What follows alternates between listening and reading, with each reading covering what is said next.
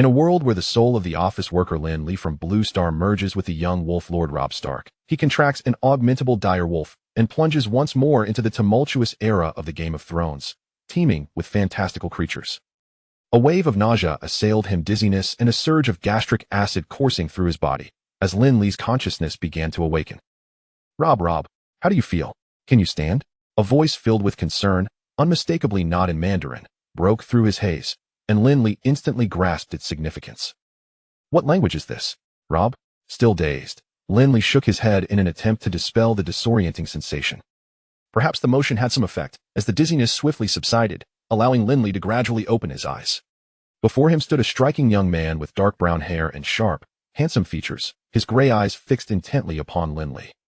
As Lin Li regained his footing, the young man, supporting Lin Li's right shoulder, exerted a firm pull, lifting him from the cold, rocky ground. Brother, what just happened? Why did you suddenly faint? Upon seeing Lin Li rise, a delicate-looking boy of about 10, with chestnut hair, inquired gently from Lin Li's left. Uncertain of the situation, Lin Li found himself at a loss for words to respond to the boy's question. Rob, did you sneak out to see Rose last night? And then, battle all night long? At that moment, a slender young man with fair skin and a lewd smile approached. He handed Lin Li a leather waterskin he had taken from a horse, teasing, "Shoo, quiet. Look, Lord Eddard is about to begin." The dark-haired young man frowned at the lewd remarks made in front of the boy and interrupted the conversation.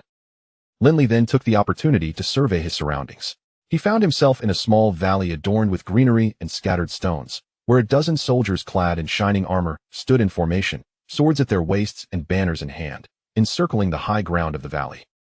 About 5 meters to their front right, a slightly flattened stone platform was visible, upon which stood several imposing men. 3 of them, draped in black cloaks made of animal pelts, exuded an air of authority. The man on the far left was particularly notable. His gray-white hair was tied at chin level, resembling a beard. On the far right stood a middle-aged man with sharp eyes and a respectful demeanor, holding a long-handled, broad sword sheathed in an animal skin scabbard. In the center stood a serious-looking middle-aged man with a long face, his neatly trimmed beard beginning to gray, with brown hair and gray eyes. Even in silence, he emanated an aura of commanding authority. Before these 3 figures stood 2 soldiers, adorned with round helmets and standard armor. They escorted a male prisoner, clad in black and bearing an utterly haggard visage, pressing his head firmly against a wooden post marred with dark brown stains. In the center stood a dignified man who gently inclined his head toward the swordsman on his right. The latter approached with a respectful demeanor, presenting a long-handled broadsword cradled delicately in his hands. As the broadsword was unsheathed, the distinctive sound of metal scraping resonated melodiously in the ears of the onlookers. The swordsman, adorned with a fur-lined sheath, retreated a few paces, while the dignified man stood resolutely before the prisoner, calmly and steadily declaring, "In the name of the Undulls and the First Men, the 7 Kingdoms." Boom! Witnessing this scene and hearing the solemn words of judgment from the dignified man, Lin Li felt as though his mind had been struck by a bolt of lightning, a strange sense of familiarity washing over him. This is the iconic opening scene from Game of Thrones featuring House Stark. Have I really crossed over after a night of overtime? Is this all too farcical? Regardless of the tumultuous thoughts swirling in Lin Li's mind, the dignified man's pronouncement reached its conclusion. "I, Eddard Stark, Duke of Winterfell and Warden of the North, hereby sentence you to death." With a swift motion, Eddard Stark brought the sword down decisively, severing the prisoner's head with a precision that sent shivers down the spine. The head rolled like a ball, and the gushing crimson blood from the headless corpse painted the dark wooden post anew. This extraordinarily visceral execution scene elicited no reaction from Lin Li, as though he had grown accustomed to such brutality. Noticing Lin Li's outward composure, the young man with black hair, Jon Snow, released his grip on Lin Li and turned towards the horses behind him. As he turned, he offered a quiet word of encouragement to Bran Stark, the young boy who had been watching the execution with clenched teeth. "You did well. TCH. If I hadn't been fetching a water pouch for Rob, I should have been offered by me to Lord Eddard," muttered Theon Greyjoy, a hint of dissatisfaction in his voice as he followed Jon. "Brother, let's go together." Bran swallowed hard, tugging at Lin Li's black cloak with his right hand, speaking softly. "Brother? That's right, I am Robb Stark, the young wolf of House Stark, the future king in the north, the tragic hero of the Red Wedding." Just as Lin Li contemplated this, a torrent of memories and information flooded his mind. Bran, with worry etched on his face, observed Lin Li, who stood dazed and unresponsive. He hesitated, contemplating whether to call out to his unusually silent brother once more. "Bran, do you understand why I must kill him?" At that moment, Eddard, donning a leather glove on his left hand, approached the 2 brothers.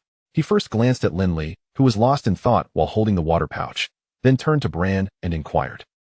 Because he is a deserter of the Night's Watch, Bran replied, swallowing his thoughts and turning to his father with pursed lips. Then why must I carry out the sentence myself? Because our house Stark upholds its honor and adheres to ancient traditions. Indeed, the one who pronounces the death sentence must wield the sword. Bran, you go ahead. I have a few words to share with Robb. Ed nodded in satisfaction upon hearing Bran's response. Watching Bran's retreating figure, he continued in a tone of admonition directed at the still Lindley. Robb, I have previously cautioned you that excessive training will not fortify you, it will only yield a series of adverse consequences. No matter how robust the lone wolf, it cannot defeat the lion. The honor of House Stark has never rested upon a single individual. Our family stands united, and we Northerners must unite to endure the harsh winters together. Take a break from training for the next few days. When a similar situation arises in the future, you shall personally lead the effort to capture and judge. Yes, father. At that moment, Lindley, having fully integrated his memories, responded respectfully to Ed as Robb Stark. Observing his eldest son, who was now nearly his equal in height, Ed patted Robb on the shoulder and walked towards the horses. What he did not notice was the flicker of determination and fervor in his eldest son's gaze. I am Lindley, an ordinary office worker from the Blue Star, and I am also Robb Stark, the heir to the Duke of Winterfell. I shall protect my family and friends. My future will not be one of tragedy. Gulping, Robb uncorked the leather water pouch and drank deeply, as if to quench the flames raging within him with the cold spring water. The journey back for House Stark was marked by an unusual calm. Ed Stark rode silently at the front of the procession. He earned the moniker, the Silent Wolf, for good reason in his youth. Sir Roderick Castle, the gray-haired master-at-arms of Winterfell, followed closely behind, alongside the captain of the guard, Jory Castle, who bore ice. Jon and Bran shared a noticeably closer bond, riding side by side and engaging in hushed conversation. Meanwhile, Robb was accompanied by the incessant chatter of Theon, who incessantly lamented Robb's escapade from the castle the previous night, wishing he had been included. They could have enjoyed a delightful trio of camaraderie. Robb, however, paid little heed to Theon's words, acutely aware that he had only a few months to prepare. In his mind, he was already strategizing countless plans for development, though many were swiftly discarded. With the merging of two souls, skills in horsemanship, archery, and swordsmanship posed no challenge. These were the results of Robb's years of unwavering training, now ingrained as muscle memory, as if he had personally honed each skill. Yet, with peace reigning in the north for 9 years, the only disturbances came from the occasional bandit, scattered wildlings, and murderers, leaving Robb with no opportunity to cultivate his own private power. The garrison of Winterfell and the vassals of the north could only be summoned by his father, Ed. However, in a few months, should Ed find himself imprisoned in King's Landing, Robb would then possess the authority to call upon them as the acting lord of the castle. However, resigning oneself to fate and awaiting the repetition of history is certainly not the inclination of Robb at this moment. As they traversed halfway, they arrived at a dilapidated stone bridge. Finding Robb's silence today rather dull, the proactive Theon, assuming the role of a scout, discovered the corpse of a robust stag. Under the guidance of his father, Eddard, they uncovered the lifeless body of a female direwolf beneath the bridge, accompanied by 5 fluffy and remarkably adorable direwolf pups. Subsequently, a discussion ensued, culminating in Eddard heeding Jon's counsel and deciding to adopt them. Filled with excitement, Bran was the first to scoop up the direwolf pup he had chosen and made his way towards the stone bridge above. Observing the elation of his son, Eddard shook his head with a hint of indulgence and followed suit upwards. Meanwhile, Robb stepped forward and instinctively embraced one of the remaining 4 pups, the largest among them, with ash-gray fur and striking yellow eyes. You were meant to be called Grey Wind, but now, you belong to me as Bloodwind. Gazing at the exceptionally docile direwolf pup before him, Robb altered its name slightly as a constant reminder of the tragic events of the Red Wedding. Detection of a low-tier extraordinary life form. Would you like to establish a blood bond? As Robb resolved to name the pup Bloodwind, a line of text composed of blood appeared before him in elegant calligraphy. Chapter 2. Blood Pact. After carefully examining the crimson script before him several times, Robb did not hastily sign the contract. He bent down to place the direwolf pup, Bloodwind, on the ground, and the blood-red letters abruptly vanished. He attempted to lift another pup, yet the crimson script remained absent. Finally, when Robb once again picked up Bloodwind, the letters reappeared before his eyes as he had anticipated. Robb, let me assist you, Jon exclaimed, having discovered another uniquely colored wolf pup. Theon stepped forward, gathering the remaining 3 pups into his embrace. It is destined, yet there are changes. Let us return home. Realizing that only Bloodwind could trigger his special ability, Robb held the pup more cautiously, uttering a phrase that left Theon perplexed. What was going on with him today? Casting a sidelong glance at his brother, with whom he had shared nearly a decade, Theon suddenly found Rob somewhat unfamiliar. Upon their safe return to Winterfell, their mother, Catelyn Tully, awaited them at the gates of the castle, accompanied by Sansa, Arya, Rickon, and Maester Luwin, as well as others.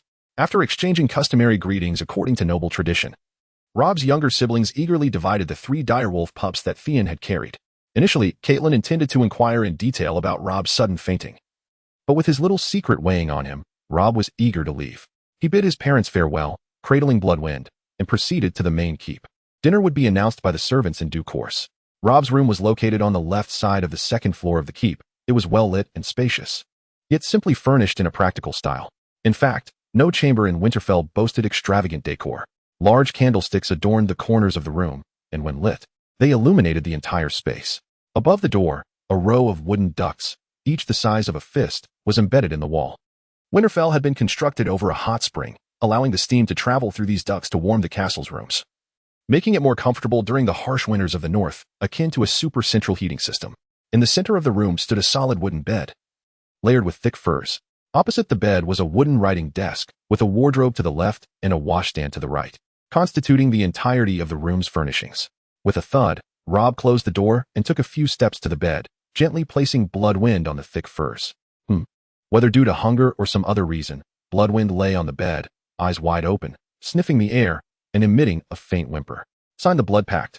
Upon returning to his room, Rob eagerly activated his special ability, commencing the signing of the Blood Pact.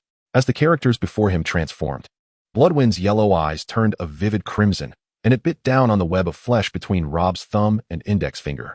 Although still a pup, the sharp teeth of the direwolf easily pierced Rob's skin, causing blood to flow. However, the blood did not drip onto the bed. It was all absorbed by Bloodwind. Gradually, a faint red glow enveloped both Rob and Bloodwind, casting the room in hues reminiscent of a sunset. Blood Pact completed.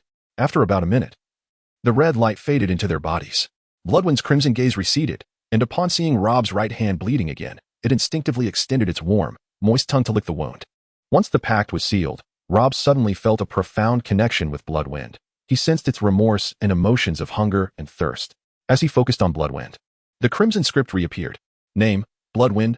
Contractor, Rob Stark. Constitution, 1. Speed, 2. Strength, 1.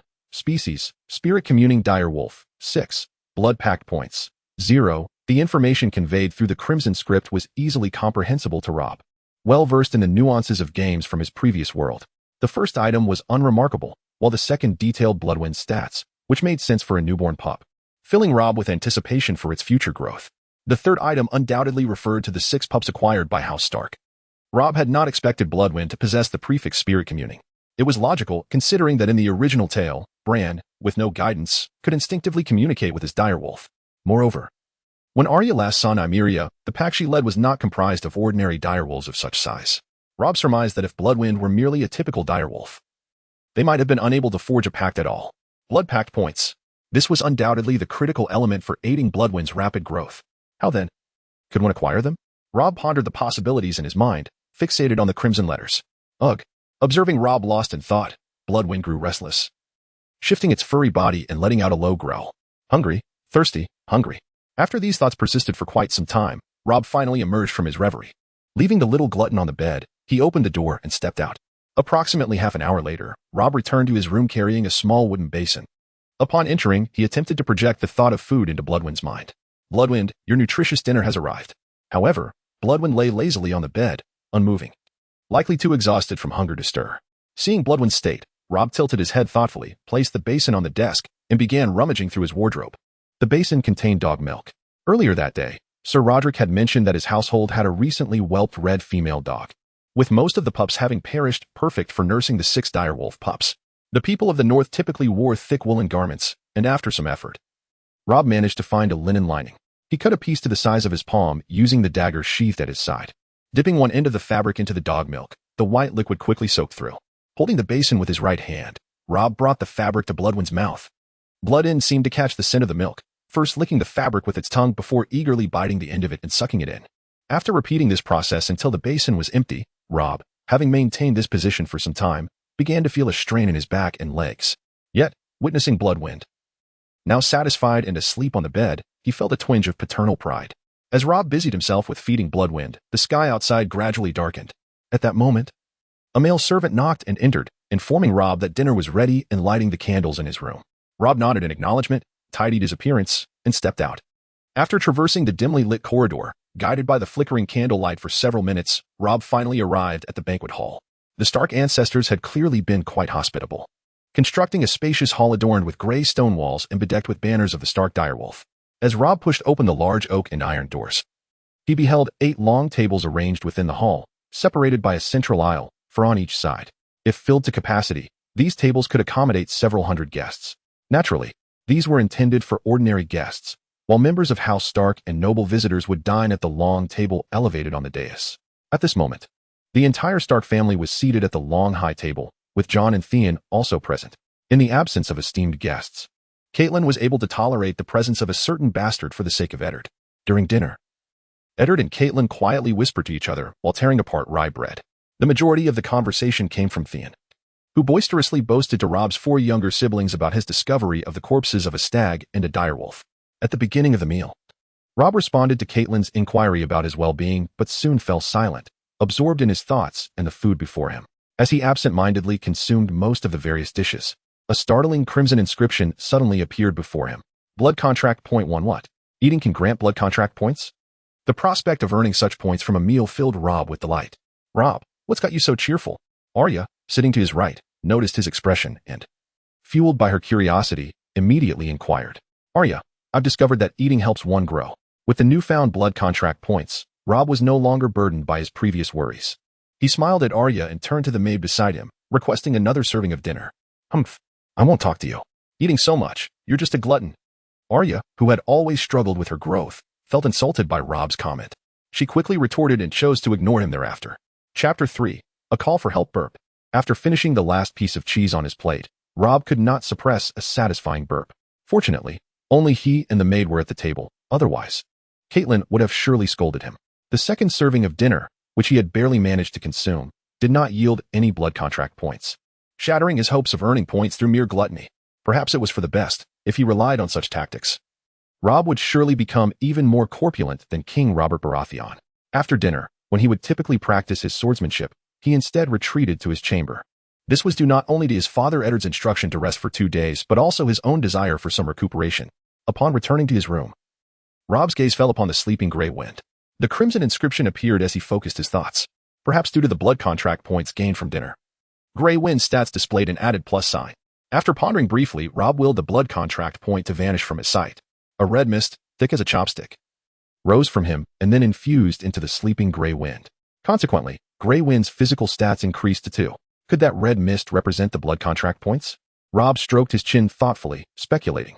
If he were to gain 1 blood contract point per day, he believed that at this growth rate, within a month, Grey Wind's stats would surpass those of his siblings by several times. As for why he chose to enhance physical attributes first, it was a matter he had contemplated carefully. This world felt genuine to him, not merely a narrative viewed from a divine perspective.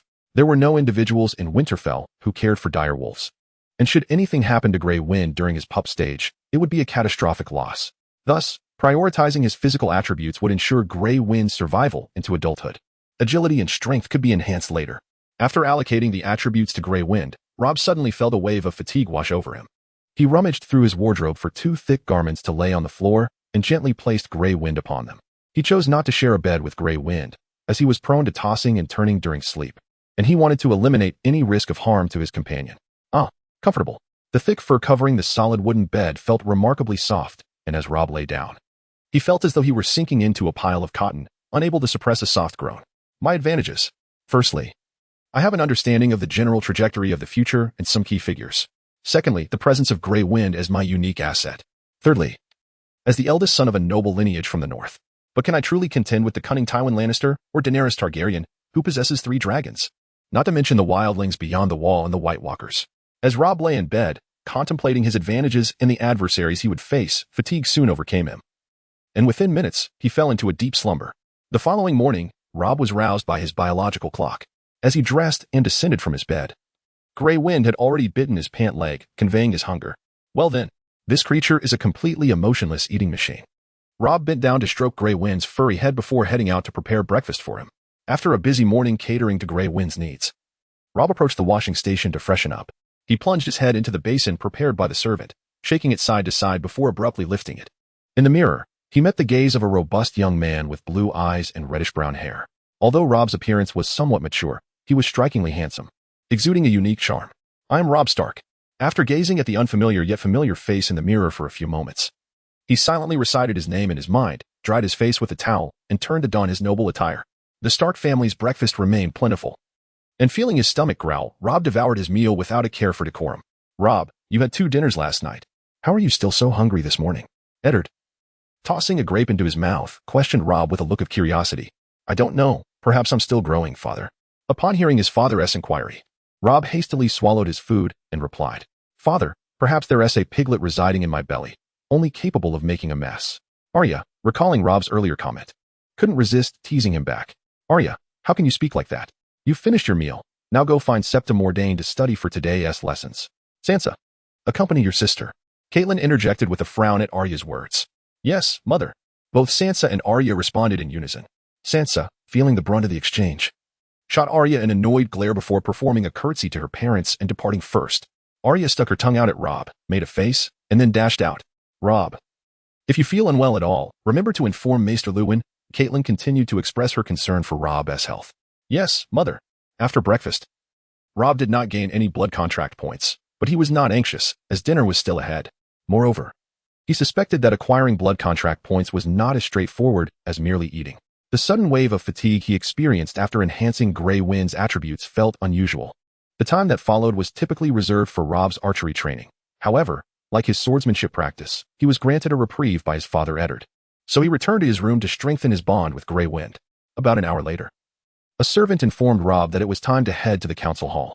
As the legitimate heir of Winterfell, it was his duty and obligation to accompany Eddard in handling the affairs of the realm. Naturally, the decision-making authority rested solely with Eddard. Typically, he merely accompanied his father to observe and learn. Upon arriving at the council hall, Rob found his father Eddard and Maester Luwin seated on the elevated dais. The captain of the guard, Jory, stood at the entrance with 2 fully armed soldiers, while the local lords queued behind them, awaiting their turn. After Rob took his seat to the left of Eddard, the council convened in earnest. In this era of peace, discussions typically revolved around trivial matters, be it the dilapidation of a home necessitating the lord's intervention, or livestock straying into neighboring pastures. The subjects were tiresome and made Rob's head spin, inducing a creeping drowsiness. After all, the laws in Westeros were severe. Even theft was a grave offense. In some regions, the punishment was as light as amputation, while others resorted to hanging or conscription into the Night's Watch. The populace of Winterfell was straightforward, a stark contrast to the complexities of King's Landing, resulting in a rare occurrence of crime. "Let me in. I urgently seek the Lord." A shout from outside the council chamber jolted the drowsy Rob back to alertness. Eddard signaled to Jory, who promptly stepped outside. Shortly after, a young man, clad in tattered garments stained with blood, entered. "My lord, I am," the youth, who appeared to be of similar age to Rob, began, but was interrupted by Jory, correcting his address. "My lord, I hail from Eastwood Village. Last night, during dinner, a band of soldiers raided our village, committing acts of arson and slaughter. At the behest of Village Chief Wood, I slipped away to seek help." "How many were there? What weapons did they wield? Were they armored? Did you discern any sigils?" Eddard inquired, his brow furrowing with concern. The young man hesitated, recalling the details. "Approximately 14 or 15. They were mostly clad in leather armor.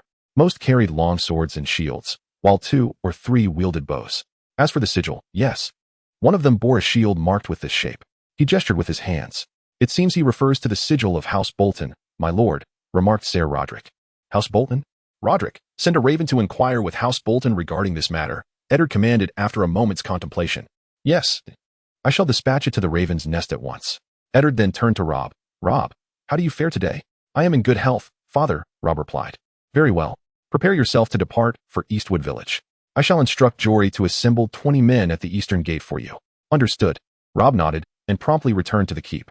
After a glance at his eldest son's retreating figure, Eddard imparted a few more instructions to Jory before resuming his duties. Due to the urgency of the situation, Rob hurried back to his chamber, summoned his squire, and detailed how to care for Grey Wind. He then changed from his noble attire into leather armor. As he donned his gear, Jon and Theon arrived, evidently having heard the news, expressing their desire to accompany him. Jon exhibited remarkable swordsmanship, while Theon was adept with a bow. Their presence would enhance safety. Rob, considering the matter, readily agreed.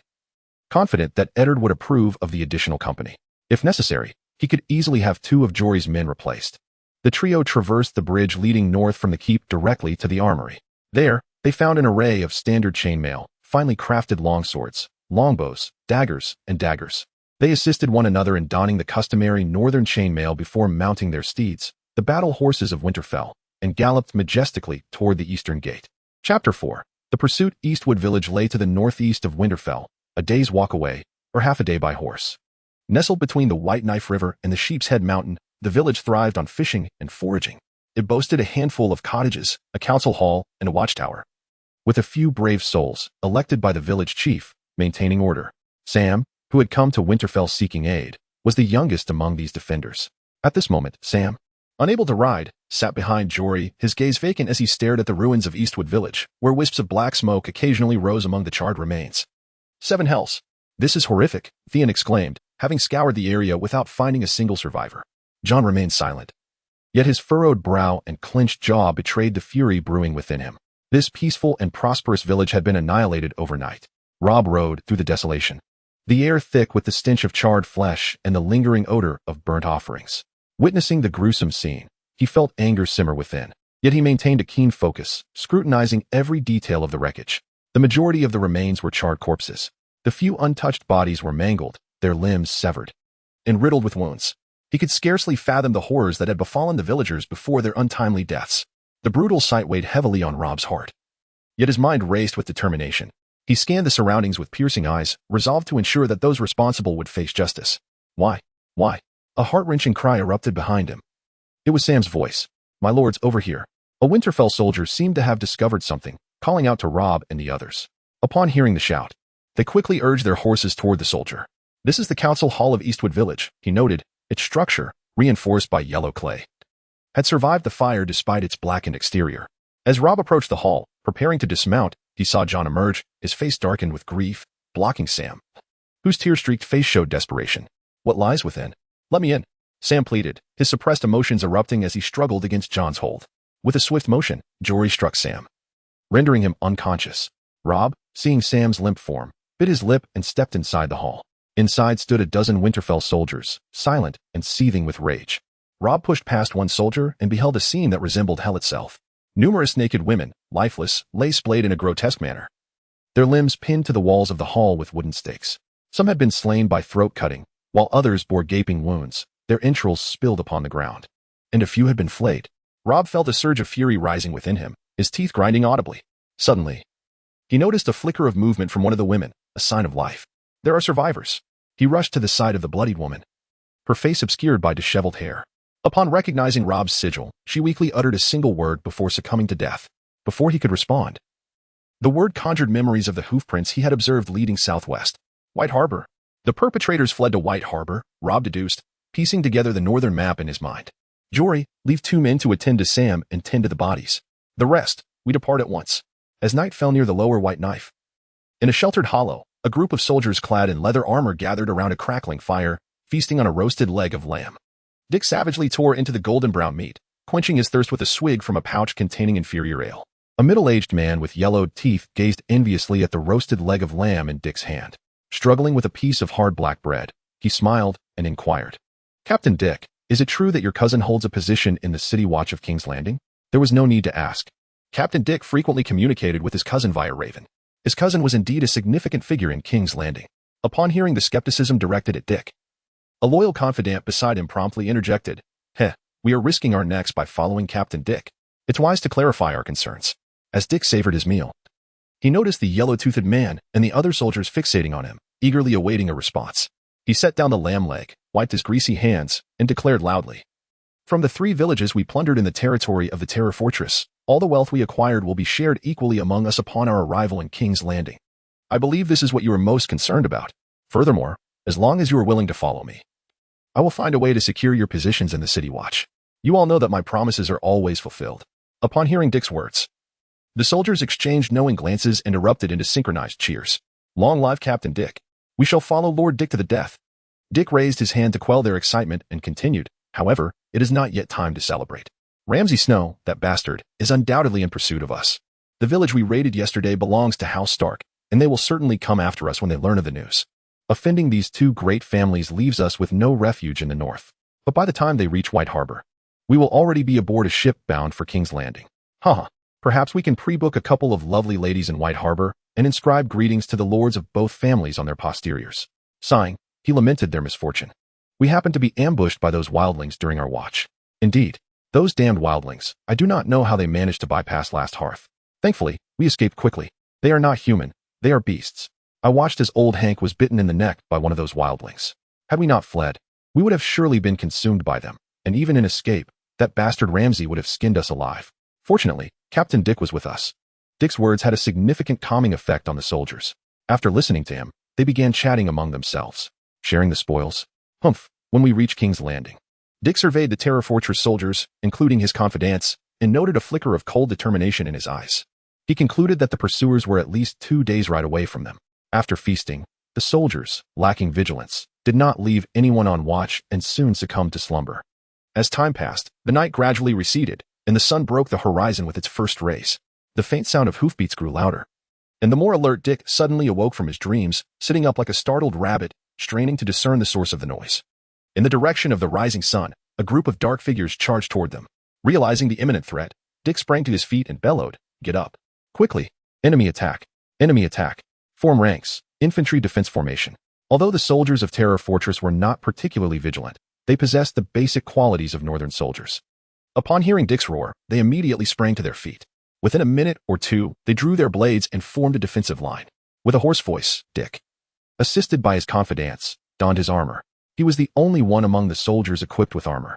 Facing a sudden cavalry assault, Dick and his men formed a defensive stance not due to a lack of mounts, but because the charging cavalry had already accelerated significantly within the distance.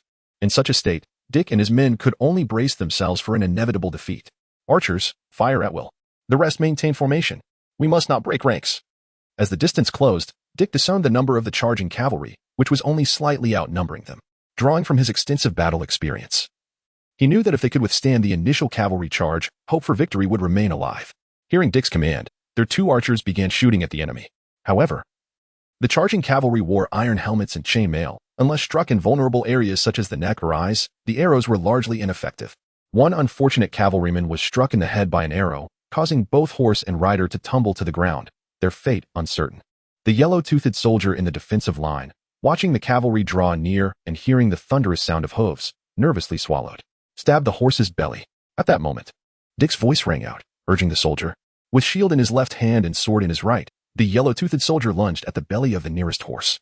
The sharp blade pierced through the soft abdomen, tearing a gaping wound that sprayed forth a torrent of crimson blood. The horse let out a pained whinny before collapsing onto the ground. The yellow-toothed soldier had achieved his goal. But the force of the horse crashing into his shield left him dazed and blood trickled from the corner of his mouth. This discomfort was short-lived, however, as a long sword pierced through the back of his skull, driving out his bloodied eye. The soldier had been obstructed in his view by the massive horse and had failed to see the cavalryman anticipate his move. The cavalryman, having predicted the soldier's action, adeptly leaped from his saddle, using the pressure of the stirrups to vault over the soldier's defensive line. He landed and rolled twice to absorb the impact before swiftly rising and thrusting his sword into the yellow-toothed soldier's neck. Of course, not every cavalryman possessed such skillful maneuvering. Most of them, upon contact with the defensive soldiers, leveraged their mount's momentum to deliver powerful downward strikes. Unless faced with seasoned veterans, cavalrymen held a significant advantage over foot soldiers. In that brief encounter, 3 or 4 cavalrymen managed to breach the defensive line. The cavalryman who had slain the yellow-toothed soldier was closest to Dick and thus became his immediate target. The clang of swords echoed as Dick and the cavalryman exchanged blows, striking 3 times in rapid succession. Their blades clashed violently, producing sparks, yet neither drew blood from the other. The art of swordsmanship cannot be deceived. Following their fierce exchange, both recognized that the other was no ordinary soldier. They eschewed wild, sweeping attacks in favor of cautious parries, probing for weaknesses, each seeking to outmaneuver the other. During one parry, the cavalryman seized the opportunity as Dick struggled to deflect, his sword slicing open Dick's lower leg where the armor offered no protection. This approach would not suffice. Dick realized that the cavalryman's swordsmanship was rapidly improving amid the confrontation. His extensive combat experience warned him that if this stalemate continued, he would surely perish beneath the cavalryman's blade. With a sudden shift in resolve, Dick stepped forward, gripping his sword tightly, and unleashed a powerful downward strike against the cavalryman. He aimed to leverage his explosive full-body strength to overwhelm his opponent. The resounding clinks of metal echoed as the cavalryman found himself caught off guard, retreating in disarray. Although the cavalryman appeared to be in a precarious position, he managed to withstand Dick's ferocious assault. As he gradually adapted to the rhythm of battle, the cavalryman, with a deft flick of his sword in his right hand, executed a reverse thrust that deflected the already weary Dick's longsword, leaving his chest wide open. Seizing this opportunity, the cavalryman's bloodstained sword, like a venomous serpent, plunged into Dick's throat, bringing the skirmish to its grim conclusion. Gurgling blood, Dick, in his final moments, realized he had been so engrossed in his duel with the cavalryman that he failed to notice that the other battles had long since concluded. A dozen enemy cavalrymen surrounded them, and even if he managed to slay his opponent, escape from death was inevitable. Observing the life ebbing from his tenacious adversary, the cavalryman withdrew his sword, casually flicking it downwards to rid it of the blood, which splattered onto the ground, creating a crescent-shaped stain. Dick's lifeless body fell to the earth with a thud, devoid of support. Removing his helmet, Rob inhaled the metallic sweetness in the air. This scent, a result of copious blood or the iron ions present in visceral fluids, often heralded death, earning it the moniker of the breath of mortality. The Stark family had always instilled a fierce wolf-like tenacity in their sons. Within the amalgamated memories, Rob had long been accustomed to corpses and blood, having ended many lives himself, and was familiar with this odor. Yet, the present Rob found himself struggling to acclimate to it. He understood that this scent would be a constant companion in the days to come. Rob glanced down at his hands, feeling the surge of power coursing through him. Reflecting on the longsword that had just extinguished a life, he was struck by an exhilarating sense of control over life and death. Is this the sensation of wielding power and authority in this world? Shaking his head to suppress the tumultuous thoughts, Rob surveyed the battlefield strewn with the remains of the fallen. Addressing the Winterfell cavalry who were intently watching him, he proclaimed loudly, "The murderers have paid their penance in the depths of hell. Upon our return to Winterfell, each shall receive a reward of 50 silver stag. The families of the fallen shall receive threefold. Forever loyal to House Stark. Long live Lord Rob." The cheers erupted among the soldiers of Winterfell, ignited by his generous rewards.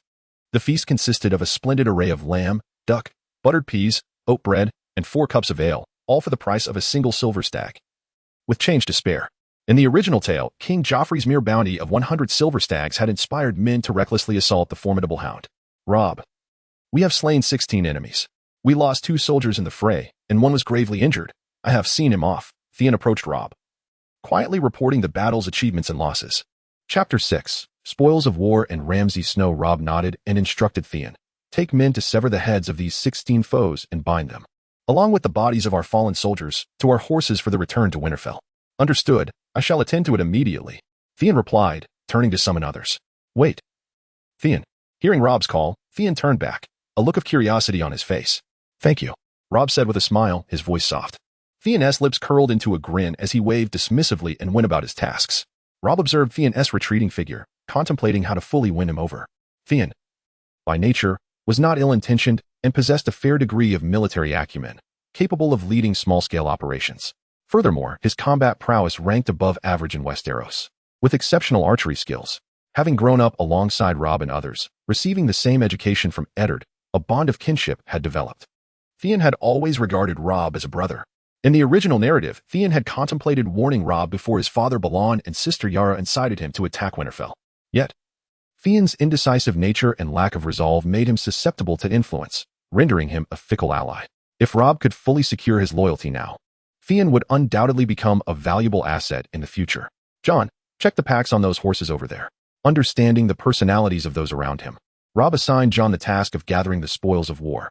John nodded silently, expressionless, as he made his way towards the group of horses tethered to a small tree in the hollow. "You did well, Rob. To successfully execute the correct tactical arrangements on your first command and achieve victory with minimal losses is commendable." Captain Jory, clad in bloodstained armor, approached Rob to offer praise. This long pursuit had been solely commanded by Rob. Earlier in the night, he had positioned reconnaissance cavalry ahead, who discovered Dick and his men camped for rest based on their tracks. However, given the fatigue of both horses and men, he refrained from a hasty assault, opting instead to rest until dawn before launching his surprise attack. Of course, the elite cavalry of Winterfell regularly feasted on fruits, meats, and animal entrails, thus avoiding the common night blindness seen among the peasantry of this era. The endurance of northern steeds, compared to their southern counterparts, also played a significant role. "Your praise is unwarranted. Even without our presence, you would have easily vanquished this band of foes," Rob replied respectfully, maintaining a humble demeanor before the captain, who had served Eddard for nearly 20 years. "Haha, when your parents wed, I announced during the festivities that their son would undoubtedly be remarkable. Jory recalled fondly, and Rob, feigning laughter, was lost in thought, remembering the moment he had gained the blood contract points. When Rob struck down Dick, he witnessed a crimson mist, the thickness of a thumb, rising from Dick's form and swiftly merging with his own. At that moment, he felt an inexhaustible power surging within him. Blood contract points, 5. In truth, this battle had awarded Rob a total of 7 blood contract points. However, during the fierce encounter when he first breached the enemy defenses, he had been too preoccupied to notice the fleeting notification. Currently, his total stood at 7 points. The portable rations consumed during the chase had not yielded the customary daily blood contract point, likely due to their simplicity and lack of rich nutrients.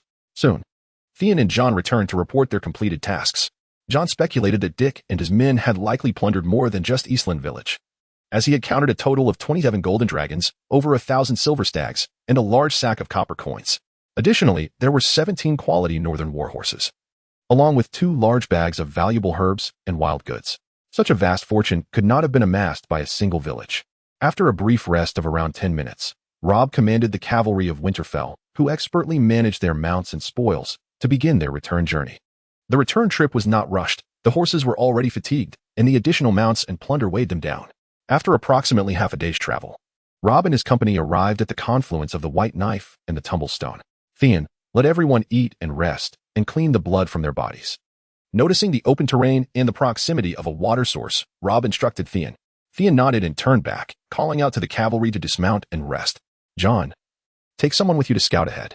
I will send someone to rotate shortly, Rob ordered, and John acknowledged with a nod, gesturing to a familiar cavalryman before they set off to investigate the situation ahead.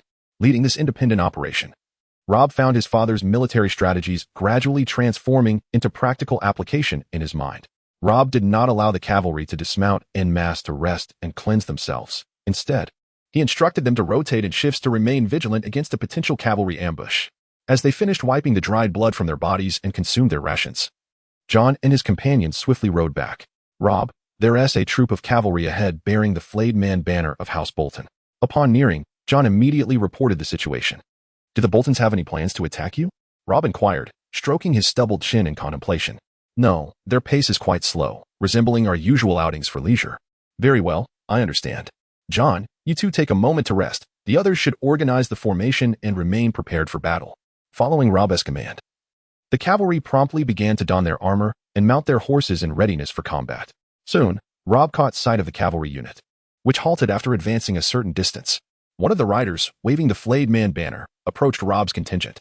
Through a brief exchange, Rob learned that this group was led by Ramsay Snow, the bastard son of Roose Bolton, tasked with pursuing deserters who had pillaged 2 villages.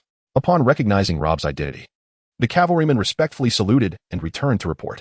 Minutes later, Ramsay, with a radiant smile and dark hair and eyes, approached Rob accompanied by 2 attendants and 2 hunting dogs. Honorable Lord Stark, Ramsay Snow of House Bolton extends his heartfelt greetings. Lord Ramsay, I presume the deserters you pursue are indeed these? Rob, masking his intense disdain with a smile, gestured toward the severed heads on the horses behind him. Indeed, they are. How fortunate they are to die at the hands of Lord Stark. Fortunate? Yes, I truly wish they had fallen into my grasp. They slaughtered a village within our territory, and I intend to present these heads to my father as a report. After a few brief exchanges, observing Ramsay's beaming smile concealing a glint of menace in his eyes, Rob furrowed his brow, wishing to disengage. Yes, indeed. I shall obey your command. Please convey my regards to Lord Eddard. Ramsay's smile faltered slightly upon hearing this. Yet he nodded and departed with his attendants and hounds. Lord Ramsay, you need not show such deference to this young Stark. After all, our loyalty lies with his father, remarked one of Ramsay's stout and unattractive attendants once they turned away. Aaron, we are but a pack of hounds. We must exhibit utmost fidelity before our master, the legitimate son of the North Duke. How enviable. A sinister smile crept across Ramsay's face as he replied, well, that fellow Dick was exceedingly fortunate to have met his end. It vexes me. Now, let us find a place to indulge ourselves. Chapter 7. The change of Bloodwind. Rob and his group first regrouped with the soldiers stationed at Eastwood Village to bury the villagers. After waking from his slumber, Sam expressed his desire to join the forces of Winterfell, silently following Rob's unit. By the time they returned to Winterfell, the sun was nearing its descent. Upon entering the council hall with John, Theon, and Jory, they found Eddard and Maester Lewin awaiting them. As dusk approached, the already dim hall was illuminated by numerous lit candles. This is the situation, Father. Rob recounted the events of the past 2 days. standing still as he awaited the response of the North's most powerful man. Eddard, with his hands clasped beneath his chin, contemplated before speaking. Maester Lewin, send a raven to Roose Bolton regarding these matters and demand an explanation. Jory, have the severed heads displayed at the entrance to Winterfell, with their crimes inscribed nearby, to serve as a warning to those tempted by wrongdoing. Robb, you shall handle the distribution of spoils and the compensations for the fallen soldiers. After delivering his orders in one breath, Robb and the others promptly bowed in acknowledgement. Yes, father. At your command, my lord. I shall attend to it immediately. Watching his eldest son turn to leave, Eddard recalled the grim news Catelyn had shared with him the previous day. Gritting his teeth, he made a decision. Robb. At dawn tomorrow, wear your training leather armor to the practice yard. Yes, father. Robb, puzzled, turned back to affirm his compliance before heading with Jon and Theon to the armory to shed their armor and stow their weapons. Hey, Robb. I killed 2 enemies. Surely I should receive a larger share of the spoils? Theon casually tossed aside his slightly bloodstained armor and longsword, grinning at Robb. Tomorrow, Jon will distribute the spoils. If you seek more, consult him. I must return to my chambers. Robb, preoccupied with Bloodwind, silenced Theon with a brief remark before casting aside his weapons and armor and departing. The armory would have dedicated servants to clean and maintain the armaments. Snow. Theon called after Robb's retreating figure. Turning to Jon's stony silence, he waved dismissively. Forget it. Pretend I never said anything. Once we have money, I'll seek out Rose to explore the art of the human form. Jon completely disregarded Theon's comments, methodically organizing his weapons and armor while contemplatively watching Robb leave. Hey, little one, did you miss me? Upon returning to his chamber, Robb scooped up Bloodwind, who had been nestled in the old garments, and roughly stroked its soft fur. A low growl emerged from Bloodwind, roused by Robb's rough handling. Have you grown a bit? Feeling Bloodwind's weight, Robb cradled it before his eyes to observe closely. The bond of blood was indeed remarkable. The recent increase in his constitution was now evident. Gazing at the visibly larger Bloodwind, Robb concentrated, and the familiar blood mist rose, enveloping Bloodwind's form. Constitution 1. After receiving 3 consecutive notifications of blood, no further responses occurred regardless of Robb's thoughts of increasing his constitution. After a moment of contemplation, with a flash of inspiration, he attempted to allocate points again. Speed 1, Strength 1. The allocation for the other 2 attributes proceeded without issue. Reality proved to be quite different from the game. One cannot simply focus on a single attribute. After experimenting, Robb gained further insight into his newfound abilities and chose not to continue allocating points. Name, Bloodwind, Contractor, Robb Stark, Constitution, 5, Speed, 3, Strength, 2 Species, Ward Icewolf, 6, Blood Contract points, 2. After this allocation, Robb felt no fatigue, perhaps due to the remaining blood contract points. He affectionately held Bloodwind for a while before returning it to its nest of old clothes. Bloodwind, finally relieved, yawned and closed its eyes to sleep. During dinner, Eddard did not appear in the banquet hall, while Catelyn sat silently, her demeanor dark as she consumed her food. Since she did not initiate conversation, Robb and the others opted not to broach the subject. Throughout the dinner, Theon animatedly recounted his exploits in battle, observing Arya and Bran eagerly posing peculiar questions to Theon. Leaving him speechless, Robb couldn't help but smile knowingly. Yet, he inadvertently caught Jon's keen gaze, who had been watching him intently. Jon must have sensed the change in my character and conduct. Despite his naivety in matters of love, he possesses a remarkable instinct in other respects. Robb's expression remained unchanged as his thoughts shifted, no longer paying heed to the matter at hand. For regardless of Jon's observations, he could never conclude that Robb was a time traveler. Robb, your father's foster son, Lord Aaron, the Hand of the King, has succumbed to a fever. His Majesty, accompanied by the entire royal family, has already set forth for Winterfell. Catelyn suddenly spoke, instantly altering the atmosphere at the dining table. As everyone fell silent to listen to her narrative, I still remember your wrinkled visage at your birth in the Riverlands. In the blink of an eye, you have grown into adulthood. You must prepare yourself, ready to be a competent lord, ready to protect your siblings. Mother, I promise I shall be ready. Observing the sorrow on Catelyn's face, Robb quickly offered words of comfort. You all continue your meal. I shall return to my chambers. Watching his eldest son's earnest demeanor, Catelyn uttered a parting remark before departing the hall. The king is coming to Winterfell. Will the usurper arrive? Will the imp attend? Others spoke of the prince's remarkable handsomeness, uncertain if it matched the rumors. Humph, will those soft southerners withstand the north?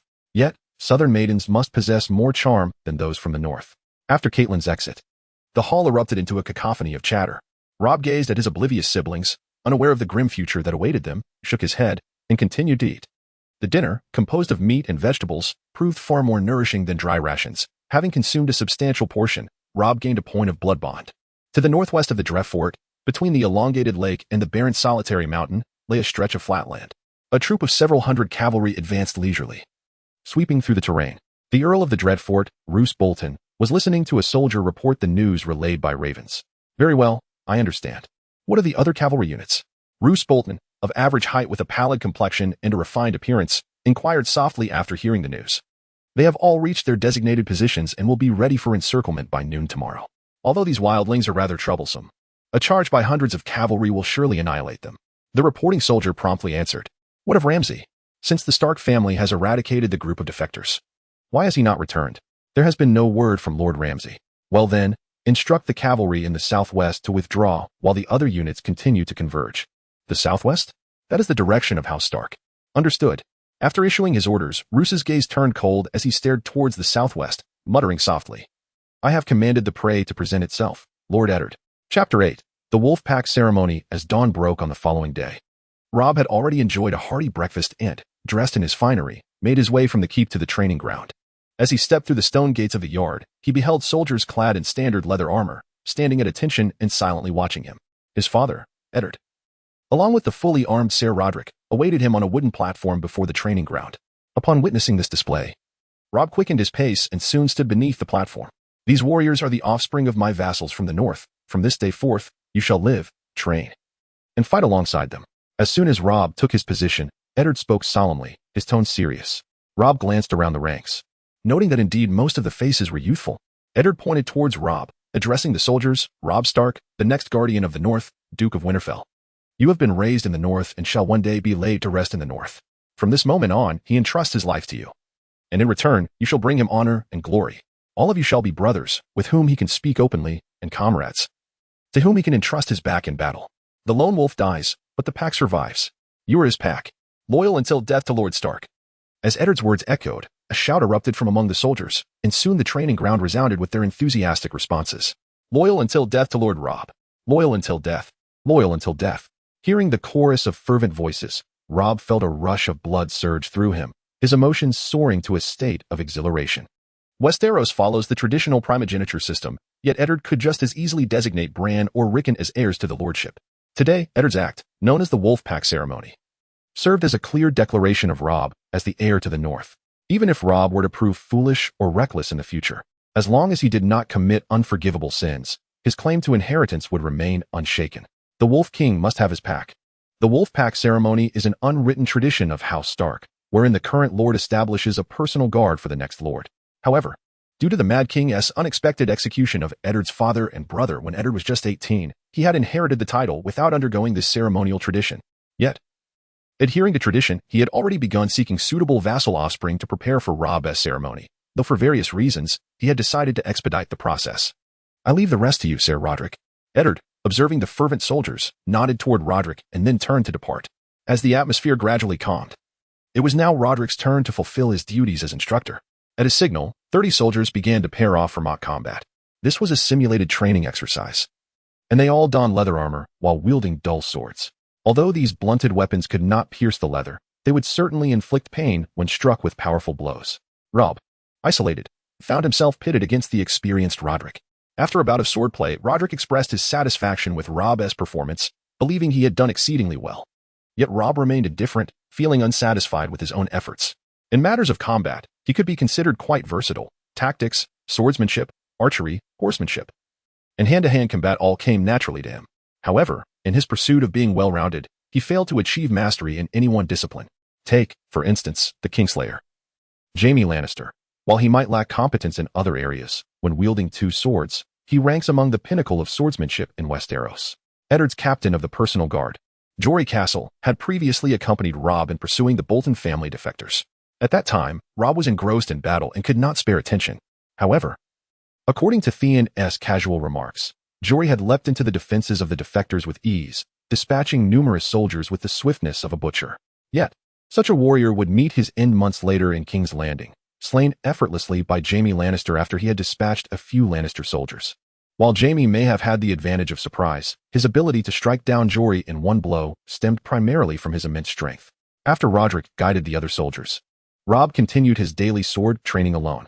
Upon completing the routine, he sensed that his swordsmanship had reached a plateau. Regular training merely reinforced the fundamentals, yielding little in the way of breakthrough progress. Conversely, the genuine clashes with the defectors had transformed his technique from novice to seasoned, resulting in significant growth. However, suitable opponents for such encounters were scarce. Since sword training was proving ineffective, Rob decided to rest in place, turning his attention to observing those loyal guardsmen to whom he could entrust his back. Yet, even though they were the loyal warriors chosen by Eddard, Rob was not inclined to so easily place his trust in them. In the world of Game of Thrones, betrayal and treachery are commonplace, and only those personally endorsed by Robb Stark earn his trust. Among the crowd, one figure stands out, a formidable female warrior, towering at least 6 feet tall. Unlike Brienne of Tarth, who possesses a more robust and masculine physique, this woman is tall and slender, moving with an elegance that resembles a dance as she engages her opponent in a duel. Her fighting style deviates from the traditional swordsmanship of Westeros, more akin to the water dance of Bravos. Another notable figure is a giant, adorned with a full beard and standing approximately 7.5 feet tall. He embodies the archetypal warrior of Westeros, wielding a standard blunt sword that appears diminutive in his grasp. His aggressive strikes leave his opponent on the defensive. Yet it is evident that the Northern Bannerman's offspring possess commendable fighting skills.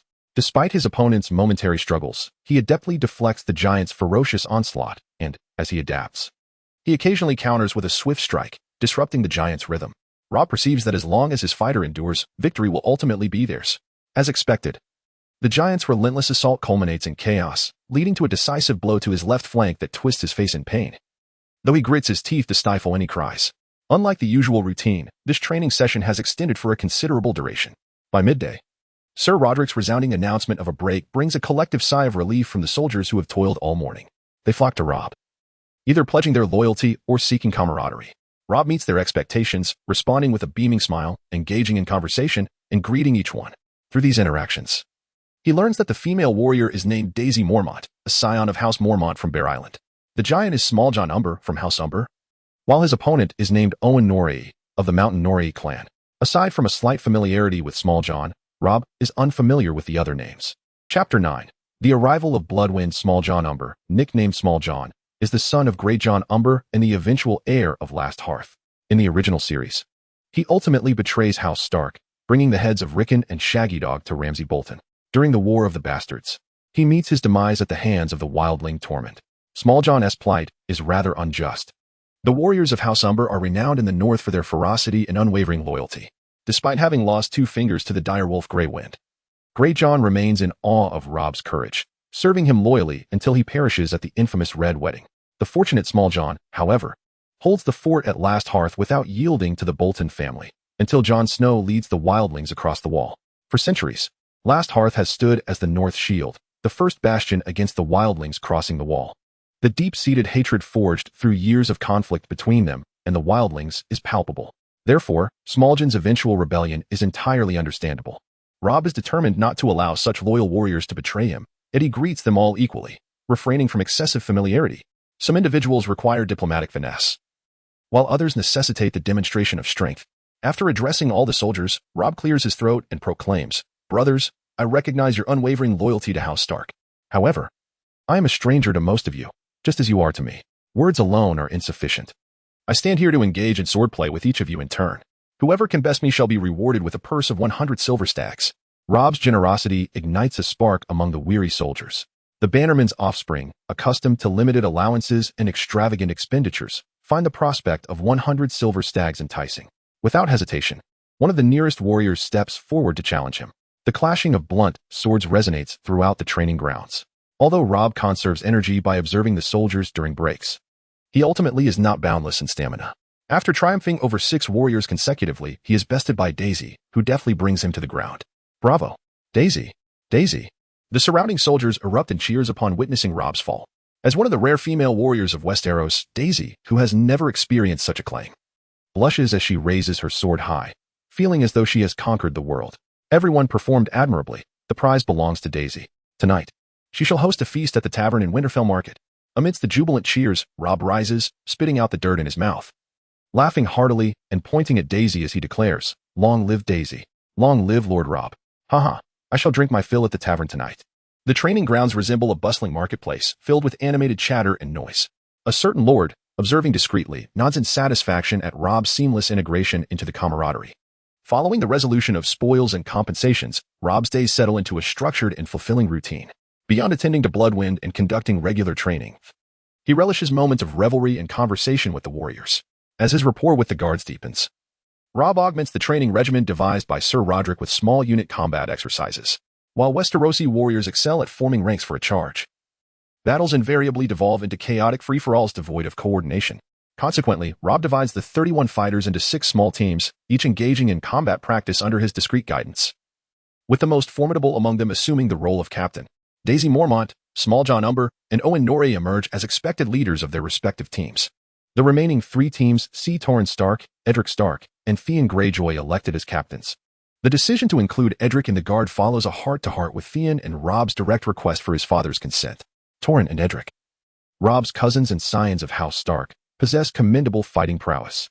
As for Bloodwind, perhaps due to the rigorous training regimen, Rob has experienced an increase in appetite over the past week. Despite consuming copious amounts of food, he has only gained a modest 3 points. After a week of rigorous testing, Rob has tentatively established 2 rules for accruing points.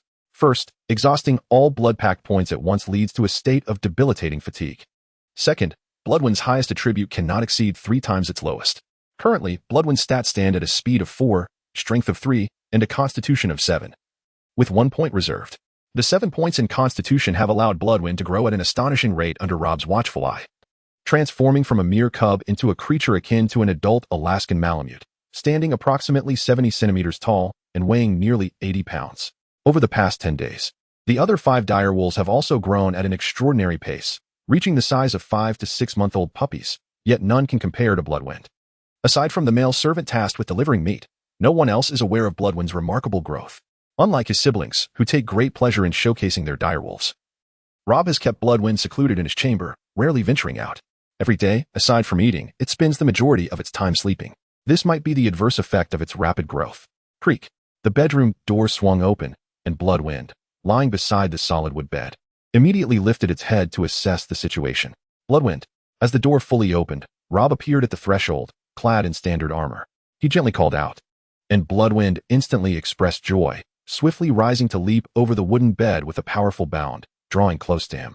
Rob knelt on one knee, cradling Bloodwind's fluffy head in his hands, scratching its cheek vigorously. Bloodwind closed its eyes in comfort, embodying the playful demeanor of a husky. All right, Bloodwind, let us go. Today, I shall take you to see the outside world. Remembering the task assigned by his father, Eddard, Rob ceased his scratching and, calling for Bloodwind, exited the bedroom. In the corridor of the keep, servants who caught sight of Rob and Bloodwind instinctively displayed expressions of fear, stepping aside. As a creature of extraordinary nature, Bloodwind, despite its playful demeanor before Rob, revealed a fierce countenance to strangers, with glinting eyes and bared fangs, resembling a formidable predator. At the entrance leading from the keep to the training grounds, Eddard and his wife, along with Rob's siblings, awaited him, each accompanied by their own direwolf. Upon seeing Bloodwind, which had transformed into a fearsome creature in just 10 days, disbelief washed over their faces. When Bloodwind spotted other members of its kind, it suddenly stretched its neck and let out a long, resonant howl. Whoa. Chapter 10. The wildlings at the entrance of Winterfell. Bloodwind's gray fur bristled, ears perked, and its fluffy tail held high as it let out a commanding howl, exuding an aura of majesty. Meanwhile, the other 5 pups, resembling diminutive wolves, kept their limbs low to the ground, fur sleek and tails down, displaying submissive postures. Rob, is this your Bloodwind? Eddard, typically stoic, was genuinely astonished by Bloodwind's swift growth. Yes, my lord. It eats and sleeps well, growing quite rapidly, Rob confirmed with a nod before hesitating momentarily, then articulating his prepared response. Eddard nodded, using a glance to silence any questions from Catelyn and their other children, saying, Go on, Rob. We shall await your return. Indeed. Father, mother, I take my leave. Rob replied, bowing to his parents before leading the now calmer Bloodwind toward the training grounds. Rob is a glutton, and so is his Bloodwind. Nymeria, you must eat well and grow quickly too. Arya quipped. Huh. Arya, I fear it may eat as much as you and still not match your size, came Sansa's teasing retort at her mischievous sister. Arya rolled her eyes at Sansa before cradling Nymeria and heading back to the keep. Jon, surely what he said is merely to deceive Arya and Rickon. How can Bloodwind grow so swiftly? Bran tugged at Jon's sleeve, inquiring. Jon, his handsome face marked by contemplation, glanced at Bran and shook his head with a smile, signaling his uncertainty. Catelyn, overhearing her children's exchange, placed a hand on Eddard's shoulder and whispered, Ned, Rob's words which even children would not believe, clearly indicate he has his own secrets, doesn't he it? Indeed, our son has grown, Eddard replied without directly addressing her question. Covering her delicate hand with his rough one, a knowing smile gracing his lips. Upon arriving at the training grounds, all the guards were already donned in their respective family armors, standing beside their steeds. They exhibited slight surprise at the imposing Bloodwind, unaware of its extraordinary growth rate. Theon approached, leading 2 horses, and upon seeing Rob, handed him the reins of one horse, exclaiming in disbelief, "Rob, is this the wolf? The one you rescued just days ago?" 10 days ago. Yes, this is Bloodwind, Rob replied quietly as he took the reins, then turned to the guards and declared loudly. You should all be aware of the mission by now. Mount up and let us depart. At your command, Lord Rob, came the unified response, and all 32, including Rob, mounted their horses with precise coordination, exuding an air of elegance. As Rob and his band of knights rode forth from Winterfell's northern gate, they accelerated towards the northeast, heading towards Long Lake, with Bloodwind running alongside him. Having been confined to the bedroom for so long, Bloodwind finally relished the freedom to run, unleashing its primal instincts. At the southwestern edge of Long Lake, where it met the Wolfwood, Jory commanded a temporary encampment with over 100 soldiers from Winterfell. After a few hours of riding, Rob's company arrived at the encampment. Days prior, a raven from House Bolton reported that a band of approximately 40 to 50 wildlings had somehow circumvented the Black Castle and Last Hearth, attacking their watchtowers and nearby villages. The fearsome lord of the Dreadfort, Roose Bolton, had personally besieged them with hundreds of riders, yet the wildlings managed to break free and fled into Stark territory. By the way, the deserters we eliminated were from that watchtower, Jory explained after exchanging pleasantries with Rob. Lord Eddard ordered me to take 200 cavalry to eliminate them. But these wildlings are quite cunning, fleeing to areas unsuitable for horseback travel upon detecting us. After several days of pursuit, we have them cornered in this forest. But it is their territory, and I lost several men without even making contact. After reporting to Lord Eddard, he instructed me to camp and await your support. Captain Jory. No wonder we haven't seen you lately. You've been hunting wildlings. I understand the general situation now. From this point forward, I will take command of this mission. Of course, Rob asserted, taking control of the operation while bantering with Jory. He gazed at the vibrant green forest and murmured, however, this time, you shall serve as support. In a clearing within the Wolfwood, a makeshift camp constructed from tattered hides surrounded a group of fierce wildlings engaged in fervent discussion. I say, after dark tonight, we storm their camp and wreak havoc. Those southerners, without their steeds and armor, are nothing but easy prey. Yes, ever since those southerners chased us on horseback, we haven't slept or eaten well. Rather than wait passively, we should strike first. Indeed, it was far too easy to slay those southerners before. Do not underestimate the southerners. While most are indeed soft, there are formidable individuals among them. Those crows are simply unarmored southerners, are they not? A fair-faced wildling woman with tangled brown hair, polishing her makeshift spear, chimed in, warning her overly confident companions. Upon hearing her speak, the wildlings fell silent and turned their attention to her, indicating her leadership among them. The wildlings revered strength and adhered to the rule of survival of the fittest. They recognized this female wildling as their leader due to her repeated deliverance from peril. Osha, what do you suggest we do, if we wait idly? Not to mention the issue of food, the number of southerners outside will only increase, queried a male wildling, axe in hand, his unkempt beard obscuring much of his face. Osha smiled slightly, confidently replying, what if there are more southerners?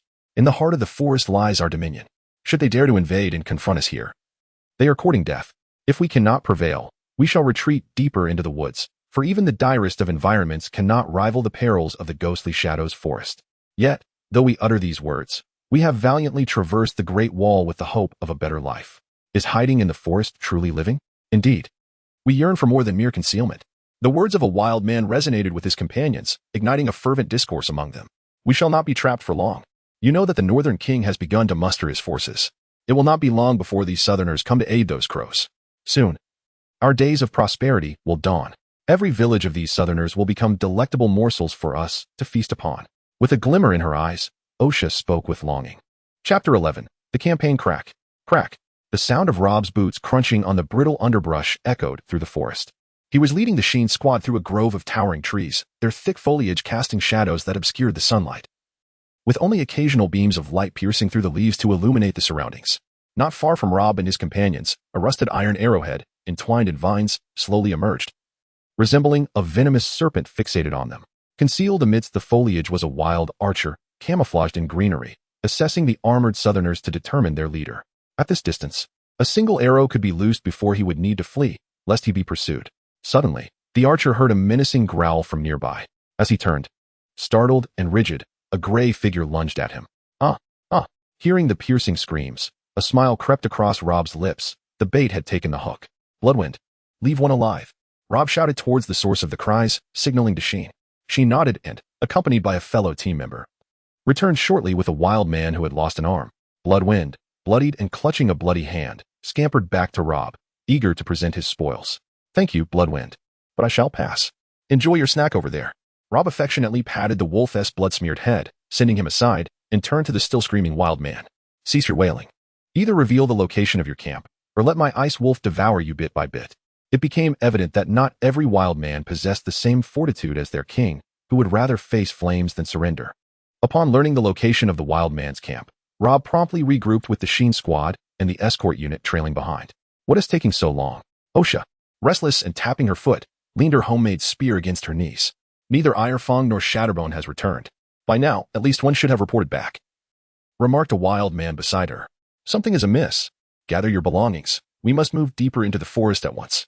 At Osha's command, the wild men rose. But one warrior, brandishing an axe and adorned with a bushy beard, protested. So we abandon this place just because 2 scouts haven't returned? If those southerners dare intrude, I will. Before he could finish, a glinting arrow pierced his right eye, silencing him forever. The southerners have arrived. Arm yourselves and repel the invaders. Smash their skulls. The wild men, initially stunned, erupted in furious shouts, seizing their weapons and charging toward the assailants. Osha, sensing the attack, swiftly concealed herself behind a tent to observe. Upon spotting a group of armored southerners, she quietly retreated. Everyone, form a phalanx with spears, with the captain at the forefront. Charge. As the wild men, chaotic yet fierce, surged forward, Rob issued his command with authority. In no time, 32 soldiers, including Rob, formed a spear formation and met the wild men head-on. The distance between them was minimal, and they collided swiftly. Rip. Clang. Leading the charge, Rob Sheen's squad was the first to engage the wild men. With a single swing, he cleaved through one wild man's neck, severing it as though it were a burst faucet, while the opponent's axe struck his chainmail with a heavy thud. Thanks to the superior craftsmanship of Winterfell's armor, the wild man's inferior axe failed to injure Rob, though the impact rattled him nonetheless. In that moment, a crimson mist arose from the fallen wild man, enveloping Rob. Roar. Crack. As a wild man attempted to exploit Rob's momentary daze from the axe's impact, Bloodwind leaped in, his sharp fangs crushing the wild man's neck. Kill. Once the crimson mist entered Rob's body, he felt an exhilarating surge of power coursing through him. With Bloodwind at his side, Rob's spirit soared, igniting a fervor akin to that of a war deity as he cleaved through his foes. Though his excitement surged, his reason remained intact. Rob wielded his bloodied sword with slashing motions, avoiding thrusts, for in the heat of battle, should he thrust his sword into an enemy, he would need to exert equal force to withdraw it. Not to mention the energy expended, the delay would render him vulnerable to being overwhelmed by the enemy's comrades. Thus, the wild man before him did not stand a chance for a second strike. Those he could dispatch instantly lay dead at his feet, and those he could not would be handled by Bloodwind and his teammates. The performance of Rob's elite squad did not go unnoticed by the captains of the other 5 squads. Their respect for Rob deepened, inspiring them to fight even harder for him.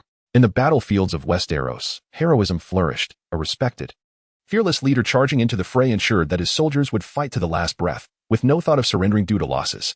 During the infamous Bastards' War, Jon's forces found themselves ensnared, yet as long as he drew breath, none would yield.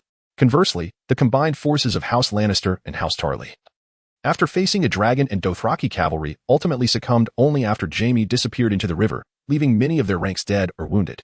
Returning to the present, in the midst of the forest battle, one side wielded superior weaponry and armor, forming a tight, disciplined formation, while the other, lacking protective gear and armed with inferior weapons, relied solely on their ferocity, with no semblance of order. Thus, from above the fray, Rob's squad appeared as 5 sharp blades piercing through a creamy cake. When those blades transitioned from thrusting to chopping, they shattered the cake into pieces. Thud. Covered in viscous blood, Rob, his face obscured, beheaded his opponent with a single stroke. As he prepared to confront the next adversary, he found himself standing alone in the deserted enemy encampment, with Bloodwind steadfastly at his side. However, now Bloodwind was equally drenched in blood, truly living up to his name. Rob turned to glance back, and the ground behind him was strewn with the corpses of wildlings, their blood staining the once verdant grass. On the battlefield, a few wildlings were still entangled with the guards, only to be swiftly dispatched by the other warriors once they had the opportunity. The notably conspicuous Jon Snow was drenched in blood, each hand clutching a wildling's severed head. bellowing triumphantly to the sky. Rob inhaled deeply, savoring the metallic scent of blood in the air, allowing it to calm his tumultuous emotions. The multitude of blood oaths completed. The crimson mist infusing his body reignited that exhilarating sensation of power, where all others felt like mere insects beneath his feet. Rob, we have slain 48 foes. 6 of our brothers are lightly wounded, with no fatalities, reported Theon, whose face was obscured by blood, but who had fully embraced his role. As the battle concluded, he automatically began tallying the casualties. Theon, I appreciate your efforts, Rob replied, suppressing the tumult within him and offering a slight smile as he nodded to Theon. Suddenly, Bloodwind emitted a low growl directed at the thicket behind them, simultaneously sending a warning signal to Rob. A sword cleaved through the underbrush, and Jory, adhering to Rob's orders, emerged from the thicket, leading a female wildling captive while flanked by soldiers from Winterfell. Chapter 12. Rising fame outside Winterfell, at the Winter Market, stood the Smoky Tavern.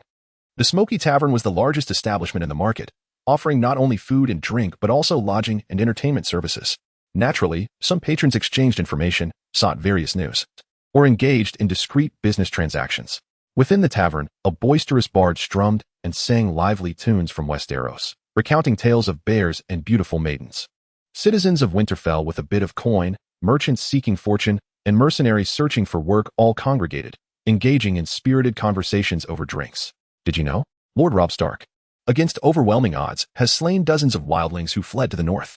Boasted a portly, inebriated man, his words slurred with enthusiasm. Who doesn't know that? Only the blind would miss the pile of wildling heads at the crossroads, scoffed a middle-aged man dressed as a merchant, belching as he mocked his companion's outdated topic. But do you know about the direwolf that accompanies him? When Lord Robb set out from the city, I saw it, a magnificent and fearsome direwolf, he continued, his eyes gleaming with excitement. The Stark family crest is a direwolf. Could there be a hidden secret behind it? Coughing to gain attention, the drunken man leaned in conspiratorially. Let me tell you a secret. That direwolf is merely a pup, just a few days old. Impossible. I saw it with my own eyes. It was a full-grown direwolf. Sonny, you must be drunk. As soon as the words left Fat Sonny's lips, others who claimed to have seen the direwolf immediately countered him. Indeed, the Stark family has 6 pups. Robb's wolf is growing at an astonishing rate, one of them stated, and seeing the consensus among the crowd, Fat Sonny grew agitated. Raising his voice, my brother-in-law is a high-ranking official in the keep. This is what he told me. No matter how much you insist, I won't believe it. Nothing can be mistaken for what one has seen firsthand. Exactly. Many have seen that direwolf. It is indeed an adult. Perhaps the other pups are its offspring. Yes. No one would believe a wolf could grow into adulthood in just a few days. Fine. If you don't believe me, then so be it. I can't be bothered with you, Fat Sonny sulked, retreating into his drink as the crowd continued to jeer. However, I've heard that Lord Eddard has named Robb as his heir. I've heard that too. Some say Lord Robb is blessed by the old gods. A young wolf lord of both cunning and valor, came another voice. He pursued the traitorous Boltons, besting them in numbers, and defeated dozens of fierce wildlings without a single casualty. Indeed, his assembled guards are valiant warriors, capable of defeating 10 foes at once. Though Fat Sonny remained silent, his earlier remarks ignited fervent discussions within the tavern as patrons began sharing their own tidbits of information. In a period of prolonged peace in the north, even skirmishes involving 10 or more combatants were recounted repeatedly, let alone battles involving hundreds. Thus, Robb's deeds were fervently discussed and disseminated among the common folk near Winterfell. Suddenly, the tavern door swung open, revealing a young man with dark hair, fair skin, and striking features, his hand resting on the hilt of a long sword. He wore leather armor emblazoned with the Stark sigil and was accompanied by several similarly attired young soldiers. Lord Theon, one of the captains of the Wolf Guard, Eddard's adopted son, and Robb's right hand. What a sight to behold. I wish to join the Wolf Guard. Do they hire mercenaries? Theon, overhearing the tavern's not-so-quiet chatter, could not resist pausing to listen, a slight smile gracing his lips, his vanity greatly satisfied. A companion lightly tapped his shoulder, prompting Theon to remember his mission. His gaze sharpened as he scanned for his target. Suddenly, his eyes lit up, and he hastened towards Fat Sonny, who was sulking alone with his drink. You are Sonny, aren't you? Lord Robb requests your presence. Lord Robb requests me? A startled Fat Sonny looked up at the armored Theon, his earlier bravado quickly evaporating as he recalled his earlier indiscretions. Assist us in escorting our inebriated friend, Theon directed his team, who promptly seized Fat Sonny and began dragging him toward the tavern exit. Fat Sonny, unwilling to comply, struggled, knocking over cups and plates in the process. The surrounding patrons, eager to avoid trouble, quickly stepped back to observe the unfolding spectacle. With a furrowed brow, Theon delivered a swift punch to the struggling Fat Sonny, knocking him unconscious. The soldiers then proceeded to haul him away. Surveying the now quiet tavern, Theon retrieved a small pouch from his pocket and tossed it to a serving girl clad in an apron, playfully patting her backside. This round is courtesy of Lord Rob. Hooray! Long live the young wolf. Generous Lord Rob. Little Lucy, bring me a glass of Golden Arbor wine. Apologies, we have none. Then I shall have a mug of the finest ale. As Theon exited the smoky tavern, the bard resumed his performance, blending with the cacophony of sounds within. The patrons appeared to forget about Fat Sonny, returning to their revelry. However, some hidden among the crowd did not forget, quietly slipping away from the tavern. So, my stable Aster is an informant for another faction? In the study of Winterfell, Eddard gazed into his son's eyes, fingers pressed against his temple, a frown marring his brow. Yes, father. While we do not know which faction, they have indeed been relaying our every move. After Rob nodded in affirmation, he continued, Father, I wish to establish my own intelligence agency. Currently, all our information is relayed to us by outsiders, and we are unable to obtain timely and accurate intelligence. Where is the stable master now? Eddard did not respond to Rob's proposal, but instead continued to inquire. He is dead. He did not survive the interrogation. You have been somewhat reckless this time, Rob. Though I am certain he is not a spy for Robert, have you considered he might be a royal informant?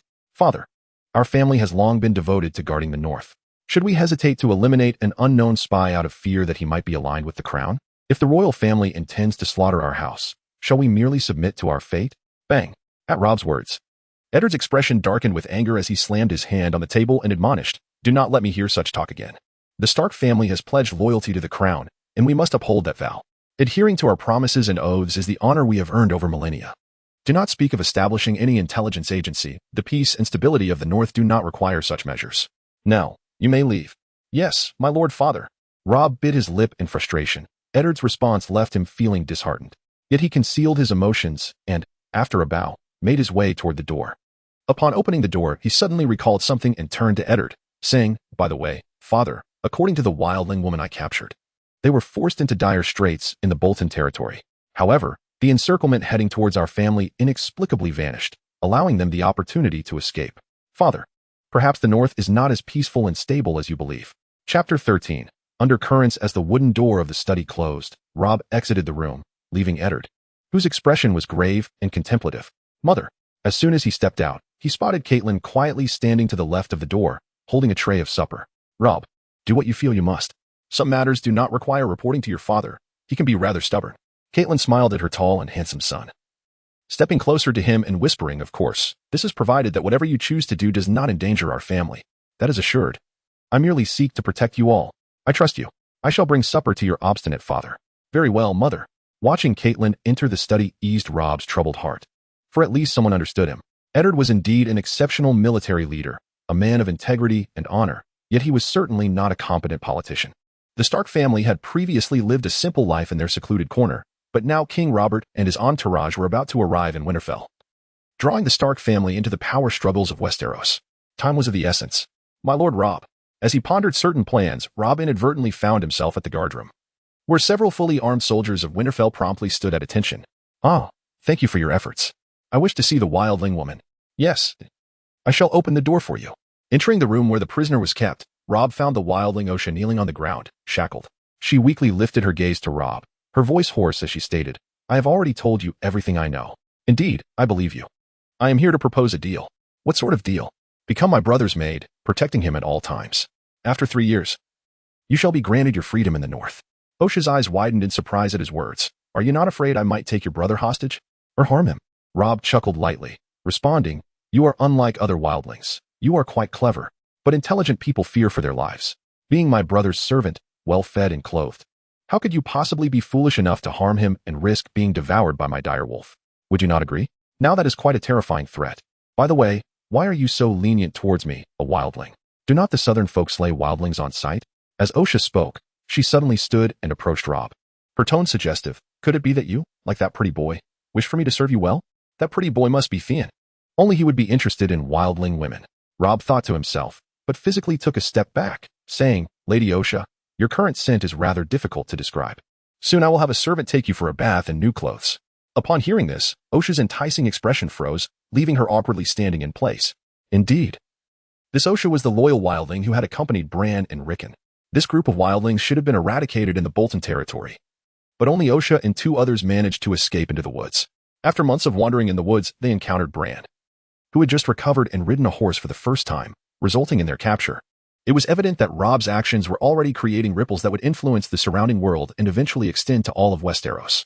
The tales of Rob's campaign against the wildlings were spreading among the northern folk and passing merchants, causing his title of Young Wolf to echo throughout the north. His loyal guards, known for their valor and combat prowess, were dubbed the Wolf Guard. Rumors grew more extravagant as they traveled south, with some places describing the bloodthirsty direwolf as a fierce creature and portraying Robb as a beast more than a man, relishing in devouring raw meat. At the convergence of the King's Road, the Riverlands Road, and the Vale Road, there stood a renowned inn at the crossroads. Given its strategic location, it thrived economically throughout the year. Today, a grand entourage of esteemed guests arrived. A golden-haired, exceptionally handsome Jaime, clad in the formidable armor of the King's Guard, rode up to the entrance of the inn. "Clear this inn at once. We shall be residing here today," Jaime commanded, looking down upon the inn servant. "My lord, there are other noble guests within. I cannot clear them out." The servant replied, his face reflecting apprehension. A raised brow from Jaime exuded an aura of authority that left the servant trembling, fearing he would be slain in an instant. "Kingslayer, what? Do you wish to slay him?" A tall, stout man with a thick mane of black hair and beard approached, casually calling Jaime by the name he loathed. "No, your majesty, I shall clear the inn for you right away." Jaime ground his teeth in frustration, dismounting without a backward glance. "No need. I prefer to drink among the common folk. Only you Lannisters, with your wealth, would think to empty an inn." Robert spoke without restraint, saying whatever came to mind. As he lifted his leg, a nearby servant quickly brought a mounting stool to assist him. Watching Robert enter the inn first, Jaime's gaze was deep, lost in thought. "Do not overthink it. Let us go inside, Jaime," said the regally adorned queen, her golden hair cascading elegantly as she walked past Jaime. Jaime nodded and accompanied her inside, followed by Prince Joffrey, who frowned in disdain, bringing along his siblings and the Hound. "Really? So many intriguing events have unfolded in the north recently?" Joffrey exclaimed as he entered the inn, spotting his father surrounded by a group of knights, laughing boisterously. "Indeed. I have heard tales that the young wolf's bloodthirsty direwolf devours wildlings raw at every meal, making him a fierce hunter of wildlings." Listening to the lively discussions around him, Robert couldn't help but engage with the tales shared by the drinkers at the adjacent table. The young wolf? Are they referring to Lord Eddard Stark of Winterfell? The reminiscences of his long-lost brothers piqued Robert's interest further. No, it is Eddard's eldest son, Robb Stark." "Oh, his son? My dear, did you hear that? If only our useless boy could achieve such greatness as Lord Eddard's son." Upon hearing this, Robert initially felt a twinge of surprise, then turned to Cersei and exclaimed, "Indeed. Your words resonate deeply with me. I would be overjoyed if my son could merely join the Stark's sworn brothers." As the surrounding patrons chimed in agreement, Cersei forced a smile but refrained from responding, striding directly towards the inn's second-floor rooms.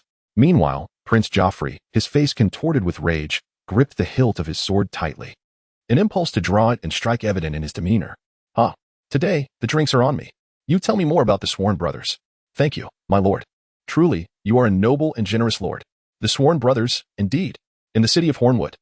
Ramsay walked alone with his hound through the foul-smelling alleys of the common people, approaching a dilapidated house adorned with red cloth. Ramsay scanned for onlookers before pushing the door open and entering. Inside, a figure draped in a hooded cloak sat in silence, awaiting him, with a radiant smile. Ramsay bowed respectfully. "Esteemed young wolf, your loyal hound greets you. Is there something you wish for me to do?" Chapter 14. The arrival of the king in the year 298 Aegon, the 10th year of Westeros basking in a long summer, on one day of this prolonged warmth. King Robert Baratheon arrived in the north at Winterfell. With a meticulously groomed appearance, his noble attire complemented by a black cloak. Robb observed his father and the king walking side by side toward the crypts, a mysterious chill flickering in his eyes. As he caught sight of Cersei, who stood conversing quietly beside his mother, he felt her gaze upon him. When their eyes met, Cersei's beautiful face broke into a warm smile as she gracefully approached him. "Your Majesty." Robb bowed respectfully, but Cersei waved her hand dismissively, scanning him from head to toe before speaking softly. "The rumors of the young wolf have preceded you. In person, you are indeed remarkable." "Your Majesty jest," Robb replied with humble confidence. "I have merely accompanied the army to witness their campaign against the wildlings. These monikers are merely the fanciful creations of the uninformed populace." "Is that so?" Cersei raised an eyebrow at his response, choosing not to elaborate further. She beckoned to Myrcella and Tommen, leading them toward the castle. Joffrey, his expression dark, trailed closely behind with the hound, smirking as he passed Robb. "I hear your swordsmanship is commendable. Perhaps we could find a time to spar?" "At your service. It would be an honor to spar with your highness." Robb, still irked by the sight of Sansa casting glances at Joffrey, readily agreed. "Excellent. Joffrey clapped his hands joyously, his mood instantly brightening as he strode toward the castle. As if victory in their forthcoming duel was already assured. The hound, expressionless, followed dutifully, fulfilling his role as protector of the prince. From a distance, Jaime observed as Cersei and Joffrey entered the castle, casting a glance at Robb before turning to seek out his brother, who had a penchant for scrutinizing the work of courtesans. Robb, these are not good people, but their status is unique. Catelyn, who had remained silent, placed her hand gently on Robb's elbow, her expression betraying her hesitation. Mother, rest assured, I am confident. Robb smiled, patting her hand in a comforting gesture. He then exchanged a knowing glance with Theon, subtly directing his head in Jaime's departing direction. Theon understood immediately, nodding before quietly slipping away to join the waiting ranks outside Winterfell. Jon observed everything, remaining statuesque and silent, his demeanor unwavering. Ha ha, you were always so oblivious to romance. One of the now embellished heroes chuckled. Indeed, your majesty is the most astute in matters of the heart. There are still many tales of your flirtations in the airy. Are you bringing up old embarrassments to taunt me? The two former heroes, now somewhat portly, laughed as they exited the crypts, prompting everyone present to bow respectfully. Catelyn and Robb composed themselves, greeting them with smiles.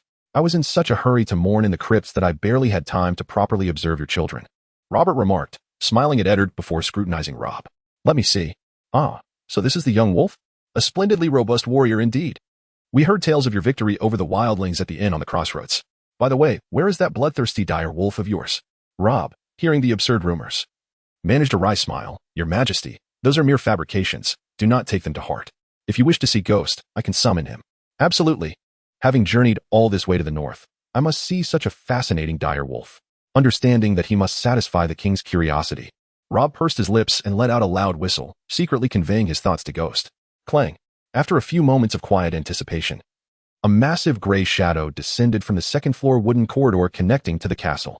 Despite its size, the creature moved with remarkable grace, leaping onto a cart before swiftly dropping to the ground and darting towards Robert and Robb. What is that? My gods! Protect the king. While the inhabitants of Winterfell were accustomed to such sights, the crowd from King's Landing erupted in various exclamations, with guards rushing towards Robert, eager to shield the king. Stand back. Robert, confident in his brother Eddard's assurance that Winterfell was safe, scolded the guards with irritation. Ghost approached Robb and halted beside him, allowing everyone to take a closer look at its full form. Ghost had grown significantly, now standing about 11 feet tall, resembling a half-grown pony. Its thick gray fur flowed smoothly with the breeze, and its elongated jaws contained two glistening fangs, resembling daggers. The streamlined body was robust with muscle, and its long limbs ended in sharp claws. The arrival of Ghost instilled a palpable sense of pressure in the hearts of the onlookers, as if they were under the watchful gaze of a top predator. At that moment, Ghost's intelligent eyes regarded the group from King's Landing, a hint of mockery glimmering within them. Robb was well aware that the creature was intentionally being intimidating. He lightly patted Ghost's head with a hint of exasperation. The now sentient Ghost nuzzled affectionately against Robb, its massive head seeking comfort, while its bushy tail wagged back and forth.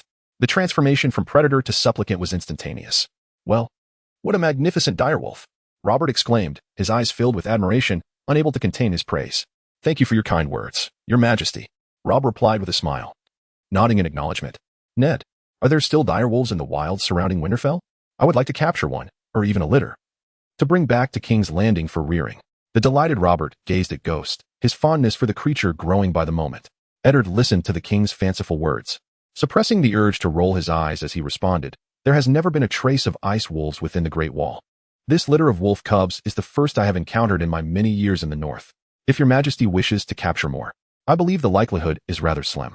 Bah, Ned, you remain as dull as ever, Robert exclaimed, waving his hand dismissively, no longer fixated on the matter. He continued to inquire, I hear there are a total of 6 cubs. Are the other 5 as fierce as this one? No, your majesty. The other 5 are about the size of ordinary wolves. Ah, how disappointing. I'm thirsty, Ned. Bring forth your finest wine. Prepared and ready, your majesty. Please, this way. As Robert and Eddard entered the great hall of Winterfell, the butlers and servants in the welcoming line sprang into action, attending to the esteemed nobles. Chapter 15, The Tedious Banquet in the Winter Market, within a certain red light district. Before dinner, I must first indulge in my appetizer. My dear brother, I suggest you accompany me now. Our beautiful sister has had a particularly wretched day, and it would be wise not to provoke her further. Such misfortune, my little beauty. Wait for my return tonight, and I shall shower you with affection. Consider this silver stag as a down payment. I shall await your return, Lord Tyrion. With a mischievous grin, Jaime emerged from a shabby dwelling in the red light district, dragging along his disheveled and diminutive brother, Tyrion. Tyrion, visibly displeased, adjusted his expensive garments made of wool, silk, and linen, and turned to Jaime, asking, "Who has angered our beautiful sister? That great fat stag with taste akin to mine? Well, he is one reason. But I suspect it is also the courteous humility of Robb Stark that has displeased her greatly." Upon hearing this, Jaime's smile faded, and he pondered the events that had transpired during their reception. So, the young wolf, renowned for his prowess, possesses no arrogance whatsoever, instead showing humility that leaves her feeling her son is a failure? The astute Tyrion replied without a moment's hesitation. "Could you perhaps phrase it more delicately? He is, after all, your own nephew." Jaime, slightly irked, raised an eyebrow and glared at Tyrion. "Fine, you are always so protective of her. Humph. I still remember how you two tormented me as children. You drilled a hole in my mattress, tossed in a fresh pile of sheep dung, and then stitched it back up. I could smell that stench for ages without knowing where it came from." As Tyrion deftly sidestepped a puddle, he retorted, "Ha! In the end, I did tell you." Hearing his brother recount their childhood antics, Jaime couldn't help but break into a radiant smile. At that moment, Jaime appeared handsome and cheerful, a stark contrast to his demeanor before Robert. It seemed he revealed his true self only in the presence of trusted family. Jaime's laughter abruptly ceased as he halted and glanced back. "What? Is someone following us?" Tyrion, familiar with his brother's instincts, quickly deduced the situation. Jaime remained silent but nodded in affirmation. "Let us proceed. It is only natural that you, the youngest member of the King's Guard, be cautious upon entering the city." Tyrion nonchalantly patted Jaime's backside and continued forward. Jaime flashed a smile at a dilapidated house behind them before following suit. Once the two Lannister lions had vanished around the corner, Theon emerged from behind the crumbling building, his expression grave. Robb, feeling somewhat bored, observed Jon and Oren competing in a drinking contest at the long table, while the surrounding members of the Wolf Guard cheered them on. After Theon's vigorous persuasion, all members of the Guard collectively implored Robb to officially name them the Wolf Guard. Robb, finding amusement in their enthusiasm over such trivial matters, nodded in agreement. Turning his gaze towards the elevated area for distinguished guests, he saw Robert still joyfully engaging others in drinking games. Robb had begun to admire the rotund king for managing to drink from afternoon until evening. Eddard and Cersei sat alongside, and the banquet hall appeared warm and harmonious, filled with laughter. Meanwhile, Tyrion Lannister, whom Robb found particularly intriguing, mingled effortlessly among the common soldiers, sharing numerous amusing anecdotes. In truth, Robb harbored a fondness for Tyrion. Yet at that moment, they belonged to opposing factions, and thus he refrained from approaching. Crunch, crunch. The direwolf, Ghost, lay beside Robb, vigorously gnawing on a substantial pig's leg bone. As Robb fixed his gaze, the current information about Ghost appeared before him. Name: Ghost, contracted by Robb Stark. Constitution: 11. Speed: 10. Strength: 10. Species: Spirit Ice Wolf. 6. Blood contract points: 1. During the hunt for wildlings, Robb had directly slain 4 enemies, while Ghost had accounted for 3, earning a total of 14 blood contract points. Indeed, Robb could also gain blood contract points from the enemies Ghost had slain. Over the course of the past 10 days, Robb had diligently trained, acquiring only 4 blood contract points through his meals, bringing his total to 18 points. Upon Ghost's constitution surpassing 10 points, Robb discovered it required 2 blood contract points to enhance a single attribute. Thus, he judiciously allocated the points to optimize speed and strength. Now, Ghost's attributes were balanced, rendering its combat prowess formidable. However, Robb enforced a degree of restraint on its capabilities, treating it as his hidden trump card. Furthermore, he had confirmed that hunting animals would not yield blood contract points. As for extraordinary creatures, he had yet to encounter them, leaving their particulars unknown. In truth, Robb could expedite his acquisition of blood contract points by leading Ghost to slaughter villages in other territories. However, the essence of humanity lies in its moral boundaries. A typical individual from Blue Star Huagwa would never commit mass murder for personal gain. Thus, in Robb's understanding, harvesting the lives of enemies was permissible, but the slaughter of innocent civilians was not. Unable to endure the tedium any longer, Robb quietly rose and slipped out of the banquet hall. Fearing Ghost's presence would draw too much attention, he mentally instructed it to continue enjoying its bone.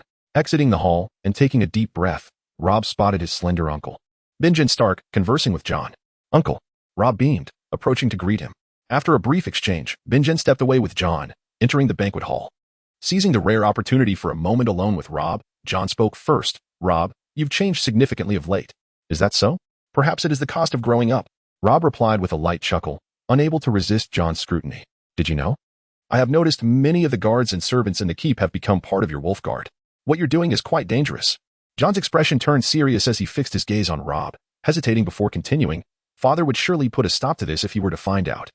Rob was uncertain of how much John truly understood, but the boy's keen intuition had certainly caught on to some of his clandestine actions. However, John could not possibly fathom Rob's true intentions. Shifting his thoughts, Rob addressed John. You are the child most like our father, upright, brave, and taciturn. He paused momentarily, raising his right hand and gesturing toward the enveloping darkness of the night, continuing, yet, you are even more exceptional than he. Go forth, follow your heart, and don the black garments. Your destiny lies not within the confines of this narrow Winterfell, but beyond the vast expanse of the wall. John listened quietly to Rob's words, lifting his gaze to the north as if he could see a bird escaping from its cage. Rob continued, all I wish to do is protect my family, safeguard Winterfell, and defend the north, that is all. Observing the earnestness in Rob's eyes, John nodded, refraining from saying more. His gaze resolute and fervent. Chapter 16, Conspiracy. It was only when the corpulent King Robert finally succumbed to drunkenness, resting his head on the long table and emitting a sonorous snore, that the exceedingly dull banquet hosted by House Stark came to a close. The servants carried the inebriated nobles back to their chambers, while others in the hall, still capable of movement, returned home, leaving those two intoxicated to stir to sleep where they lay. When Rob returned to his quarters with Theon, he found him waiting, though Theon had no idea how long he had been there. Once Rob ushered him inside, Theon reported on his discovery of being followed. Theon, starting tomorrow, have Oren track Jaime Lannister. In his days with the Mountain clans, not even the most cunning prey could elude his pursuit. After a moment of contemplation, Rob added, then select a few astute members of the Stark Guard, and have them spread the word in the surrounding villages that traces of dire wolves have been spotted in the Wolfwood. Understood. I shall report back once it is done. Theon nodded, offering no further commentary. Through their time together, he had learned that Rob would share willingly what he desired to divulge, while inquiries would yield no fruit if he chose to remain silent. What progress has been made on the matters I arranged? The goods have been transferred to us and are currently en route. The staffing schedule for the keep has also been finalized. Very well. Get some rest. I shall see you at dawn in the training yard. Good night.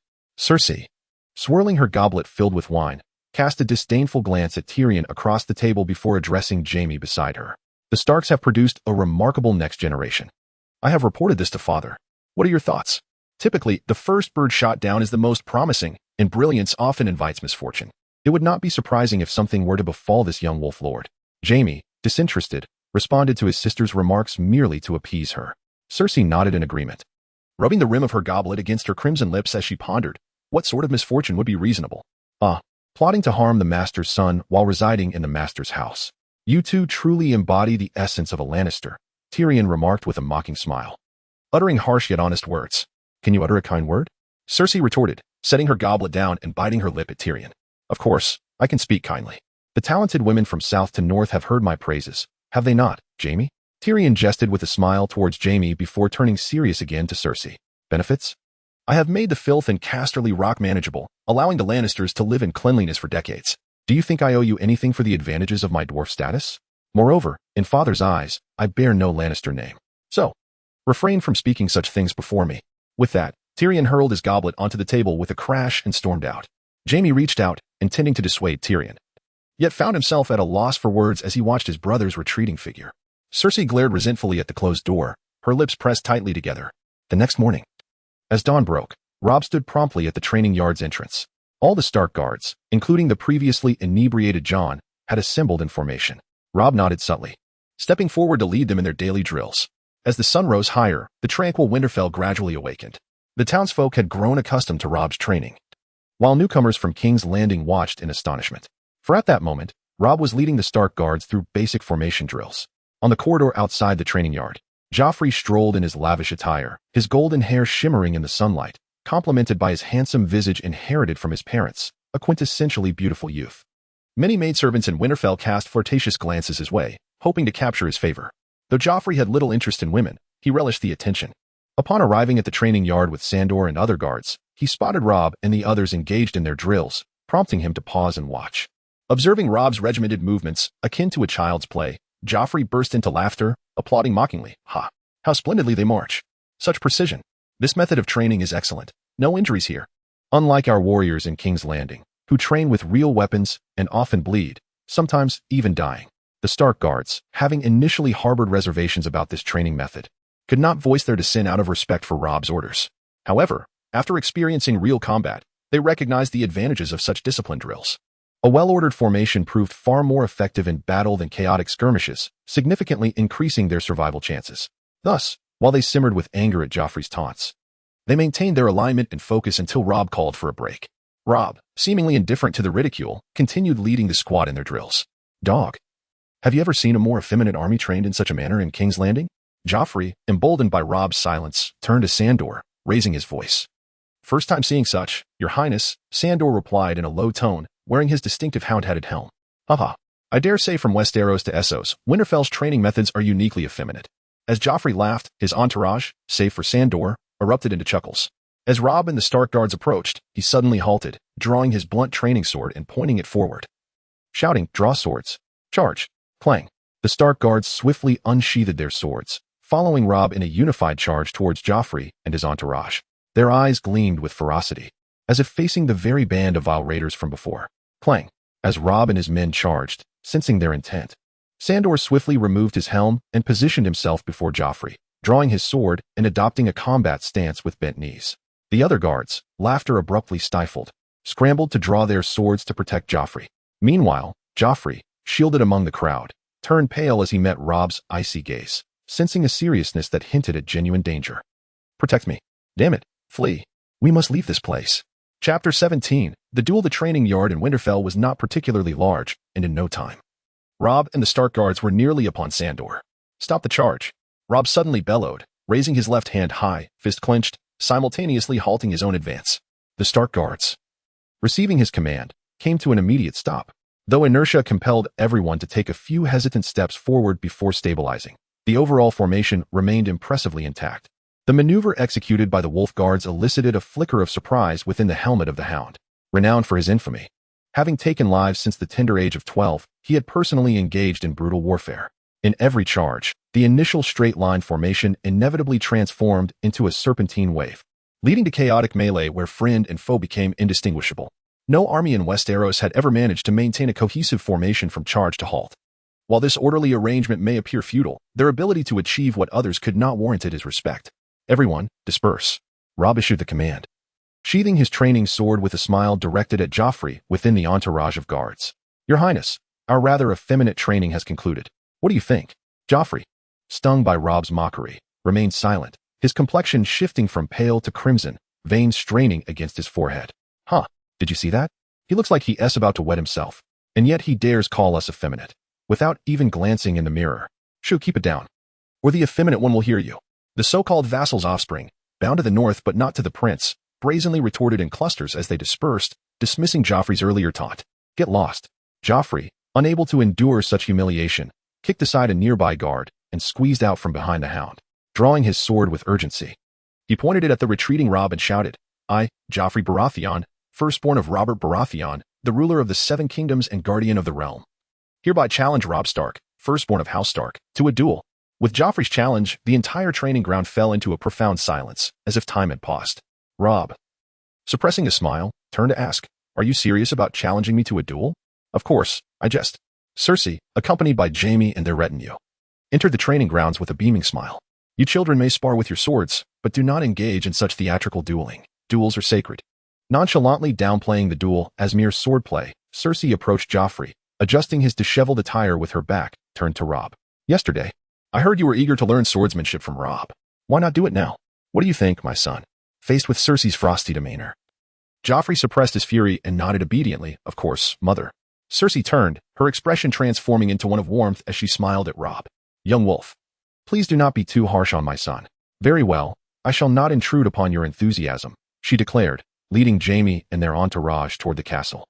Yet, Cersei could hardly relinquish concern for her son. As they reached the edge of the training ground, she and Jaime turned to observe the unfolding events. With Cersei's words resonating, Robb understood he had no choice but to engage in a sparring match with Joffrey. In truth, he contemplated the possibility of an unfortunate accident during the duel that could rid him of the insufferable Joffrey. However, some individuals seemed destined to court disaster. After Cersei's interruption, Joffrey, regaining his composure, recalled his previous triumphs in King's Landing against knights, where he had never met a worthy opponent. He boasted, no need for training swords. Let us use our true blades for this sparring. I shall intervene. Jaime, frowning at the edge of the training ground, was about to step in to halt the farce. But Cersei grasped his elbow. No. Let them spar with real swords.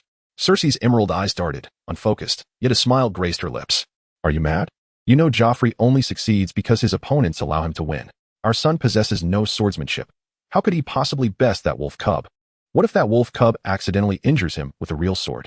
Jaime's voice was laced with urgency as he leaned closer to Cersei, ensuring their guards could not overhear. Indeed, if Joffrey's swordsmanship were akin to yours, we would be fortunate. But alas. Cersei, observing Jaime's anxious yet handsome visage, instinctively reached out to soothe him, but halted at the thought of their surroundings. It is precisely because he lacks skill that I trust the wolf cub cannot harm him. In fact, should he inadvertently injure Joffrey, I would find it rather pleasing. Look over there. Upon hearing Cersei's words, Jaime followed her gaze upward. On the wooden balcony of the castle's second floor, Robert and Eddard, accompanied by a retinue of attendants, were surveying the scene below, clearly intrigued by the training ground's commotion. Once allies in the pursuit of dragon slaying, the stag and the wolf now found their offspring potential foes rather than friends. Was this not the outcome they desired? Cersei's remarks successfully swayed Jaime's mind. However, he had no intention of remaining a mere spectator. His right hand rested upon the hilt of his sword as he approached Robb and Joffrey. In the center of the training ground, the wolf guards and Joffrey's entourage formed a circle, with Robb and Joffrey at the heart. Joffrey's long sword, adorned with a golden lion's head pommel, gleamed as it was drawn, while Robb retained his training sword. He was determined to refrain from using a real blade, fearing he might inadvertently strike Joffrey down. Seizing the opportunity presented by Robb's apparent vulnerabilities and his training sword, Joffrey boldly initiated the assault. With both hands gripping the sword, he charged at Robb. Delivering a swift thrust, though lacking power and speed, his form was undeniably practiced. Eager for blood, Joffrey exerted all his strength into the thrust. Yet Robb simply shifted his foot to the right, sidestepping the well-aimed attack with ease. In that moment, he executed a swift and powerful downward strike, precisely clashing against Joffrey's golden lion sword. Clang! The metallic sound reverberated as Robb's training sword failed to sever Joffrey's blade. Yet the force of his strike sent Joffrey tumbling to the muddy ground. Oops, the prince took a tumble. Huh, a master of swordsmanship from King's Landing. And I thought he was formidable. What a fearsome title. Shh, keep it down. The swordsmanship master will hear you. Laughter erupted among the observing wolf guards, followed by their self-assured jests. With mud streaking his face, Joffrey rose, his cheeks aflame, glaring daggers at Robb without even retrieving his fallen sword. He turned and fled the training ground, the hound silently trailing after him. Chapter 18. Toppling the chessboard, such exquisite swordsmanship. Brave young wolf. May I have a chance to test her skills? Jaime, standing off to the side, feigned a smile as he extended an invitation to Robb, his fury simmering beneath the surface. What? The Kingslayer, do you intend to strike Robb in the back during this friendly spar, just like the Mad King? Ha. Before Robb could respond to Jaime's taunt, Robert's booming voice echoed from the second floor, cutting through the air. Humph. Hearing that detestable voice, Jaime realized he could not assist Joffrey at the moment. Without so much as glancing at Robert, he turned and departed from the training grounds. Ned mused that the foul-smelling King's Landing could only produce useless deer, while the frigid Winterfell was capable of birthing fierce wolves. On the wooden corridor, Robert waved dismissively at Robb and the others who were bowing in the training yard, then turned to Ed, saying, "Only the ferocious wolves can truly guard you in the north." "Indeed, your grace. Only the relentless wolves can serve you well in this realm," Ed replied sincerely. Lowering his head slightly, Robert chuckled. "Ah, you certainly know how to speak. I merely speak the truth." With Robert and Ed's departure from the wooden corridor, the Stark guards burst into laughter, continuing to discuss the farce that had just unfolded. Robb responded with a smile, occasionally chiming in. Yet he noticed one of the captains of the wolf guards, Owen, quietly leaving the training grounds. After dinner, Owen visited Robb's chamber to report on Jaime's movements from the day. Robb smiled encouragingly and instructed Owen to keep a distance, observing Jaime without alarming him. As long as he was not headed toward the ruined tower, Owen nodded in understanding and took his leave. For the next 3 or 4 days, Robb and the others adhered to their training regimen, but Joffrey was nowhere to be seen. By the 5th day of the king's presence in Winterfell, Robert, who had been aimlessly wandering, drinking, and engaging with courtesans, grew increasingly impatient. Early in the morning, he proclaimed that he had received news of ice wolves sighted in the Wolfwood and insisted that Ed accompany him. He added that if they failed to find the ice wolves, it would simply be a hunting expedition. The nobles of the 7 kingdoms were well aware that Robert, upon ascending the throne, favored 3 pursuits: drinking, hunting, and women. Unable to quench the king's enthusiasm, Ed instructed the servants to prepare for their outing. After a flurry of activity as the sun reached its zenith, Robert and Ed, accompanied by their personal guards and numerous servants, departed through the Hunter's Gate on the western side of Winterfell. Logically, Jaime, as a member of the Kingsguard, should have accompanied them. However, Cersei, Having witnessed Joffrey's dismal swordsmanship against the young Wolf Lord, insisted on keeping Jaime behind to instruct Joffrey in the art of combat. It remained unclear whether Cersei sought for Jaime to teach Joffrey or to train herself. Robb, standing nearby, observed Cersei's display with a smile, secretly commending her. As everything was unfolding even more smoothly than he had anticipated. As night deepened and the majority succumbed to slumber, a night watch soldier atop the walls of Winterfell yawned, releasing a cloud of mist. Below, the sound of a cart rolling grew from faint to pronounced. The soldier's drowsiness dissipated, and he peered down to see a cloaked driver approaching slowly, steering a cart laden with barrel-shaped cargo. Surrounding the cart were several Wolfguard warriors adorned in the sigil of the Ice Wolf, standing vigilant. "Open the gate. That is my cargo." A clear voice rang out from behind. The soldier turned and quickly saluted, responding at once, "My Lord Robb," accompanied by Theon and a few wolf guards. Robb nodded with a smile, watching as the soldier operated the mechanism, lowering the inner gate with a creaking sound. "Thank you. Well done."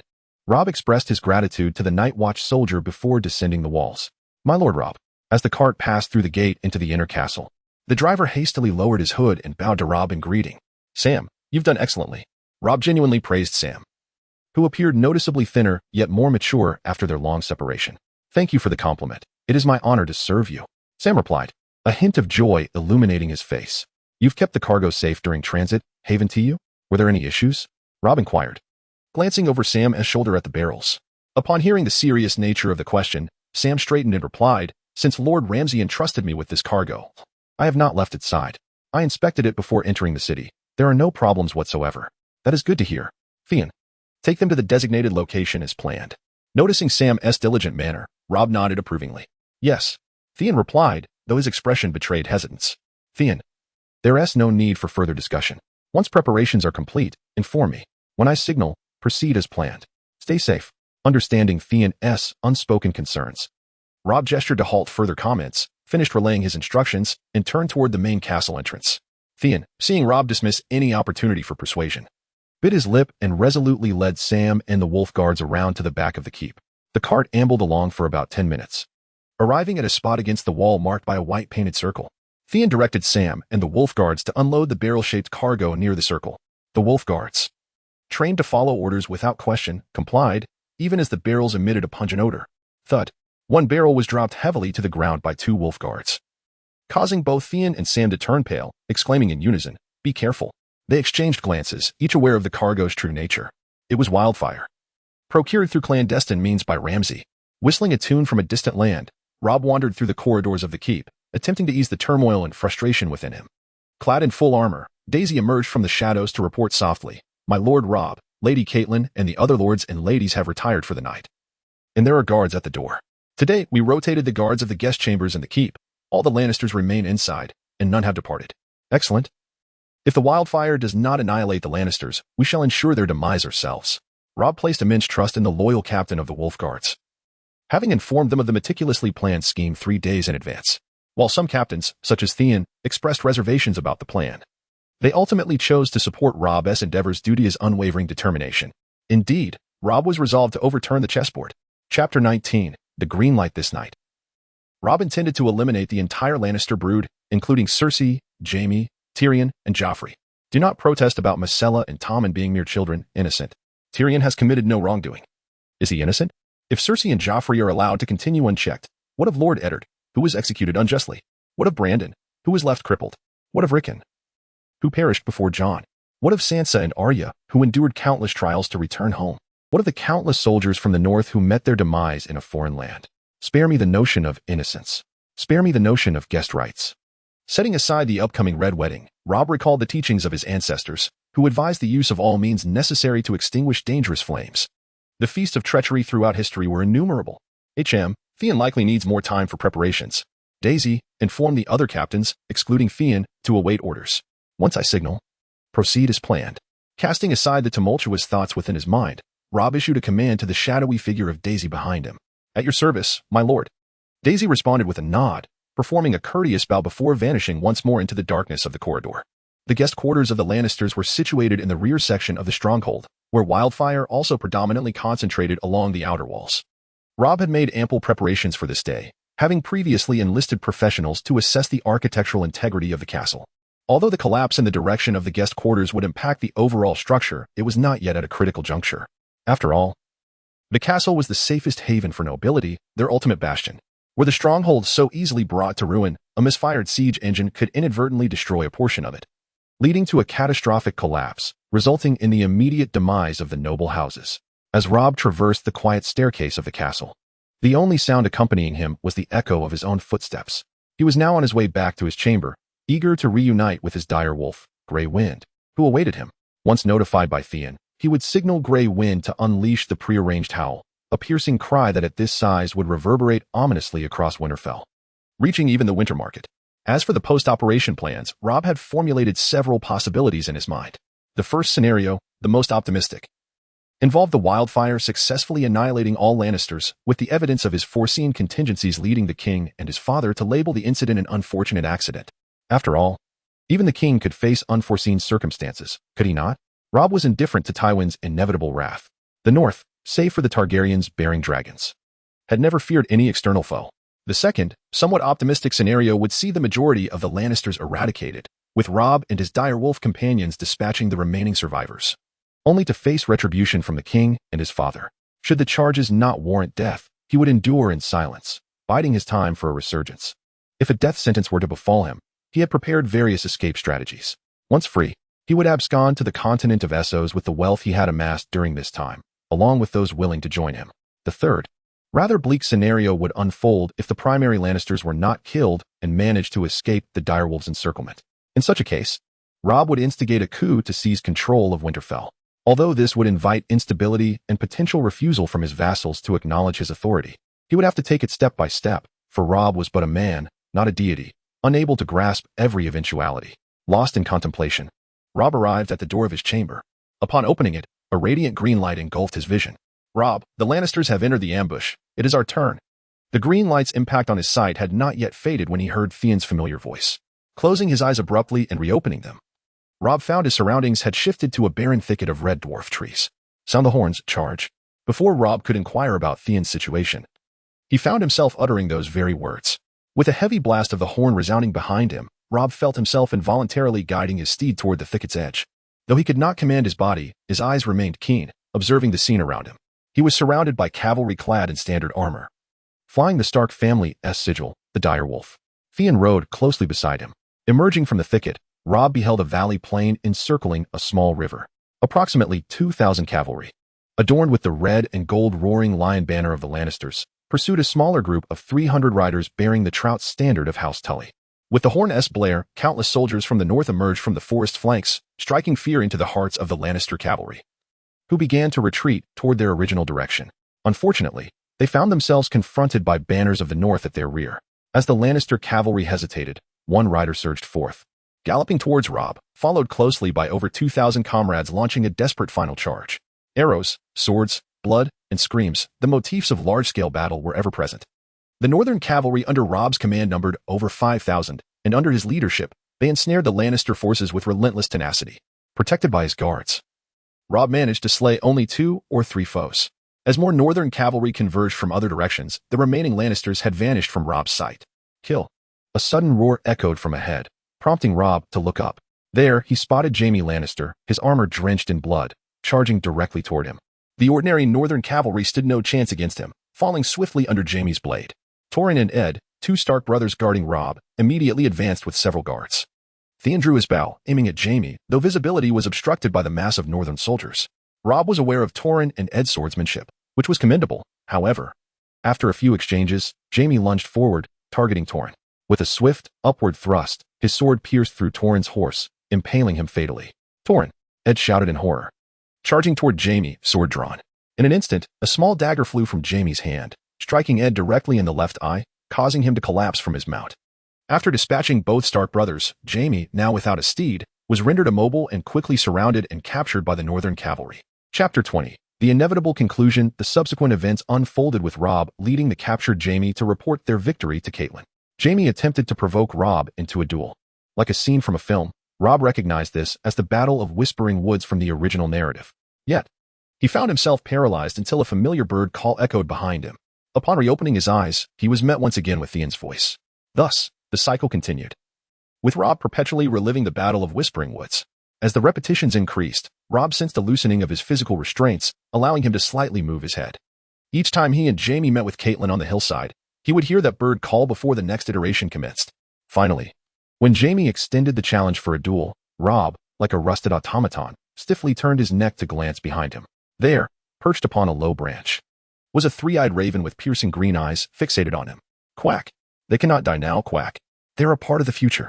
Suddenly, the three-eyed raven flapped its wings, emitting a series of harsh, discordant sounds.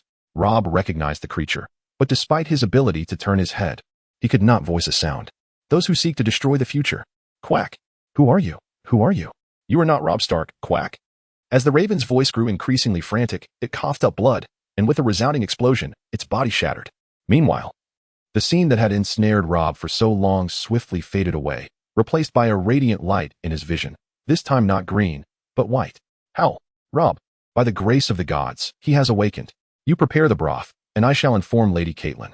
As Rob's blurred vision began to focus, familiar voices reached his ears. He struggled to open his eyes wider, and the scenery gradually became clear. At this moment, Rob lay in his grand bed, with Theon standing to his right and Grey Wind on his left, both gazing at him with deep concern. A little distance away, Daisy and Owen stood at the doorway, and upon noticing Rob's gaze, they nodded politely before turning to attend to their respective tasks. Rob, you must feel weak. Do you remember what happened? Theon scrutinized Rob closely and inquired gently. What happened? Rob attempted to speak, but found his throat parched and painful, making it difficult to produce sound. Rob, you have been in a coma for 13 days. Theon's words struck Rob like a bolt of lightning. 13 days, Lannisters? Lord Eddard promised to become Hand of the King. They departed for King's Landing 3 days ago with the Lannisters. Simultaneously, Lord Balon took Jon and Tyrion to the Wall. Theon, well aware of Rob's unspoken questions, proceeded to relay the recent events. After a brief hesitation, he continued, that night, the person I sent to notify you found you unconscious at your door. No matter how they called, you wouldn't awaken, so they immediately informed me. Without your signal, the plan could not proceed. After secretly hiding the wildfire, I instructed Daisy to cancel the plan and then informed Lady Caitlin. The next day, the king and Lord Eddard rushed back to Winterfell, and that afternoon, Bran fell from the broken tower. As he finished, Theon lowered his head in shame, unable to meet Rob's gaze. Rob, now acutely aware of the extraordinary forces at play behind the scenes, did not blame Theon. Owen, Osha? Due to your coma, everyone was worried about you. Owen was particularly concerned and stayed by your bedside. Theon recounted how Bran, using his familiarity with Winterfell, managed to evade Osha's watch, and by the time she noticed, he had already fallen beneath the broken tower. Theon recounted everything clearly in one breath. Rob nodded at the mention of the cup on his desk, and raspily said, water. Theon immediately fetched the cup, supporting Rob as he drank. These past days, we forced you to consume milk and honey. Your body is extremely weak. Do not overexert yourself. Rob felt the state of his own body and nodded, allowing Theon to assist him. After drinking, Rob's throat felt considerably better, and he cleared it before attempting to speak again. You take Grey Wind, Owen, and Little John to catch up with my father and the king. Follow them at a distance. Do not let them notice. When they rest at the inn at the crossroads, bring back Sansa and Nymeria secretly. Grey Wind will assist you. As long as you do not reveal your identities, you must do whatever it takes. Theon, remember, bring them back at any cost. After issuing his commands to Theon, Rob turned to Grey Wind, conveying the intent to follow Theon and retrieve Sansa and Nymeria. With its intelligence already awakened, Grey Wind understood the simple command with ease. It let out a soft whine to indicate comprehension while silently expressing its concern for Rob. By the way, have Torrin and Ed guard my room with a few of the wolf guards, and let Daisy watch over Bran. With that settled, Theon, Grey Wind, you may go. Aware of his frail condition, Rob did not overstrain himself. He arranged everything and waved Theon and Grey Wind off. Theon initially intended to wait for Daisy and Caitlin to return before departing, but Grey Wind directly jumped behind him, nudging him toward the door.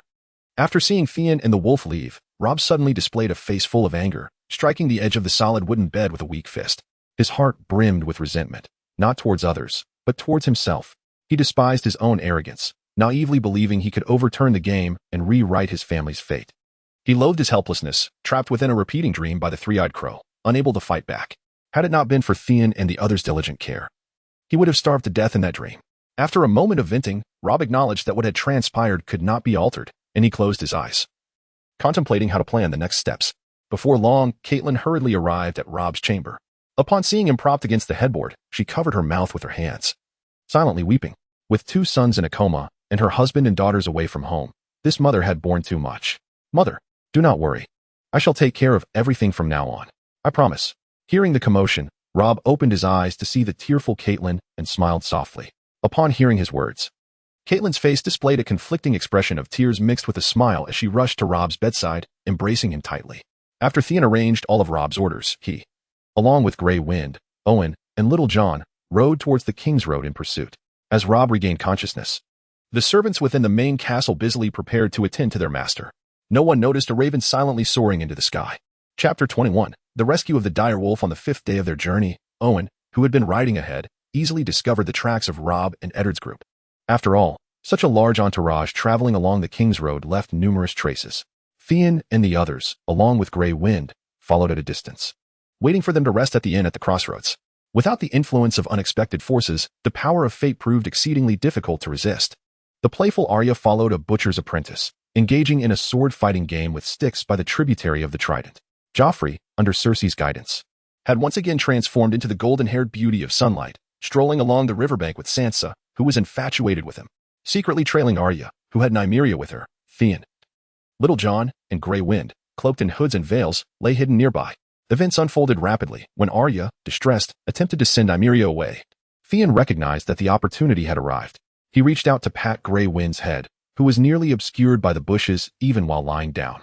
The clever direwolf understood the signal and rose, stealthily adopting a predator's stance as it approached Nymeria. Before long, Grey Wind returned with a docile Nymeria by its side, bringing her to Theon. Mission half complete, let us rendezvous with Owen. Theon thought of rewarding Grey Wind with a scratch under the chin, akin to what Rob would do, but was met with a look of disdain from Grey Wind, who evaded him. Unfazed, he quickly turned to Little John, saying, Owen has been tasked with keeping an eye on the lady, who has been staying patiently at the inn. However, the well-behaved dire wolf provided Owen no opportunity to enter the inn, which was guarded by the Golden Lion and Crownstag soldiers. After Theon and the others regrouped, they continued to wait for the right moment. As night fell, the inn at the crossroads lit torches. Suddenly, a commotion arose from the inn. Being an archer with keen eyesight, Theon immediately spotted Arya being escorted by Lannister soldiers into the inn. Once they entered, numerous knights and guards surged into the inn, eager to witness how the king would handle the situation.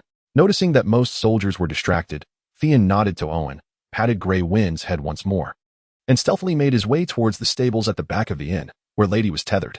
Indeed, Theon and Ser Jorah could effortlessly manage the situation. The presence of Ghost was a concern, fearing he might not be able to control the dire wolf, despite its typically docile demeanor, for it was, after all, an Arctic wolf. Lady was tethered to a post beside the stable by a thick iron chain, her innocent eyes oblivious to the impending events. In a show of his determination, Eddard dispatched all the soldiers from the north to search for Arya, leaving only Jory at the inn to relay any news. Thus, it was only fitting that Lady was guarded by 2 Lannister soldiers clad in golden lion armor. A small stone clattered against the post, producing a sharp sound. The 2 Lannister guards instinctively turned to investigate. Suddenly, 2 shadowy figures emerged from the darkness, swiftly covering their mouths and skillfully severing their unprotected throats. It was only when the guards ceased their struggles that Theon and Ser Jorah released their grips and began searching the bodies for the key to the chain. The sound of hurried footsteps approached. Jory, anxious to inform Eddard of Arya's transportation to the king, prepared to ride out. However, as he rounded the corner behind the inn, he beheld the masked figures rifling through the fallen Lannister soldiers. Reflexively drawing his sword, Jory was about to shout a warning. Ghost, Theon, who had yet to rise, silently cursed his misfortune and urgently called for support. A gray blur darted past Theon, and in an instant, Ghost bit down on Jory's sword arm, sending him crashing to the ground. Perhaps due to Jory's familiarity, Ghost refrained from targeting his neck and spared him, for otherwise, Jory would have met a swift demise or become a one-armed swordsman like Jaime in the future. Coughing, Jory recognized the unmistakable presence of Ghost. Captain Jory, I do not wish to kill you. Allow me to take Lady. It is Rob's command. Realizing their cover was blown, Theon hastily removed his mask and whispered to Jory, who was pinned by Ghost. Rob has awakened. Your target is Lady? Cough. Let Ghost up. Seeing Theon's face, Jory sighed in relief, perhaps feeling a bit suffocated by Ghost's weight. All right, Ghost. After years of camaraderie, Theon trusted Jory would not betray them to the Lannisters, so he commanded Ghost to release him. There is no time for further discourse. With Ghost here, I believe this is Rob's order. You must take Lady and ensure Ghost finishes the job with these 2 guards. As they stood up, Jory, clutching his bleeding arm, spoke to Jon. Oh, and have Ghost take another bite from my leg. That will provide a more convincing excuse for my inability to pursue. Without hesitation, Theon nodded at Ghost, who complied and bit down on Jory's thigh. Jory grimaced, hissing in pain as he caught his breath. When Ghost relented, he collapsed onto the ground and urged Thean. You must leave quickly. I will summon help. Having found the key, Sir, you're a freed lady from her chain. Thean nodded appreciatively at Jory, rewrapping his face covering. And they swiftly vanished into the shadows.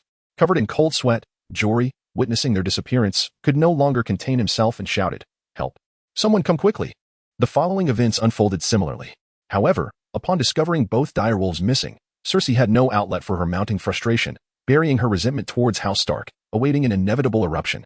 Jory, you must not accompany us to King's Landing tomorrow. Find a merchant caravan headed to Winterfell and return to recuperate, Eddard advised as Jory lay in bed, bandaged by the inn's physician. Yes, my lord, Jory replied, nodding. Eddard suddenly opened the door and peered outside, ensuring no one was present before quietly approaching Jory's bedside. They may not discern the wounds due to the blood obscuring them. I am certain that your injuries and those of the 2 Lannister guards could not have been inflicted by Lady or Nymeria. Was it Ghost? Indeed. Robb has awakened. And Theon was sent to retrieve Lady and Nymeria. Jory, unwilling to conceal the truth from Eddard, had intended to reveal it at an opportune moment. Yet Eddard saw through his deception. Well, you have my gratitude. Ensure you rest well, Eddard expressed with a thoughtful concern before exiting the room. Upon returning to his chamber, Eddard found Arya sitting on the edge of the bed, her face marked with sorrow. Father, I wish to go home. Do you think Robb and Bran have awakened? Having endured too much that day, Arya immediately threw herself into Eddard's embrace. Robb has awakened, and I am confident Bran is safe under his care, Eddard assured her. Stroking her soft hair, his gaze fixed upon the north, his tone resolute. The events of the day left him pondering whether Robb's actions were mere coincidence or a foreknowledge of the unforeseen. Regardless, Eddard firmly believed in his son Robb's ability to safeguard House Stark. Chapter 22. Commanding the military power in the training grounds of Winterfell, Robb engaged in rehabilitation exercises. Just 3 days prior, upon awakening, his body felt exceedingly weak. However, with a rich diet of protein over the past few days, coupled with his naturally robust physique, he had made a remarkable recovery in a mere 3 days. As he finished his training, Torrhen approached from the left, presenting him with a towel. After Theon had departed, the Stark brothers had remained by Robb's side. Wiping his brow with a smile, Robb estimated that Theon and the others were likely still en route. Eddard, assemble all the sworn swords who have no current assignments. Torrhen, summon the officer ranks of Winterfell as well. With his mind no longer dwelling on whether Theon would successfully fulfill his task, Robb, now certain of his recovery, commanded Eddard and Torrhen. At once, my lord. After the Stark brothers departed, Torrhen hurriedly relayed Robb's orders. After a brief wait, aside from the 6 sworn swords preoccupied with their duties, the remaining guards had gathered in formation at the training grounds. The officer ranks of Winterfell, including Ser Roderick, arrived at a slower pace. Brothers and sisters, I was unwell for a time. I thank you for your daily vigilance, which allowed me to regain my health. Robb began his speech, his voice resonating with gratitude as he bowed to the sworn swords. Standing upright, he raised his hand to silence the restless warriors who began to honor his gesture. He continued, during my slumber, I endured a long nightmare. I witnessed Winterfell ravaged by war, saw the banners of the northern nobility severed, and heard the cries of the northern people.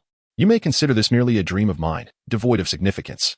However, the wildlings I captured informed me of a wildling king gathering an army of 10,000 to assault the wall, rumored to possess giants of legend.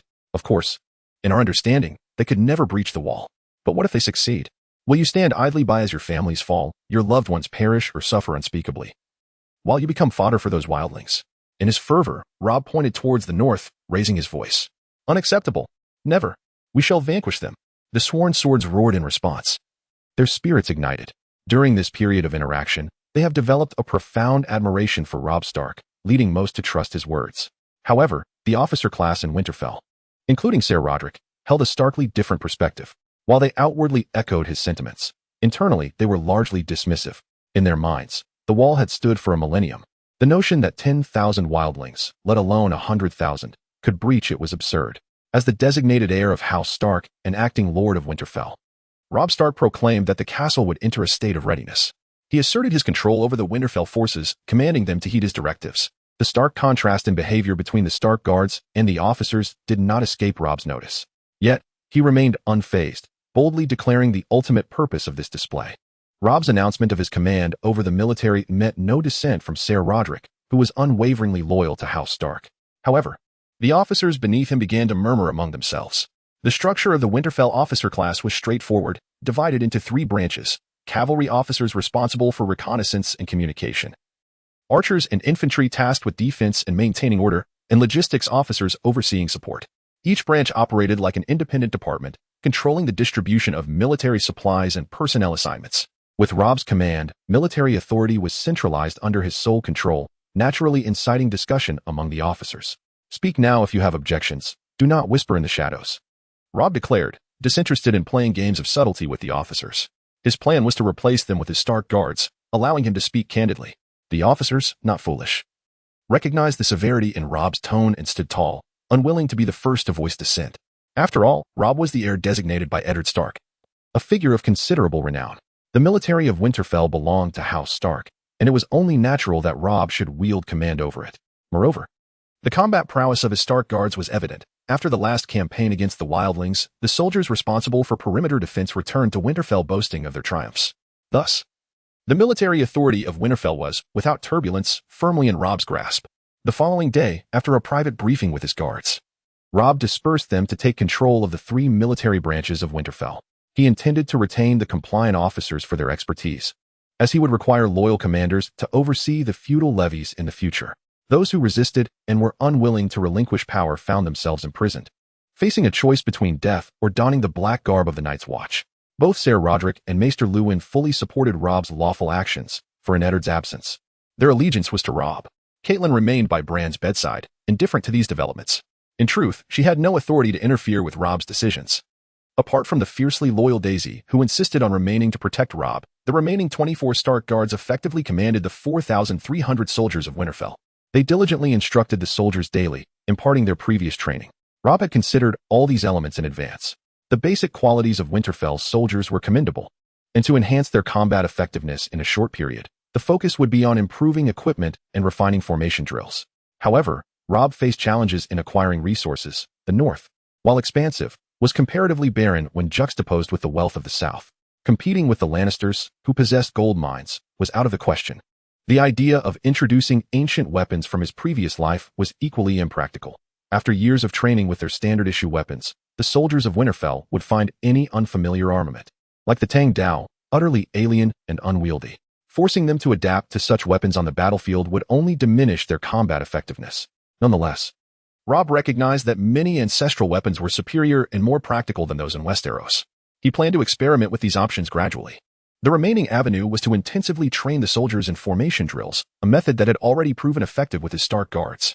Unsurprisingly, a disciplined and cohesive unit would outperform a disorganized one in battle. Chapter 23, An Unexpected Surprise when Theon, Bloodwind, and their party returned to Winterfell after completing their mission. Half a month had passed since their departure. Eddard accompanied Robert along the King's Road towards King's Landing. While Rob had firmly seized control of the military in Winterfell both in name and in practice, at that moment, Rob was in the Maester's Tower near the Hunter's Gate, accompanied by Daisy. Maester Luwin was explaining the medical supplies laid out before them, poppy milk and sleeping draught, both intended to alleviate pain but potentially addictive for the weak-willed. The mill ointment contained mustard seed, nettle, and bread yeast, suitable for treating wounds and preventing infection. Willow bark and thread were typically used for stitching larger wounds. These are our battlefield medicines, he concluded. Thank you for your explanation, Maester Luwin. What are the costs of these supplies? Can they be procured in bulk for the soldiers? Rob inquired, having patiently listened to Luwin's presentation. The prices for poppy milk and sleeping draught are relatively high and unsuitable for common soldiers, only applicable to officers or knights. The mill ointment is more affordable, but the lengthy shipping route from Essos to Westeros means large orders will take considerable time. As for willow bark and thread, their low cost makes them accessible for all soldiers, Maester Luwin replied patiently. Maester, I believe our post-battle medical care is severely lacking, leading to a high mortality rate among the wounded. Many sustain sword injuries and resort to pouring boiling water on their wounds to stop bleeding and prevent infection.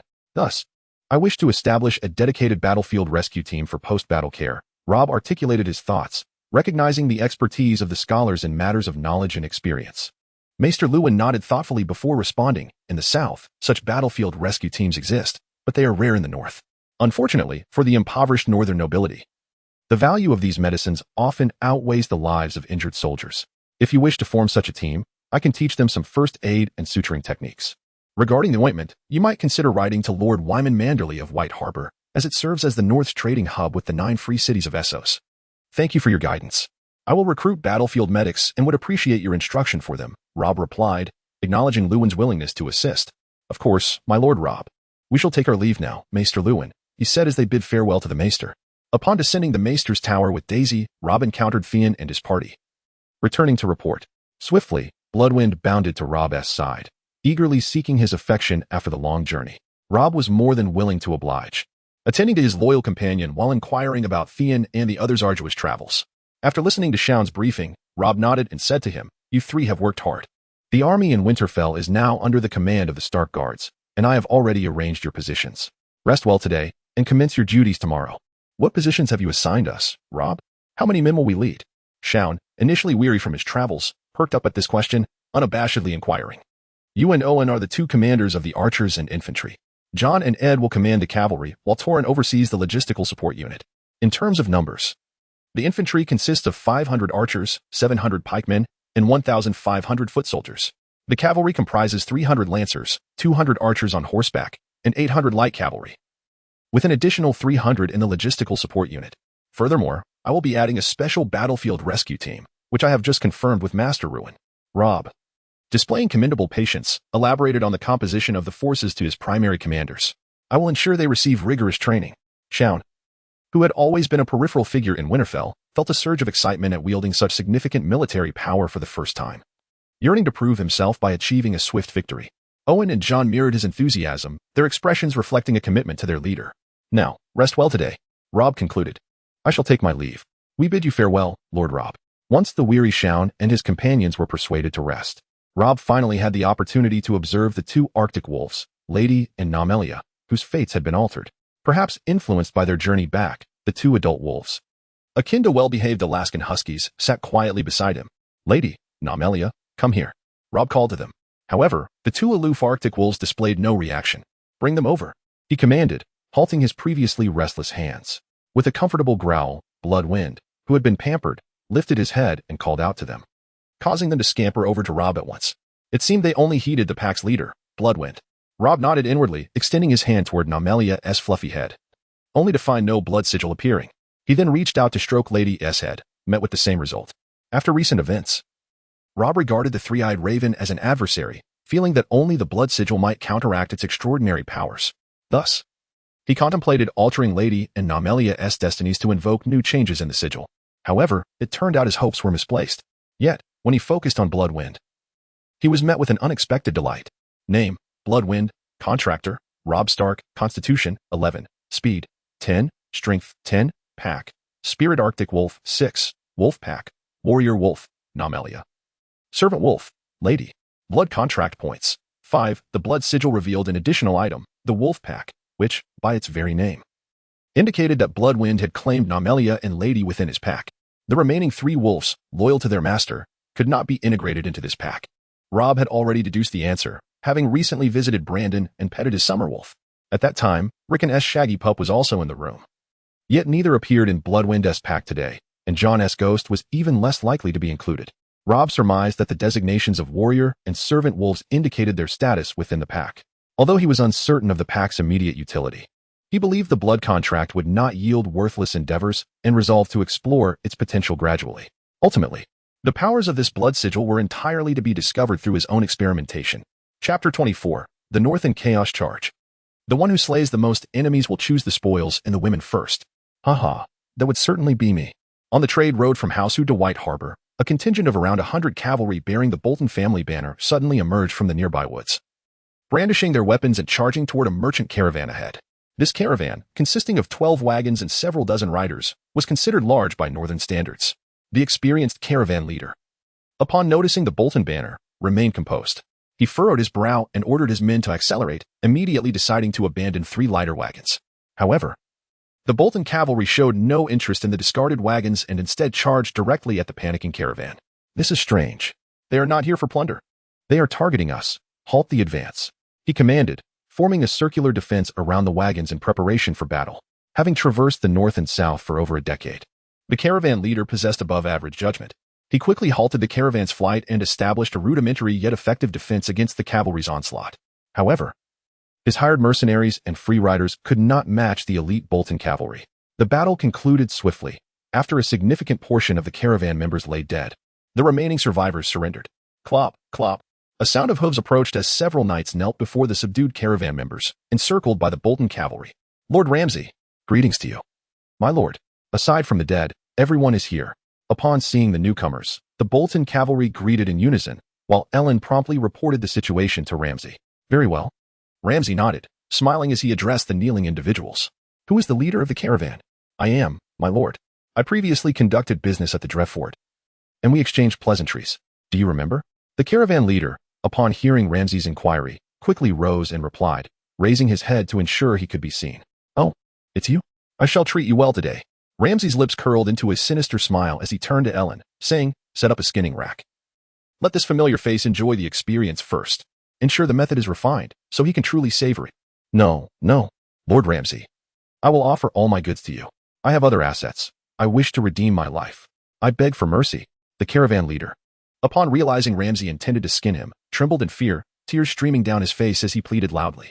Excellent. You are indeed a valuable individual. Ramsay replied, his smile widening as he nodded at the caravan leader. As the leader exhibited a relieved expression at escaping immediate death, Ramsay, with a malicious sense of humor, remarked to Ellen, make sure not to waste his valuable corpse. Feed it to my hunting dogs. Understood. Ellen, who had long followed Ramsay, grinned and led men to drag the caravan leader away. No. Ramsay Snow, you bastard, I curse you. May you die a fate worse than mine. Initially pleading for mercy, the caravan leader, upon realizing his impending doom, resorted to vehement curses. Ramsay feigned a dramatic expression of fear, cupping his ear and addressing the kneeling captives. Your leader has cursed me. I am terrified. Thus, I shall kill all of you to prevent you from making me suffer more than he. No, my lord. Have mercy. We are but mercenaries. We surrendered the moment your cavalry arrived. The captives kneeling on the ground, upon hearing Ramsay's words, erupted into wails, each one pleading for mercy. Ah, Lord Ramsay. Please do not forget our purpose today. At that moment, a youthful rider among Ramsay's entourage spoke up. Oh dear Sam, had it not been for your reminder, I might have almost forgotten. Ramsay turned, feigning enlightenment, and replied to the young rider. Sam, harboring deep disdain for Ramsay, maintained a facade of respect as he said, it is my honor to remind you. Otherwise, I would fail in the duty entrusted to me by my lord. Indeed, I cannot disrupt that lord's arrangements. Ramsay nodded in agreement, then turned to the captives, declaring, you are fortunate today. I, Ramsay of House Bolton, announce that half of you shall be spared. From this moment on, the last half, standing, may leave. With a grin, Ramsay proclaimed his decision and turned his horse to depart. Suddenly, a mercenary who understood his meaning drew a concealed dagger from his boot and plunged it into the neck of a nearby caravan member. The scream seemed to awaken all the captives, who began to strike one another, with fists, heads, and mouths. They fought to ensure that their former companions would never rise again. Listening to the uproar and cries behind him, Ramsay's lips curled into a smile. Sam, his face pale, watched the chaos with clenched hands gripping the reins tightly, veins bulging.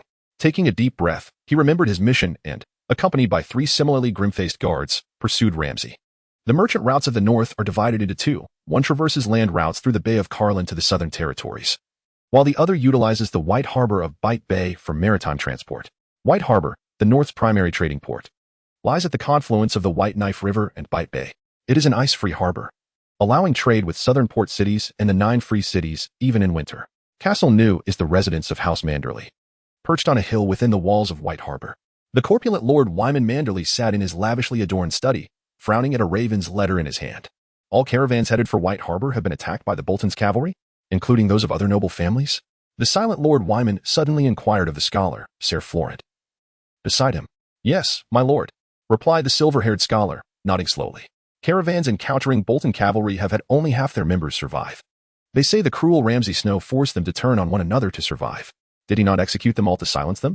Instead, he allows them to leave to spread this tale?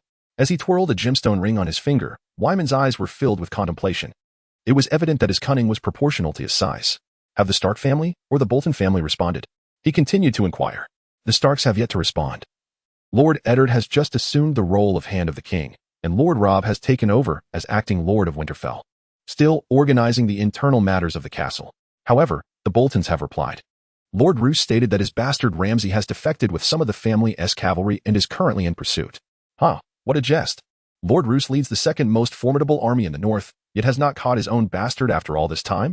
Lord Wyman chuckled lightly, returning his gaze to the letter, muttering, I seem to detect a foul scent. Eddard has just begun his term in distant King's Landing, and the young wolf has barely taken over Winterfell when such troubles arise in the north. Yet, this leech of a lord from House Bolton should not resort to such crude tactics. Indeed, my lord, there are many illogical aspects to this matter. The initial caravan that fell victim reported approximately 100 Bolton cavalry. However, as the attacks on merchant caravans continued, noble families dispatched additional cavalry for protection. Even Carhold sent 300 horsemen to escort their caravan, yet they were still pillaged. How could Ramsay, with his defected riders, possibly consume all these caravans? Florent nodded, echoing Wyman's thoughts and articulating the issues he had observed. Of course, it cannot be that the bastard did this with his defectors. Who else but that liege lord? Without hesitation, Lord Wyman spoke. He shook his head, wishing to divert the topic. Sir Florent, what of the matter regarding the purchase of the milk of the poppy for the young wolf? I have contacted a familiar salt trader, and they have agreed to transport a shipment of the ointment, but we must first pay a deposit of 200 golden dragons. And Lord Rob has not responded regarding the payment of the deposit and the goods? Florent reported the latest developments, looking to Lord Wyman, awaiting his response. After turning the gemstone ring on his finger a few more times, Lord Wyman stated, since the young wolf has specifically written to inquire, he must be in dire need of the shipment. We shall pay the 200 dragons on his behalf, ensuring they expedite the delivery of the ointment. Yes, my lord. Inform Winterfell of this matter via Raven. And by the way, raise the price of the ointment by 50%, as a fee for expedited shipping and interest. Florent nodded respectfully to Lord Wyman, saying, not only do we assist Lord Rob, obligating him to us, but we also stand to profit. Truly, you are astute, my lord. Wyman's round face broke into a smile as he waved his hand, urging Florent to attend to the task, while he closed his eyes to ponder the potential future events in the north. In the area between the White Knife River and the Sheephead Mountain, a modest grove housed a camp of over 1,000 Bolton soldiers. Father, the young wolf has sent 4 Winterfell riders to supervise me. Should they be captured? Ramsay inquired respectfully, bending slightly behind Roose Bolton. Just keep watch. You must not yet confront that young wolf, Roose replied, gazing northwest as though he could see Winterfell. You have done well this time. You did not directly refuse his plan to raid the northern caravans and frame it on House Bolton. Instead, you discreetly informed me, allowing us to utilize his plan to our advantage. Of course, father. House Bolton is my foundation. Without it, I am merely a bastard, commonplace in the north. However, now all the northern nobles are aware that House Bolton is the one plundering them. Our future situation will be quite precarious. Ramsay, hearing this, expressed his loyalty to his father with a beaming smile. Who says we are the ones raiding the caravans? In due time, the northern nobles will come to know that it is their Lord Rob who forces you to conduct these raids, while framing it upon House Bolton. Those 4 Winterfell soldiers are our evidence. But father, what if they refuse to testify? Ramsay asked. Roose turned to his son with a gentle gaze, stating, naked men seldom have secrets, but those who are flayed have none. I trust they will reveal the truth. Indeed, they will, father. Ramsay nodded in agreement, fully aware of the ancestral craft of flaying. He continued, however, this would mean we have irreparably severed ties with Winterfell. Lord Ed is currently serving as the hand of the king in King's Landing. If he were to return, would our Bolton family still fear the Stark family? The 2 past Red Kings infiltrated Winterfell and stripped much from the Stark lineage. Moreover, Eddard Stark will not easily extricate himself from the troubles of King's Landing. In his heart, Roose harbors considerable ambition, and he is quite shrewd. Although he employs subtle tactics in private, he has always maintained an appearance of loyalty before Eddard. His decision to personally intervene this time can be seen as seizing the opportune moment during the transition of leadership in Winterfell, compounded by an unexpected missive from a lord in the Westerlands. This has led Roose to believe he can stir chaos in the north, thus positioning himself to profit from the turmoil. By the way, have all the spoils from the recent raids been transported back? And what do we tell the young wolf pups? They have all been sent back to the Dreadfort, father. I informed them that due to a shortage of manpower, we have temporarily hidden all the goods in a secure location. I also took Sam to inspect them, though aside from 1 crate meant specifically for him, the rest were empty boxes. Excellent. The riches from this raid are sufficient for us to recruit thousands of foot soldiers or train 1,000 elite cavalry. They will grow weaker while we grow stronger. I am confident that it will not be long before the Bolton family once again reigns over the north. At that time, I shall bestow upon you the name Bolton. Dom Eric has unfortunately passed away. You shall be my heir. I eagerly await that day, father. Very well. Aside from the men you brought, I shall leave you with 300 cavalry. The number of merchant caravans available for raiding should dwindle from here on. Tomorrow, I shall return to the Dreadfort to handle those riches. In the Council Hall of Winterfell, a paper inscribed in High Valyrian lay before Rob, containing references to the Lannisters, Boltons, Freys, and the Three-Eyed Crow. Seemingly at a loss, Rob shook his head and picked up a nearby dagger to toy with. This dagger, though appearing unadorned, was forged from the lost Valyrian steel and had a dragonbone hilt. For Rob, this dragonbone dagger was a mere gift from Littlefinger. When an assassin bearing the dragonbone dagger stealthily entered Winterfell's keep under the cover of night, what awaited him was the bloodwind of his own wolf pack. Upon learning of Brandon's assassination, Catelyn was filled with a furious resolve to seek out Eddard in King's Landing. Rob, however, could not allow her to be ensnared in the vortex of King's Landing. After analyzing the situation, he assured her he would uncover the mastermind behind the attack, thus dispelling her intentions. Yet, she remained unconvinced, ultimately entrusting Ser Roderick to convey the matter to her husband, Eddard. My Lord Rob, today we have received ravens from various noble families, accusing the Bolton family of attacking northern merchant caravans. If this matter is not resolved promptly, not only will they be agitated, but the common folk beneath them may also begin to stir. After all, many of the North's supplies depend on these caravans. Scholar Lewin, clutching a handful of raven letters, could no longer contain himself and inquired about the dagger Rob was engrossed in. Yes, I understand, Master Lewin. Is there anything else? Rob replied without lifting his gaze, simply nodding in acknowledgement. Seeing Rob's demeanor regarding the Bolton family had become routine, Master Lewin shook his head and continued. We received a letter from White Harbor. Lord Wyman has advanced us a deposit of 300 golden dragons for the purchase of milk of the poppy. Lord Eddard has officially assumed the role of Hand of the King and presides over the small council. A tournament is to be held in King's Landing to celebrate. Just as Master Lewin was reporting various matters, Theon hurried into the council hall, calling out loudly. Thud. Engrossed in studying the dragonbone dagger, Rob suddenly twitched his fingers, flipping the dagger a few times in his palm before plunging it into the paper before him, where the Bolton name was inscribed. Raising his head, Rob spoke fervently to himself. The time has finally come. Chapter 26, Declaration of War. As Rob led Theon to the training grounds, the field was already filled with Stark cavalry holding their warhorses. Each of these knights was tall and imposing, rugged and fierce, their faces adorned with unkempt beards and hair cascading past their shoulders, cloaked in the pelts of bears, seals, and wolves, emblazoned with the white sunburst sigil. Standing at the forefront was Lord Ricard, clad in a black half-helm and draped in a black wool cloak bearing the same white sunburst sigil. Behind him stood his heir, Haryon Stark, along with Eddard and Torgon, who were deep in conversation. My Lord Rob. As Lord Ricard greeted Rob, the entire training ground fell silent, with all present bowing respectfully. Enough of the formalities, we are all kin. Lord Ricard, your journey to Winterfell has not been easy. What brings you here? Rob replied with a warm smile, drawing closer to foster camaraderie while feigning ignorance. My Lord Rob, the Bolton family is brazenly undermining the foundation of House Stark. Lord Ricard, known for his straightforward nature, wasted no time in laying heavy accusations upon the Boltons. All merchant caravans bound for White Harbor have been raided by the Boltons. The members of those caravans and their guards have been slaughtered by Roose Bolton's bastard son. The knights standing behind me are the survivors, and they witnessed the bastard commanding at least 1,000 cavalry. I am aware, many noble families have written to me. Rob replied, his countenance troubled, his tone revealing a mix of dissatisfaction with the Boltons and helplessness. However, the Bolton family is a long-established house in the north, with ample forces.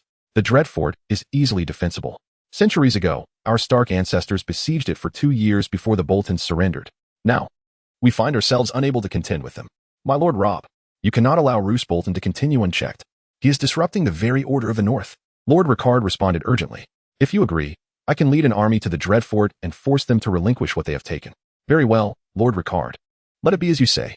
Rob's expression brightened at the prospect, and he nodded at Ricard before addressing the training ground, announcing loudly. The Bolton family has disrupted the order of the North, raiding merchant caravans and colluding with wildling tribes, deliberately allowing them to infiltrate Stark lands, and conspiring with the Westerlanders to assassinate Brandon Stark, showing disloyalty to their liege lord. I, representing the Guardians of the North, Duke Eddard Stark of Winterfell, hereby declare war on the Bolton family. Roar. To war. Tear apart the Boltons. For House Stark. For the honor of David. As Rob's voice echoed, Theon and the soldiers of Winterfell were momentarily taken aback. Among the Stark family, the knights who had suffered from the raids and survived instantly erupted into fervent cheers. Lord Ricard, hearing Rob's declaration of war and witnessing his own knights respond with enthusiasm, was left utterly bewildered. He had only sought to unite the afflicted noble families of the North to pressure the Boltons through House Stark, never intending to launch an actual assault on the Dreadfort. Moreover, the Boltons had conspired with wildlings and assassinated Brandon Stark. The brave and dauntless Lord Ricard would lead the combined forces of House Stark and House Karstark to attack the Dreadfort, departing immediately. My Lord Rob. Lord Ricard. Victory is assured. Victory. Victory. Listening to the cacophony of shouts ringing in his ears, Count Ricard could only muster a forced smile as he prepared to set forth. By the time his mind cleared, He had already embarked with several hundred cavalry from his house, alongside 4,000 infantry from Winterfell and 500 logistical troops tasked with transporting supplies, heading towards the formidable Terror Fortress. The sounds of crunching and creaking echoed as the disarrayed ranks of Winterfell's infantry trudged forward, their battered chainmail clattering in dissonance. The logistical units, maneuvering an elongated convoy of carts laden with provisions, advanced at a slow pace. Silently observing this spectacle from atop his steed, Halion furrowed his brow. He leaned towards his father and spoke softly. "Father, the infantry of Winterfell has assembled in advance, seemingly awaiting our departure. Moreover, their weaponry appears excessively worn, hardly befitting a regular army." "I am aware," Rickard nodded, as clarity began to dawn upon him. He replied to his son, "Aside from what you mentioned, the journey to Terror Fortress is but a few days long. Such an extensive logistical support is unnecessary. Lord Robb has prepared an abundance of carts for supplies. There is something rather unusual about this declaration of war against the Bolton family. Father, what should we do?" "Press onward. Our family is comprised of cavalry. Should we find ourselves in a disadvantageous position against the Boltons, these infantry will serve as a buffer for a safe retreat." Perched upon the banks of the Weeping River and backed by the solitary mountain, Terror Fortress afforded the Bolton family precious mineral resources rare in the barren north. Consequently, the Boltons had maintained formidable strength over the years, their military prowess renowned. The fortress's reputation for being easily defensible yet challenging to assault was well established. It was a robust stronghold, constructed in a tiered fashion, with at least 3 garrison towers on each towering stone wall, their crenellations lined with sharp, jagged edges. The very appearance of the fortress instilled a sense of foreboding. Surrounded by water on one side and mountains on 2 others, the fortress had but a single entrance. Lucius, leading over 700 family cavalry, had just returned through the main gate. A tall, gaunt warrior with a goatee approached, taking the reins of his horse. Once Lucius dismounted, the goateed man reported, "My lord Lucius, we have just received news. Robb Stark has declared war on our Bolton family, appointing Rickard Stark as commander, leading approximately 5,000 infantry and 500 cavalry towards Terror Fortress." "Oh, the little wolf has declared war? He is even more impatient than I anticipated." Lucius removed his black glove, handing it to the goateed man, and continued with a smile, "Locke, issue a summons for all troops in the territory, except the garrison at Terror Fortress, to assemble at Ironstone." "Yes, my lord." Locke complied and departed. Lucius proceeded to issue several battle commands before taking his position within Terror Fortress to await the arrival of their guests. As the combined forces, numbering around 5,000, arrived at the outskirts of Terror Fortress, the throng of soldiers created an overwhelming visual pressure on the fortress defenders. Chapter 27. The first battle. The moment the combined forces set camp at Terror Fortress, the logistical units had transported an ample supply of provisions, leading to an encampment far exceeding the scale warranted for 5,000 soldiers. This situation was reported to Lucius by the Bolton garrison, but after analyzing the intelligence relayed by reconnaissance cavalry, he deduced that the young wolf was deliberately attempting to exert pressure upon them through this feigned display. Simultaneously, the logistical troops began utilizing the empty transport carts to harvest timber from the surrounding forests, fervently crafting rudimentary siege equipment. Although the combined forces appeared organized, 3 days passed without a single test assault being initiated. From the walls of Terror Fortress, Lucius observed the distant encampment of the combined forces, deep in thought. As the days progressed without any movement from the enemy, an unsettling sensation began to settle within him. After consolidating information, Lucius meticulously contemplated the deployment of his own troops and strategic arrangements, seeking any potential flaws. Currently, Terror Fortress housed 1,500 defenders, with 1,300 elite infantry assigned to the fortifications and 200 cavalry poised for a counterstrike. Meanwhile, Locke had gathered 3,000 local militia infantry and 1,000 cavalry at Ironstone, located half a day's journey from the fortress. Additionally, Rams had over 400 cavalry racing towards Terror Fortress as reserve forces. Terror Fortress was a bastion that could withstand assault. Once the combined forces initiated their siege, the fortress would transform into a meat grinder, with the current garrison sufficient to hold off the enemy outside. As the enemy sustained heavy losses and their morale plummeted, Locke's forces would launch a surprise attack from the rear. At that point, Terror Fortress would envelop the combined forces, leaving them besieged on all fronts, ensuring a decisive victory. On the 4th morning, Terror Fortress finally faced its first siege. Approximately 1,000 infantry from Winterfell, clad in tattered chainmail and bearing the banner of the direwolf, advanced towards the fortress's gates, shielded by massive wooden shields hastily crafted by the logistical troops. Forming a vast rectangular phalanx, they marched heavily forward. Under the protection of their wooden shields, other infantry bore freshly constructed siege ladders. Lucius stood atop the ramparts of Terror Fortress, observing the advancing soldiers from Winterfell, feeling a sense of relief wash over him. He raised his hand, pausing in midair, as the archers on the wall held their breath, awaiting his command. Fire. With a swift motion, Lucius ordered as the infantry entered the range of attack. Whoosh. Hundreds of arrows glinting in the sunlight traced beautiful and deadly arcs, raining down upon the Winterfell soldiers. Thud. The arrows struck the wooden shields, producing a deep thud reminiscent of hailstones. Most arrows were absorbed by the shields, yet some unfortunate souls were struck through the gaps, collapsing with heart-wrenching cries. The Winterfell assault formation could not halt for these misfortunes. They pressed forward resolutely. Behind them, medics, their heads bound with linen cloth, advanced in pairs, shields raised for protection. They quickly scanned the wounded on the ground, abandoning those they could not save, while one held the shield and the other dragged the injured back to safety. As the Winterfell assault formation reached the gates of Terror Fortress, the shield phalanx swiftly parted, revealing infantry who hastily began erecting the siege ladders against the walls. At that moment, the soldiers of House Bolton began to hurl fist-sized stones downwards, accompanied by a barrage of arrows. Ah! Ah! The cries of Winterfell soldiers echoed. As those struck by arrows may not necessarily die, but those hit by stones were guaranteed to suffer fatal injuries, blood and gore splattering everywhere. The Winterfell soldiers, armed with bows, began to retaliate. Some Bolton soldiers, unable to throw their stones in time, fell victim to arrows. Seizing the opportunity, the infantry from Winterfell began to ascend the siege ladders. Crash! One Winterfell soldier, intently climbing the ladder, suddenly heard a rushing sound from above, instinctively glancing up. A torrent of boiling oil cascaded down, engulfing his face entirely. Ah! The soldier's skin was scalded, turning red and festering. Bubbles rising across his face as the tissue ruptured and peeled away. The infantryman, neglecting to steady the ladder, fell straight down, clutching his face. Due to the position he landed in, his head struck the ground first, and he ceased to scream or struggle, only his right foot twitched slightly, indicating that he would not survive. He was not the only Winterfell infantryman to fall. Soldiers from Winterfell's assault on the city cascaded down from the siege ladders like dumplings into boiling water. As the defenders from Bolton unleashed their various defensive measures from the walls, the Winterfell infantry suffered losses exceeding 30%, plunging morale into despair.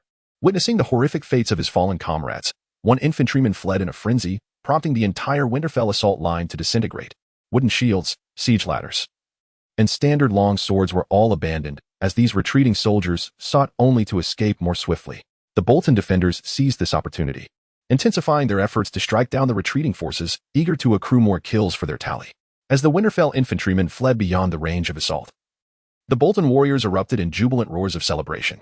Lucius, observing the retreating Winterfell soldiers returning to their headquarters, wore an expression devoid of emotion, lost in thought. Has there been a response from Lord Locke? Lucius suddenly inquired of the attendant beside him. Lord Locke has dispatched a reconnaissance cavalry unit, which has been tracking the enemy since they entered the vicinity of Terror Fortress, the attendant replied. The enemy's total force numbers around 5,100, including 500 logistical support troops, who have been routinely hauling timber from the woods near Lonely Mountain without any unusual activity. The armored attendant continued. Along the road from Terror Fortress to Ironstone Town, despite some bare hills obstructing the view, there are no woods or canyons suitable for concealing large forces for an ambush. Lord Locke has confirmed this repeatedly. How about rams?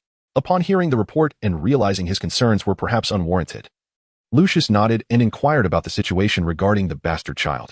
Lord Ram still requires at least 5 days of travel on horseback to arrive.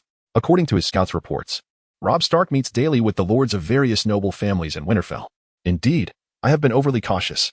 Send a message to Locke, instructing him to prepare for battle. After receiving the latest situation report, Lucius nodded and issued his orders. Moreover, let Rams return at a leisurely pace. By the time he arrives, this war will already be concluded. The attendant, having received the command, hurried down from the wall to convey Lucius's orders to the crow's nest. Chapter 28. The general assault Ironstone Town is a mining stronghold of the Bolton family, typically garrisoned by at least 500 soldiers, which contributes to its prosperity. The merchant leader who was brutally slain by Rams referred to trade at Terror Fortress, indicating dealings in Ironstone Town. Compared to other businesses, the red light district of Ironstone Town is arguably the most opulent. After all, even the undisciplined Night's Watch from Black Castle has supported the development of the red light district in Mole's Town, let alone this place. Due to Count Lucius summoning all soldiers within the territory, the red light district in Ironstone Town has been overflowing lately. After all, these soldiers are either brawling with the workers or with each other. Toot! A resounding horn sounded, causing the red light district of Ironstone Town to erupt like an anthill inundated with water. Many disheveled soldiers hurriedly adjusted their clothing as they rushed towards the source of the horn. To the east of Ironstone Town lies a garrison outpost of the Bolton family. After a cacophony of noise, 4,000 Bolton soldiers lined up, their numbers so great that they extended beyond the gate of the outpost. Locke stood at the forefront of the formation with a serious demeanor. Once the 4,000 troops were assembled, he delivered a rousing speech and pointed forward, signaling the army to march. Locke held no expectations for this war, as he was already aware of the Bolton family's inevitable victory. This foresight was not solely due to Lucius's astute calculations, but also because the Bolton family possessed a trump card. Clang, clang, clang. A contingent of heavily armored cavalry, clad in iron from head to toe, passed before him. These knights, wielding shields and lances atop their armored steeds, exuded an aura of invincibility. The siege of Terror Fortress had entered its 6th day. Yesterday's second assault mirrored the first, resulting in hundreds of infantry casualties without ever breaching the fortress walls. At the dawn of today, the Winterfell infantry's morale was dismal. Had it not been for the presence of the enforcement squad behind them, they would likely have been unwilling to approach the Bolton soldiers' range of attack. The third assault was entirely different from the first, this time.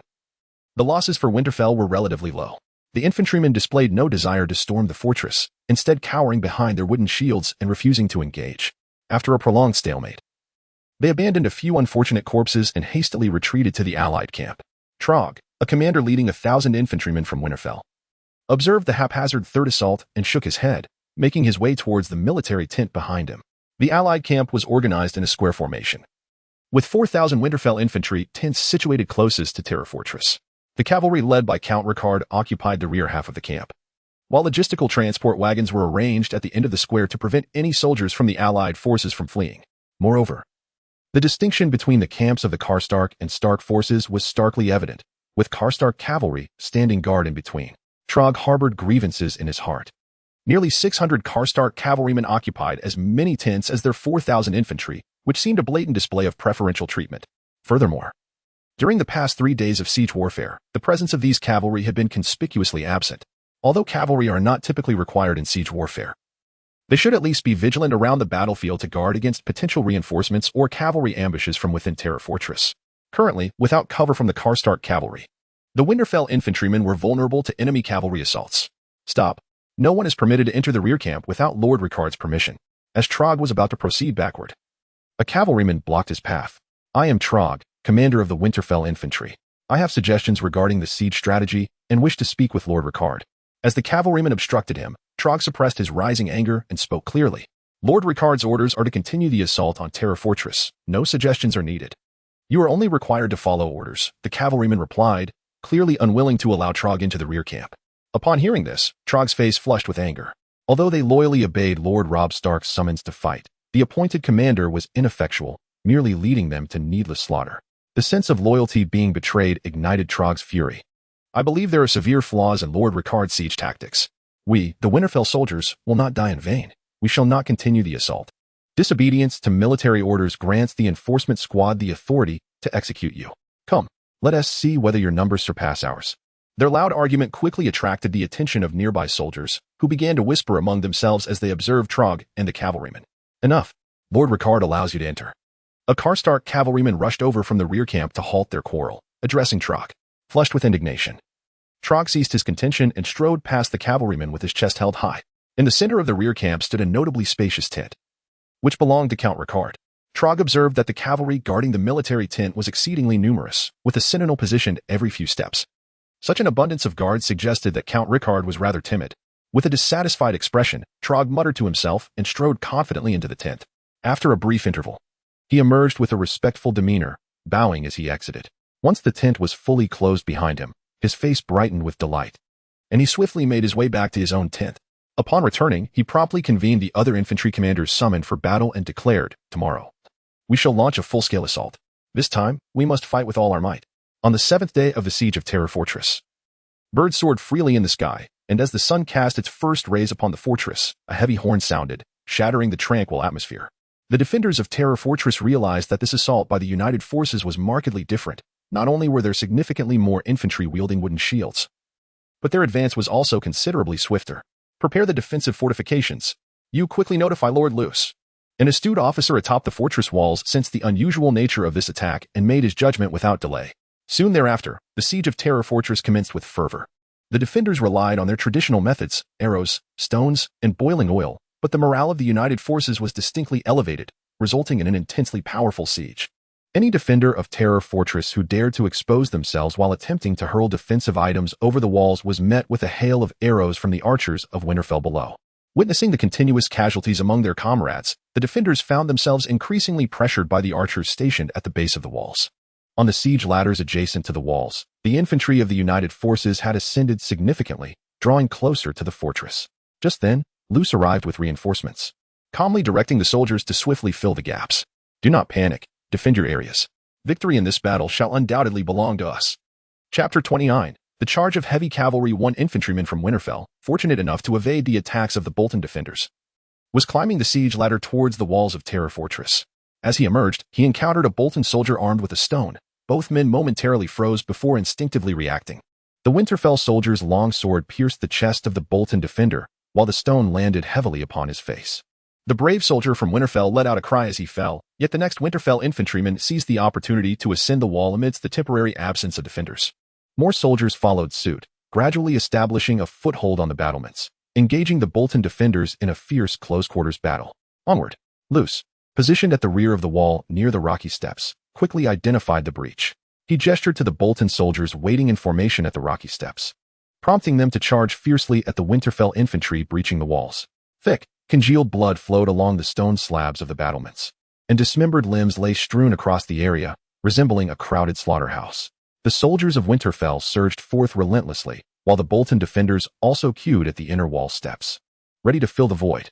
Throughout the conflict, Rickard's cavalry had been conspicuously absent, but the few hundred cavalrymen would not significantly alter the outcome. Even with the breach unsealed, Luce maintained a calm demeanor. After assessing the situation, he issued a counterattack order to his aide, instructing him to notify Locke to commence the assault and prepare the cavalry within the fortress for deployment. 1 kilometer away, in a hilly terrain, Locke's troops, already prepared, began to advance swiftly towards the rear of the United Forces encampment upon receiving Luce's command.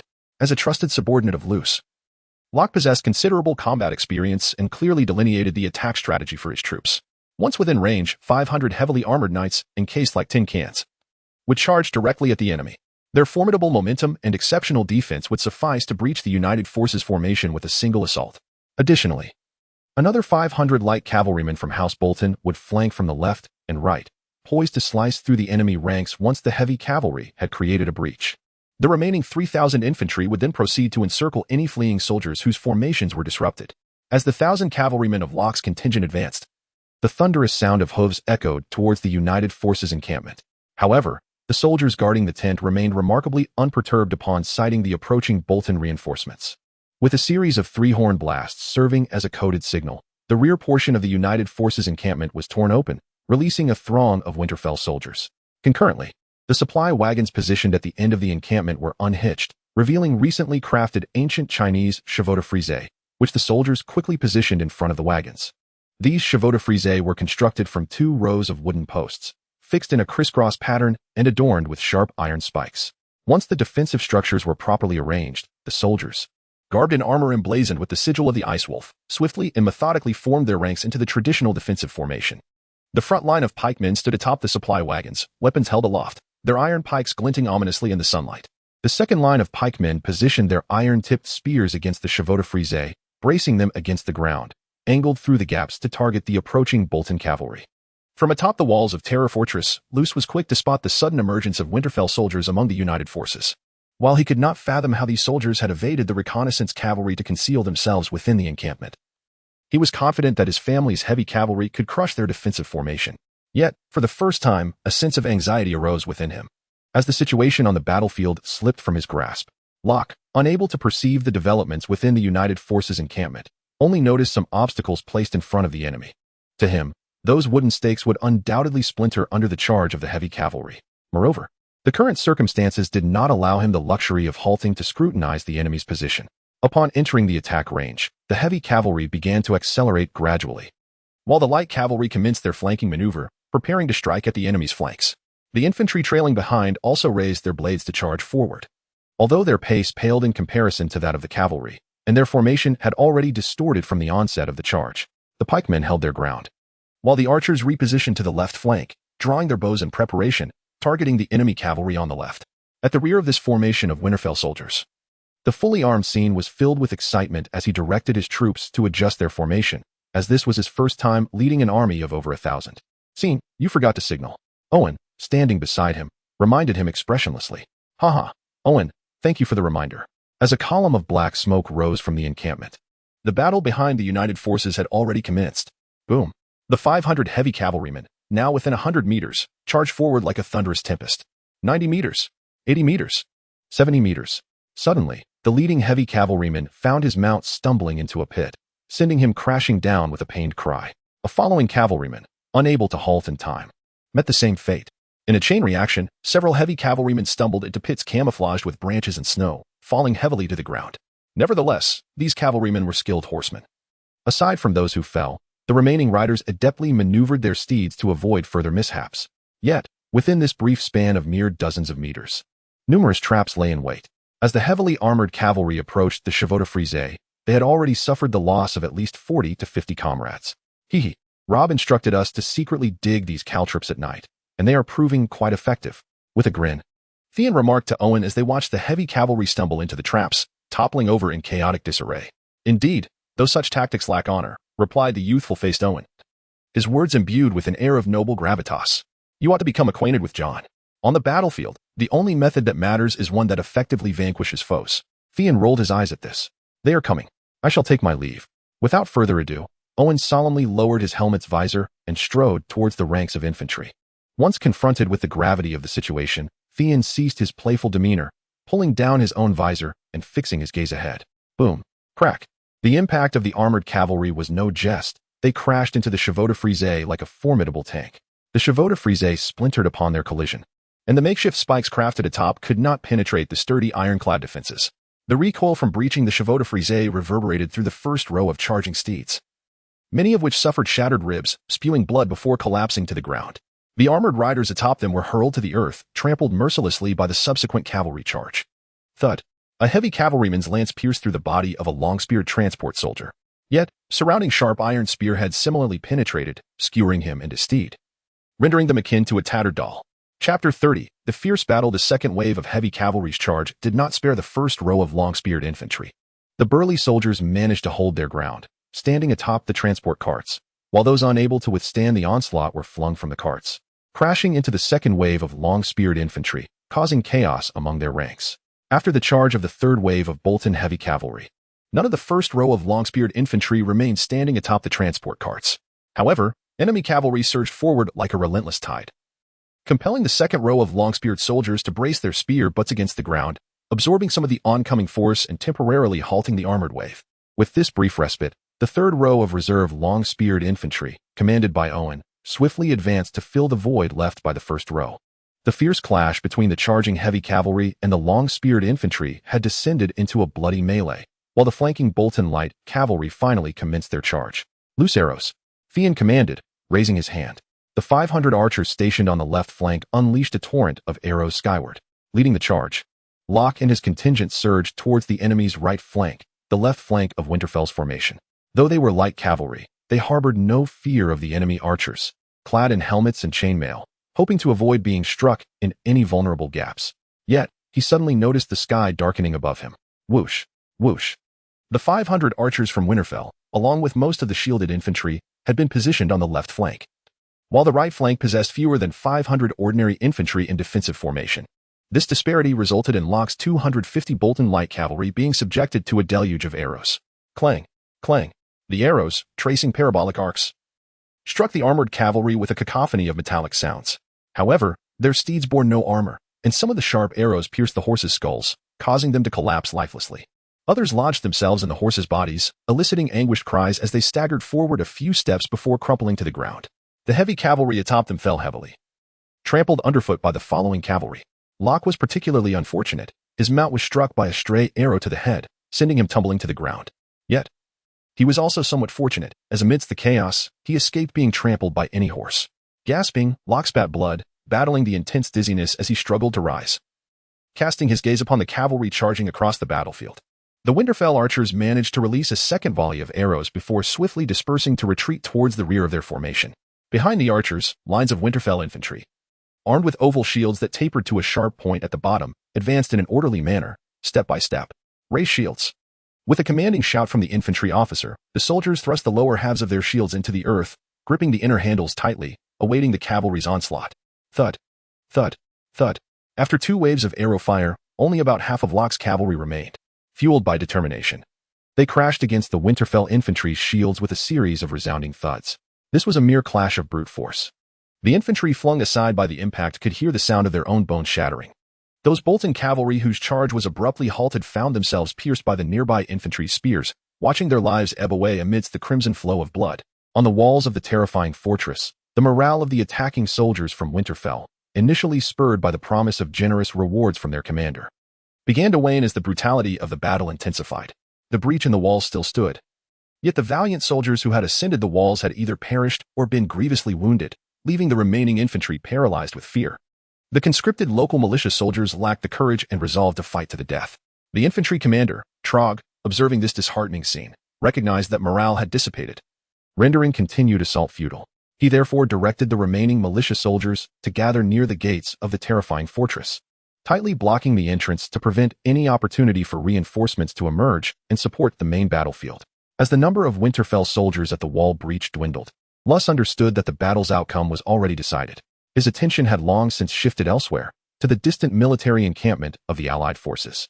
When his trump card, the charge of heavy cavalry, was thwarted by the long-speared infantry of Winterfell, Luss maintained a stoic demeanor, though his brow furrowed slightly. However, upon witnessing the left flank of Winterfell's formation being distorted by his own cavalry's charge, a flicker of satisfaction crossed Luss's face. For he realized that his cavalry merely needed to exert a little more force to disperse the formation. The long-speared infantry blocking the heavy cavalry would collapse under the weight of this final push, even if Winterfell had concealed additional forces. This battle would undoubtedly favor the Bolton family. Yet, as the left flank of Winterfell had been preemptively fortified by Theon with heavy troops, the 100 or so Bolton cavalry appeared vastly outnumbered compared to the seemingly endless tide of infantry on the left flank. Their charge gradually lost momentum, slowly being overwhelmed by the wave of soldiers. With the left flank cavalry annihilated, Luss's countenance darkened as he turned his gaze towards the right flank cavalry, who were taking a slightly longer route due to the terrain. The cavalry charging from the right flank were well acquainted with the geography surrounding the terrifying fortress. This seemingly level ground concealed stair-step faults.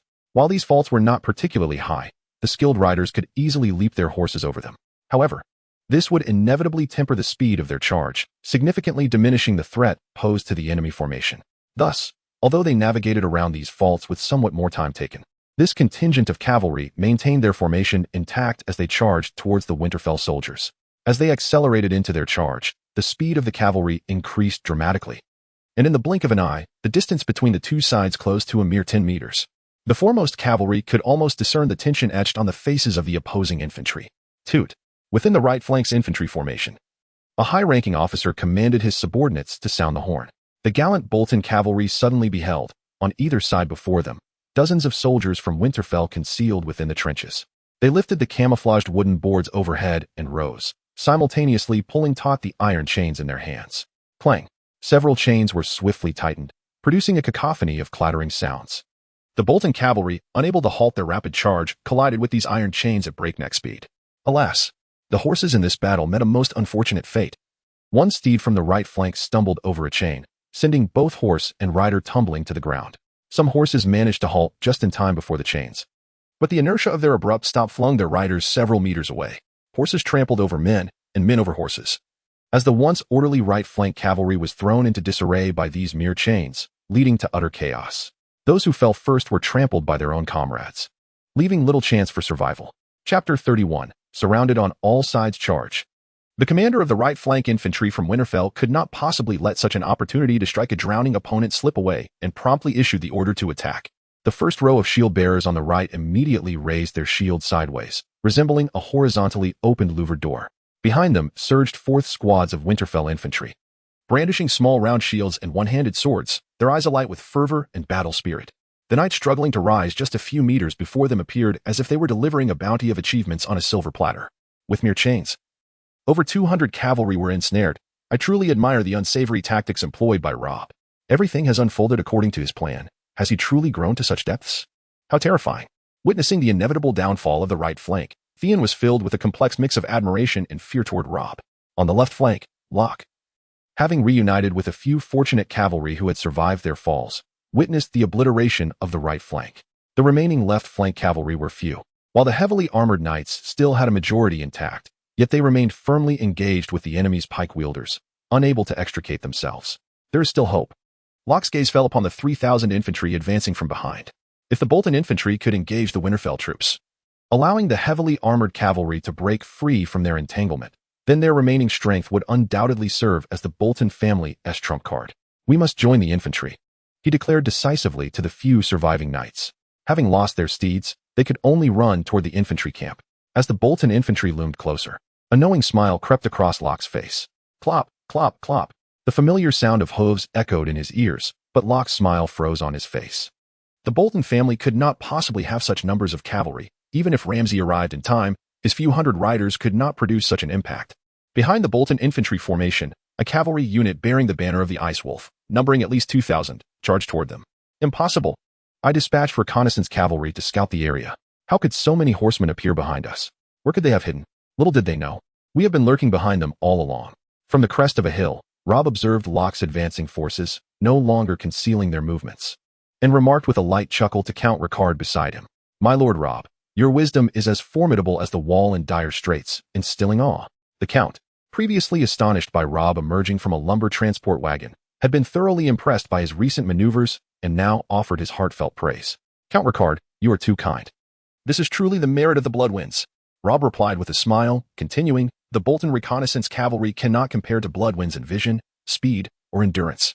By allowing Bloodwinds to trail them from afar and relay their positions back to me, we could remain concealed in their blind spots. Thus, their reconnaissance cavalry is rendered ineffective before us. Of course, this method cannot be replicated by others. My lord Robb, do not be overly modest. From the outset, this war has been orchestrated according to your design. You merely required me as a conspicuous target to draw their attention, Count Ricard continued. Having come to understand much during this time, let me attract the gaze of Terror Castle with the 4,000 gathered peasant infantry. In truth, the elite warriors of Winterfell have already departed, having concealed themselves in the woods near Terror Castle. Furthermore, we continuously transport soldiers to the specially prepared tents under the guise of logistical supply wagons. The Bolton reconnaissance cavalry remained fixated ahead, entirely oblivious to the fact that they were right beneath their noses. Beneath the candelabra, in the shadows where the candlelight does not reach, is where one can hide most effectively, Robb summarized with a smile, amused by Count Ricard's account. Such a simple yet profound truth. You flatter me, my lord. That peasant commander named Trog was quite impressive. I intend to transfer him to Winterfell soon. Indeed, he is quite an excellent commander. Just then, Count Ricard announced. The signal has arrived. Even without the Count's reminder, the conspicuous signal fire was visible to nearly all. Robb's gaze hardened as he looked toward the smoke, drawing his longsword from his saddle and shouting, charge. Whoosh. His steed accelerated, and Robb could hear the wind whistling past his helmet. Bloodwinds, now nearly the size of a war horse, galloped beside him with equal fervor. In this large-scale military engagement, Robb had not allowed Nymeria and the ladies to accompany him to the battlefield. Their combat prowess was insufficient, and as they were still maturing, they could easily fall victim to unforeseen circumstances. At this moment, Robb found himself at the center of a charging formation comprising 1,400 Winterfell cavalry and 600 Karstark riders. He had not taken the lead in the charge this time. At the forefront were the spearmen led by Jon Snow, followed by himself and Ed, leading the light cavalry. And finally Count Ricard commanding the Karstark cavalry along with Winterfell's archers. In Westeros, individual valor is undoubtedly vital, yet sound tactical strategy is equally crucial. The siege of Terror Castle was fraught with unpredictability. As Locke's forces attacked, the allied army found themselves caught between a rock and a hard place. However, when the elite infantry from Winterfell arrived to engage and entangle them, Locke's forces found themselves similarly trapped when Robb's cavalry charged, like layers of a sandwich. The poor Locke's forces were not likely to appreciate this analogy. In the blink of an eye, the Winterfell cavalry was nearly upon Locke's advancing infantry. Swish, swish, swish. As soon as they entered the attack range of the Winterfell archers, those at the rear immediately drew their bows and unleashed a volley. The sudden appearance of the cavalry caused disarray among the infantry, sparking chaos. The infantry formation of Locke's forces, originally comprising shield bearers at the front and regular infantry at the back, found it impossible to quickly rearrange their ranks, given their numbers. To switch positions between the front shield bearers and the rear infantry while maintaining their formation, not to mention the torrential rain of arrows unleashed by the cavalry of Winterfell. This group of infantrymen scattered like ants disturbed from their nest. Chapter 32, Unstoppable. With his entire body clad in a rare full-plate armor from the north, which Rob had procured for him, young Jon Snow wielded a black lance. The moment the two armies clashed, he pierced the abdomen of a common foot soldier with a single thrust, utilizing the tremendous force to carry the screaming enemy soldier upon his lance as he advanced. While not all of the Winterfell cavalry exhibited the same ferocity as Jon Snow, they were generally capable of dispatching an enemy foot soldier with their lances. Those fortunate enough to evade their strikes were directly knocked aside by the tightly aligned charge. The battlefield, which had only just begun to engage, was soon filled with the cacophony of battle cries and the haunting sounds of suffering. Upon Jon Snow's lance hung a soldier from House Bolton, who, despite his grievous wounds, clung desperately to the lance that had impaled him, driven by a final instinct for survival. However, as the horse bucked, his innards spilled forth, and his grip loosened. His gaze growing dim as death loomed ever closer. Indeed, Jon Snow proved himself a formidable warrior. Though an enemy still dangled from his lance, it hardly hindered his prowess. Leading the charge, he pierced through 3 enemy infantrymen in quick succession before feeling the weight of his weapon grow cumbersome. He discarded the lance effortlessly, drawing a standard longsword from his saddle. Most cavalrymen could not match Jon Snow's level of skill, yet against this panicked and disorganized group of common infantry, they were virtually unstoppable. They unleashed the full force of their cavalry, carving through the enemy ranks and creating swathes of desolation within the foot soldiers' formation. War has never been devoid of brutality. As he surged into the enemy ranks, Robb swung his longsword with great force. Thanks to the height of his steed, his strikes invariably descended upon the heads of the enemy infantry. Those struck either suffered grievous wounds to their necks or were beheaded outright. Behind him lay a trail of fallen soldiers, akin to a grotesque fountain of blood. If Robb were to glance back at that moment, he would surely recall the exaggerated blood-spraying scene from Stephen Chow's film, Journey to the West. The blood wind at his side was equally exaggerated, rampaging forward, relying on its massive frame. The fortunate enemy infantrymen were merely hurled away, while the unfortunate met a grisly end, torn apart by claws sharper than his sword. A brave enemy soldier, witnessing the unstoppable bloodwind charge forth, did not flee like the others. Instead, he chose to confront the beast with sword in hand. Just as they were about to collide, he suddenly rolled to the side, sliding towards the bloodwind's blind spot beneath its torso. With a crunch, the bloodwind, reinforced by Robb's enhancements, was much more agile than its size suggested. A nimble sidestep revealed the courageous soldier once more, and it lowered its head, exposing its serrated jaws, which promptly severed the soldier's head from his body. As it chewed on its grim morsel, the bloodwind continued its assault, harvesting the fragile lives around it. From this, one could glimpse the burgeoning power bestowed upon it. Within just 2 months, that little wolf cub had transformed into a ruthless and violent harvester of the battlefield. Observing the disarray of the infantry, now vulnerable to the cavalry's surprise attack, Locke understood that the tide had irrevocably turned. He scanned his surroundings, seeking an unclaimed steed to escape, but as the sound of hooves approached from behind, the last image before his eyes was that of a burly, armored cavalryman from Winterfell. Having pierced through the enemy ranks, Jon Snow, while continuing his charge, noticed several soldiers clad in House Bolton armor by the roadside and dispatched them with ease. With his initial assault complete, his next target lay ahead, those iron cans, ensnared by Winterfell's infantry. The battle atop the terrible fortress had come to a close. Below the castle gates, the shouts of the united forces echoed from the direction of their encampment. Fearing their retreat would be cut off, the infantry of Winterfell roared as they rushed back to their camp, hastily retreating. This frantic withdrawal, akin to a rout, was something Trog could not halt. Loras had lost the calm demeanor he typically possessed. He clenched his teeth in anger as he glared at the ongoing battle near the Allied encampment. Despite having already formed a judgment in his mind, he still held on to a sliver of hope for a miracle. Setting aside the summoned infantry, the cavalry were the very backbone of House Bolton. As the heavily armored cavalry became engulfed by the combined forces of Winterfell's horsemen and foot soldiers, his last flicker of hope was extinguished. He ordered the conscription of all men above the age of wheels in the castle, leaving logistical support to the women. After a brief period of training, all men would join the defense. Loras turned away from the external conflict, issuing commands to his attendant to promptly send word to Ramsay, informing him of the situation and advising him to steer clear of Winterfell's forces to preserve their combat strength. Watching the attendant depart swiftly, Loras, though his expression was grave, had not yet succumbed to despair. Though House Bolton had suffered grievous losses, as long as the terrible fortress remained secure, their foundation would endure. Over the course of the siege, the elite infantry of the terrible fortress had lost more than 200 men. Yet they had inflicted losses upon Winterfell's attacking infantry that far exceeded tenfold. In terms of combat capability, the terrible fortress still boasted over 1,000 elite infantrymen, 200 cavalry, and the imminent enlistment of men within the castle. Regarding provisions, the fortress had always been a war stronghold, complete with underground storage for food. Coupled with the spoils from recent plundered caravans, Loras felt confident that they could hold out for several years within the terrible fortress. While the soldiers of Winterfell could not lay siege for nearly as long, the answer was evidently clear. However, he was now left only to safeguard the terrible fortress. The prosperous lands within House Bolton's domain, such as Stone Iron Town, would surely be plundered to the ground. Underestimating that little wolf cub was a grave error. He would undoubtedly become a future menace. With calculations forming in his mind, Loras made his way to his study within the castle.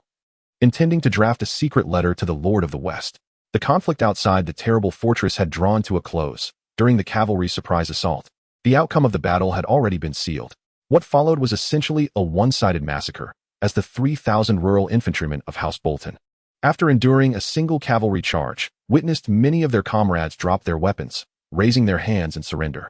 Nevertheless, the heavy cavalry of House Bolton, true to their loyalty, fought valiantly until the end against the forces of Winterfell.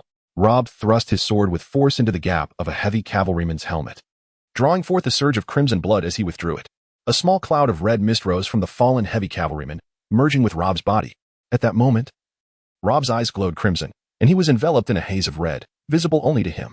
His battle fervor surged as he continued to slash at the enemy, wielding weapons he had seized from fallen foes, for his original sword had long since met its demise.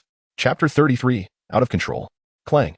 A heavy cavalryman's steed bore him into combat against the enemy. The two engaged in a fierce duel, sparks flying from their clashing swords. The heavy cavalryman, feeling the numbing impact of the collision in his right hand, stared in disbelief at the cavalryman from Winterfell, who seemed impervious to the recoil of the sword. In an instant, the Winterfell cavalryman struck again. Clang, clang, slice. After 3 strikes, the heavy cavalryman, his right arm weakened and unable to lift his sword, fell victim to a swift stroke that severed his throat. The heavily armored knight, blood gushing from his throat, slumped softly upon the back of his steed, his lifeless body caught in the saddle, failing to fall to the ground. The warhorse, feeling the weight upon its back, was evidently unaware that its master had long since perished. Yet the knight, too, seemed oblivious, relentlessly swinging his long sword, hacking at the armor of the dead knight. A howl echoed. A blood-soaked wolf, drenched in the enemy's blood, rushed to the side of the knight, emitting a frantic cry. The battlefield was strewn with corpses, with barely a few of the Bolton family's heavy cavalry remaining mounted. Eddard, hearing the wolf's howl, turned to see Robb, furiously striking at a fallen knight's body. The clang of the sword against the armor grew louder as Eddard approached, calling out, "My lord Robb, he is already dead." Robb paused momentarily in his assault, his longsword, now riddled with nicks, halted mid-swing. Suddenly, he turned and swung his sword towards Eddard. With quick reflexes, Eddard raised his weapon to block the attack. Such strength. "My lord Robb," Eddard thought, feeling the ache in his right hand, yet he shouted, "Robb, Robb, it is me, Eddard. There are no more enemies." The wolf, Bloodwind, observing from the side, sensed Robb's abnormality and exhibited a look of urgency, taking a deep breath before unleashing a long, penetrating howl that resonated across the battlefield. In the ominous fortress, having just returned to his study to write letters, Roose heard the wolf's cry. He chuckled coldly to himself, declaring victory, is it? On the walls of the fortress, soldiers of House Bolton stood vigilant, some guarding the ramparts while others discarded the dead below. At the sound of Bloodwind's howl, their actions paused, murmurs of unease rippling through the ranks. "I heard the young wolf has been blessed by the old gods. It seems there is truth to it." "Indeed. Look at that wolf. It's nearly the size of a warhorse." This is the first time I've seen Lord Roose so enraged. Outside, the army had been decimated. Fortunate to be within the fortress walls. As the echo of Bloodwind's howl reached Robb's ears, his bloodshot eyes regained some clarity, his hacking movements faltering. "Robb, it is I, Eddard." Upon seeing Robb cease his attack, Eddard quickly steered his horse away from the danger zone, his calls unrelenting yet cautious, knowing that had the assault continued, he would surely have fallen beneath Robb's blade. Increase vitality, increase vitality.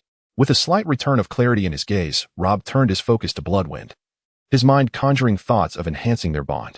The crimson mist enveloping Robb flowed like a stream into Bloodwind's body as he channeled his vitality. The red fog gradually dissipated, and Robb's eyes cleared until all traces of crimson faded. When he sensed the absence of that primal urge to slaughter, he ceased the enhancement. The red mist infused into Bloodwind without eliciting any abnormal response from it, perhaps due to the extraordinary resilience of these beings compared to humans. Name, Bloodwind. Contractor, Robb Stark. Vitality, 29. Speed, 11. Strength, 11. Species, Spirit Wolf of the Frozen Plains, 6. Pack, Warrior Wolf. Namelia, Servant Wolf. Lady. Blood bond points, 39. Upon regaining his composure, Robb promptly examined Bloodwind's attributes. In the days prior to battle, Robb had accumulated 7 blood bond points. retaining one for himself and distributing the remaining 6 evenly across Bloodwind's attributes. Given that attributes exceeding 10 require 2 points to enhance by 1. Bloodwind's pre-battle stats were Vitality, 12, Speed, 11, Strength, 11. In a moment of confusion brought on by the Crimson Mist, Rob instinctively increased Bloodwind's vitality. Thus, he had expended 34 blood bond points to bolster Bloodwind's vitality. Calculating in his mind, Rob realized that he and Bloodwind had claimed the lives of 36 enemies in this battle. Unbeknownst to him, he had also become a harbinger of death. Rob, it is I, Eddard. Loyal Eddard continued to call from a distance, also preventing other knights from approaching. I am unharmed. Seeing Rob smile and wave, Eddard dared to draw closer. I am not in good spirits today. Do not speak of this matter or ask questions. Understood? At your command, my lord Rob, Eddard replied, his heart tightening at Rob's directive. Go inform Fian and the others to clear the battlefield and prompt the rescue team to attend to the wounded. Our soldiers shall be prioritized for treatment. Then have Lord Ricard ready 1,000 cavalry for vigilance against any potential ambush. I shall do so. Watching Eddard depart, Rob, still apprehensive of the Crimson Mist's after-effects, reached out to stroke Bloodwind's approaching head, his gaze drifting into thought. Destruction is always easier than construction. The gruesome battlefield before the fortress remained in disarray, with clearing efforts ongoing well into the day. As night began to fall, the logistical team finally managed to create sufficient resting space for the weary soldiers of Winterfell, who, aside from those on guard duty, began to rest. Notably, before sunset, a messenger bearing a white flag emerged from the fortress. Rob perused Roos's letter, which essentially conveyed that House Bolton did not recognize Rob's declaration of war, attributing the plundering of the north to the bastard Ramsay. They requested the return of captives and the withdrawal of troops, offering reparations for the losses sustained by Winterfell. Roose Bolton truly believes I am an impetuous fool. Upon finishing the letter, Rob chuckled lightly and, before the Bolton messenger, tore the missive into shreds. He then instructed the messenger to relay that should they surrender, Roose would be permitted to don black. Otherwise, he would personally ensure Roose's demise. Chapter 34. Post-battle council. Within the grand tent at the center of the united forces, dozens of candles illuminated the space as Rob and others convened for a post-battle discussion. Rob, we have eliminated approximately 2,000 enemies, including over 400 heavy cavalry, 400 light cavalry, and over 1,000 militia infantry. The number of prisoners is similarly near 2,000, Theon reported, having already organized the casualty figures. By the way, your decision to establish a rescue team was indeed wise. Their timely interventions have significantly reduced our casualty rate. Indeed, I anticipated this outcome. The South has long utilized rescue teams. Continue, Rob nodded, gesturing for him to proceed. Of the militia infantry we previously summoned, over 2,700 have perished, leaving around 1,200. The long spearmen of Winterfell lost 200, while the infantry suffered 250 casualties, and the cavalry lost 80, with over 400 injured to varying degrees. Given our meticulous preparations, such losses are formidable. House Bolton is indeed formidable, being one of the oldest families in the north. Rob shook his head in discontent, somewhat dissatisfied with the battle losses. Despite his meticulous strategizing and troop deployments, the casualties were significant, highlighting the formidable combat prowess of House Bolton's elite forces. In this engagement, we secured nearly 500 sets of heavy cavalry armor, almost 500 sets of light cavalry armor, and over 700 steeds, along with 3,000 sets of standard infantry equipment and weapons. House Bolton, capitalizing on the mineral wealth of the Lonely Mountain, indeed enjoyed a prosperous existence in the north. After summarizing the spoils of war, Theon couldn't help but exclaim, well, these trophies will enable the logistics team to begin organizing and loading them up. They will be of great use shortly. Rob nodded in satisfaction regarding the acquired loot. With Theon's report concluded, Count Ricard, with his own agenda, was the first to inquire, My Lord Rob, from the interrogations of the captives, we have learned that there are still over 1,000 soldiers remaining in the Terror Castle. When do you propose we commence the siege? Everyone had witnessed the challenges of the siege in recent days. Terror Castle was evidently easier to defend than to assault, and a forced attack could result in catastrophic losses. Rob shook his head, dismissing any thoughts of a direct assault. What if we fabricate a false impression of a captive's defection, luring them out of the castle for assistance, and then we annihilate them? Theon, positioned close to Count Ricard, suggested his idea at an opportune moment. Although Theon had a spark of ingenuity, it was still rather naive. Rob contemplated rejecting his suggestion, but to his surprise, the officers surrounding them began to praise it. Excellent idea. Yes, this way we can avoid a forced siege. Theon, well done. Rob, taken aback, stared at Theon, who looked a bit overwhelmed by the compliments. He began to understand why, during the Battle of Whispering Woods, Jaime had lured out a lone cavalryman disguised as a soldier of House Tully, enticing him to pursue.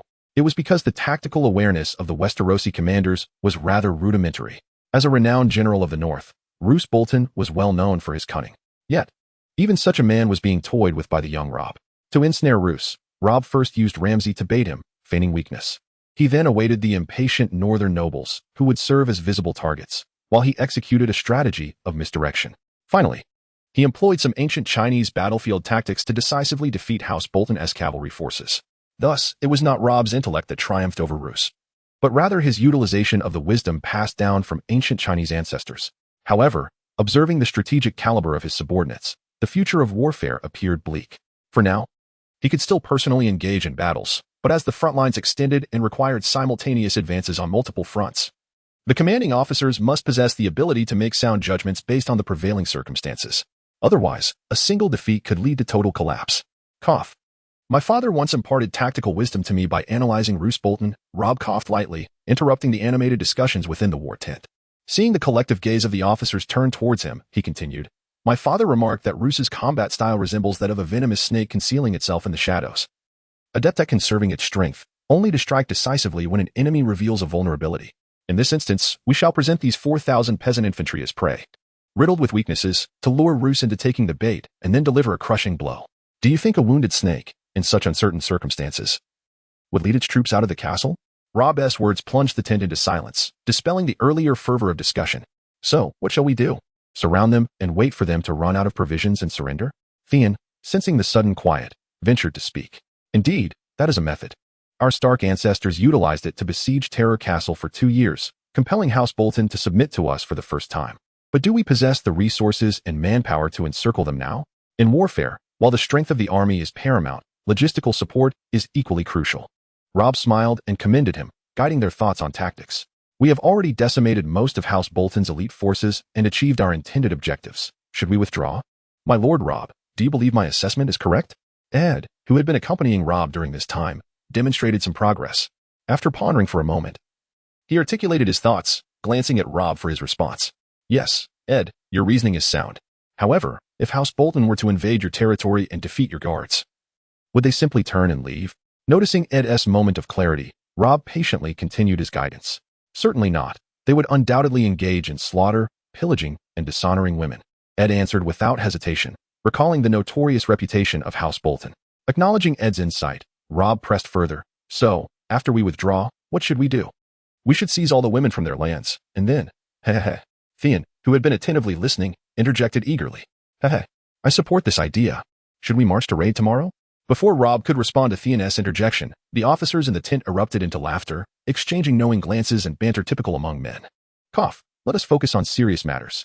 Robb, caught between amusement and exasperation, cleared his throat again and stated, House Bolton's greatest reliance, aside from Terror Castle, is the mineral resources developed in Ironstone.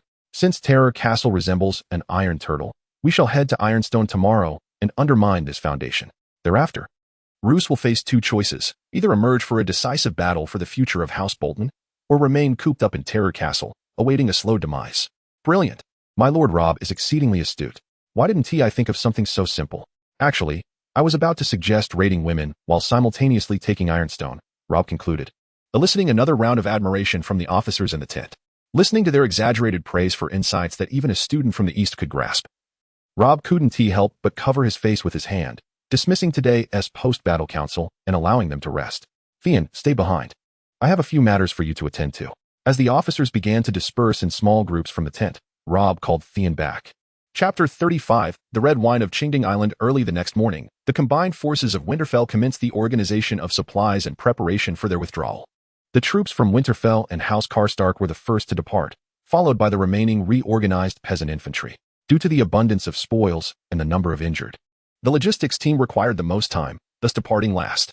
However, it became clear that Roose Bolton, as Robb had anticipated, showed no inclination to sally forth and launch a surprise attack, even with the logistics troops laden with spoils and wounded before him. This left the cavalry forces, led by Count Ricard and concealed behind the hills, feeling somewhat disheartened.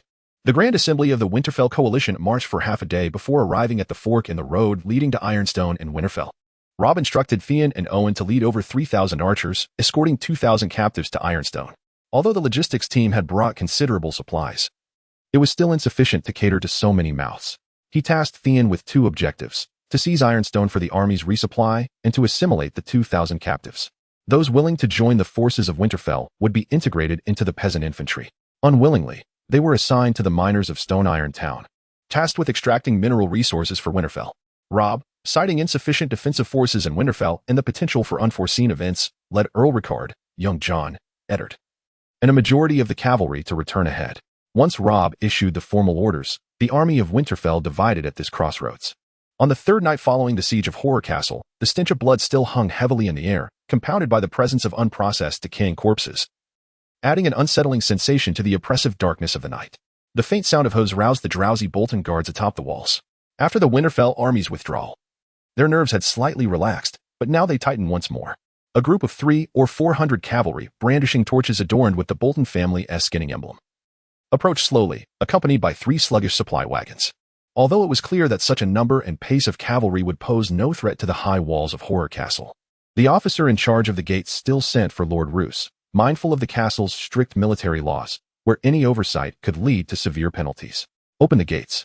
I have returned," one of the cavalrymen called out as they navigated around the heaps of corpses at the base of the castle walls, arriving at the main gate.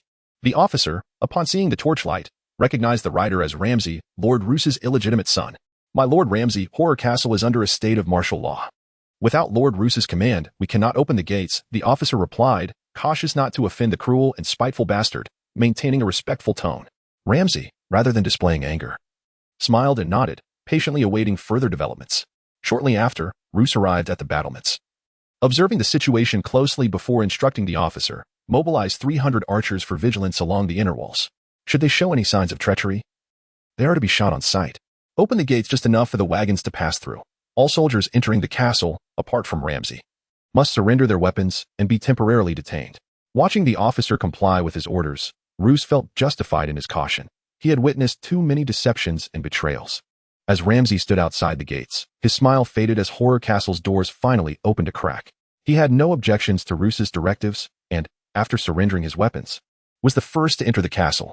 "Father," Ramsay exclaimed, spotting Roose waiting just beyond the gate, and quickly dismounted to pay his respects. "Did you encounter any forces from Winterfell on your way back?" Roose inquired, his tone steady. "I did. The scouts I dispatched discovered them at the crossroads leading to Stone Iron Town. Approximately 7,000 or 8,000 are already en route to Stone Iron Town. We waited an additional day before returning," Ramsay reported. Stone Iron Town is surely lost.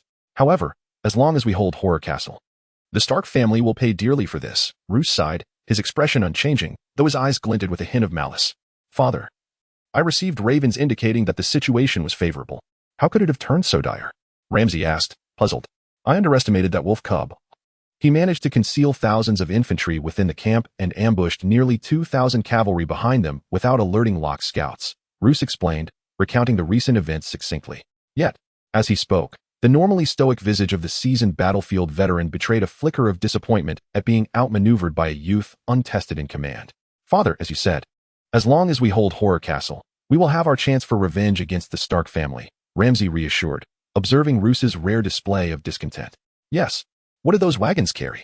Roose asked, shifting his focus to the supply wagons entering through the gate. "Father, I seized these from a merchant convoy on my way back.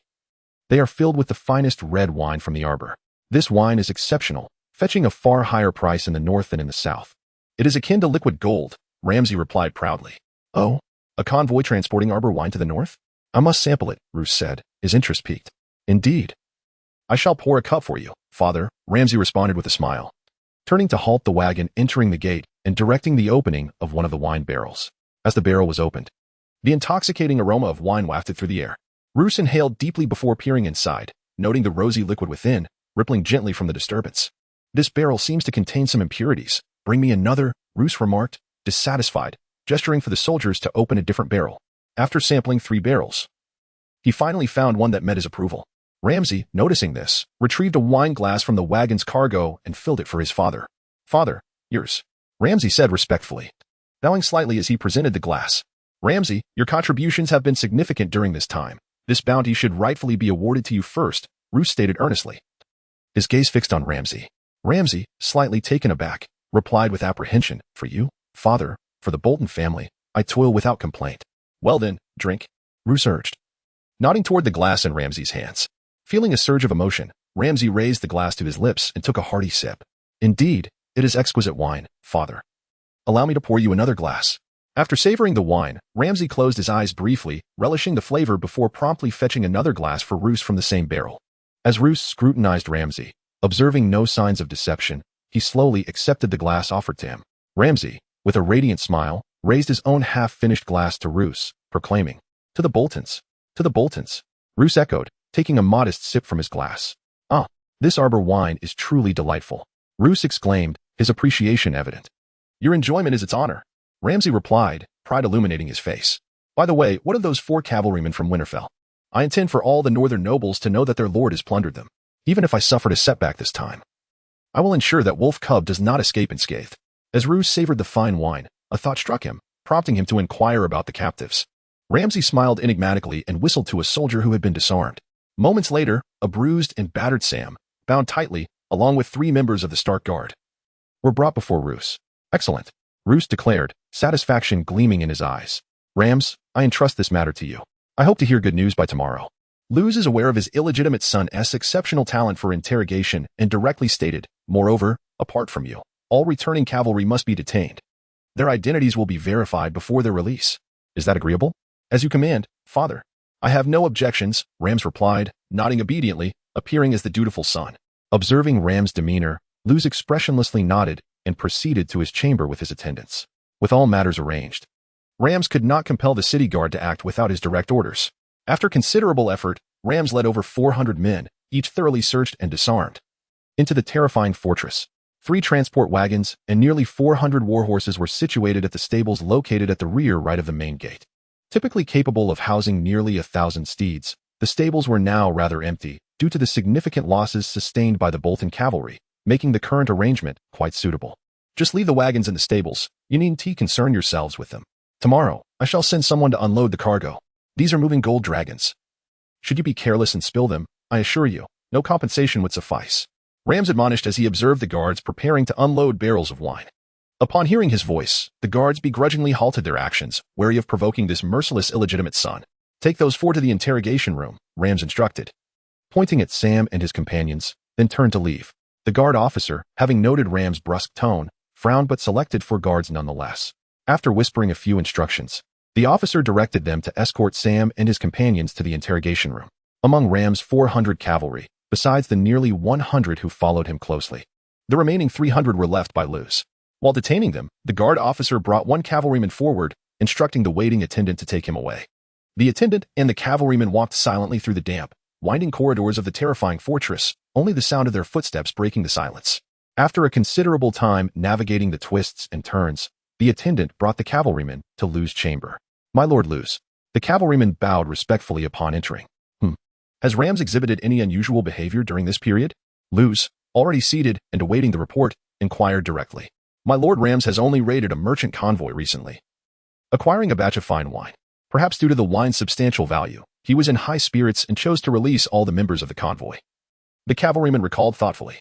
"Aside from that, he has shown no peculiar behavior, although he frequently converses cheerfully with 4 cavalrymen from Winterfell." "Where did you recently raid this merchant convoy?" Luz asked, carefully considering the cavalryman's words, finding no discrepancies. "My lord, it was not recent. We received a raven from the terrifying fortress prior to the Stark family's declaration of war." "What? So, Rams has been transporting this wine all along?" "Indeed. My lord Rams preferred to proceed slowly rather than abandon this precious wine." "Fool, why did you not mention such an irregularity sooner?" Luz, typically composed, seemed to sense a brewing conspiracy, slamming his hand on the table as he rose, exclaiming, "Rams is up to something, and so is that wine. Move quickly." Inside the interrogation room of the terrifying fortress, Sam and his companions were bound to a cruel rack, while 4 guards stood beside Rams. "Enough. It's time for my amusement. You may leave," Rams said, idly toying with various blood-stained instruments of torture on the table, gesturing for the guards to exit. "My lord Rams, Lord Luz instructed us to report to him at any time," one of the guards awkwardly replied after exchanging glances with his comrades. "Fine.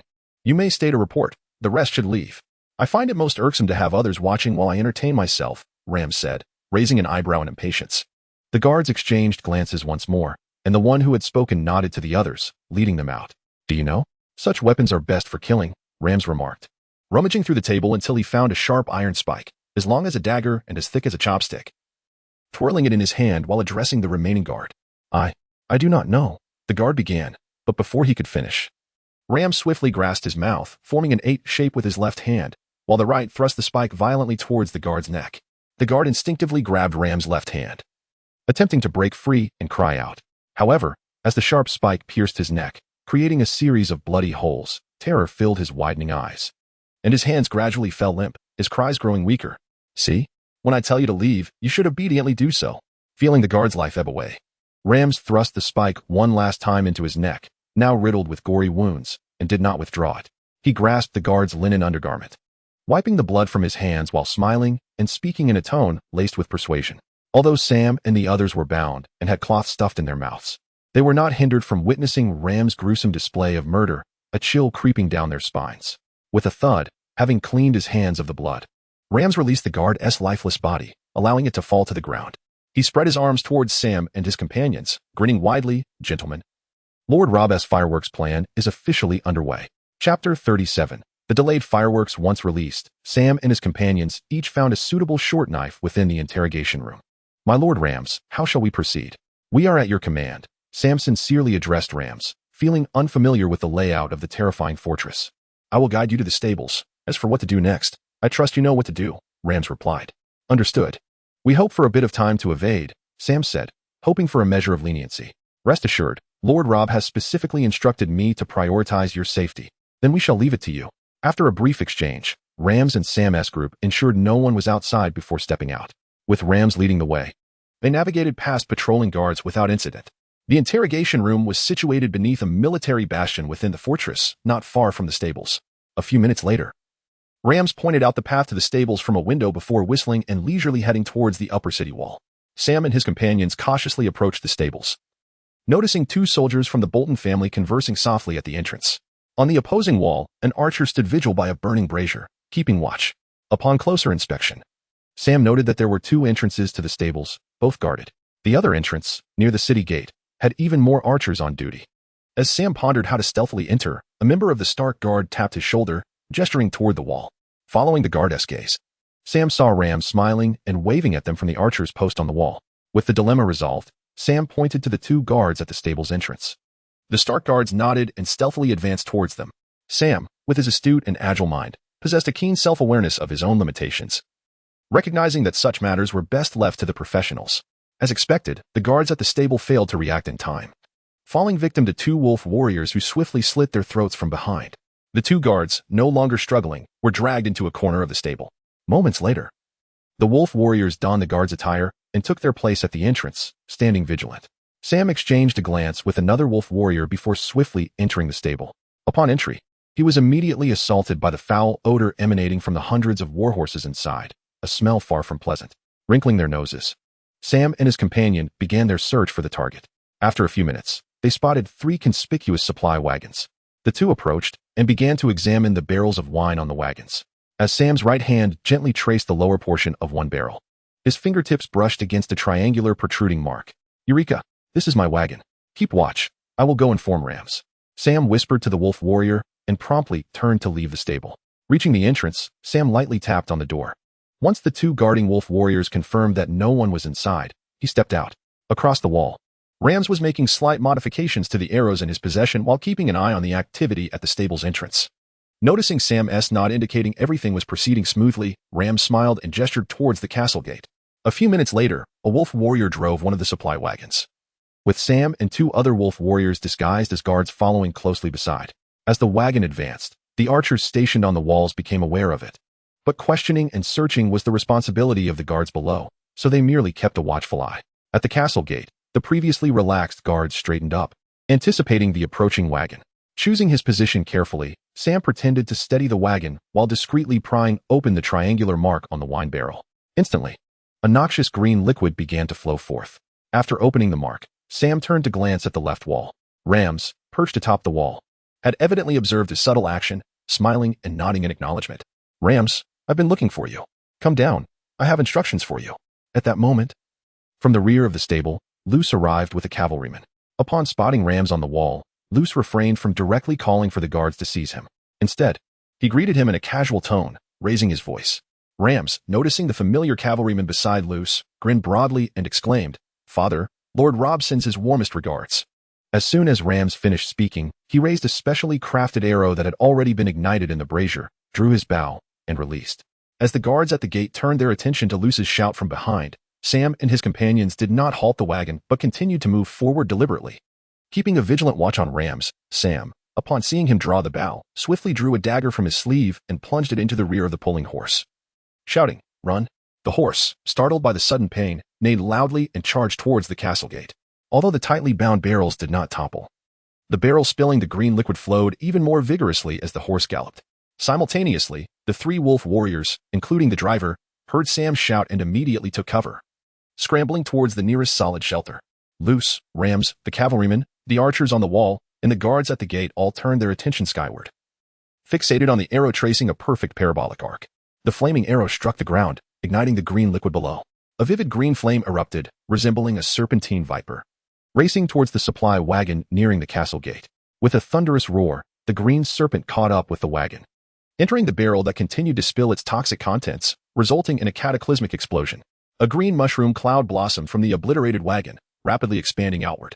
The guards at the gate bore the brunt of the blast, their flesh and bones disintegrating in the searing heat. This flame, akin to a relentless affliction, ignited upon contact and proved exceedingly difficult to extinguish. On the right wall, an unfortunate archer, positioned too close, was struck by a spark of the green flame. No matter how he screamed and swatted at the fire, it stubbornly continued to sear his flesh until it finally consumed a gaping hole in his face before subsiding. The gates of Terror Fortress, crafted from thick oak and clad in iron, adorned with numerous large rivets, had once withstood countless foes. Yet now, they were first shattered by the violent explosion of the barrel, then consumed by the ravenous green flames until nothing remained.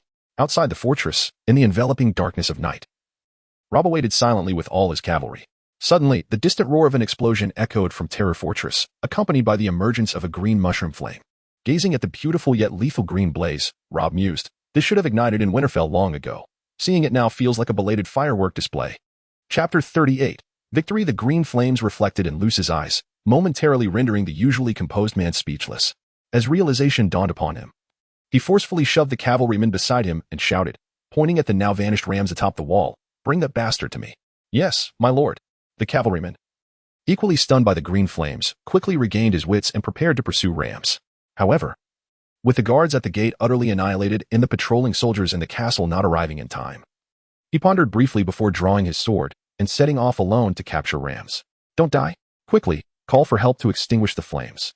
Luce had not yet approached the raging castle gate when he felt an oppressive wave of heat wash over him. He grabbed a soldier, who was paralyzed with fear, and bellowed, "Get up." The soldier nodded dazedly and, as he ran towards the barracks, began shouting for assistance to put out the fire. The sound of hooves echoed from outside the wall, and Luce immediately realized that the wolf pups were waiting for the green flames to die down so they could charge into Terror Fortress unimpeded. Fortunately, the tenacious green flames bought Luce precious time to prepare for the impending battle. However, peering through the gaps in the flames, he noticed the unusual movements of the cavalry from Winterfell outside the gates. Sighing and shaking his head, Luce turned and made his way back to the inner fortress. Disregarding the soldiers who inquired how to extinguish the flames, maintain formation. Forward. Outside Terror Fortress, Rob raised his hand and signaled to his cavalry, who formed a neat line and advanced towards the burning gate. As they neared the green flames, they removed a bag tied to their horses and hurled it forward with great force, producing a dull thud as it struck the flames. The flames quickly ignited the bag, and moist clumps of mud spilled out. As the cavalry from Winterfell tossed the bags and retreated, the following cavalry continued the process in an orderly manner. With each additional sack of wet mud, the unburnable green flames gradually subsided, forming a path into the depths of Terror Fortress. Charge. Spare no one who surrenders. As Rob caught sight of the frantic efforts to extinguish fires and the hurried lines of people within the Terror Fortress through the muddy passage, he promptly issued the charge command. The heat was unbearable. The cavalry of Winterfell blinded their steeds with visors and urged them towards the still-burning, damp corridor. As they galloped through, the scorching heat seeped through their armor. With a resounding cry, the Winterfell cavalry surged into the fortress, where only a scant 100 soldiers had gathered. In an instant, the ground became littered with corpses or wounded men writhing in agony from non-fatal sword wounds. Count Ricard, you remain here with 200 men. John Ed, take 1,000 to assault the 3 outposts on the left, while the rest will follow me to attack the right outpost. Spare the surrenderers. We shall distribute the spoils and women equally after the battle. Anyone who defies my orders shall face my wrath personally. With bloodlust surging through the searing archway of the fortress, Rob immediately directed his forces according to the preordained strategy. Hold the gates firmly. Yes. At your command, Lord Rob. The commanders surrounding him nodded solemnly and began to mobilize their troops as instructed. Lord Rob, cried Sam, severely burned and supporting a one-armed Stark guard, limping out from behind a stone pillar. Medics, hurry, tend to them. Heal them at all costs. Upon seeing the grim state of Sam and his companion, Rob's heart ached, and he bellowed for assistance. A medic, with a linen bandage wrapped around his head and a wooden box in hand, rushed forward to provide aid. And the other two brothers? Rob inquired, concern washing over him as he glanced behind Sam. After carefully handing off the injured Stark guard to the medic, Sam, his face etched with sorrow and tears glistening in his eyes, weakly shook his head. Rob, gritting his teeth, replied, once I take the Terror Fortress, your efforts will not go unrecognized. Everyone, charge with me. With one final scream from the last Bolton guard, Rob captured the last of the outposts on the right side of the Terror Fortress. He was drenched in blood, both his own and that of his enemies. This assault differed drastically from the previous cavalry charge. The soldiers of House Bolton, save for a few who surrendered without a fight, were fiercely resolute. Familiar with the fortress's layout, Rob was unexpectedly struck by a sword on his left arm around a corridor corner. However, the blood mist continually flowed into his body, and the wound did not hinder his combat prowess. He had even checked the injury moments ago. It had miraculously stopped bleeding on its own. Beside him, his loyal companion, Grey Wind, while appearing lively and gnawing on snacks, bore far more grievous wounds. Arrows protruded from its back, left leg, and flank, having been targeted by Bolton archers. Its large size made it an obvious target, and it was preoccupied with the battle, allowing archers to launch a surprise attack from behind. Had they attempted to shoot from the front, Grey Wind's keen eyesight and speed would have easily evaded them. Concerned that excessive blood mist might lead to a loss of control, Rob had preemptively activated Grey Wind's blood bond attributes and continued to allocate points in real time during the fight. Currently, Rob's blood bond points hovered around 20, while Grey Wind's other attributes were on the verge of catching up to its stamina. Having successfully taken the right outpost, Rob led his soldiers from Winterfell, escorting a few surrendering soldiers out of the fortress. Outside, dawn broke, revealing that they had unwittingly fought through the entire night. As they approached the training grounds near the gates of the Terror Fortress, Rob spotted John and Ed hastening towards him with their soldiers, seemingly intent on offering reinforcements. Their resistance appeared less formidable than his own, as John and Ed's troops, though marked by battle, did not seem as disheveled as Rob's men. We have triumphed, Rob proclaimed, raising his clenched fist to the sky in celebration, his voice booming. Hurrah! The soldiers of Winterfell echoed his exuberance, their spirits lifted, while the surrendering soldiers bowed their heads in dejection. Chapter 39, The Deal in the Training Grounds of the Terror Fortress. A contingent of Winterfell soldiers was meticulously verifying the identities of the surrendering soldiers and other captives. Once confirmed, these captives were assigned to teams tasked with clearing the battlefield of corpses and debris. Rob sat in the rear of an emptied cart, a medic tending to the sword wound on his left arm. Beside him, two medics were extracting arrows from Grey Wind and treating its wounds. Naturally, Grey Wind was reluctant to let strangers approach, but Rob's calming presence kept it at ease. Have we located Lucius Bolton? Rob asked John, who was working alongside Ed to account for the number of personnel. Not yet. We've dispatched search parties, my lord. Look over there. John pointed towards the right side, his voice muffled by his armor. Rob turned to follow John's gaze and saw a concealed door at the base of the right wall swing open. Lucius, his neck pressed against a dagger and hands bound behind him, was being escorted towards Rob, his expression as pale as death. The one holding the dagger was none other than his illegitimate son, Ramsay. With his characteristic grin, Ramsay waved at Rob with his free hand as he approached. As the distance narrowed, Ramsay's gaze fell on Rob's blood-streaked face, recalling their last encounter in the dilapidated house in Hoodwood. Esteemed young wolf, your loyal hound sends his regards. Is there something you require of me? Rob, pulling back his hood to reveal his face, chuckled lightly. Ah, Ramsay, I might know you better than your father. Spare me the theatrics. Let us converse plainly. My lord, your hound seems to be at a loss for words, Ramsay replied, his tone dripping with sarcasm. Lucius Bolton's eldest son, your brother, Domeric Bolton, was poisoned by you. Ramsay's smile faltered at Rob's sudden accusation. The air in the dilapidated house grew still as they exchanged silent glances. Ramsay's grin faded, and he finally spoke with a blank expression. I don't know where you heard such absurd rumors, but I'm curious why you're so interested in me. Well, if you insist it's merely a rumor, so be it. Let us get to the crux of the matter. I propose a deal. With Ramsay's denial, Rob shrugged dismissively and shifted the conversation's focus. What deal? Ramsay, keenly interested in the shift, inquired.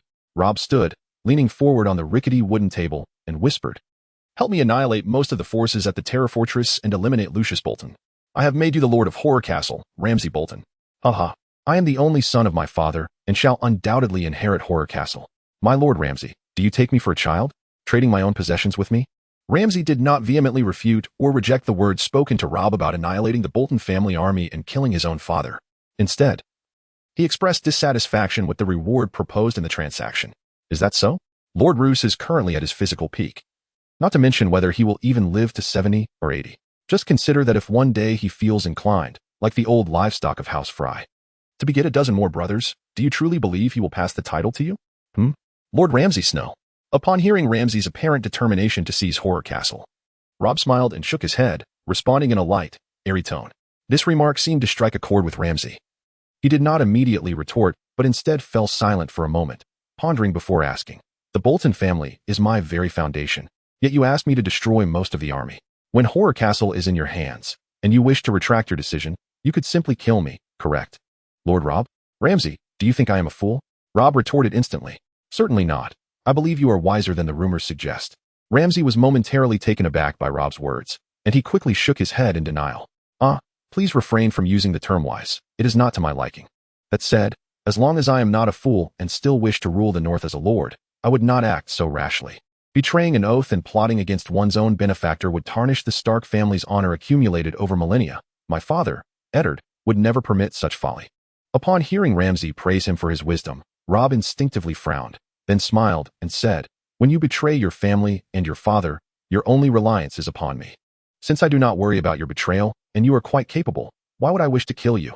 I believe we shall become the closest of allies. I swear by the names of the old and new gods. Rob began with a smile, but as he spoke, his tone grew increasingly earnest until he raised his hand in oath.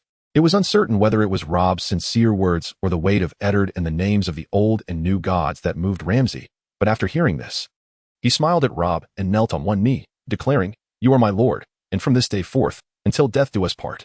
Upon hearing Ramsay's vow, Rob, filled with emotion, stepped around the dilapidated wooden table and pulled him up, saying, From this moment on, we are akin to His Majesty the King and my father, both sovereign and brother. Yes, may I inquire what you require of me this time? I have heard others say that you possess numerous spies with extensive networks. I would like you to assist me in procuring some wildfire through special channels and store it in customized barrels. The quicker and more discreet, the better. As for the golden dragons to purchase the wildfire, I will send a trusted servant to deliver them. This is no issue, as long as there are golden dragons. Everything is negotiable. Moreover, I want you to inform your father that I intend to raid Ramsay. Well done. Your contribution shall be duly rewarded. Observing Ramsay approach, somewhat lost in thought, Rob spoke with a smile. My Lord Rob, you are too kind. All of this is your doing. Regaining his composure, Ramsay replied with a respectful demeanor. Rob did not continue to dispute the matter of credit. He stepped forward and gave Ramsay an encouraging pat on the shoulder. Then he turned to Lord Roos, who was being held captive, and smiled as he said, The realm has long regarded our Stark family motto, Winter is coming, as merely a warning or threat. Now that winter has indeed arrived, Lord Roos. Chapter 40. Aftermath. Rob Stark, young yet wise, possessing both intellect and martial prowess. My grave mistake was underestimating you. However, can you truly trust this bastard who betrays his own family and father? Roos smirked, his face betraying no warmth, as he addressed Rob. Without waiting for Rob's response, he did not turn his head but merely shifted his gaze to Ramsay and remarked, There are many loyal families in the north who stand with the Starks. We do not require the currently weakened and disloyal Bolton family. Moreover, if he can sacrifice thousands of infantry as bait, do you think he would hesitate to sacrifice you when the time comes? My son, Lord Roos, is a Count of the North renowned alongside my father. Such base provocation is beneath your station. Guards, take Lord Roos into custody and ensure he is well supervised. There must be no negligence. Hearing his inflammatory words, Rob shook his head, responding with disappointment, before signaling for the soldiers to escort him away. Watching as Roos was led away by several soldiers from Winterfell, Rob turned to Ramsay and said, Do not take his words to heart. Once I return to Winterfell, I shall formally issue a decree to the noble families of the North, bestowing you, Ramsay Bolton, the title of Earl of Horror Castle. Thank you for the honor. My Lord Rob. Ramsay beamed and bowed deeply, though as he lowered his head, his eyes revealed no joy, only coldness. Rob observed Ramsay's respectful bow, his own smile concealing a fleeting glimmer of something unusual in his eyes. Ramsay, you scoundrel. Was it not agreed that we would have time to evade? Return to me the lives of my two brothers. Suddenly, Sam, his face and body wrapped in clean linen bandages, with only his eyes visible, burst forth in agitation. Attempting to strike Ramsay, Rob swiftly grasped Sam's hands, his expression impassive as he gently said, "Sam, focus on your recovery. I will handle this. This cannot be blamed on me. My father's spies may have detected the irregularity of releasing all your men when the wildfire was taken over. Had I not shot the arrow to ignite the wildfire, we would not only have failed to capture Horror Castle, but our heads might have been mounted on its walls by now. You should be grateful that you can still stand here and speak." Ramsay stood tall, swaying his head, his words dripping with the implication that Sam ought to be thankful. Sam attempted to retort but found no justification. Ramsay leveraged the broader perspective to suppress Sam, asserting that without his insider assistance, Horror Castle would indeed have been difficult to conquer. "Enough, Sam, trust me. Focus on your recovery. I will remember your brothers and ensure their family is compensated." Rob's gaze was sincere as he locked eyes with Sam, his words resonating with conviction, gradually calming Sam's agitated emotions. Once Sam regained his composure, he nodded at Rob, shot Ramsay a fierce glare, and then bowed before departing. "My lord Rob, please believe me. The situation was too urgent at the time. Otherwise, I would not have ignited the wildfire so early." After watching Sam's retreating figure, Ramsay spoke earnestly to Rob's back. "I believe you." Likewise, still gazing at Sam's limping figure as he moved farther away, Rob did not turn but nodded in response. Yet in his heart, he uttered the unspoken continuation of his thought. "I believe you. Even if the situation were not urgent, you would have shot the arrow to ignite it." The task of clearing the personnel and spoils from Horror Castle proved to be exceedingly time-consuming.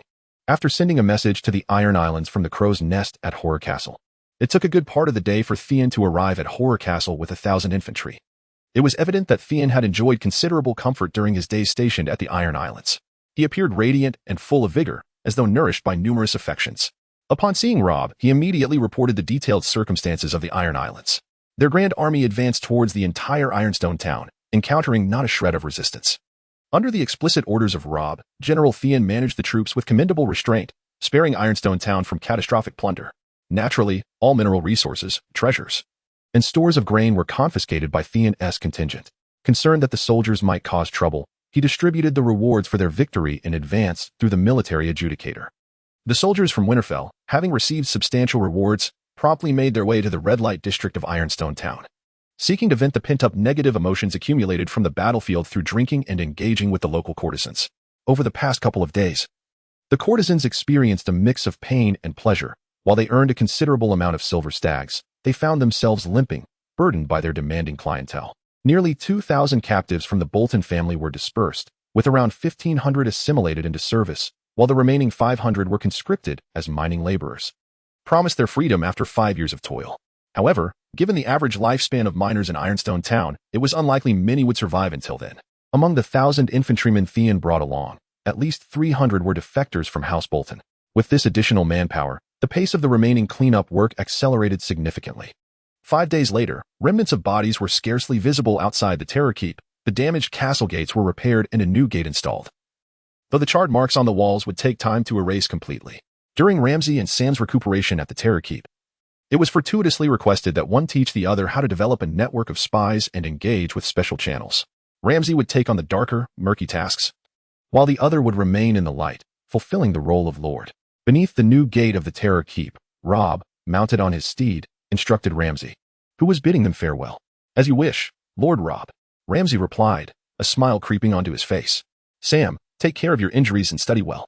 Rob nodded at Sam before commanding loudly, "Depart, back to Winterfell." A howl erupted from Bloodwind, sensing the imminent return home. The grand procession from Terror Keep began. First the cavalry, followed by the many captives being escorted. Behind them trailed a lengthy caravan of spoils, guarded by infantry. The procession took over half an hour to finally exit the Terror Keep. As Ramsay watched his family's long-standing legacy gradually recede from view, he realized that only resources necessary for maintaining basic operations remained within the castle. His smile faded as he contemplated how to govern his territory in the future. "Count Ramsay, not only must you revitalize Terror Keep, but you must also educate me, your foolish servant. It will be arduous." Sam, whose face was still wrapped in linen bandages, remarked with a hint of sarcasm upon seeing Ramsay's pensive expression. "My lord Sam, you flatter me. I will need your help in the future. After all, those 500 soldiers left in Terror Keep are all from Winterfell, and they will heed your orders." Ramsay responded calmly, not offended but rather seeking aid. "You jest. They are the guards of Terror Keep, and they will follow the commands of Lord Ramsay." "Indeed, you are correct." Laughter erupted between the two, yet neither bore true mirth in their eyes. Chapter 41. The Triumph bring order to this place. It is too chaotic for comfort. Additionally, the decor over there is too dull. Let us adorn it with vibrant fabric. In the Great Hall of Winterfell's main fortress, Caitlin, her complexion radiant, directed her servants to arrange the haphazardly placed tables and chairs, embellishing the hall with flowers and colorful cloth. The massive and imposing Adu stood silently beside her, cradling the recently awakened Brandon with an impassive expression. Rhaegar merrily chased a fluffy dog, weaving through the busy servants, adding to their commotion. Lady Caitlin, Lord Robb is about to arrive at the winter market. Let us prepare to greet him at the training grounds. Ruin, dressed in academic robes and adorned with scholarly chains, rushed in to relay the soldier's report. Everyone hurry. Once everything is arranged, let us proceed to the training grounds. Hearing the urgency in her voice, Caitlin urged her servants even more loudly. The sound of thousands of warhorses' hooves echoed on the damp earth, creating a rhythmic patter. The men, women, and children of Wintermarket stood on either side of the road, their eyes gleaming with excitement as they beheld the approaching cavalry. They whispered among themselves, marveling at the magnificent and orderly formation of the marching soldiers. Heavens! The army trained by Lord Robb is simply magnificent. Their spirit is unlike anything seen before.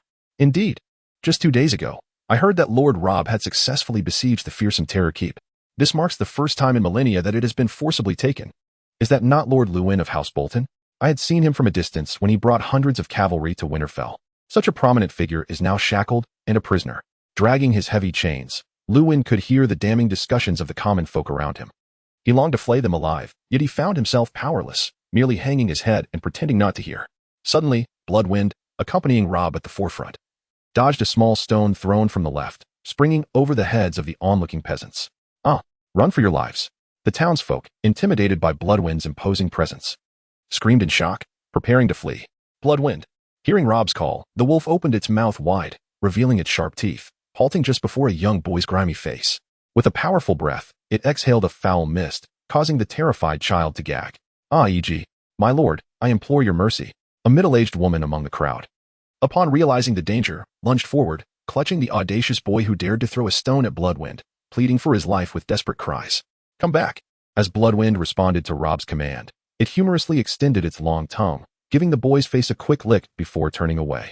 Ugh, the boy, thinking he was about to be devoured, instantly wet his pants and burst into tears.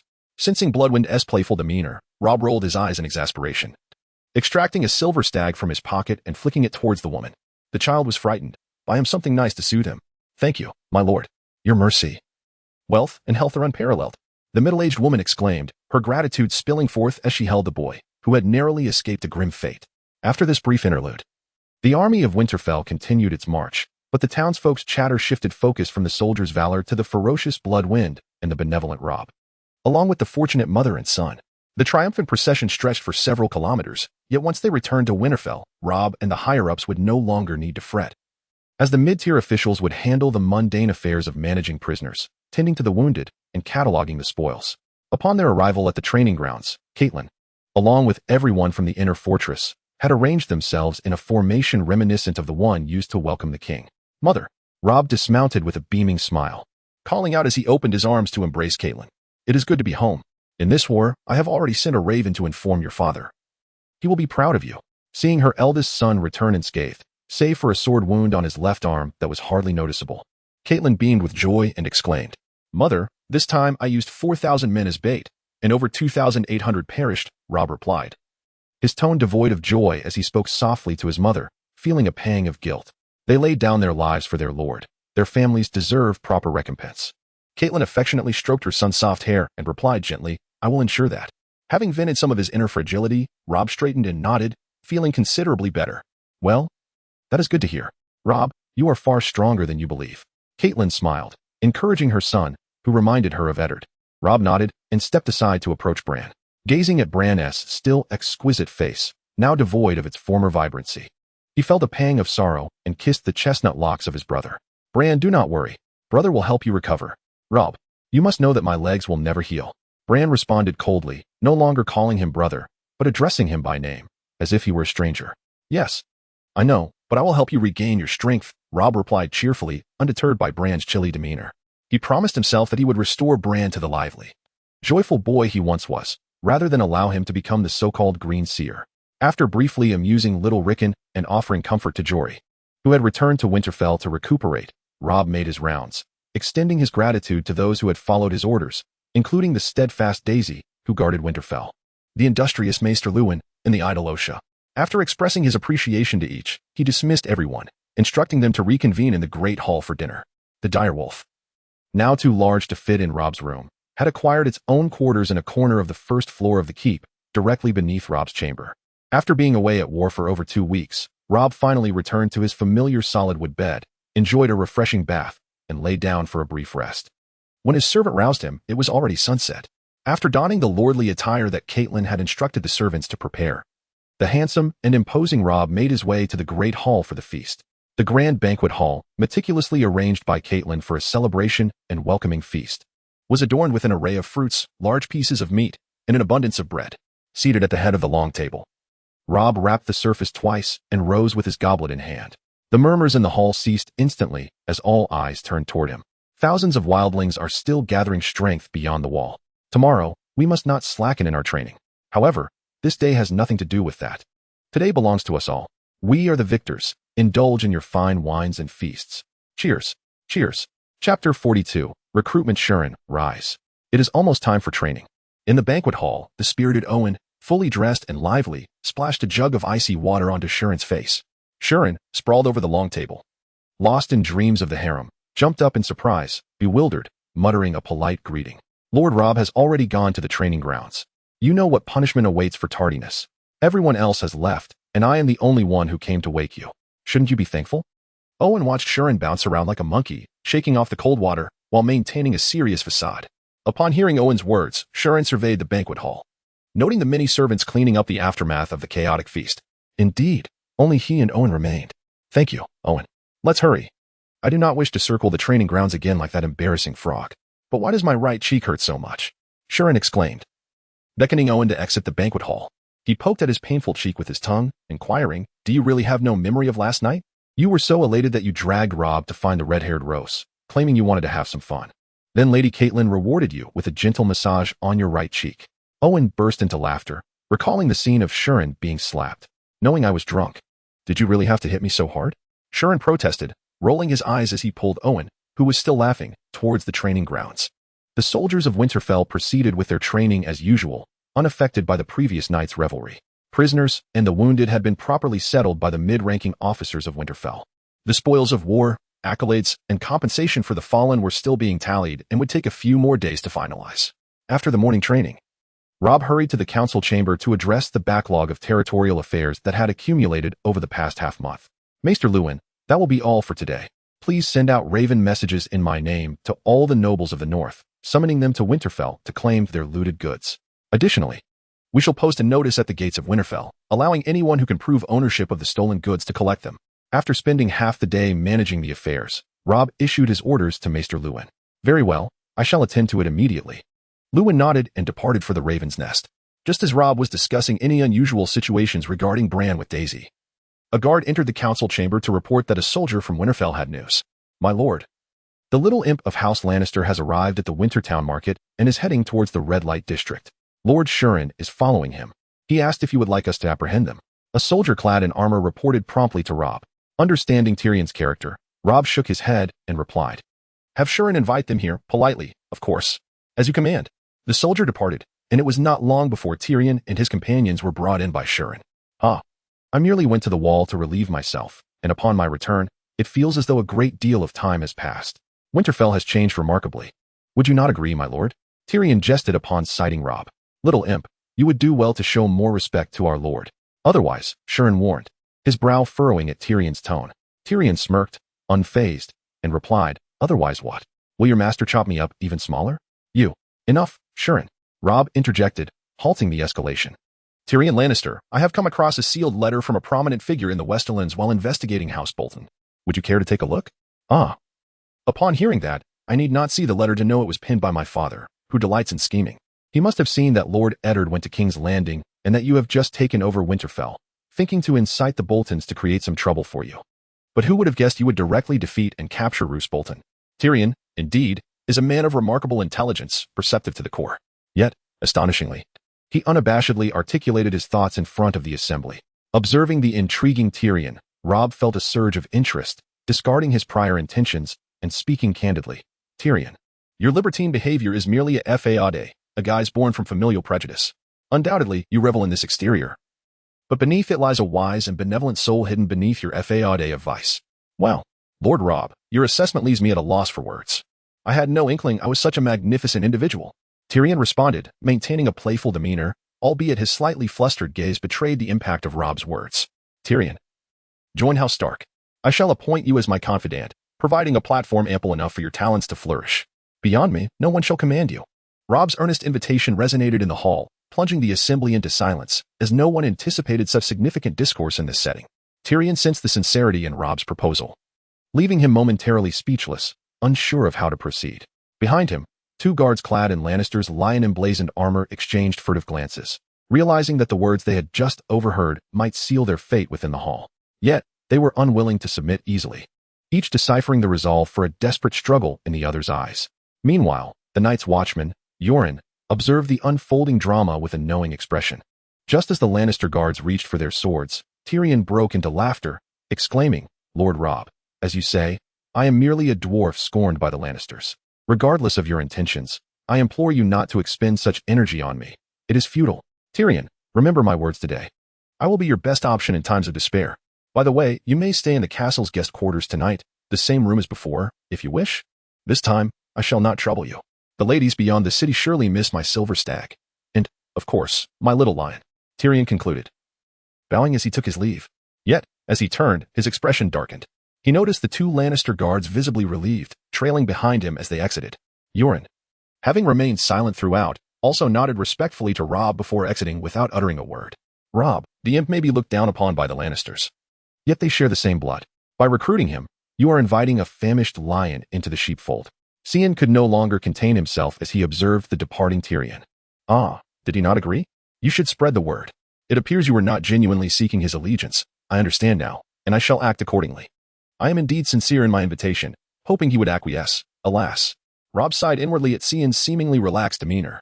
Outside the council hall, Yoren approached Tyrion, who was deep in thought, stating, Lord Eddard's son is quite remarkable.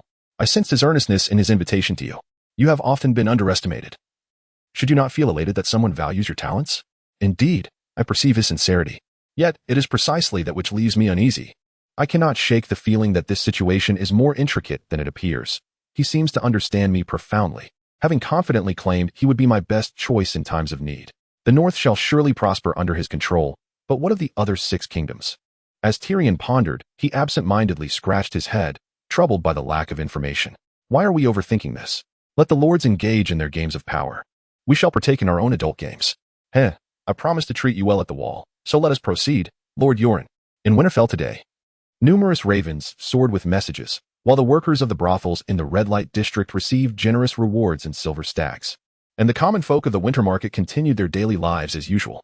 In King's Landing, Ser Roderick merged with the bustling crowd, passing through the ancient, weathered, and narrow old city gates. Entering the long-absent King's Landing, he observed the throngs of people, contemplating how to discreetly report to Lord Eddard. Ser Roderick, Lord Eddard has sent me to inform you to accompany me for a meeting. A soldier clad in a thick woolen, golden robe, overlaid with black armor, approached him on horseback, speaking softly. Is that so? Ser Roderick regarded the soldier, known colloquially as a gold-cloaked member of the city guard, with skepticism. The hand of the king, Lord Eddard? The soldier nodded affirmatively before turning his horse and leading the way. After a brief contemplation, Roderick followed suit. Not far from the old city gate, they veered into the renowned Silk Street of the red light district, lined with establishments of varying prestige. At this hour, young courtesans clad in sheer fabrics unabashedly showcased their alluring forms along the street. Having witnessed many scenes over the years, Ser Roderick maintained an impassive demeanor, his gaze unwavering as he trailed the leading soldier. Before long, they arrived at an upscale establishment, 2 stories high, constructed from stone. Entering through the front door, the soldier halted at a room on the 2nd floor. Roderick pushed the door open, discovering a lavishly adorned chamber with exotic decor, where Lord Eddard awaited alongside a handsome, cultured middle-aged man. Lord Eddard, Lord Peter Baelish, Lady Catelyn has requested my presence. Roderick greeted the two. He recognized the man beside Eddard as the master of coin. Peter Baelish. Catelyn seeks Lord Baelish's assistance in arranging this meeting, Eddard remarked, casting a sidelong glance at Peter, succinctly conveying his disdain. Lady Catelyn did not mention this matter when I departed, Roderick noted, slightly puzzled. Ravens are swifter than men. I received Catelyn's letter just days ago. I could not refuse her request. Peter replied with a disarming smile, seemingly unfazed by Eddard's demeanor. Very well, what does Caitlin require of you? Eddard inquired, eager to minimize his time in Peter's presence. Lord Eddard, an attempt was made on Bran's life using a Valyrian steel dagger. Suggesting that his fall from the tower was not an accident, Roderick explained directly. An assassination attempt on Bran? A Valyrian steel dagger is quite rare and should be traceable. Eddard mused, contemplating the lead. Eddard, there is no need to pursue this. Within the Seven Kingdoms, I am the only one who possesses a Valyrian steel dagger. You? Indeed. On the day of Prince Joffrey's naming ceremony, I lost the dagger to Tyrion Lannister. Tyrion Lannister? The name lingered in Eddard's mind as he pondered the clue provided by Baelish. By the way, how is Winterfell faring? What is Robb's stance on this matter? Roderick, who had departed Winterfell before hostilities commenced, responded to Eddard's inquiry. Winterfell is well governed under Robb's leadership. He told Lady Caitlin that the situation is not straightforward and should not be hastily concluded. Very well, let us refrain from premature conclusions and continue investigating this matter. Roderick, I appreciate your efforts. Please carry this letter back to Winterfell and deliver it to Caitlin. As you command, my lord. After handing the letter to Roderick, Eddard left the esteemed academy with Baelish's smile bidding them farewell. Once the two had vanished around the street corner, Baelish's expression darkened, biting his lip in contemplation of how to navigate the ensuing events. After a protracted moment of consideration, convinced that his plan was entirely feasible, Baelish nodded to himself and ascended the stairs. He penned a missive to his distant lover, Lisa Tully, in the Eyrie. After a 2-day stay in Winterfell, Tyrion and his companions presented Robb with a unique design for a riding apparatus before setting off for King's Landing. Upon viewing the design, Robb discreetly acknowledged Tyrion's inventive prowess.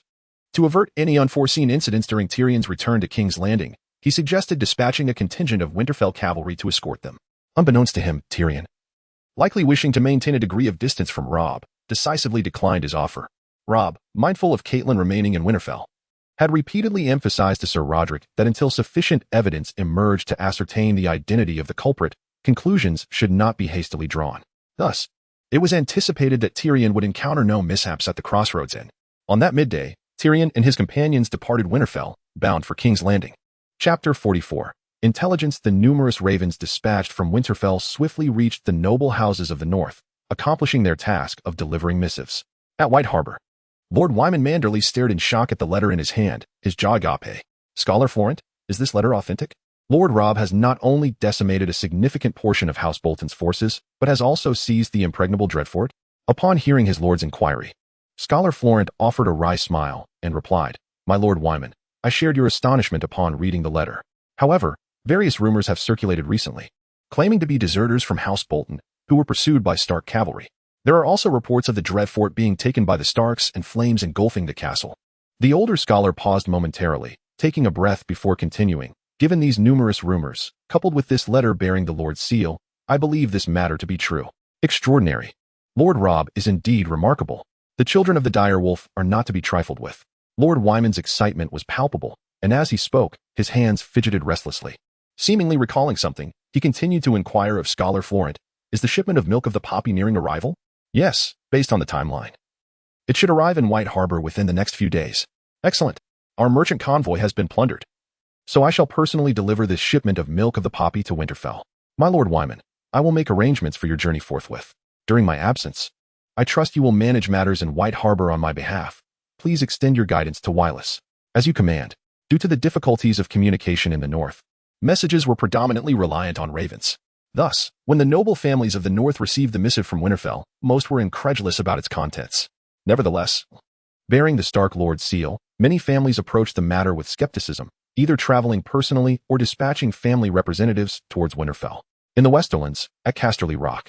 Casterly Rock is an imposing and magnificent castle carved from a massive rock, located along the western coast of Westeros, overlooking the bustling Lannisport and the expansive Sunset Sea. The castle's walls and structures, built atop the rock, enhance its defensive capabilities. However, due to its entirely rocky composition, the disposal of waste became quite troublesome. Yet, under Tyrion's astute redesign, a well-planned waste disposal system was established, allowing refuse to flow directly into the sea, sparing the Lannisters from concern over this matter for years. Like the Dreadfort in the north, Casterly Rock has never been forcibly taken by enemies throughout recorded history. At this moment, within the castle's stone garden, the dignified Tywin Lannister, guardian of the Westerlands, reclined comfortably in his chair, savoring golden wine from the arbor while admiring the breathtaking sunset. Clad in golden noble attire adorned with the sigil of the roaring lion, his brother Kevin Lannister, in his 50s, approached him briskly, holding a raven's letter. "What'll tidings have you?" Knowing his brother well, Tywin directly inquired upon seeing the expression on Kevin's face. "Reports from our spies indicate that the Northern Whelp has captured the Dread Fort and taken Roose Bolton prisoner. He intends to support Roose's bastard, Ramsay Snow, as the new lord of the Dread Fort." Having served his elder brother for many years, Kevin understood the significance of such news and immediately conveyed it. "What? How much time has passed? Roose Bolton has been defeated? Captured by a mere boy?" Upon hearing the news, Tywin's previously relaxed demeanor stiffened, and in his sudden agitation, he spilled some of the exquisite wine from his goblet. "Indeed, we underestimated this whelp. Our informants say that Roose's battle plans were completely deciphered by him. Every step meticulously calculated. Alas, this is dire. The North will become a solid bastion, impervious to outside intervention. The savages of the North rarely venture south. Why concern ourselves with them?" Kevin asked, perplexed by Tywin's sigh. The Starks are staunch supporters of House Baratheon. If in the future, Tywin set down his goblet, gazing at the sun as it gradually sank below the horizon, murmuring softly, "In the future? Nothing of consequence. You will understand in due time." Kevin, who had always revered his elder brother, never pressed further when Tywin was reluctant to speak. Reflecting on the questions he had upon reading the Raven's letter, he shifted the topic. "Were not our previous spies eliminated by that whelp? How do we now possess such detailed information? Cersei and Jaime accompanied the king to Winterfell previously. This spy was their doing. Quite effective, providing me with numerous clandestine reports from Winterfell." Speaking of his children, a hint of satisfaction graced Tywin's face, clearly pleased with their successful placement of the spy. "Truly, our Lannister twins are exceptional. By the way, the spy's letter mentioned that the whelp attempted to recruit Tyrion, who declined but gifted him a design for a riding apparatus." Kevin praised and continued his report. "Recruit him? The whelp seeks to drive a wedge between us Lannisters? Tyrion would never agree to such a thing. While I have never considered him a true Lannister, one must concede that he possesses a Lannister's clever intellect. What shall we do next? Send another envoy to the northern nobles, feel out their sentiments. The Earl of White Harbor, Waymon, is a shrewd businessman. I believe we can engage him in business discussions. Next, send a message to Cersei, urging her to educate Joffrey more thoroughly, so that he can gain control over the Stark family's eldest daughter sooner rather than later. In King's Landing, the meeting before the throne has just concluded, and several ministers are bowing to Lord Eddard as they take their leave. As Eddard rises to depart, the Grand Maester Pycelle, who has not yet exited, calls out to him. "My Lord Eddard, I almost forgot. There is a raven letter from Winterfell for you." The elderly Maester stutters slowly, trembling as he retrieves the letter from his robes. "Thank you, Maester Pycelle." Eddard expresses his gratitude as he accepts the letter and begins to read it. With each word, his brow furrows deeper. "My Lord Eddard, your son is truly valiant in battle. Congratulations." Pycelle, who has evidently read the letter in advance, compliments Eddard. Upon hearing this, Eddard folds the raven letter and gazes northward, shaking his head as he utters a profound remark. "Among wolves, the first to strike is indeed the fiercest, yet also the most vulnerable." Sam, portly and jovial, strolls through the Black Castle with a beaming expression. Upon spotting Jon, who is busily cleaning with a stern demeanor, he exclaims, "Jon, there's a raven letter stating your brother has led an army to capture the Terror Castle and has taken Lord Roose prisoner. Robb won the battle? What else does the letter say?" Jon inquires eagerly, his face lighting up at Sam's words. "Nothing much. Just that the Black Castle should heighten its defenses as there are wildlings gathering beyond the wall," Sam replies, then with a goofy expression asks Jon, "I've heard your brother is called the Young Wolf. Tell me what kind of person he is." Reflecting on his brother Robb, Jon responds, "To be honest, I'm not sure what he has become, but in my heart, he remains a good brother who will protect our family and home." Chapter 45. The nobility of the North. A cavalry unit bearing the standard of a merman holding a trident, accompanied by a lavishly adorned carriage and a dozen supply wagons, is approaching the southern gate of Winterfell. Having received word in advance, Count Ricard rides forth with his son and a welcoming entourage to greet them. Isn't that the carriage of the portly lord who can't mount a horse? Why not come and greet an old friend?" booms the straightforward and hearty Count Ricard as he approaches the magnificent carriage. "Stop the carriage." At his raucous shout, the occupants of the carriage halt and open the door. Dressed in vibrant, expensive noble attire, the rotund Earl Waymon steps down from the carriage, retorting with irritation, "Lord Robb has you, this uncouth brute, receiving guests at Winterfell. Are you not concerned about offending all the noble houses of the North?" Hearing the familiar banter from his old friend, Count Ricard dismounts with a broad smile. He strides forward, and the two embrace in a hearty bear hug. "Ha ha ha, my dear fat friend, it has been too long." "Indeed, it has, you boorish lout." After a series of jovial exchanges, Count Ricard has his son hold his warhorse, while he comfortably steps into Waymon's luxurious carriage, continuing towards Winterfell. Dear fat friend, White Harbor is not too far from Winterfell. What took you so long to arrive? Count Ricard inquires, nonchalantly plucking grapes from a platter to snack on. Wayman chuckles. I was waiting for the goods Lord Rob ordered, which are in the supply wagons behind. Oh, aren't you curious what they are? Wayman, surprised by his friend's disinterest, asks. During my time with Lord Rob, I have learned to focus on my tasks and refrain from asking too many questions. I prefer not to know what he is planning. Count Ricard replies, shaking his head. He then leans closer to Wayman, whispering, he is entirely different from Lord Eddard, who favors direct combat. The cunning Roose Bolton has been ensnared, leading to the fall of Terror Castle and his own capture. As an old friend, I advise you to understand that Winterfell has changed significantly. Do not harbor any delusions and stick to your place. Wayman listens intently, recognizing the wisdom beneath his friend's rough exterior. Even he feels a sense of trepidation towards the young wolf, indicating that Winterfell has indeed undergone substantial changes. Haha, do you not know me? I merely wish to conduct business amicably. Besides, I know you, my hefty friend, are very loyal to Lord Eddard and harbor no ill intentions. By the way, I hear both your sons are now high-ranking officers in the Night's Watch. Indeed, one must consider who their father is. The two old friends continue their banter as they gradually enter Winterfell. Due to the influx of northern noble houses, the guest quarters in the main castle are already full. Therefore, Earl Wayman and his entourage are accommodated in the guest house located to the left of the training yard. This facility is specifically designed for numerous guests, providing ample space. Though the conditions are certainly not as luxurious as the main castle. Familiar with Winterfell's customs, Wayman is well prepared. He gestures for a throng of servants carrying various items to enter and tidy up the rooms. The servants bring an array of prepared animal furs, fine silver and gold tableware, exquisite wines, and delectable dishes.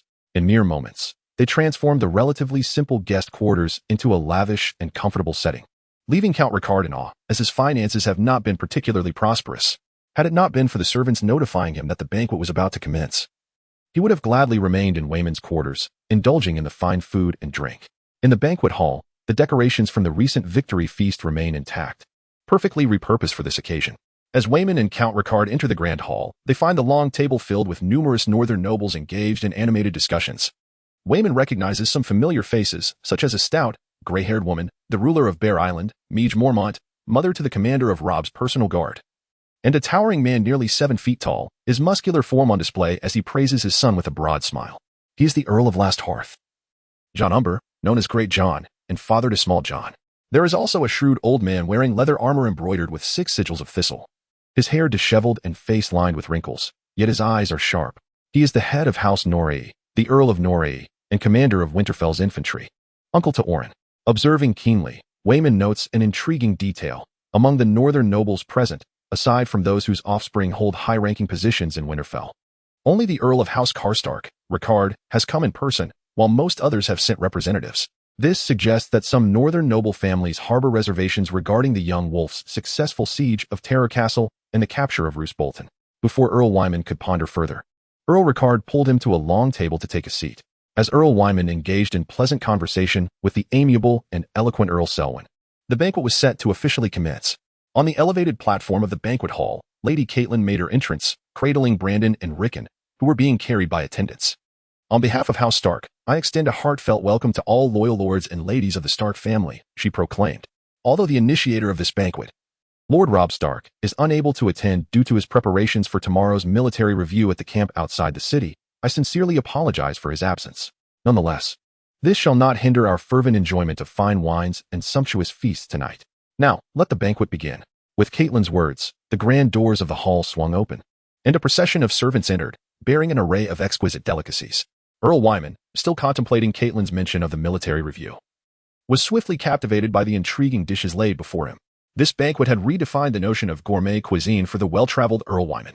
There was a whole chicken encased in mud, which, upon unwrapping, released an aromatic fragrance, slices of pork drenched in chili and steaming oil, and a peculiar hot pot, bubbling with various ingredients that rendered diners drenched in sweat. All these were invented by Lord Robb, mumbled Earl Ricard, his mouth full. Earl Wyman, also indulging in the feast, mused on the significant changes in Winterfell. Chapter 46. The military review. Early the next morning, all the northern nobles were roused from their slumber by their attendants. As dawn broke, they mounted their horses or boarded carriages, making their way to the military camp located a few kilometers from Winterfell. Upon arrival, the newly constructed Winterfell military camp came into view. Earl Wyman, still in a sleepy daze in the carriage, was soon awakened by Earl Ricard's call. Rubbing his eyes, He gazed out the window in the direction indicated by Ricard. There, a rudimentary wooden enclosure, constructed from sharpened tree trunks, surrounded the camp. Its simplicity was evident at first glance, but it sprawled across a flat expanse, capable of accommodating thousands of soldiers. "What is that?" Earl Wyman inquired, pointing at a tall structure beside the rudimentary camp, crafted from blue stone and yellow clay, taking on a dagger-like shape, in stark contrast to the nearby camp. This building was evidently designed with considerable care. I wonder if Lord Rob oversaw its construction personally. I mentioned previously that I would not inquire unless he volunteered the information. Earl Ricard replied with a scratch of his head. Building both the camp and this edifice must have cost a fortune. How many common folk were conscripted in total? The business-savvy Earl Wyman was more concerned about the construction expenses. Lord Rob offered double the standard wage to recruit commoners. Those in the winter market were clamoring to take the work, Ricard explained. Double? Why so? Even at half that rate, commoners would not dare refuse. Earl Wyman furrowed his brow, struggling to comprehend Ricard's response.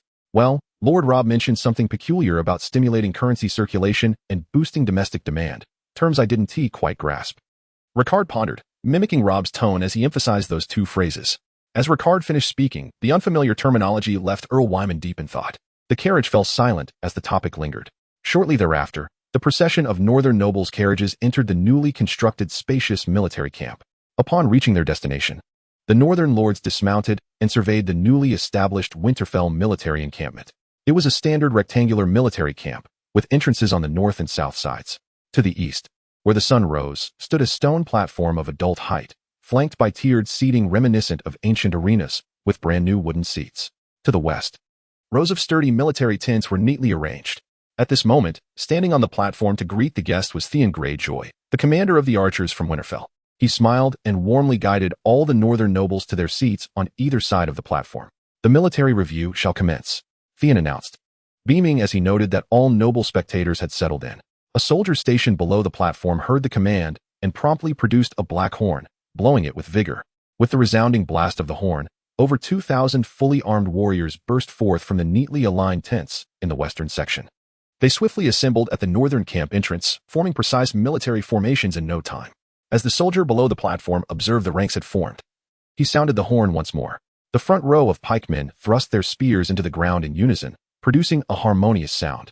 Following this, they gripped their spears, angling the tips skyward at a precise 75 degrees, stepping in synchronized rhythm. The harmonious clanking of armor echoed as over 500 pikemen advanced from the northern gate toward the southern gate. The northern nobles on the stands were utterly astounded. They had never witnessed such a perfectly aligned military formation before. As the last row of pikemen passed by the platform, the soldier blew the horn again. 500 archers mirrored the pikemen's movements, marching forth, the only distinction being their bows slung over their right shoulders. With another blast of the horn, 200 shield-bearers, brandishing heavy kite shields, advanced toward the stands. Following closely behind were 1,000 infantrymen wielding drawn swords, their formations equally precise and harmonious as they approached the platform. In total, over 2,000 soldiers from Winterfell exhibited flawless execution, each unit maintaining its integrity. As the final row of swordsmen passed, the soldier below the platform did not allow the northern nobles a moment to recover from their astonishment, sounding a long note on the horn. The sound of galloping hooves echoed from beyond the camp, gradually growing louder. Fully armored cavalry entered through the northern gate, initially at a brisk pace, but slowed to a deliberate trot as they approached the platform. To the eyes of the northern nobles, the cavalry maintained a remarkably orderly formation, with over 1,300 riders passing in succession.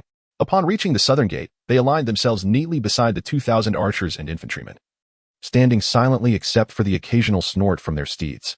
Gradually, the stunned expressions of the northern nobles transformed as they exchanged bewildered glances, at a loss for words to describe the impeccable precision of the military review. Yet, the military review was far from over. Now, the northern acting lord, Robb Stark, will escort the prisoner, Lewin Bolton. With Theon's booming announcement, over 2,000 soldiers shouted in unison, "Lord Robb! Lord Robb!" As the thunderous cheers erupted. The southern gate opened to reveal Lewin, shackled and escorted by the fully armed Jon Snow, Oren, and Daisy, with Ed and Torrhen flanking him. The once dignified Lewin appeared frail and disheveled, shackled and stumbling as he made his way into the camp. "Oh, heavens! What is that?" With a startled gasp, the crowd beheld a monstrous ice wolf, akin to a beast from legend, slowly making its way behind Luss and his companions. While an ordinary ice wolf would scarcely exceed the size of a small pony, this creature towered over the adult warhorses of the north. Its sleek gray fur billowed in the wind, and its formidable fangs, akin to short swords, protruded menacingly from its maw. Its long limbs, visibly muscular, promised explosive power, and the razor-sharp claws left deep impressions in the snowy ground of the military camp. Most notably, upon the broad back of this fearsome creature sat a strikingly handsome youth. Exuding an air of authority, clad in the attire of a lord with a black cloak draped over his shoulders, Robb Stark. Chapter 47. The warrior's crypt. As the shackled Luss was escorted by the imposing Ice Wolf, Robb advanced slowly, prompting the soldiers of Winterfell at the southern gate to collectively turn and follow the procession towards the platform. Upon reaching the front of the dais, the northern nobles felt an intensified weight of dread emanating from the bloodthirsty beast. The juxtaposition of a robust northern warhorse with the towering Ice Wolf was stark. The atmosphere was thick with the predator's feral essence, ensnaring the nobles within an invisible web of terror. So overwhelmed were they that they could scarcely speak, let alone breathe, fearing that even the slightest inhalation might provoke the wrath of the savage hunter. Observing that he had achieved the desired effect, Robb communicated his intent to the Ice Wolf. Gradually, the creature's wildness subsided, its fur lay flat against its skin, and the murderous glint in its eyes transformed into one of sagacity and awareness. With a collective exhalation, the northern nobles on the platform began to breathe deeply, as if thawing from a freeze. Count Wyman, feeling the rapid pounding of his heart, turned to glance at his old friend, Count Ricard, who was likewise engaged in deep breaths, having only seen the Ice Wolf in its docile state when in Robb's presence. This was indeed the first time he had encountered the creature's more perilous side. Luss, restrained by the 5 members of the Small John, was brought up the steps beside the platform. The Ice Wolf, towering even above the dais, advanced to its side, and Robb ascended the platform. Once its task was complete, the Ice Wolf languidly settled into the snow beneath the platform, unfazed by the biting cold. Upon seeing Robb ascend, Theon nodded slightly in acknowledgement before standing quietly beside him. On the platform, Luss was forced to kneel at the center, facing the soldiers of Winterfell while his back was turned to the assembled northern nobles. The 4 members of Theon stood vigilantly around the dais, while Robb stood at the forefront, addressing Luss and the northern lords. Esteemed lords loyal to House Stark, I extend my heartfelt gratitude for your presence. I must apologize for not being able to join you for dinner, as our military camp was only completed yesterday, Robb began, articulating the customary pleasantries before shifting directly to the purpose of the gathering. Today, the first order of business is to witness the military parade, followed by the unveiling of the warrior's crypt. The northern nobles followed the direction of Robb's hand, their gazes landing upon the distinctive stone structure resembling a short dagger that still stood prominently within the camp. All northern folk were aware that within Winterfell lay the crypt of House Stark, the final resting place of all the kings in the north and the heads of House Stark. From this day forth, the warrior's crypt would honor all those who fought and sacrificed for Winterfell, with the names of the fallen inscribed upon its surface. At these words, while a few nobles shook their heads in disapproval, the majority began to murmur amongst themselves. Count Wyman was among the dissenters, believing that the gesture of constructing a crypt for the fallen soldiers was a fruitless endeavor. Rather than expending gold on such a monument, he felt it would be more fitting to provide greater pensions to the families of the deceased. The crypt of House Stark was intended to commemorate the ancestors of the family, to honor the legacy of their lineage. Beyond Robb's loyal wolf guards, the majority of the soldiers were commoners from the lower strata of society. Once they fell in battle, it was likely that even their families would quickly forget them. Noticing the hushed whispers of the northern nobles, Robb remained undeterred, continuing to speak with conviction. All soldiers whose names are inscribed in the warrior's crypt will not only receive death benefits for their families but will also be entitled to additional provisions. If a soldier's wife lacks a source of income, Winterfell will provide her with stable employment. If his elderly parents are unable to work, Winterfell shall grant them a monthly allowance.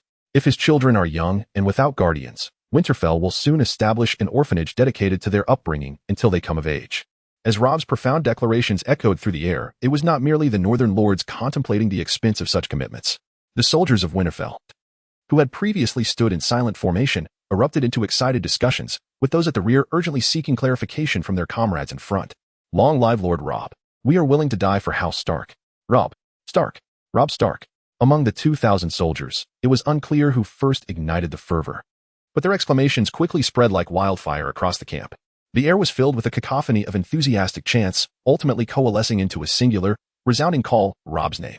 Meanwhile, Luss, forcibly kneeling upon the platform, initially remained bowed and silent, resembling a lifeless corpse.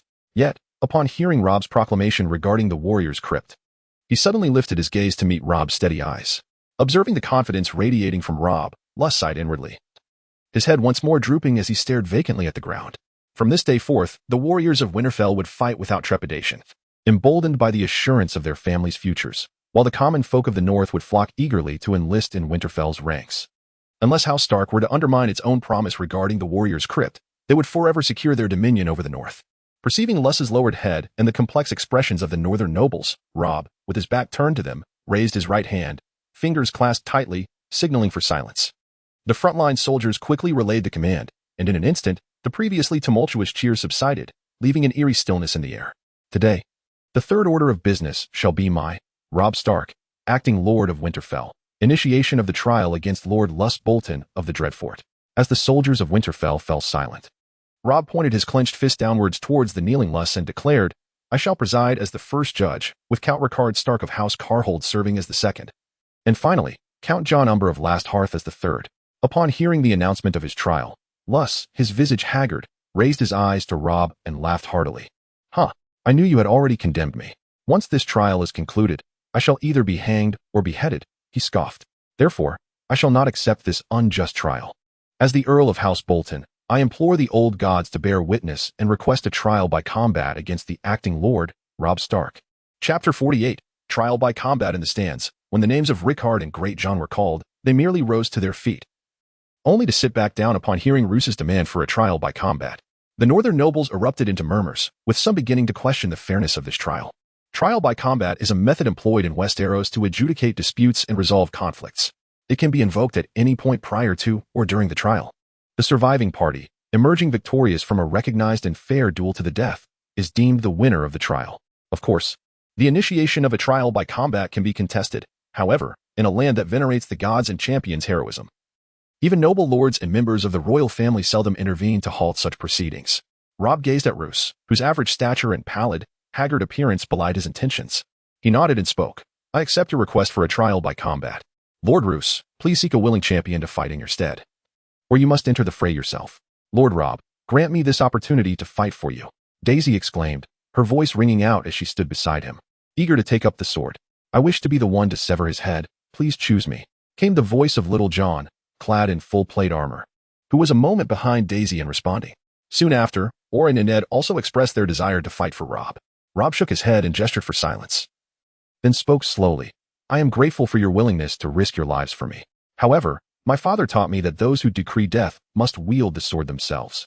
Upon hearing him invoke Lord Eddard's teachings, Daisy and the others understood that further persuasion was futile and quietly returned to their original positions. Seeing that Robb would take up arms himself, a smile crept across Roose's lips as he raised his shackles high. Eddard, upon meeting Robb's nod, produced the keys and freed him from his bonds. Robb seized the long sword from Theon's waist and tossed it before Roose. He then removed his black cloak and drew his sword, addressing Roose. It appears that no one here will fight for you, so let us begin. Lord Roose, outside of the Dreadfort, I sent word that I would personally end your life. Now, the time has come. Roose picked up the sword from the ground, stood, and stretched his limbs, having been confined in shackles for so long. Eddard and his brother Tarly moved aside, while Daisy and the others discreetly formed a surrounding circle. Though a trial by combat allows for the changing of armor before the duel, both Robb and Roose understood each other's intentions and mutually agreed to engage in an unarmored combat. Let the battle commence, Theon shouted, his voice echoing as both combatants prepared themselves. As soon as Robb was ready, Roose advanced, raising his sword in his right hand. Once within striking range, he wielded the sword with both hands, lifting it high before delivering a powerful downward strike towards Robb. Clang. Robb remained steadfast, calmly raising his sword above his head to easily deflect Roose's blow. Roose, his hands straining with effort, attempted to force his sword down. Yet, Robb, wielding his sword with a single hand, effortlessly countered Roose's strength. In a hushed tone, only audible to them, Robb whispered, since death is inevitable, rather than perish bearing the weight of guilt, it is better to die valiantly in battle. This way, doubts about my forced conviction will take root in the hearts of the Northern Lords, pricking their conscience. Of course, if you can kill me in this trial, that would be even better, wouldn't it? Roose, grinning through clenched teeth, replied, Indeed, are you not the same? Since a trial by combat cannot be refused, why not use it to condemn me and silence the Northern Lords? My physique was never robust, and after such prolonged confinement, I am weak.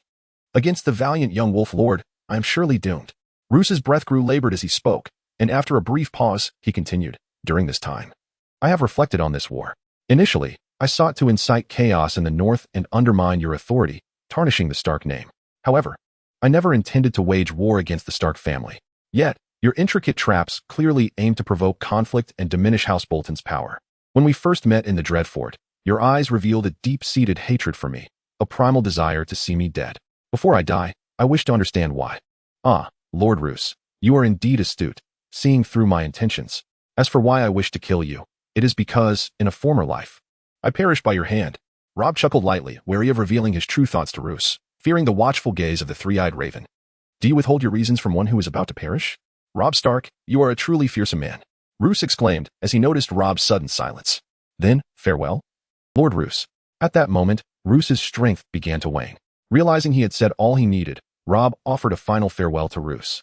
Without waiting for Roos's response, Rob exerted force with his right hand, driving his sword upward to deflect Roos's blade. Simultaneously, he swiftly retracted his sword, swinging it mightily. Clang! Despite Roos's desperate grip, he was unable to prevent his sword from being knocked from his hands. Despite knowing his own limitations, Roos was astonished to find himself utterly defenseless against Rob. Thud, thud, thud. The look of incredulity solidified on Roos's face as Rob's second strike severed his head. The head rolled upon the platform, producing a few soft thuds as it fell. Blood gushed from the neck of his headless corpse, splattering Rob with crimson. Among the spectators of this trial by combat, the Earl of Wyman could only feel that the proceedings had been rather hasty. Were it not for Roose Bolton's head rolling on the platform, he might have thought it all a stage performance. From his perspective, he merely saw Roos swing his sword. The two of them locked blades for a moment. Rob easily disarmed Roos, and then cleave off Roos's head. Lord Rob is truly formidable. Unlike Wyman, who was unversed in swordplay, Rickard knew all too well the disparity between the two combatants, prompting him to exclaim in admiration. Upon hearing his old friend's praise and reflecting on the changes in Winterfell and the soldiers' parade, Wyman made a decision. He would offer the batch of healing salves at cost price alone. Chapter 49, Bad News. Watching Theon summon soldiers to clear the body, Rob, splattered with blood from being so near to Roos, called out, bury the body along with the head. There is no need to display it on a pike. Very well. Rob, you should wash your face first, Theon said, handing him the cloak he had just retrieved. Rob did not respond to Theon. He took the cloak, casually wiping the blood from his face with its inner lining, then turned to address the various northern nobles seated in the stands, each with differing expressions. Lewin Bolton, the sinner who has disrupted the Order of the North, has received his due punishment. His bastard son, Ramsay Snow, has reported his father's crimes. And I shall write to His Majesty the King, requesting the legitimization of Ramsay Bolton, that he may inherit the title of Lord of the Drevfort. Do any of you noble families present here have any objections to this matter? The northern nobles, witnessing the soldiers cleansing the bodies and bloodstains on the platform, remained silent, offering no dissent. In truth, the noble representatives sent by their families had no authority to voice any disagreement, while the lords present had their heirs serving in prominent positions within Winterfell, thus rendering them even less likely to object.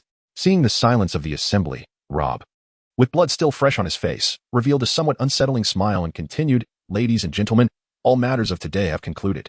Please return to Winterfell and retrieve the evidence to claim your respective caravans' goods. By the way, these goods were transported from the Drevfort, witnessed by thousands of eyes. Hence there is no possibility of deceit. Upon hearing this, the noble representatives felt as if a great weight had been lifted from their shoulders, hurriedly bowing to Rob before departing to return to Winterfell. Meanwhile, the various lords gathered around, engaging Rob in conversation to foster closer relationships.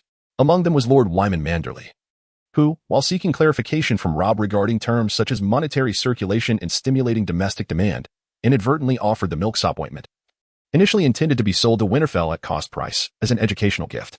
As time passed during Rob's discussions, by midday, all the noble lords set off back to Winterfell. After washing up, Rob joined the soldiers for lunch prepared by the logistics team, then commenced the distribution of rewards for the entire army post-battle. The 5 commanders from various participating factions, including Theon, could not be promoted in rank at this time. As for the conferral of knightly lands, the war had not yet reached that level, so Rob instead awarded golden dragons based on individual merits. Owen, who valiantly engaged the enemy's heavy cavalry with his pikemen, received a reward of 20 golden dragons. Theon, responsible for the overall command of archers and directing the infantry in combat, received 15 golden dragons. Jon Snow, who led the cavalry with courage, was awarded 10 golden dragons, while Ed received the same for coordinating with the light cavalry. Torrin, who oversaw the logistics team in completing supply and protection tasks, received 5 golden dragons. The commander of the local militia infantry, Trog, was transferred to Winterfell to serve as an infantry commander and was rewarded 3 golden dragons. Rob set aside 300 golden dragons from the spoils as rewards for Lord Rickard and the Stark cavalry and claimed back the goods lost from his own caravan. Among the 3,000 soldiers from Winterfell, excluding the archers who had previously received rewards in Stonehouse, the remaining cavalry each received 100 silver stacks. Naturally, The achievements of each soldier in beheading enemies were meticulously recorded by the military judge, and those meeting the established criteria would be eligible for promotion. As for the 530 soldiers from Winterfell who fell in battle, each would receive a consolation payment of 200 silver stags, their names inscribed in the Hall of Heroes. The 2,800 local militia infantry who perished would receive 100 silver stags each as well. The compensation Robb dispensed was not only substantial but could be deemed exceedingly generous. It is worth noting that during the later turmoil in Westeros, prices soared. Yet the life of a hound was only worth a bounty of 100 silver stags. In total, including the rewards for the Stark cavalry, Robb expended 2,100 golden dragons, which was roughly a fraction of what the Dreadfort had amassed. The Dreadfort's long-standing heritage was indeed remarkable, boasting over 12,000 golden dragons in gold alone, while the value of various other supplies could amount to thousands more. However, Robb believed the most practical spoils of this war were the warhorses and numerous weapons and armor. After all, golden dragons needed to be converted for wartime use, whereas horses and armaments could be directly employed in battle. In the original narrative, House Tyrell possessed immense wealth, abundant supplies, yet ultimately faced annihilation, with countless golden dragons claimed by Cersei to settle debts to the Iron Bank. Following the acquisition of this batch of wartime supplies, Robb just needed to intensify training to cultivate competent soldiers, thereby potentially doubling the elite forces in Winterfell. Although Robb garnered a significant amount of spoils from the Bolton family through this war, it paled in comparison to the assets and debts amounting to hundreds of thousands or even millions of golden dragons in the southern realms. The north remained too barren. The environment was unsuitable for slow agricultural development, and Robb's time for growth was exceedingly brief. As the distance to the War of the Five Kings diminished, he felt an overwhelming urgency, constantly seeking methods to swiftly enhance his army's combat capabilities. He contemplated the ancient, small wonders of the East, which might yield some remarkable effects if used sparingly, but could not be relied upon. When Robb concluded matters in the camp and returned to Winterfell, the sun was gradually setting. As they approached Winterfell, they spotted Catelyn riding ahead with 2 guards. Observing her rapid pace, Robb's heart sank, and he quickly rode forward to meet her. "Robb, your father quarreled fiercely with the king and has stepped down from the king's hand. My sister Lisa and my name dispatched over 100 knights from the Vale to the crossroads to forcibly bring Tyrion and Ser Roderick back to the Eyrie." As Robb and his companions halted their horses, Catelyn urgently continued, "These are news from a few days ago. I am uncertain of the current situation. I am deeply worried for Ned. Mother, your anxiety serves no purpose now. We need not concern ourselves with Tyrion and Ser Roderick for the time being. I will handle matters regarding father. We must return to Winterfell first." Robb reassured Catelyn and signaled for everyone to head back to Winterfell. The fact that Lisa Arryn had personally intervened to abduct Tyrion and Ser Roderick stood in stark contrast to the original narrative. However, with the mercenary, Bronn, in the Eyrie, Tyrion should still navigate through this ordeal unscathed, much like in the original story. As for the situation with his father, the time until King Robert met his demise at the tusks of a boar was growing ever shorter. Action must be taken immediately. On horseback, Robb's mind raced with thoughts, and upon determining his objective, he turned his resolute gaze southward. Chapter 50. Southward. On the night of the following day, having settled the administrative matters of Winterfell, Robb quietly departed through the southern gates with a small contingent of Winterfell cavalry disguised as an ordinary merchant caravan. This modest caravan consisted of merely 3 wagons, with Robb accompanied by Ed, Torrin, and 16 carefully chosen cavalrymen. Each of them donned worn commoner clothing, their faces adorned with beards and scars as disguises, presenting a convincing facade. Due to the announcement of the rewards for the Hall of Heroes, local commoners had ignited a wave of enlistment for military service. Currently, Theon and Owen were overseeing this matter, and it was anticipated that, following age and physique evaluations, they could recruit between 2,000 to 3,000 new soldiers. Daisy was responsible for guarding the family within the keep, while Jon Snow, somewhat conspicuous due to his stature, along with Trock, was tasked with overseeing the daily training of the troops and the upcoming training of new recruits. The direwolves, which Robb used as a means of communication, were all mid-level officers in the army, thus could not be reassigned. Moreover, this operation was not intended to assault King's Landing, but rather to execute a plan to rescue Eddard, Sansa, and Arya. Robb brought these individuals not only as a disguise but also in case assistance was required. Robb Stark's current overall strength can be said to place him precariously at the pinnacle of Westeros. Previously, the influx of the Red Mist had minimal negative impact, and the positive effects were equally insignificant. However, following the chaos of the Battle of Harrenhal, Robb's understanding of the Red Mist has deepened. The most severe negative consequence threatens to strip him of his reason, plunging him into a frenzy of slaughter. Conversely, the positive effects continuously bolster his stamina, hastening the healing of wounds and subtly enhancing his physical attributes. Rob has long sensed that his physical prowess has been steadily improving, growing stronger each day. He initially attributed this to his rigorous training, but after the recent loss of control, he distinctly perceived a significant enhancement in his abilities. Notably, in terms of strength, Jon Snow now pales in comparison to him. This was evident during a recent test in the barracks, where Jon's expression was a tapestry of emotions, as his greatest pride had always been his own strength. As for Bloodwind's attributes, they are remarkably balanced. Name, Bloodwind, Contractor, Robb Stark, Physique, 30, Speed, 30, Strength, 30, Species, Spirit-Bonded Ice Wolf, 6, Pack, Warrior Wolf, Nymeria, Servant Wolf, Lady. Blood Pact points, 32. All of its attributes are capped at 30 points, unable to increase further. Rob is uncertain whether this is its growth limit or if other conditions remain unmet. This peculiar advantage can only be explored through personal experience. Even a rudimentary user manual would alleviate his frustration. The accumulation of Blood Pact points poses a potential hazard should he continue to fight and kill. These points will inevitably escalate, leading to uncontrollable consequences. Will he lose control for a limited time or become permanently unhinged, a mere vessel of carnage? Rob is entirely unaware of the ramifications of a second loss of control, prompting him to significantly reduce his food intake, fearful of further increasing his Blood Pact points. Yesterday, he gained 8 Blood Pact points from slaying Roose Bolton, aside from the earlier kill of the treacherous soldier leader, Dick. This marks his second instance of acquiring more than the usual 2 Blood Pact points. Fortunately, during the chaos of the Battle of Harrenhal, his Blood Pact points had exceeded 70, allowing him some leeway. Speaking of Bloodwind, it has endured some discomfort during their journey, due to its conspicuous size.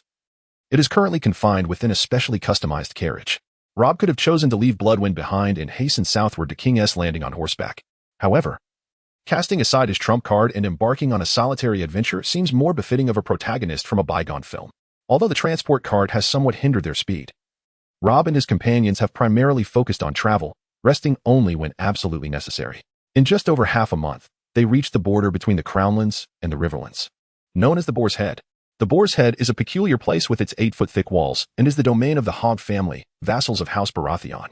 While entry into the stronghold is impossible, there exists an outer settlement, akin to a winter market, established by the local populace. Though modest in size, it offers all necessities, exuding a bustling vitality. Its advantageous location, less than a day's ride from King's Landing, positions it as the first stop along the King's Road. After the long journey, everyone from Winterfell, except for Rob, appeared weary and dispirited. Thus, he resolved to rest for the night before continuing to King's Landing the following day. They lodged at a dilapidated yet ordinary inn, where the cost of living in the south proved significantly higher than in the north. Their total expenditure, encompassing food, accommodation, and premium feed for their horses, amounted to 110 silver stags, a discounted price negotiated by Eddard, as the innkeeper had initially demanded a gold dragon upon hearing their northern accents. Rob and his party arrived at the inn just as the sun began to set. After arranging the transport card and calming Bloodwind, which had been transmitting its impatience to him, he led everyone to the inn's dining hall for supper. Despite its shabby appearance, the inn was bustling with patrons. Upon entering the spacious hall, Rob noticed that 2/3 of the tables were occupied with guests dining and conversing. After a brief wait, the innkeeper presented them with their pre-ordered meal, a substantial piece of bread, a large bowl of barley and venison stew, some fresh spinach, and a tankard of inferior ale. Compared to the culinary delights of Winterfell, Rob found the meal rather unpalatable. They could afford better, but given their guise as a modest merchant company, their accommodations should at least reflect that pretense. Hence, when Eddard was haggling with the innkeeper, Rob refrained from intervening. In his past life, Rob was the type who could buy clothes and shoes in a matter of minutes. Just as he and his companions were finishing their unsatisfactory meal, the inn's door was suddenly flung open. A man stumbled into the dining hall, visibly agitated, shouting, "Breaking news. Our king has taken several courtesans into the Red Keep today, and they have met their demise in a most gruesome manner." Upon hearing the shocking news, Rob's expression shifted dramatically as he slammed his fist onto the table, sending food and drink scattering across the room. Impossible. Chapter 51. A fortuitous encounter. All eyes in the inn turned toward Rob, drawn by the commotion of his outburst. "Our leader has had a bit too much to drink. He is just a bit overexcited. Nothing to worry about." Eddard quickly rose, smiling as he attempted to reassure the other patrons. "Adam, where did you hear this news? Is it credible?" Another patron inquired. "The king was a great hero in his youth. He cannot be so easily defeated." "Indeed, it seems like you've had one too many," Eddard added, but after his explanation, the diners shifted their focus away from Rob, questioning Adam instead. "I swear by the Seven, this news is absolutely true. It came from within the stronghold. Who would dare to fabricate such a tale to deceive the Knights of House Hawk?" Adam insisted, raising his right hand in a solemn vow. He then turned to the innkeeper, stating, "Old Jace, surely this news deserves a fine tankard of your best ale?" The innkeeper, knowing Adam rarely spoke falsehoods, nodded and poured him a frothy tankard. Then it appears the king truly did perish at the hands of courtesans. This would mark a new chapter in the history of the Seven Kingdoms. Tomorrow, I must travel to King S Landing to witness the spectacle. I wonder if the common folk will be offered free food during the king's funeral? While food may not be distributed at the funeral, there will certainly be a grand tournament and a feast for the new king, which should provide ample provisions, another patron chimed in. The death of the king signifies a monumental event for the common folk of the Seven Kingdoms. Yet their primary concern lies in whether this incident might yield them unexpected benefits. Due to the sudden upheaval caused by this unexpected event, Rob, who had been organizing his thoughts, ultimately made a decision in his heart. He immediately set off on a night journey, striving to arrive at King's Landing as soon as possible. After making his choice, Rob promptly sprang into action, neglecting to retrieve the silver stag from the innkeeper, and hurriedly mounted his horse along with all his companions, driving the carriage forward. In the thick darkness of the night, Rob and his entourage brandished the torches they had prepared in advance, urging their horses onward. Fortunately, the closer they drew to the starting point of the King S Road, King's Landing, the smoother and more traversable the road became.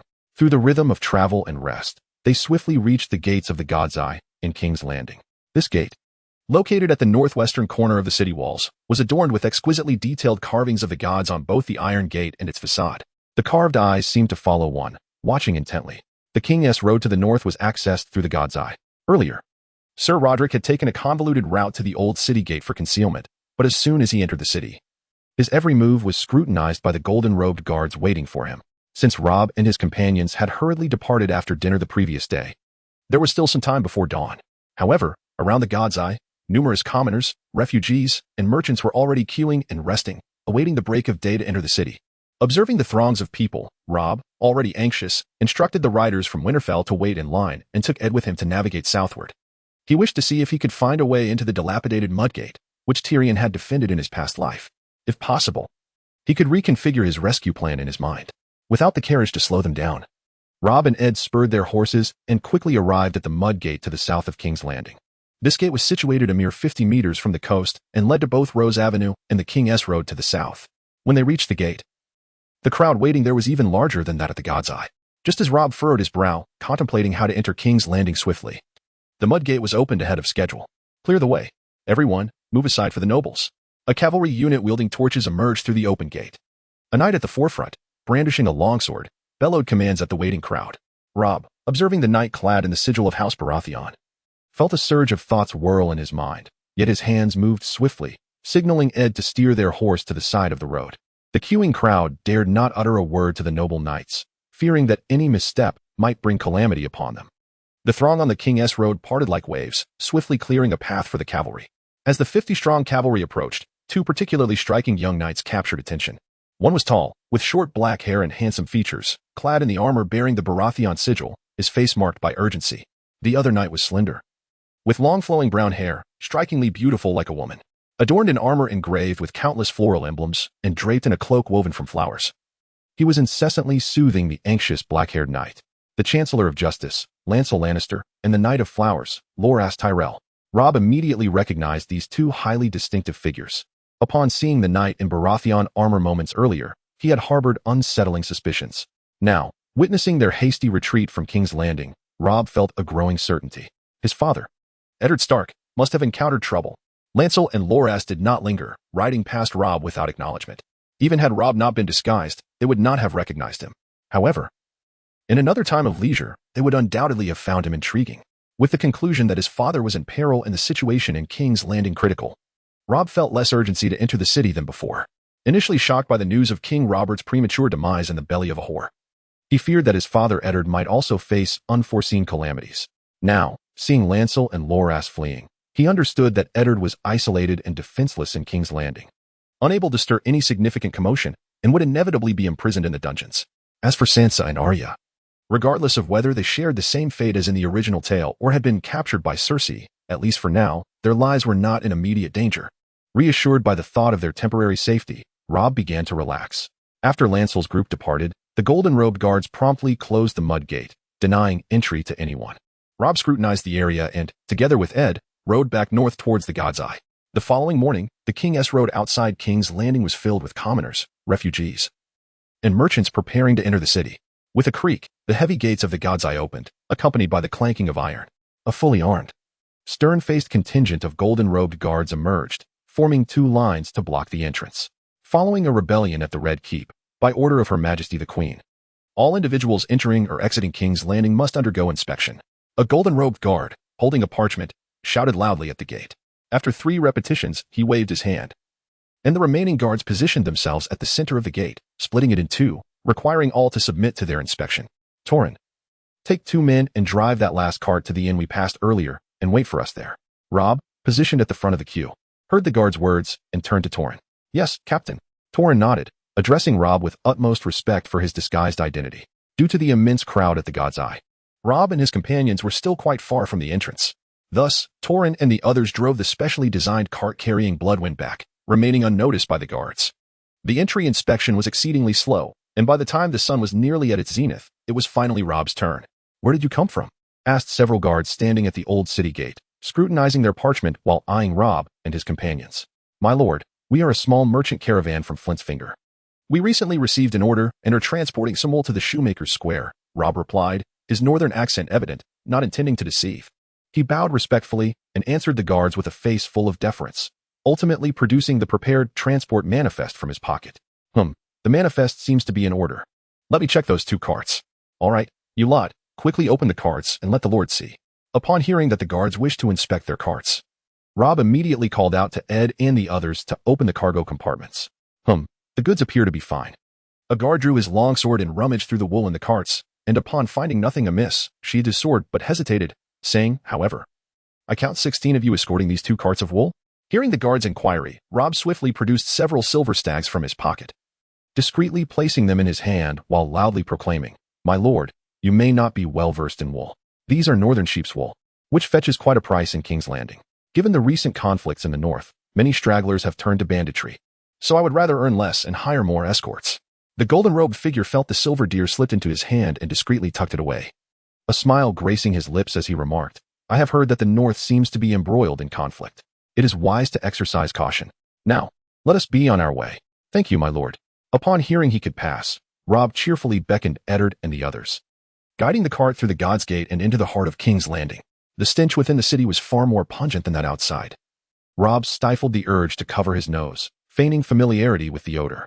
As the Cobbler's Square lay adjacent to the God's Gate, their group swiftly traversed the city gate and soon arrived at the bustling Cobbler's Square. After directing most of the cavalry from Winterfell to proceed to their designated shops, Rob, accompanied by Eddard and 2 knights, made their way towards Steel Street, laden with blacksmiths, in the southwestern direction of the square. After an extensive search guided by the address on the note, they finally located Master Angie's smithy. Upon entering the forge, they were greeted by the sight of burly men, bare-chested, laboring under the heat as they hammered out sparks from unfinished weapons and farming tools. I am Master Angie. What can I assist you with? A small, gray-haired elder approached them with a beaming smile. I wish to craft a dagger that remains visible even in the dark, Rob stated, scrutinizing the diminutive figure of Angie before speaking, placing particular emphasis on the word dark. Angie's smile remained, though a flicker of intrigue passed through his eyes as he replied, Such a custom order does not come cheaply. Shall we discuss this in private? As long as it can be crafted, the cost is of no concern. Rob nodded in affirmation, then turned to Eddard and the others, instructing, Please wait for me outside while I discuss the details with the owner. Understood, leader. Following Angie, Rob navigated past the smiths to a rear room designated for rest. As Angie closed the door behind him, Rob eagerly inquired, I wish to purchase the latest intelligence regarding Hand of the King, Eddard Stark. This is not particularly valuable information. 2 golden dragons will suffice. Thank you. Angie chuckled as he quoted the price. Rob nodded, retrieving a pouch from within his garments and counting out 2 golden dragons to hand over to Angie. In truth, you shall soon discover that last night, Eddard Stark, the Hand of the King, attempted to rebel with his guards, Lord Tywin Lannister and Lord Gregor Clegane, along with the gold-robed guards, apprehended him, and he is now imprisoned within the black cells of the Red Keep. Angie placed the golden dragons into his pocket and promptly divulged the information. Rob nodded. His father Eddard, true to his nature, was unwilling to resort to ignoble means and, without allies in King's Landing, could hardly create a stir. However, diverging from the known narrative of the past, owing to Rob's influence, Eddard had not directly accused Tyrion Lannister of being the assassin of Bran, resulting in diminished animosity toward the Lannisters.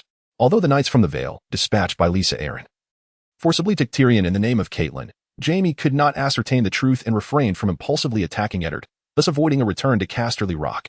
Even Jaime, known for his impetuosity, was restrained, and Tywin, with his cunning, remained even more cautious. Consequently, he did not dispatch the Mountain to raid the Riverlands. Robb continued to inquire about the fate of his two sisters. One golden dragon, thank you. Upon receiving another golden dragon, Angie responded, this information is simpler. Sansa Stark has been taken into the Red Keep by the Hound, while Arya Stark has vanished without a trace. Understood. I also require a detailed map of the Red Keep. 20 golden dragons. Is a map truly so expensive?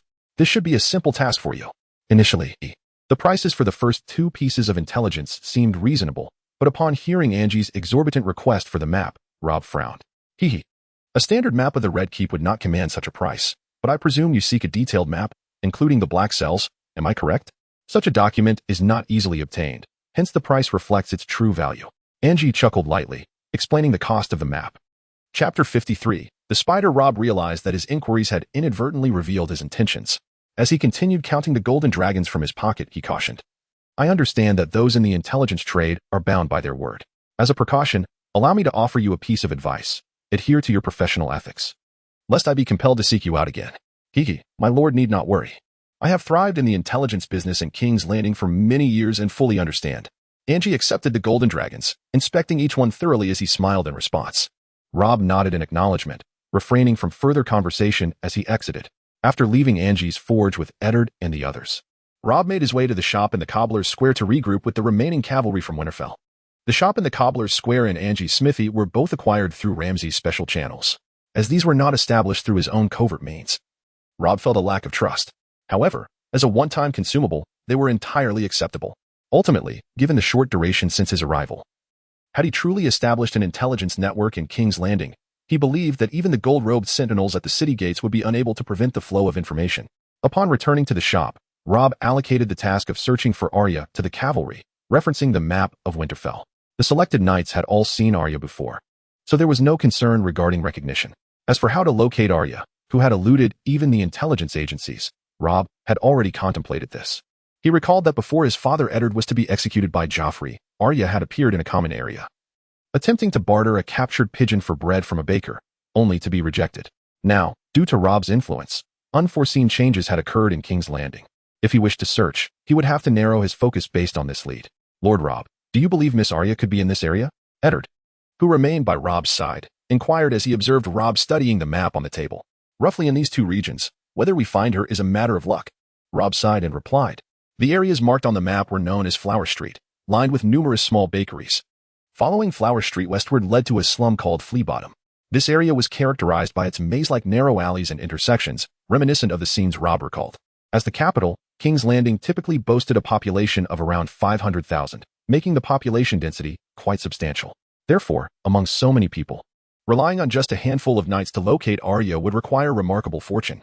On the very first day in King's Landing, as night descended, the returning knights brought back tidings from outside.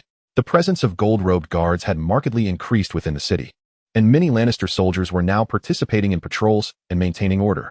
Additionally, the Red Keep and the Great September of Baelor were hurriedly preparing decorations for King Robert's funeral. Many commoners began to loiter around the Red Keep and the Great September, hoping to secure work or receive alms from the nobility. This is also one of the reasons why Lannister soldiers are engaged in maintaining public order. After all, with over 2,000 men in golden ropes, they are tasked with guarding the 7 gates and ensuring stability within the city, which clearly stretches their manpower thin. In a shop now fully under Robb's management, he is personally preparing dinner for a dozen cavalrymen who have been on the run all day. Eddard assists him, having procured the ingredients in the afternoon. The cuisine of Westeros, particularly that of the nobility, boasts a delightful array of flavors. In contrast, the fare of the common folk is simply unpalatable. Primarily designed to satiate hunger, it is evident that Robb and his company cannot venture out to high-end establishments to procure expensive meals. Moreover, in a world where poison lurks at every corner, Robb's homemade hogwood dishes are both safe and delectable, given the circumstances. Suddenly, as he and Eddard busily prepare dinner, 2 peculiar sounds emanate from a wooden cabinet in the corner of the kitchen. Robb exchanged a glance with Eddard, halting their activities. He tilted his head towards the shop's entrance, signaling Eddard to prepare to call for assistance, while reaching for the meat cleaver on the kitchen table. Lord Robb, please do not be alarmed. I wish to convey news regarding Lord Eddard. came a gentle and amiable voice from the cabinet. Perhaps the individual inside felt compelled to speak upon hearing the sudden silence in the kitchen. "Very well, step out. Let us converse face to face," Rob replied, his initial wariness slightly assuaged by the hidden person's words. He understood that if the individual were an adversary, they would have seized the opportunity to ambush them earlier. With a soft creak, the corner cabinet swung open, revealing a stout figure cloaked in a dark hood, concealing their features. Behind this figure was a secret door embedded in the wall, which closed seamlessly upon their emergence. No wonder Rob's men had failed to discover this hidden passage during their inspection of the shop earlier that day. "Ah, Lord Rob. It is quite customary to have a concealed information point, is it not?" the figure remarked, lifting their hood to reveal a familiar visage, eliciting a smile from Rob in recognition. "Indeed, it is quite ordinary, Lord Varys." Indeed, emerging from the shadows was Varys, the master of whispers of King's Landing. His rotund figure and soft-spoken demeanor, coupled with his silent gait, render him nearly impossible to impersonate. "My little birds are indeed remarkable. Despite my efforts to disguise my presence in King's Landing, you found me on the very first day," Rob noted. "Pray tell, what did you mean when you mentioned having news regarding my father? My little birds are not as formidable as you might think. The harsh northern climate poses a challenge for them to sing," Varys replied, his hands habitually tucked into his sleeves, his face adorned with a benign and approachable smile. "As for why I am here today with news of your whereabouts, it is because this information point was sold to me. And the blacksmith's shop from which I am delivering intelligence is also of my establishment." Chapter 54. The spy Varys provided Rob with a brief explanation of how he was aware of his movements, yet he refrained from answering Rob's final question. Standing in silence, Varys frequently cast glances at Eddard, who stood nearby. "Eddard, you should leave. No one is to enter without my express command," Rob asserted, comprehending Varys's implication. "But, my lord Rob, Eddard Stark, this is my command," Rob interrupted, seeing Eddard's concern for his safety. "How can you worry about a meandering eunuch who struggles to catch his breath, being a threat to the young wolf lord who has felled dozens in battle?" Varys remarked lightly, a self-deprecating smile gracing his lips. Upon hearing Rob's firm command, Eddard turned and exited, casting a lingering glance at Varys before closing the kitchen door behind him. "Last night, Lord Eddard, accompanied by Peter Baelish, Yano Slint, and myself, went to proclaim King Robert's will," Varys stated, his demeanor shifting from relaxed to serious as soon as the door closed. "However, aside from myself, the other two betrayed Lord Eddard. He is now imprisoned in the black cells under charges of treason, as you are aware. I can deliver a letter from you, imploring Lord Eddard to concede to the charges of treason and acknowledge the new king's claim. In doing so, Queen Cersei would grant him a pardon, allowing him to don the black and journey to the wall. Furthermore, your sister, Sansa Stark, would still ascend as the new king's queen, ensuring the Stark family continues to guard the north." Listening intently as Varys outlined his intentions, Rob shook his head in response. "Lord Varys, your notions are overly idealistic. Setting aside whether Cersei would permit my father to wear the black, the mere thought that he would confess to treason simply upon receiving my letter is utterly implausible. I know Lord Eddard would sacrifice everything for honor, but could he disregard the lives of his two daughters? Upon learning of my presence in Winterfell, he would undoubtedly strive to rescue them. Then let him remain unaware of your arrival in Winterfell. Do you truly believe he would trust that after admitting to treason, Cersei and her kin would uphold their end of the bargain? After all, he has just been betrayed by Baelish and Slint." As their conversation reached an impasse, Rob finally articulated his objective. "Lord Varys, please take me to the black cells to see my father. I wish to persuade him in person." "Impossible, my lord Rob. That is located on the 3rd level of the Red Keep's dungeons. Not to mention, how would you pass through the guards? Each level of the prison is monitored and inspected, making it utterly infeasible to bring anyone inside," Varys countered immediately, dismissing Rob's request. "I know you have the means. Please trust me. I am a man of discretion.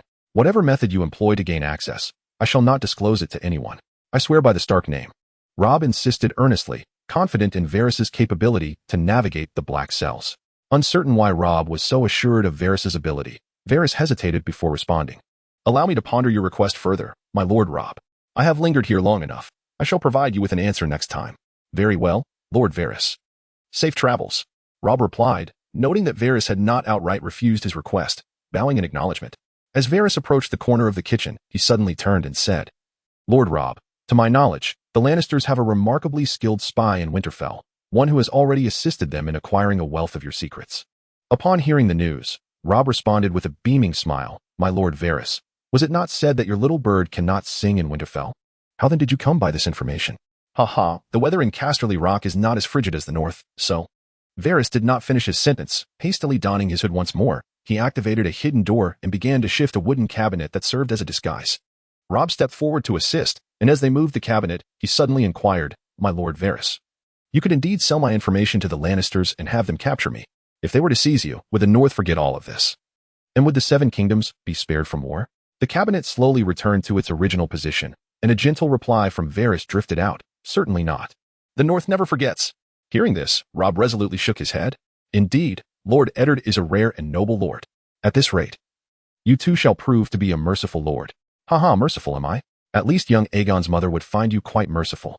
With a soft click, the wooden cabinet in the corner of the kitchen returned to its former state, devoid of any further sound, although much of what was spoken could not be trusted. He truly was a man of remarkable charisma. Rob reflected on their recent conversation, unable to suppress his admiration for Varys. "Knock, knock, knock. Come in, my Lord Rob. Has the spider departed? You must not trust his words." Eddard, upon entering and seeing only Rob, appeared greatly concerned that his son might be deceived by Varys, and immediately spoke up, observing Eddard's anxious expression. Rob was about to share details of their conversation when a thought suddenly flickered in his mind about Varys's mention of spies in Winterfell. Maintaining a composed demeanor, he replied, "It's nothing. He merely came to inform me of some news regarding my father prior to his imprisonment. Now, come, let us reheat these dishes. I am quite famished." "Ah. Yes, the brothers outside are also quite hungry. Which dish shall we heat first, my Lord Rob?" Hearing Rob's apparent distrust towards Varys, Eddard nodded in relief and replied with a smile, "Let us warm the venison leg first." Rob gestured towards the food on the kitchen table and casually inquired, "By the way, did you contact Tully and the others today? How are they faring?" "They are staying at an inn just outside the city. But Bloodwind is growing increasingly impatient. Tully fears he might burst forth from the wagon. You know that wagon can hardly contain him." "Yes, I understand." "Ah. Pass me that olive oil over there." Chapter 55, The Siege the next morning, after a simple breakfast. The cavalry of Winterfell continued their search for Arya while gathering some information.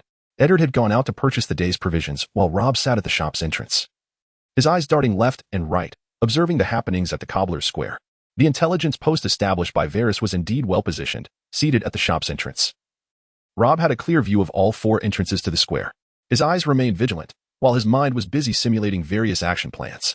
If Varys were to agree, it would be the best and easiest option. If not, Rob would have to proceed with the prearranged plan. The Cobbler's Square bustled with activity, and no one suspected that someone was seated at a common shop plotting an incursion into the Red Keep and the Black Cells. Creak, creak. Two gold-cloaked guards in black-ringed armor passed by the shop's entrance. After casting a glance at the smiling Rob, who respectfully bowed his head in greeting, they arrogantly continued on their patrol without returning the courtesy. The sun gradually rose higher in the sky, and Eddard returned with the provisions. The cavalry of Winterfell, instructed by Rob to return in time for dinner, began to trickle back in. The greater the number, the stronger the force. Several men took vegetables, others took bread, and some carried meat. Within moments, the prepared meal was laid upon the long table in the shop. Creak, creak. Just as they were about to enjoy their lunch, the two gold-cloaked guards patrolled back to the entrance of the shop. They scanned the interior, where the group was dining, and one of the guards forced a smile before continuing with his patrol. Thud. Witnessing the unexpected smile, Rob's heart raced, prompting him to become wary. When had the gold cloaks become so amiable toward commoners? He patted Eddard on the shoulder and rose to approach the shop's entrance. Standing at the threshold, Rob surveyed the surroundings and noted the sparse merchants in the Cobbler's Square, haggling under the leather awnings. "Eddard, have everyone ready their weapons." Observing the scene outside, Rob's expression grew grave as he turned to Eddard and whispered. Eddard did not question further, promptly conveying Rob's orders. Clang. While carrying weapons was permissible in King's Landing, Rob and his men, disguised as a small merchant party, could not possess their family armor. Thus, they wore soft leather armor common in the north, offering little protection. The 10 or so cavalrymen within the shop gripped their weapons, their fierce gazes fixed on the entrance. At that moment, no passers-by were in sight, or else they would surely be intimidated by the scene. "My Lord Rob, why are you so tense? I see nothing amiss outside." A cavalryman, sword in hand and stationed near the entrance, could not help but inquire upon noticing Rob's serious demeanor. "The gold cloaks we've encountered these past 2 days have hardly spared us a glance. Those 2 guards just now were acting unusually. They are likely here to assess our numbers." As Rob continued to observe the situation outside, he explained to his men, "Although it is lunchtime, most merchants at the square are self-sufficient with their own provisions. The number of stalls is dwindling. Where have they gone? Are they no longer conducting business? If I am not mistaken, they are likely dispersing the crowd, fearing we might escape in the chaos." Watching the diminishing presence of merchants in the Cobbler's Square, Rob spoke rapidly. "This cannot continue. We are becoming too passive. Follow me. Remember, do not linger in battle. We will break through towards the northwest gate of the gods. Once we exit the city gates, we shall rendezvous with Tully and the others at the inn outside. Yes, the Winterfell cavalrymen in the shop responded in unison. Their voices low. Clang. Rob unsheathed his sword and charged directly towards the corner of the left alley. Just as he reached the alleyway, 2 gold-cloaked guards, one on each side, suddenly sprang forth from the corner, their swords raised in an upward arc. They aimed to disable his mobility first. Clang. Upon seeing the 2 guards, Rob, who had remained vigilant, reacted swiftly. Gripping his sword tightly, he positioned it defensively before his legs, easily deflecting the 2 incoming strikes. Thud. As Rob's blade intercepted the guard's sudden assault, he swiftly raised his right foot and stomped down upon the swords before him. The 2 guards, realizing their mistake, attempted to withdraw their swords, but despite their efforts, the weapons remained firmly pinned beneath Rob's foot. With a rip, Eddard and the cavalrymen behind Rob were not idle. Seizing the opportunity, they thrust their swords forward, driving them into the necks of the 2 guards. Thud, thud. The 2 guards choked on their blood, struggling momentarily before collapsing lifelessly to the ground. After eliminating the 2 adversaries, Rob continued towards the corner of the narrow alleyway. Upon rounding the bend, he instinctively uttered a curse in Mandarin, a stark contrast to his usual composed demeanor. Before him, a throng of gold-robed soldiers surged forward, swords drawn, charging at Rob and his companions. As he completed his exclamation, 3 long swords struck towards him. This time aimed not at his legs, but at his head from different angles. Rob swiftly bent low, narrowly evading the blades. And with a powerful arc of his own sword, he cleaved at the legs of the assailants. With sheer force, he severed the limbs of the 3 gold-robed soldiers, causing 2 to collapse to the ground, writhing in agony. The soldier on the far left, unable to reach him, stood stunned on one leg, seemingly in disbelief at his predicament. Without a moment's hesitation, Rob thrust his sword into the right eye of the hapless gold-robed soldier. The onslaught of gold-robed soldiers did not abate with the fall of their comrades, for more pressed forward, trampling over their fallen brethren as they advanced towards Rob. Clang, clang, clang. Just as Eddard and 2 other Winterfell cavalrymen turned the corner, they immediately engaged the attackers, battling fiercely. Rob, evading an incoming strike, withdrew his sword from a gold-robed soldier's neck and, to his dismay, witnessed the Winterfell cavalryman who had earlier inquired at the shop, succumbing to exhaustion after dispatching several foes, only to be fatally pierced by another gold-robed soldier from behind. As the brave cavalryman fell, another swiftly took his place. Fortunately, the narrow alleyway allowed only 4 warriors to stand side by side. Had it been a wider street, they would have been entirely surrounded. This won't do. Eddard, you hold them off for a moment. Understood. After felling another gold-robed soldier, Rob shouted to Eddard and retreated from the fray. As he left, a fellow Winterfell cavalryman immediately took his spot. The remaining cavalryman, upon seeing Rob approach, parted to let him through. Rob hurried back to the front of his shop. Glancing towards the shoemaker's square, he observed that at the other 3 entrances, mixed squads of gold-robed and Lannister soldiers, totaling around 40, were pushing through the crowd, steadily encroaching towards his position. They were surrounded. Chapter 56. The breakout. The shoemaker's square in King's Landing was a bustling marketplace, lined with various shops and scattered vendors beneath leather awnings, primarily trading in leather goods. Consequently, numerous caravans transporting goods from the north via the King's Road converged here. The square boasted 4 entrances: the northwest alleyway near the God's Gate, the northeast leading to the Old City Gate and Renly's Hills, the southwest at the crossroads of Steel Street and the Lion's Gate, and the southeast leading to the Great September of Baelor. At that moment, Eddard and the Winterfell cavalry were engaged in a fierce battle against the gold-robed soldiers blocking the alleyway, while the mixed squads at the other entrances continued to clear the square of civilians, drawing ever closer. Rob's eyes darted around the shoemaker's square, searching for a potential escape route. Should he resort to using his trump card? After a fruitless search, doubt began to gnaw at him. On the second day in King's Landing, he had encountered this sudden ambush, completely derailing his plans. If he used his trump card prematurely, rescuing his father Eddard would become nearly impossible. The secret door. Suddenly, Rob recalled the concealed exit that Varys had mentioned. He quickly turned and entered the shop's kitchen, moving aside a wooden cupboard to reveal the hidden door. Minutes later, Rob emerged, his expression grim. The secret passage led only to an unused dwelling behind the shop. For the gold-robed soldiers and Lannisters intent on disrupting this encirclement, hiding here would be merely a delay before discovery. He had no choice but to break through. With no other options left, Rob bit his lip and made a decisive choice. However, the breakout could not be executed blindly. The orchestrator of this ambush had anticipated their escape through the northwest God's Gate, thus deploying a substantial force in that direction. The southeast street leading to the Great September was wide and easily navigable, with excellent visibility. This made it a prime spot for an ambush of archers. lying in wait for Rob and his men to unwittingly walk into their trap. That left only the southwest and northeast directions. After a brief contemplation, Rob prepared to dash towards the alleyway when he hesitated, one leg poised in the air. How did the enemy know they were here? In the rush to confront the attackers, Rob had not had time to ponder this question until now. This location was known only to Ramsey, Sam, Varys, and those who had accompanied him to King's Landing. If any of the first three had leaked information, they would have been apprehended at the city gates. Therefore, Varys's warning had been genuine. They had an informant among them. However, if an informant was indeed present, they could have easily launched a surprise attack during the skirmish, subduing him and making the others hesitant to act. This would suggest that the informant had anticipated his inability to escape today, valuing their identity and wishing to remain concealed, hoping to return to Winterfell for further intelligence. Yet, for a single person to survive the ordeal and return from King's Landing would be a daunting task. If it were him, he would ensure that at least a few loyal brothers could escape alongside him. Brothers, listen to me. We are surrounded by gold-robed soldiers and Lannisters. I will now outline our breakout plan. Time was of the essence, and with no further deliberation, Rob formulated a rough strategy in his mind and dashed to the corner of the alleyway to relay the breakout plan to the unengaged Winterfell cavalrymen. In the Shoemaker's Square, the three mixed squads, each consisting of around 40 soldiers, had maneuvered around various vendor stalls and were rapidly closing in on the alleyway where Rob and his men were positioned. Should they complete the encirclement, escape would become impossible. Suddenly, a thick plume of smoke billowed from the alleyway, causing the soldiers of the encircling squads to exchange alarmed glances and hasten their steps. You protect the Lord as he breaks through. Quickly, move. The trio of Winterfell cavalrymen, blocking the gold-robed soldiers in the alleyway, fought with reckless abandon, trading blows in a desperate attempt to buy time while shouting loudly.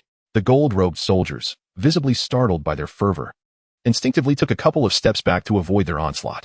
The remaining 9 cavalrymen, equipped with flint and tinder, ignited fires and joined forces with Eddard, escorting the figure clad in the garb of a caravan leader, hooded and central to their formation, towards the street leading northeast. At this moment, the scene at the entrance of Ladder Alley was utter chaos. The golden-robed individuals in the front were dodging, while 3 cavalrymen from Winterfell, in their final moments of desperation, charged forward, and the others, unable to discern the situation behind them, kept pushing forward. Most of the shops in Cobbler's Square dealt in leather goods, and the fire set by the cavalrymen spread rapidly. As the leather burned, it emitted thick clouds of smoke, obscuring everyone's vision. The desperate group led by Eddard barely managed to advance a few meters before they were met head-on by an encircling team approaching swiftly from the northeast. In an instant, combat erupted, blood splattering everywhere. The encircling team, numbering close to 40, vastly outnumbered Eddard's group. Yet the morale of both sides was strikingly different. The cavalrymen from Winterfell were invigorated, their eyes seemingly bloodshot, charging forward without any semblance of defense. Even if they were pierced by multiple swords, they would cling to an enemy, sacrificing themselves so their comrades could deliver the decisive blow. The Lannister soldiers in the encircling team fared somewhat better. They were elite warriors from the House of the Lion, and although their morale was lacking, they were not easily intimidated. However, the golden-robed individuals, accustomed to bullying the weak and preying on commoners, had never witnessed such a desperate struggle. As a few brave soldiers fell, drenched in their own blood, these slippery golden-robed figures hastily retreated into the nearby shops. In the center of the road, only the Lannister soldiers and the cavalrymen from Winterfell remained engaged in battle. The human heart is a curious thing. Initially, the encircling soldiers and the Winterfell cavalrymen exchanged blows evenly. Although they suffered several losses, the cavalrymen also fell. Yet, when the golden-robed figures cowardly retreated to the shops, an unusual thought arose among the Lannister soldiers. If you are not willing to fight to the death, why should we? The morale of the encircling team collapsed instantaneously. With only 7 members left, Eddard's team, driven by a frenzied will to survive, broke through the encircling team. In the narrow ladder alley, bodies, blood, and thick smoke mingled together. The valor of the 3 courageous Winterfell cavalrymen gradually waned. They bore countless wounds, their soft leather armor soaked in blood. Cough, Pia, you still owe me 2 silver stags. Cough, remember to repay me in the next life. One cavalryman, barely recognizable, choked on the smoke behind him, squeezing out his last ounce of strength to strike down a golden-robed man, whispering to his comrade with a raspy voice. Slit. His companion could not hear him, for a long sword had pierced through his mouth and out the back of his head. Not hearing a response, the Winterfell cavalryman turned to see the golden-robed man withdrawing his sword from his skull, a faint smile curving his lips as he muttered, Cough, bastard. Looks like you're sticking to this debt. Slit. A golden-robed man who had joined from the rear effortlessly sliced through the cavalryman's throat, hot blood gushing forth. Chapter 57. No escape. Cough. Phils, you and your team organize the civilians to extinguish the fire here. The rest follow me.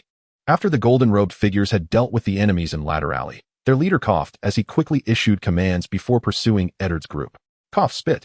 That bastard just sent us to die, and now he is trying to take the credit. Charging ahead, Phils, leading 7 golden-robed men, preparing to extinguish the flames, spat towards the direction of the departing captain, cursing loudly. Cough, cough.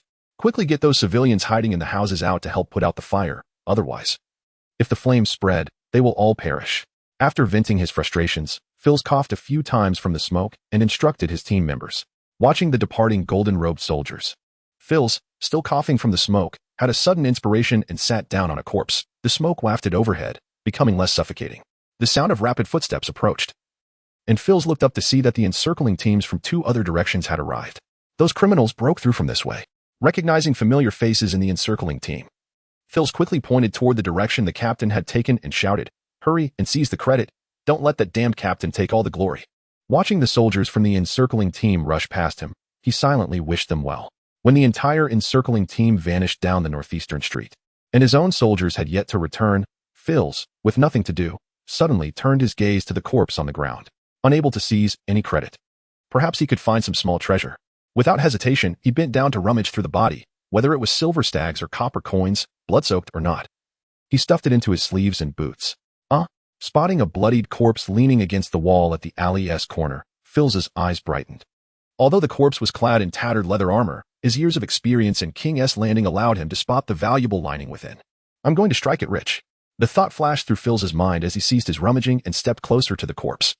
Just as he was about to reach out, the corpse's eyes suddenly opened wide. Ugh, ugh. Pretending to be dead, Rob shot out his hands, gripping the golden-robed man's neck. The immense strength of Rob's hands rendered the golden-robed man unable to cry for help. The latter grasped at Rob's wrists, trying to break free. However, Rob's grip was like a steel vice, unyielding. Gradually, Phil's face turned purple, his eyes bulging and bloodshot, resembling a large-eyed goldfish. Bang! As Phil's life signs faded, Rob released his grip and tossed the body aside, quickly rising to his feet. He cast a deep glance at the 3 courageous Winterfell cavalrymen who had bravely covered their retreat, their bodies trampled beyond recognition. Rob bit his lip fiercely, drawing a long sword from the waist of the golden-robed man on the ground, before turning to flee in the direction opposite to Eddard's group, towards the southwest. Using Eddard and his men as bait to lure the enemy toward the northeastern exit, Rob planned to exploit the fire and smoke as distractions, while he feigned death, waiting for the right moment to break through toward the familiar southwestern steel street. If his suspicions were correct, the infiltrators within Eddard's group would not wish to expose themselves, thus surviving the ordeal. Was Rob's plan cruel? Judging by memories of his past life, it certainly seemed so. If Eddard's group lacked infiltrators, it would be exceedingly difficult for them to survive being pursued by so many enemies. Letting others serve as bait while ensuring his own escape surely. Keyboard warriors from his previous life would condemn him from their moral high ground. Yet in this world, the Winterfell cavalrymen bore no opposition to Rob's plan. Aware of their impending doom, they fought valiantly to break through, creating a ruse to draw the enemy in, much like the valiant Red Warriors of Huagua in times past. Of course, Rob would not allow their sacrifice to be in vain. He would ensure their families were well cared for. As Rob anticipated, the enemy's focus was entirely drawn to Eddard's group. No sign of the golden-robed figures or Lannister soldiers could be seen in Cobbler's Square. He stealthily made his way towards Steel Street in the southwest, blending in with the clutter of the streets. In one part of the street, 20 elite Lannister soldiers stood silently in formation, awaiting something. Observing the thick smoke rising from Cobbler's Square, they could hear the distant sounds of battle and the cries of the wounded echoing in the air. Standing beside him, the commander in golden robes, Janos Slint, nervously swallowed. Feeling a sense of unease, he turned to the leisurely whistling Jaime Lannister, who was trimming his fingernails with a small dagger in his right hand, and asked, "My lord Jaime, are we to wait here indefinitely? Why did I order most of your men in golden robes to be redirected towards the Godswood? These northern barbarians will undoubtedly try to return to the icy wasteland through the Godswood at the first opportunity. If all goes well, once we complete the encirclement, they will soon be brought before us." Upon hearing Janos's inquiry, Jaime paused his whistling, cast a sidelong glance at the timid commander, and replied with a smile. Janos instinctively interjected, "But what if things do not go as planned? That is precisely why we are waiting here. I have faith that the wolf cub will not be easily captured. However, under our arrangements, escape is absolutely impossible for them today. Ever since our last encounter in Winterfell, where I witnessed him wield a sword, I have eagerly anticipated testing his swordsmanship myself." As Jaime responded to Janos's question, a glimmer of eager anticipation shone in his eyes. Is it any wonder, my lord Jamie, that you insisted on being present here? Yet, they could potentially break through another exit, could they not? Janos pondered aloud, nodding thoughtfully. They certainly cannot breach the Godswood, and the wolf cub would not be foolish enough to head towards the cathedral, which is teeming with archers. Therefore, there is a 50-50 chance. My luck has never failed me. Jamie confidently articulated his analysis, chuckling as he addressed Janos's concerns. Suddenly, a battle cry echoed from the front, causing Janos to tense and look ahead. As the shouts grew closer, Jamie sheathed his dagger, stood tall, and grinned, declaring, "It seems I have bet correctly once more." Just as Robb Stark was about to escape through the next street, he abruptly halted.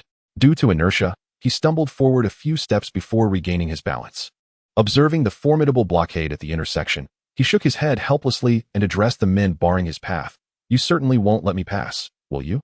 Chapter 58. Jamie furrowed his brow, fixating on the Winterfell cavalry ensnared amidst layers of golden-robed Lannister soldiers. Seeing no hope for escape, Eddard Stark and 5 Winterfell knights stood resolute, swords drawn, guarding the figure clad in the attire of a caravan leader, a hood obscuring his face. This was amiss. The young wolf was not one to require protection. With that thought racing through his mind, Jamie unsheathed his long sword with a metallic clang and advanced towards the Winterfell knights, commanding, "Clear the way." The soldiers before him hastily stepped aside, creating a path directly to the heart of the encirclement. "Robb Stark, I wished to spar with you last time, but that scoundrel interrupted. Now come forth, or they will meet a most gruesome fate." Upon reaching the inner circle, Jamie pointed his sword at the hooded figure and bellowed. One of the Winterfell knights, resigned to his impending doom, could not resist testing the mettle of the infamous Kingslayer. He charged at Jamie, sword drawn, delivering a swift and forceful thrust. Jamie, with a smile, effortlessly deflected the knight's sword with a graceful arc of his own, then swiftly pivoted his wrist to thrust his sword forward, striking with precision. Clang! The knight's sword clattered to the ground as he gazed down in horror at his opened abdomen, blood and innards spilling forth.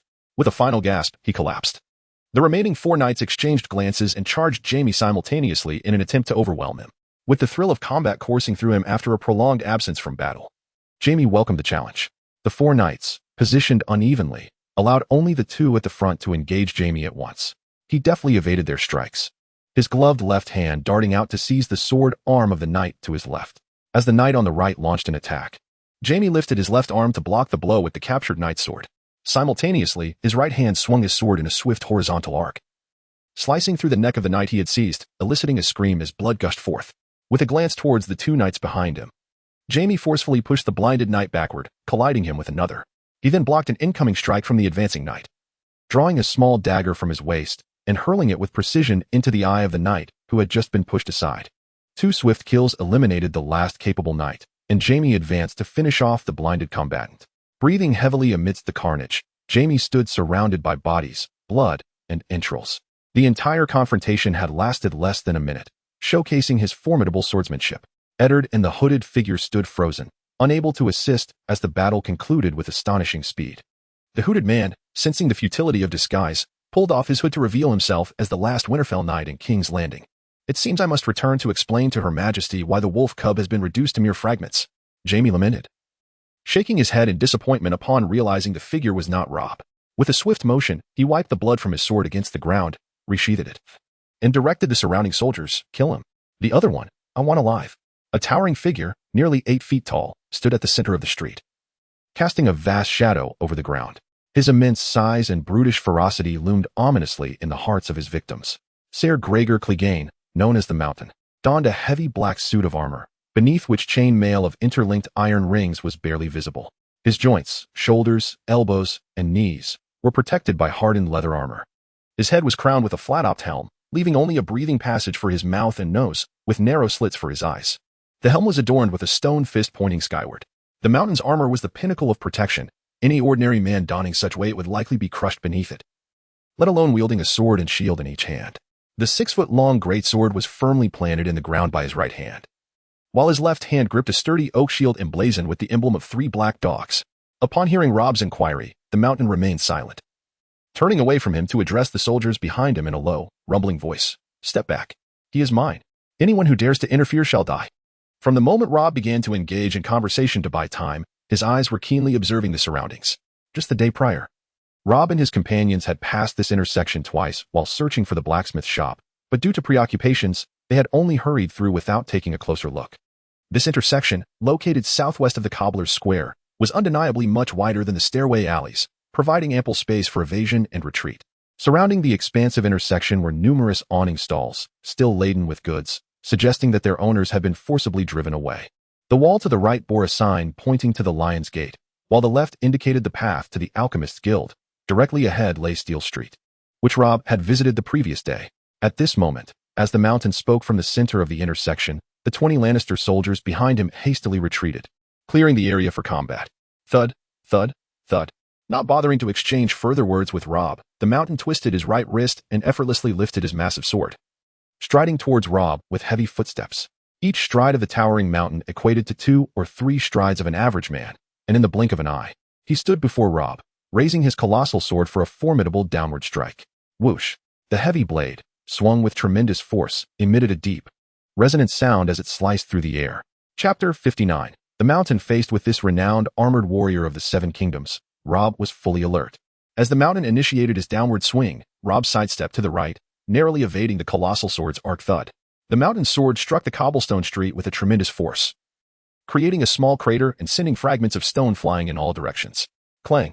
Having avoided the attack, Rob seized the opportunity to maneuver to the Mountain's left side, delivering a powerful downward slash with his sword against the armor on the Mountain's left leg, producing a resounding metallic clash.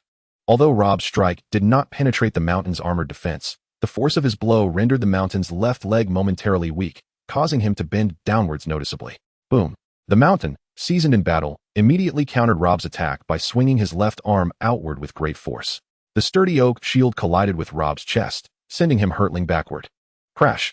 Rob crashed into a stall on the street's edge. His weight, combined with the impact, instantly demolished the structure, scattering its leather goods across the ground. Despite having nearly knelt from the blow to his left leg, the robust Mountain, unwilling to relent, bore the pain and continued his pursuit of Rob, who lay among the wreckage of the stall. With a swift, practiced swing of his giant sword, the Mountain cleaved through the already collapsed stall, splitting it in two. Yet beneath the shattered remnants, Rob was nowhere to be seen. A cloak made of animal hide was suddenly flung from the left side of the stall, obscuring the Mountain's view. Slash! The Mountain's sword, having severed the stall, rose sharply, slicing the cloak in two. Seizing this moment, Rob, blood trickling from the corner of his mouth, advanced once more, delivering a fierce slash at the Mountain's left leg. Clang! Crack! The sound echoed as the sword failed to breach the armor, yet the force of Rob's strike caused the Mountain's left leg to buckle, his armored knee colliding with the ground, forcing him into a kneeling position. Learning from his previous experience, Rob immediately rolled forward after his strike, narrowly avoiding the Mountain's oak shield as it came crashing down. The Mountain, seemingly enraged by his position, let out a thunderous roar. He then sprang to his feet with explosive energy, pursuing Rob with a flurry of powerful sword strikes. Rob, rolling to evade, found himself in a precarious situation. Yet he felt a surge of satisfaction at how easily he had provoked the Mountain's fury, with Rob having tactically adjusted their positions. He now faced the Lannister soldiers with his back to them. As they battled through the streets, countless stalls fell victim to the Mountain's furious strikes.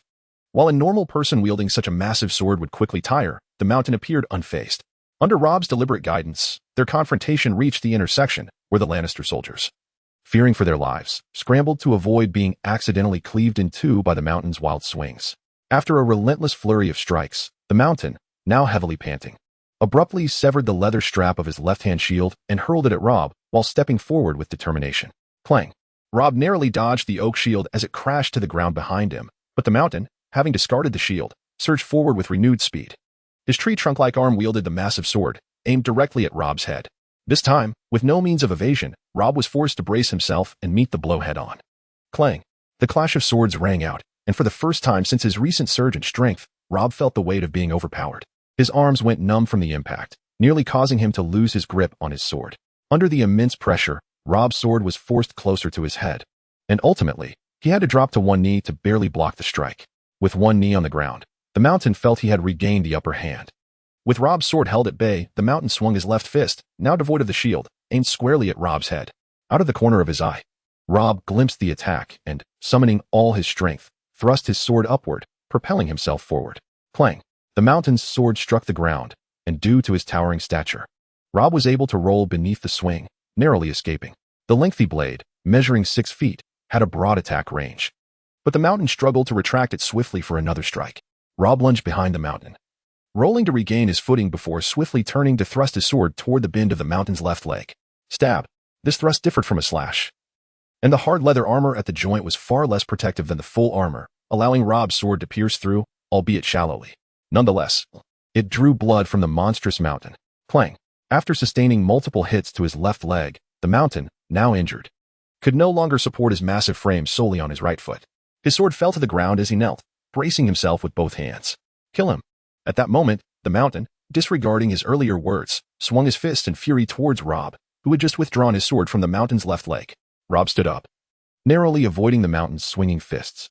Just then, a Lannister soldier approached from the right. Rob, wielding his sword in his right hand, blocked the soldier's thrust and then swiftly turned, delivering a powerful punch to the unguarded face of the soldier.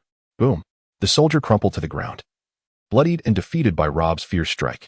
As the soldier from the left seized the opportunity, he struck a sword across Rob's back, leaving a long gash that oozed blood. At that moment, Rob, whose hands were numb and whose strength had been nearly depleted, was unable to contend with the soldier to his left. He raised his long sword in his right hand and fiercely thrust it down towards the head of the soldier on the right, who had just been knocked to the ground. Blood gushed from the soldier's body, a small plume of crimson mist escaping and rising into the air, merging with Rob's own. This infusion of mist revitalized him, restoring a modicum of his strength. Now somewhat reinvigorated, Rob was not a foe the soldier on the left could hope to confront. With a swift turn, he dispatched the soldier with 2 swift strikes. Having fought his way towards the entrance of Steel Street, Rob found himself without any Lannister soldiers behind him. The battle had transpired quickly, and now the soldiers were rushing towards him, swords drawn. Rob, of course, would not foolishly wait for them. He had no time to pry open the heavy iron canister known as the Mountain, and instead turned to run directly towards the entrance of Steel Street. Catch him. If you fail, you will all perish, roared the enraged Mountain at the pursuing Lannister soldiers as he watched Rob escape. Chapter 60, Jandria. On the streets of Steel Street, a dozen Lannister soldiers recklessly pursued the increasingly distant figure ahead. A woman, caught off guard, was knocked down by them. All she could manage was a sharp cry. In this era, a mere curse from a commoner could invite a death sentence. The men on the street watched with great interest from the sidelines, eagerly observing the soldiers as they captured their prey. With not a single one considering aiding the fallen woman, Rob appeared quite disheveled at this moment. The blood at the corner of his mouth had begun to dry, and the ghastly sword wound on his back had ceased bleeding, thanks to the life force contributed by the last Lannister soldier. Without a continuous flow of crimson mist and having lost blood from his previous injuries, his strength had now dwindled significantly. Having just passed Master Angie's blacksmith shop, he was still pursued closely by his relentless assailants. Even if Rob wished to seek help from Varys through Master Angie, it was not a feasible option. Though he possessed a familiar understanding of King's Landing's geography from maps, the maps of this era were far from the three-dimensional clarity of his past life. The street he was fleeing down now was entirely unfamiliar to him. However, observing the numerous blacksmith shops around him and comparing them to his mental map, he deduced that he was near the midsection of Steel Street, close to the Visenya Hills. Finally, he spotted a narrow alleyway with a canopy stall. As he sprinted past, he struck the 2 supporting wooden posts with his longsword.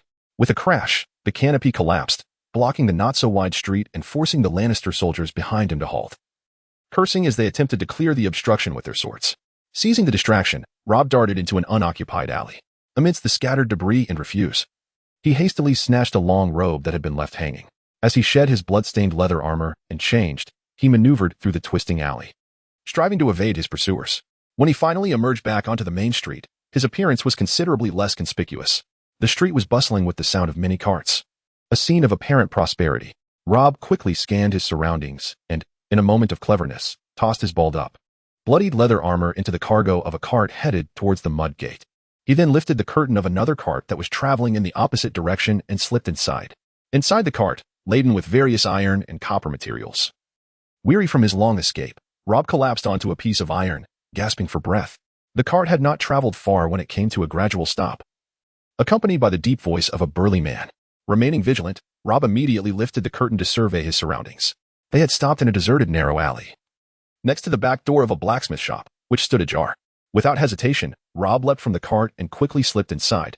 Inside the blacksmith shop, a dark-haired youth, preparing to carry goods, stood frozen in place, staring wide-eyed at Rob, who had barged in with his sword drawn. Rob had not anticipated encountering a boy of similar age right upon entering. Tightening his grip on the sword, a fleeting thought of silencing him crossed Rob's mind. Wait, am I being unconsciously influenced by this world? The mere sight of a youth has spurred thoughts of murder to eliminate a witness. With a jolt of realization, Rob relaxed his sword hand and turned to leave the shop. Hey, if you don't mind, you can hide in the storeroom to the left. I'm the only one who usually goes in there, the dark-haired boy offered as Rob approached the door. Upon hearing this, Rob turned back to examine the kind-hearted boy with black hair and blue eyes. He was slightly shorter than Rob, clad in a leather vest. His muscular arms marred with burn scars that spoke of his hard work in the forge. I am Rob. I will be sure to repay your kindness today, he said. Grateful for a place to seek refuge and rest, he made his way towards the storeroom. Don't mention it. My master will leave to deliver supplies today. But he'll be back the day after tomorrow at the latest, the boy replied as he walked towards the back door. Jandrai, where have you been? Get over here and unload the goods. A booming voice called from outside. I'm coming, Master Tobin. Jandrai responded, rushing out. Rob stood frozen, taken aback at the name Jandrai. The realization struck him. Jandrai was the illegitimate son of King Robert. Comparing Jandrai's appearance to Robert's, they bore no resemblance at all. It was no wonder Rob had not recognized him. He had never seen Robert in his youth, and considering the king's now portly figure, he never connected the dots when faced with the more handsome visage of Jandrai. Shaking his head, Rob resolved to put aside such thoughts for the moment, as all he desired now was rest. He entered the storeroom and closed the door behind him. Inside the storeroom were stacks of finished weapons and agricultural tools, along with a small quantity of raw materials such as iron and copper. Rob plopped down on a piece of armor and began to rest, despite his disheveled state. He was far from being at his wit's end. After the previous bout of uncontrolled strength, Rob had noticeably increased his physical capabilities, and the injury to his chest from the oak shield had healed considerably due to the last 2 infusions of crimson mist. However, the long sword wound on his back, while no longer bleeding, was still in need of healing, and the scant supply of mist was insufficient for its recovery. Should pursuers manage to follow him here, he would not hesitate to turn them into crimson mist to restore his strength and heal his wound. Although his bond with blood had increased somewhat through today's battles, it remained within manageable limits. If confronted with overwhelming enemies, he could always resort to his trump card. Yet, as this was a strategy prepared for rescuing his father, it would likely be a one-time use. Otherwise, the enemies would be on guard, making it difficult to achieve any effect. Jandeli tirelessly transported all the raw materials from the cart, and after moving the finished armor and farming tools from the storeroom, his master departed with the horse-drawn carriage. Jandeli returned to the blacksmith shop and secured the back door. During this time, no Lannister pursuers had arrived. Jandeli meticulously cleared the traces near the back door of the blacksmith shop. Once he had completed this task, he resumed his daily work within the forge. Chapter 61. The trap. About an hour later, 2 sweating gold cloaks, panting heavily, arrived at the front door of the blacksmith shop. Hey, lad. Have you seen a Northman about your height, covered in blood? One of the gold cloaks, catching his breath, asked without preamble. I have been in the shop and have seen no one with blood on them, my lord, Jandeli replied, his expression impassive yet respectful. The questioning gold cloak nodded at his response and turned to his companion, asking, should we search around? What are you going to search?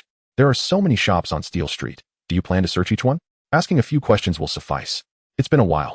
If he was going to run, he'd have fled down Steel Street to Mudgate or Fisherman's Square, where there are more people and it's easier to slip away amidst the chaos. Besides, the Lannister soldiers reported finding the criminal's bloodstained leather armor over by Mudgate. We're merely conducting routine inquiries here on Steel Street.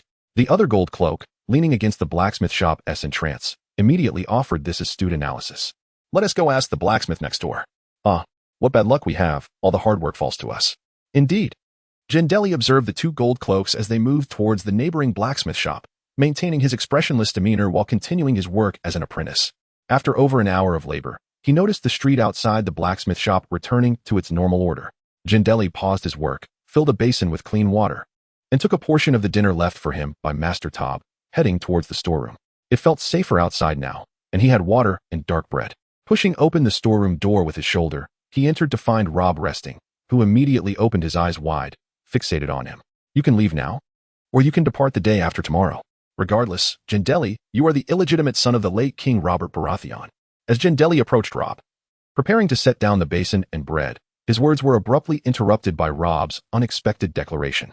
Jandeli, mid-bend, froze in disbelief, turning to Rob with wide eyes, unable to comprehend. Yes, I am not jesting. I am Robb Stark, the acting Lord of Winterfell. My father, Eddard Stark, must have met you when he served as Hand of the King. I wonder if you remember. Jandeli straightened up, replying to Rob, I certainly remember. Recently, 2 Hand of the Kings have inquired about me. But why are you telling me this? I know your aspirations extend beyond being a blacksmith, and I have promised to express my gratitude. Now, I share this with you to empower you to take control of your destiny and make your own choice, to remain here as an apprentice blacksmith, or to wait a few days and return to Winterfell with me and discover how far you can grow.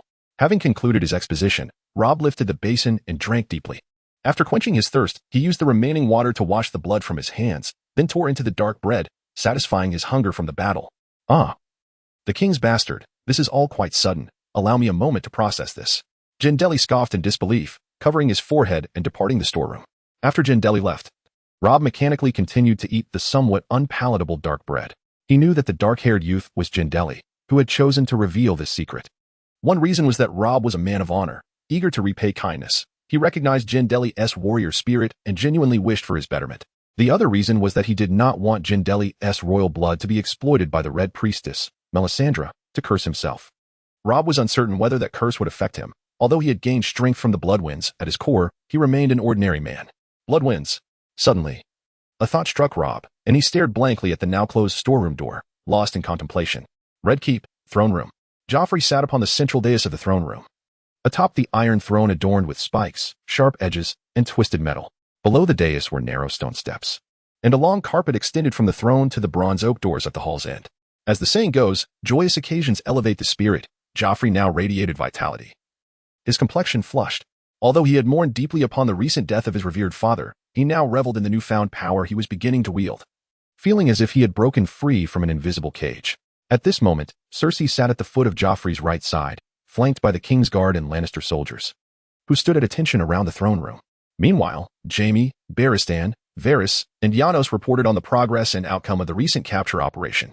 The fire at the Smith's Square had been extinguished, some shops were burned, and the Gold Cloaks were organizing civilians to begin cleanup. The northern criminals were mostly dead.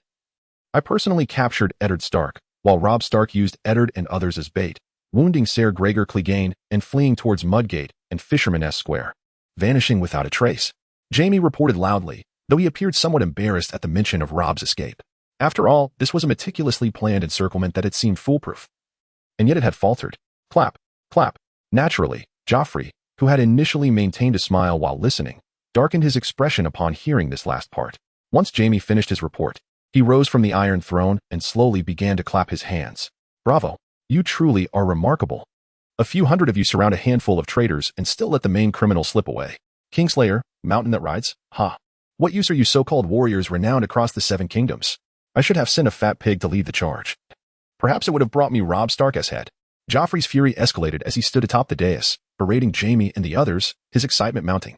Joffrey, mind your manners. That is your uncle. Cersei interjected, frowning as she reprimanded him. Below, Jaime's expression fluctuated between irritation and concern, while the others bowed their heads, appearing indifferent to the situation. Yes, mother. My Lord Varys, as the Master of Whisperers, I trust you have some good news to share? Cersei, noticing Joffrey had obediently returned to the Iron Throne, turned to Varys. Hearing his name, Varys immediately raised his head with a smile, replying softly, Your Grace. Lord Jaime and the others cleared all civilians from around Smith's Square, including my little birds. The Stark family members seemed to possess an uncanny ability to conceal themselves. Much like the little Stark girl, my little birds currently cannot ascertain the whereabouts of Robb Stark. However, there exists in and outside the gates of the Godswood, where a few traitorous associates are known to congregate. I believe we could arrange for an ambush there. No, that serves as my trap to capture Robb Stark. It must remain untouched for now. Varys had scarcely concluded his thought when Jaime promptly dismissed his suggestion. A trap? My Lord Jaime, I have heard that Robb Stark's direwolf is at that inn. At that moment, Varys raised an eyebrow, revealing a hint of concern. Rest assured, Lord Varys, I have made arrangements. There will be no mistakes this time, Jaime declared with unwavering confidence, clearly assured of his meticulously laid trap. Chapter 62. Little birds very well. Let us proceed according to Jaime's plan. By the way, Joffrey, do you have anything to add? Cersei, perched upon the dais, directly confirmed Jaime's plan before turning to her son. Joffrey, tilting his head toward his mother, noticed Cersei's gesture toward Jaime. Reluctantly, he nodded and spoke to Jaime below. Uncle Jaime, after my coronation ceremony, you shall be my hand of the king. I would gladly serve you. Upon hearing this, Jaime discreetly cast a glance at Cersei and then bowed to Joffrey. Your foremost concern now is to capture Robb Stark. That wretched man, I must duel him again. I not only wish for him to taste the dirt, but also to inflict numerous wounds upon him. Cough. Observing her son becoming increasingly animated and fierce, Cersei let out a deliberate cough. Joffrey, upon receiving his mother's cue, immediately ceased his tirade, composed his expression, and turned to the ever-watchful Peter Baelish, saying, Peter, Inform the High Septon of Baylor that my father's funeral must be arranged within the next few days. Also, prepare the gold dragons.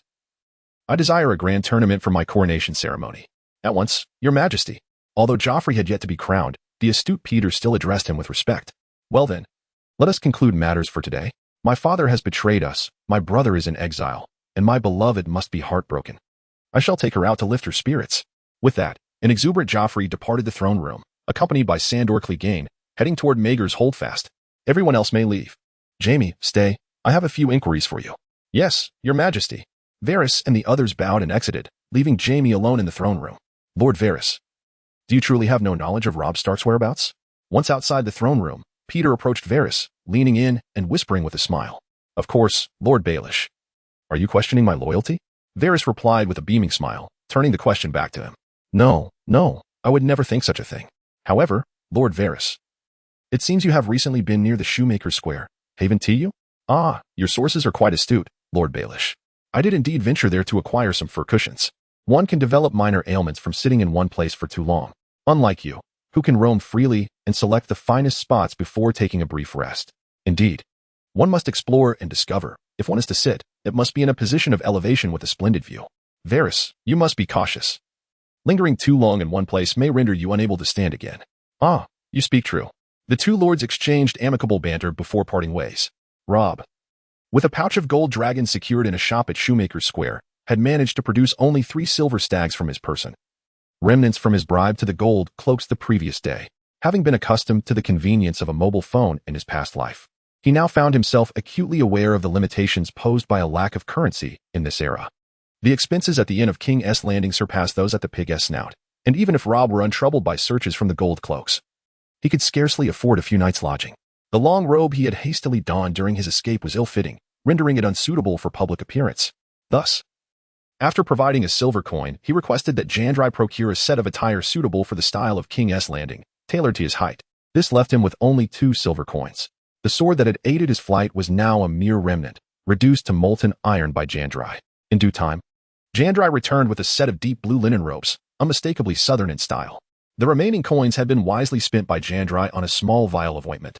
Simultaneously, he brought news of the outside. The alleys near Mudgate and Fisherman S Square were currently under thorough search by hundreds of gold cloaks and Lannister soldiers. Meanwhile, the crucial intersection at Shoemaker Square and Steel Street was also guarded, though not as stringently.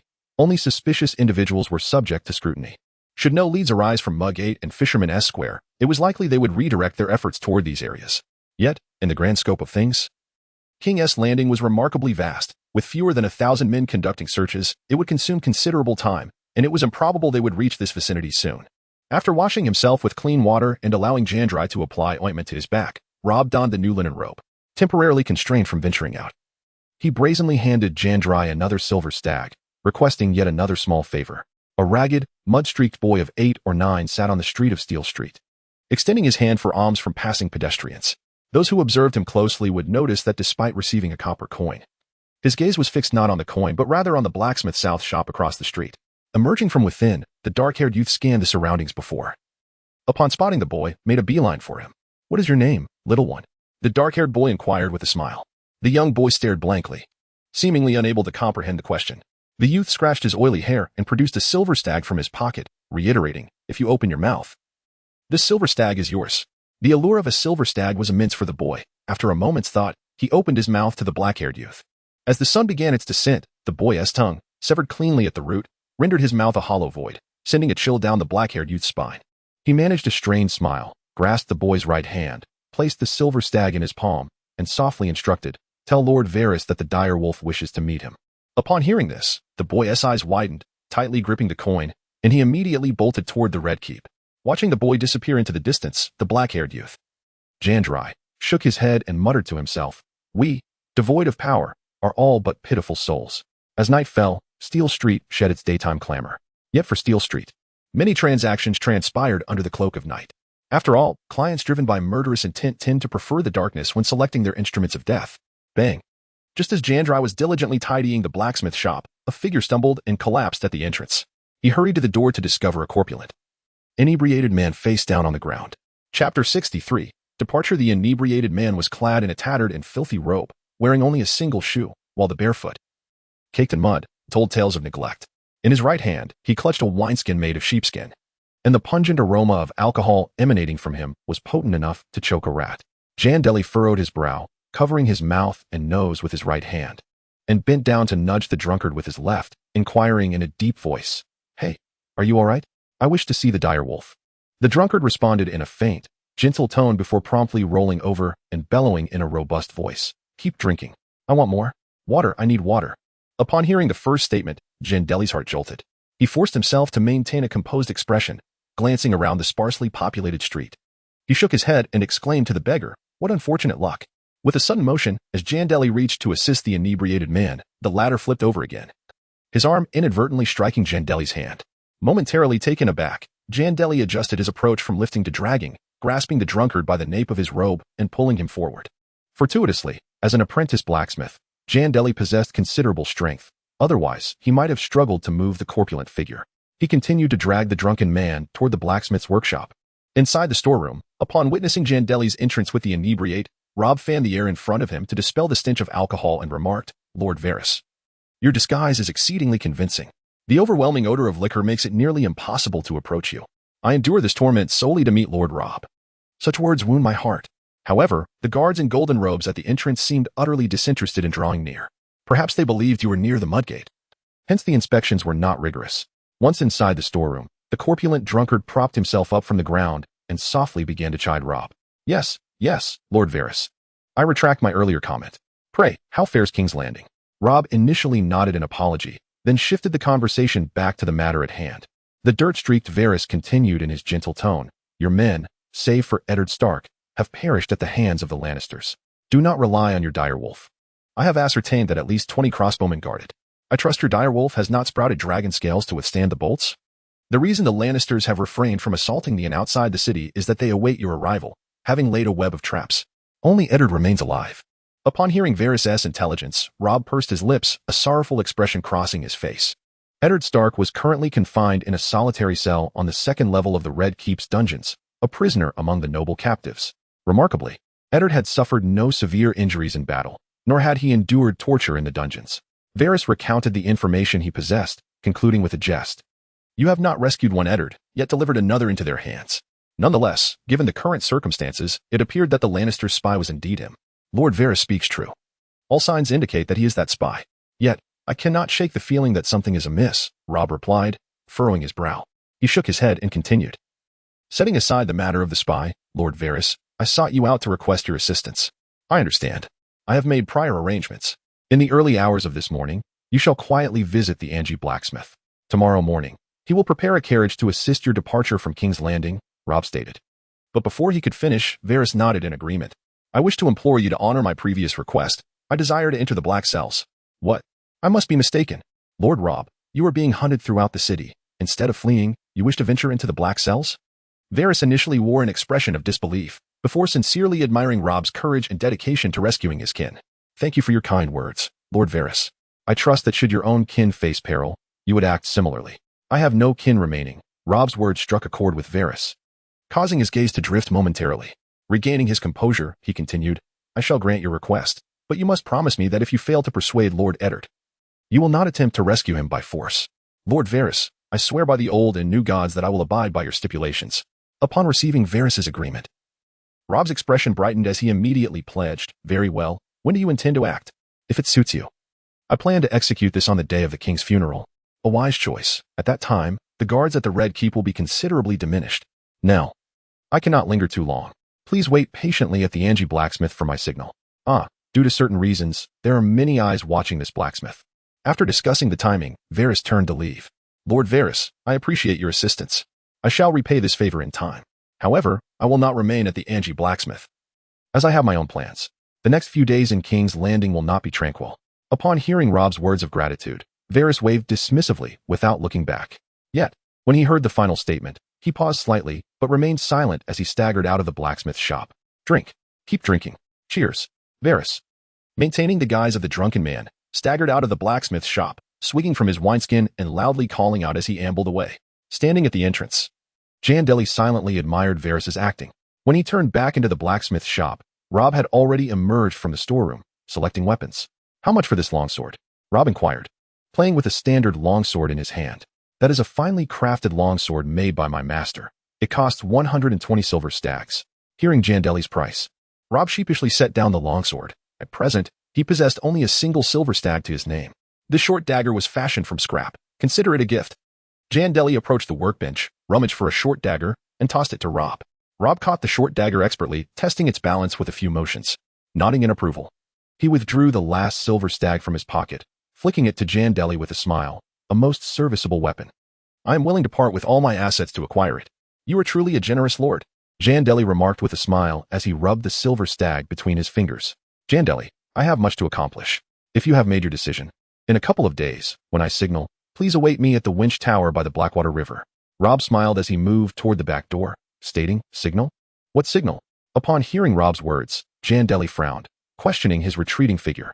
Hee, you shall know when the time comes. Chapter 64. Ellen in the quiet depths of the night. The full moon hung high in the sky. At the edge of the flea bottom, a man, his face marred with grime and clad in a deep blue robe, staggered along the street. The stench of alcohol clung to him, detectable from a distance, causing the patrolling guards in golden robes to wrinkle their noses and steer clear of his path. Two impoverished denizens, concealed in the shadows of a flea-ridden nook, observed a drunken, rotund figure, detached from the gaze of the gilded elite. Seizing the moment, they approached him and, with a firm grip, began to drag him into the dark alley. For the destitute of the flea-infested area, this inebriated man represented a treasure trove of wealth, including a body ripe for the concoction of brown broth. Strangely enough, just a few minutes later, the drunken man staggered back onto the street. Perhaps the two kind-hearted souls had inadvertently succumbed to slumber, as he wobbled towards a small dwelling adorned with a crest of gold coins etched upon a checkered door. He swiftly maneuvered to the rear of the house. This drunken man was none other than Rob Stark, adept in the art of disguise taught by Varys. And this dilapidated two-story abode belonged to the royal enforcer, Island Payne. With both front and back doors tightly secured, Rob attempted to push against them, only to find them fastened. Given the precarious nature of the flea-ridden district, it was prudent to lock up tight, lest one vanish by morning. He retrieved a slender dagger from his cloak and began to pry open the deteriorating windowsill.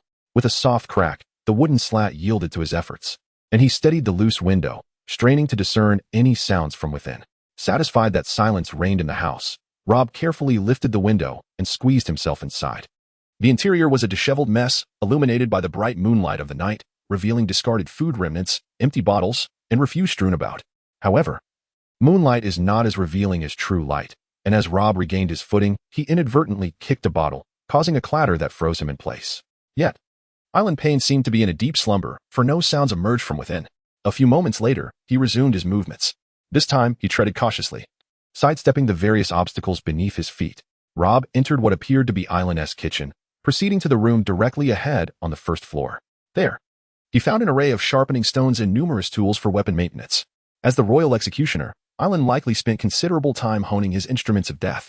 With no target found on the first floor, Rob naturally made his way upstairs, dagger in hand. As he cautiously ascended the staircase and placed a foot on the second floor landing, a flickering candle ignited in the room to his right. Just as Rob squinted to adjust to the sudden illumination, he heard the unmistakable whoosh of a greatsword slicing through the air, and a shadow lunged toward his neck from the right. However, compared to the swiftness of the attack he had faced during the encounter with the mountain, this strike was not as rapid, allowing him to duck and roll to the left to evade it. The greatsword, missing its mark, effortlessly cleaved a large gash into the wooden wall beside the staircase. Rob nimbly rolled back to his feet, only to find Island, his nearly bald head and sunken cheeks now revealed, staring at him with wide, astonished eyes, the ancestral sword ice clutched tightly in his grip. Island was taken aback. Having been roused from sleep by the commotion below and the acrid scent of alcohol, he initially assumed he was facing a reckless pauper from the flea-ridden district. He had intended to extinguish the flickering candlelight, taking advantage of the shadows to deliver a swift execution, yet he was astonished to see his target evade his lethal blow.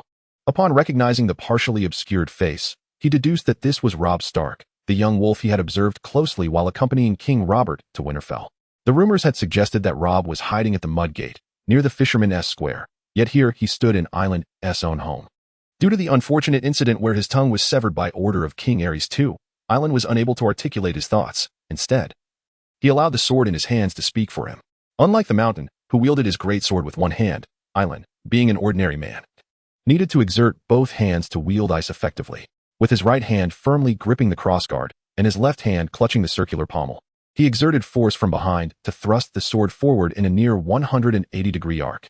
The blade struck the wooden floor with a resounding crash, cutting through it as if it were mere tofu, while Rob had already evaded to the rear, having wielded a two-handed sword for much of his life. Island seemed to anticipate that his strike would not easily find its target, and he immediately stepped forward, launching an upward thrust that sent splinters flying. Rob, retreating to evade the upward strike, found himself cornered against the wall. Island, once the captain of Taiwanese Guard, had used this very technique to dispatch numerous foes in his youth. However, age had tempered his speed, and after executing 3 strikes with ice, his rhythm began to falter. Rob, having acclimated to Island's attack patterns, seized the opportunity. Before Island could regain his momentum for another thrust, Rob hurled his dagger at him and propelled himself off the wall, closing the distance with remarkable speed. The clang of metal echoed in the flickering candlelight as Island raised his sword to deflect the thrown dagger, sending it skittering away. Yet, Rob's intent had been to disrupt Island's relentless assault and find his opening. As Island moved to strike again, Rob had already reached him. With a resounding thud, Rob's fist collided with Island's sword-wielding hand, delivering such force that it numbed Island's grip, causing ice to clatter to the ground. Seizing the moment, Rob followed up with a left hook that caught the stunned Island squarely in the jaw, sending him sprawling backward, blood spilling forth from his mouth and shattered teeth. Rob did not relent. He swiftly mounted Island, unleashing a flurry of punches. 1, 2, 3. The small dwelling reverberated with the sound of impact. And as Rob suppressed his desire to continue, he noted that Island had been utterly transformed. His head had been reduced to a grotesque, deflated mass, one eye obliterated. His nose crumpled, and his jaw shattered, rendering it impossible to close. Yet, amidst the brutality, Island's remaining eye, though askew, gazed up at Rob with a mix of pleading, bewilderment, and desperation. Perhaps he truly did not understand how he had offended Rob. Though the sword eyes had temporarily found refuge with him due to the capture of Eddard Stark, it hardly warranted a death sentence. Rob slowly rose, looking down upon Island, and softly uttered, "I'm sorry, but you are on my sister's list." With that, he brought his foot down, unleashing a plume of red mist into the air. Chapter 65, Blood Night, Blood Pact. 5. A surge of crimson mist, greater than that of an average person, flowed into Rob's body, revitalizing his strength and healing his wounds to a certain extent. Although there was a commotion earlier with Island in the small cabin, it was highly unlikely that any neighbors would come to investigate in such a squalid area. Thus, Rob did not leave immediately. Instead, he bent down to pick up ice from the ground, scrutinizing it closely. Forged from Valyrian steel, ice glimmered coldly in the candlelight, appearing exceedingly sharp at first glance. The blade was wider than a man's palm, with a blood groove running from the hilt to the tip, and the crossguard at the end was dark as smoke. While the hilt bore little embellishment, the sword exuded an aura of unpretentious lethality. This blade, known as the Sword of House Stark, had been meticulously safeguarded by Eddard, ensuring his children never mishandled it. With a deep breath, Rob hefted ice and swung it a few times, even though he could wield it one-handed. He found using both hands more comfortable due to his stature. He then retrieved a new scabbard for ice, which was now wrapped in black cloth for easier transport, replacing the previous one made of animal hide that had been carried by a servant. After finishing his business, Rob discarded his deep blue robe, which reeked of wine, and rummaged through the cabin for Island's black cloak. During his search, he stumbled upon a pouch containing over 40 silver stags. While not a fortune, it sufficed to alleviate Rob's financial embarrassment. Draped in the black cloak and with eyes slung across his back, Rob resembled a grim executioner. He picked up the short dagger he had thrown at Island, still stained with fresh blood, and inscribed a message on the wall. Satisfied with his work, he nodded and descended the stairs to open the door, finding the street deserted. He strode confidently away from Island's cabin. Although Island's dwelling was on the edge of the flea market, it was not far from the Hill of Igen, and Rob's appearance was clearly intimidating. The impoverished residents of the flea market dared not provoke him. He merely needed to avoid the lazy patrols of the gold cloaks. At the top of the Hill of Igen stood the Red Keep, a symbol of the kingdom's supreme power. Below its walls lay an expanse of upscale residences, home to the influential elite of King S Landing. As Rob traversed the streets, he encountered more pairs of patrolling gold cloaks, even in the stillness of the deep night. With carriages passing by, occasionally, laughter from women could be heard emanating from some of the vehicles. "Excuse me, what is your business?"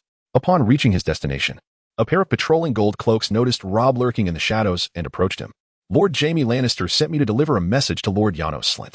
Could you direct me to his residence?" Rob adjusted his stance and calmly fabricated a lie. Lord Slint resides in that large house over there. But delivering a message at this hour? Where's the letter?" Upon hearing the name of the Kingslayer, the gold cloak gestured toward a grand mansion. However, he suddenly reconsidered and inquired further, "What are Lord Jaime's instructions?" Rob responded assertively, his right hand subtly brushing against the hilt of his dagger. I suppose I could. Before the gold cloak could finish his sentence, Rob swiftly slashed the dagger across his neck, causing a torrent of blood to cascade forth.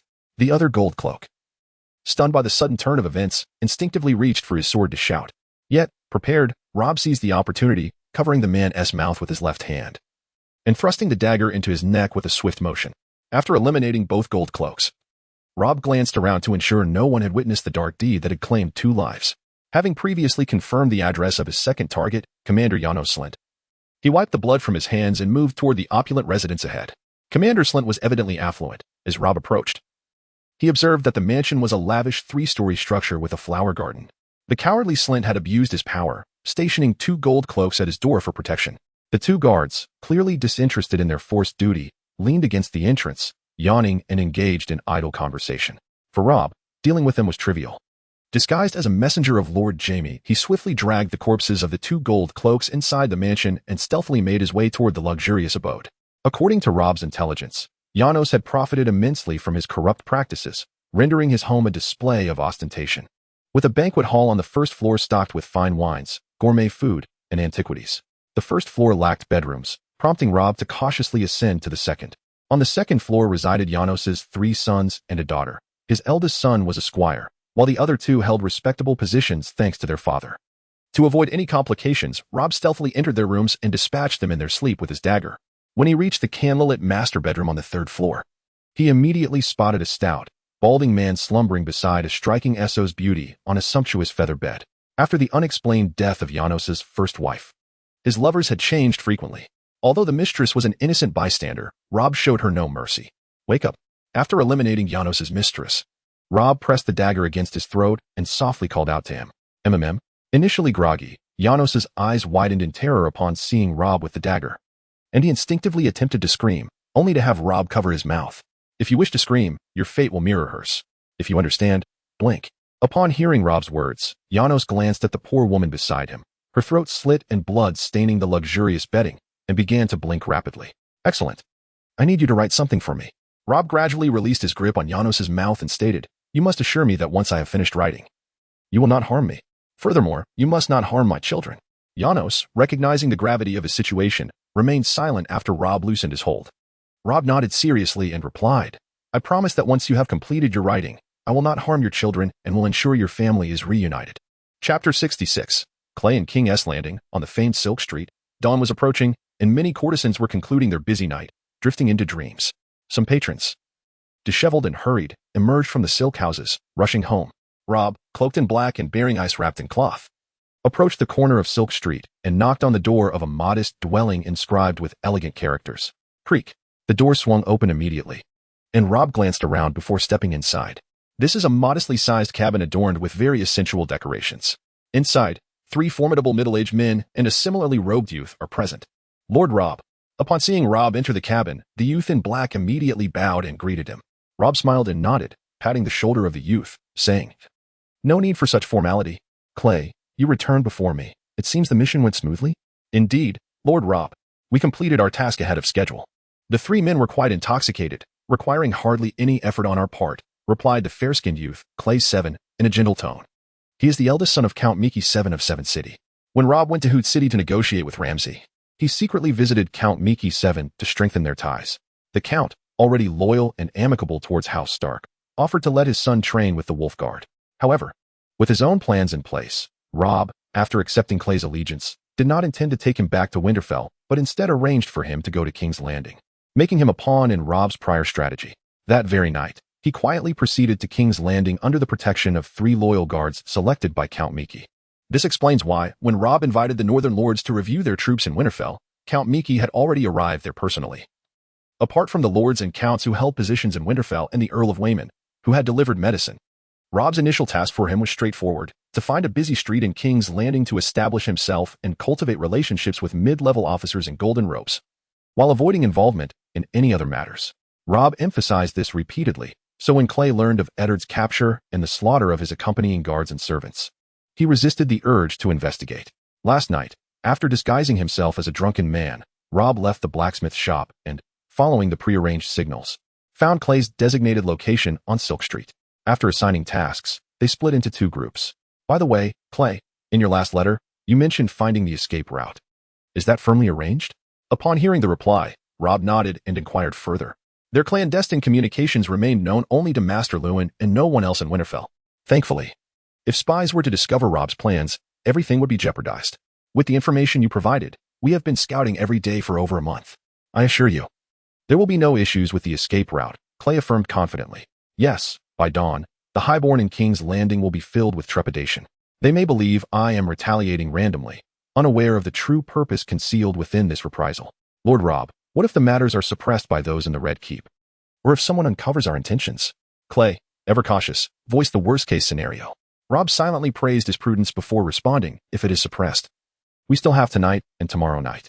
At that time, we will instill fear of the night in those highborns of King's Landing. As for Tywin or Tyrion discovering our true aims, I might worry slightly. However, if others are particularly observant, they may deduce that Genos wrote something before his demise. Yet, this will not significantly impact our plans. Yes, it is good that Lord Rob has considered these possibilities. The youthful Clay replied with a maturity beyond his years. Just as Rob was about to speak, a series of loud cries from the poorly soundproofed cabin interrupted him. He reached into his black robe, pulled out a bag of golden dragons, and tossed it onto the table, touching his nose as he spoke. Clay, while I instructed you to find a lively street, can you truly rest here at night? This unexpected windfall of 100 golden dragons from Genos comes at a perfect time. You know King's Landing better than I, so you may decide how to allocate it. Clay explained with a smile, having no qualms about taking the bag of golden dragons into his possession. All right, after a busy night, you should rest well, Rob remarked, though he skeptically noted the persistent noise. Can one truly sleep here? Lord Rob, during my 2 months of socializing here, I have met many enchanting women of various charms. If enough, you must rest now. We can discuss this later. As you command. As dawn broke over King's Landing, a piercing scream heralded the onset of chaos. In the Red Keep, the Iron Throne Room, Your Majesty, this morning, the royal law officer, Ellen Payne, was discovered brutally murdered in his home, and the golden-robed commander, Genos Lint, along with his family, has also perished. 3 captains of the city gate guard, on rotation, were found dead in a tavern. They were all likely slain by Robb Stark, Varys reported solemnly to Joffrey, seated upon the Iron Throne. Were we not told that Robb Stark was hiding near Mudgate? How could he kill so openly? Have the Gold Cloaks captured him? Joffrey frowned and bellowed in response to the news of his officers' deaths. Your Majesty, when the Gold Cloaks arrived on the scene, they found only corpses. Not a trace of Robb Stark was seen, Baelish replied, taking charge of the Gold Cloaks after Genos' death. Joffrey, hearing this, pressed if no one saw him. How can you be sure it was Robb Stark? Baelish glanced at Varys, who stood composed with his hands tucked within his sleeves, and then replied, Your Majesty. The words winter is coming were written in blood beside all the corpses. Chapter 67. The operation that wretched Stark dares to provoke me in King's Landing. I will have their heads mounted on spikes for all to see. Joffrey, upon hearing Baelish's words, interpreted it as a challenge and erupted in rage. Joffrey, calm yourself. Your Uncle Jaime has already led men to search. I am sure it will not be long before that wolf pup kneels before you. Cersei quickly interjected to soothe her son, who was losing his composure. 200 Lannister soldiers are insufficient. Baelish, divert more gold cloaks to assist in the search. Do not waste time looking near Mudgate. He is long gone from there. After being calmed by Cersei, Joffrey regained his composure and issued orders to Baelish. At once, Your Majesty, you must capture Robb Stark within 2 days.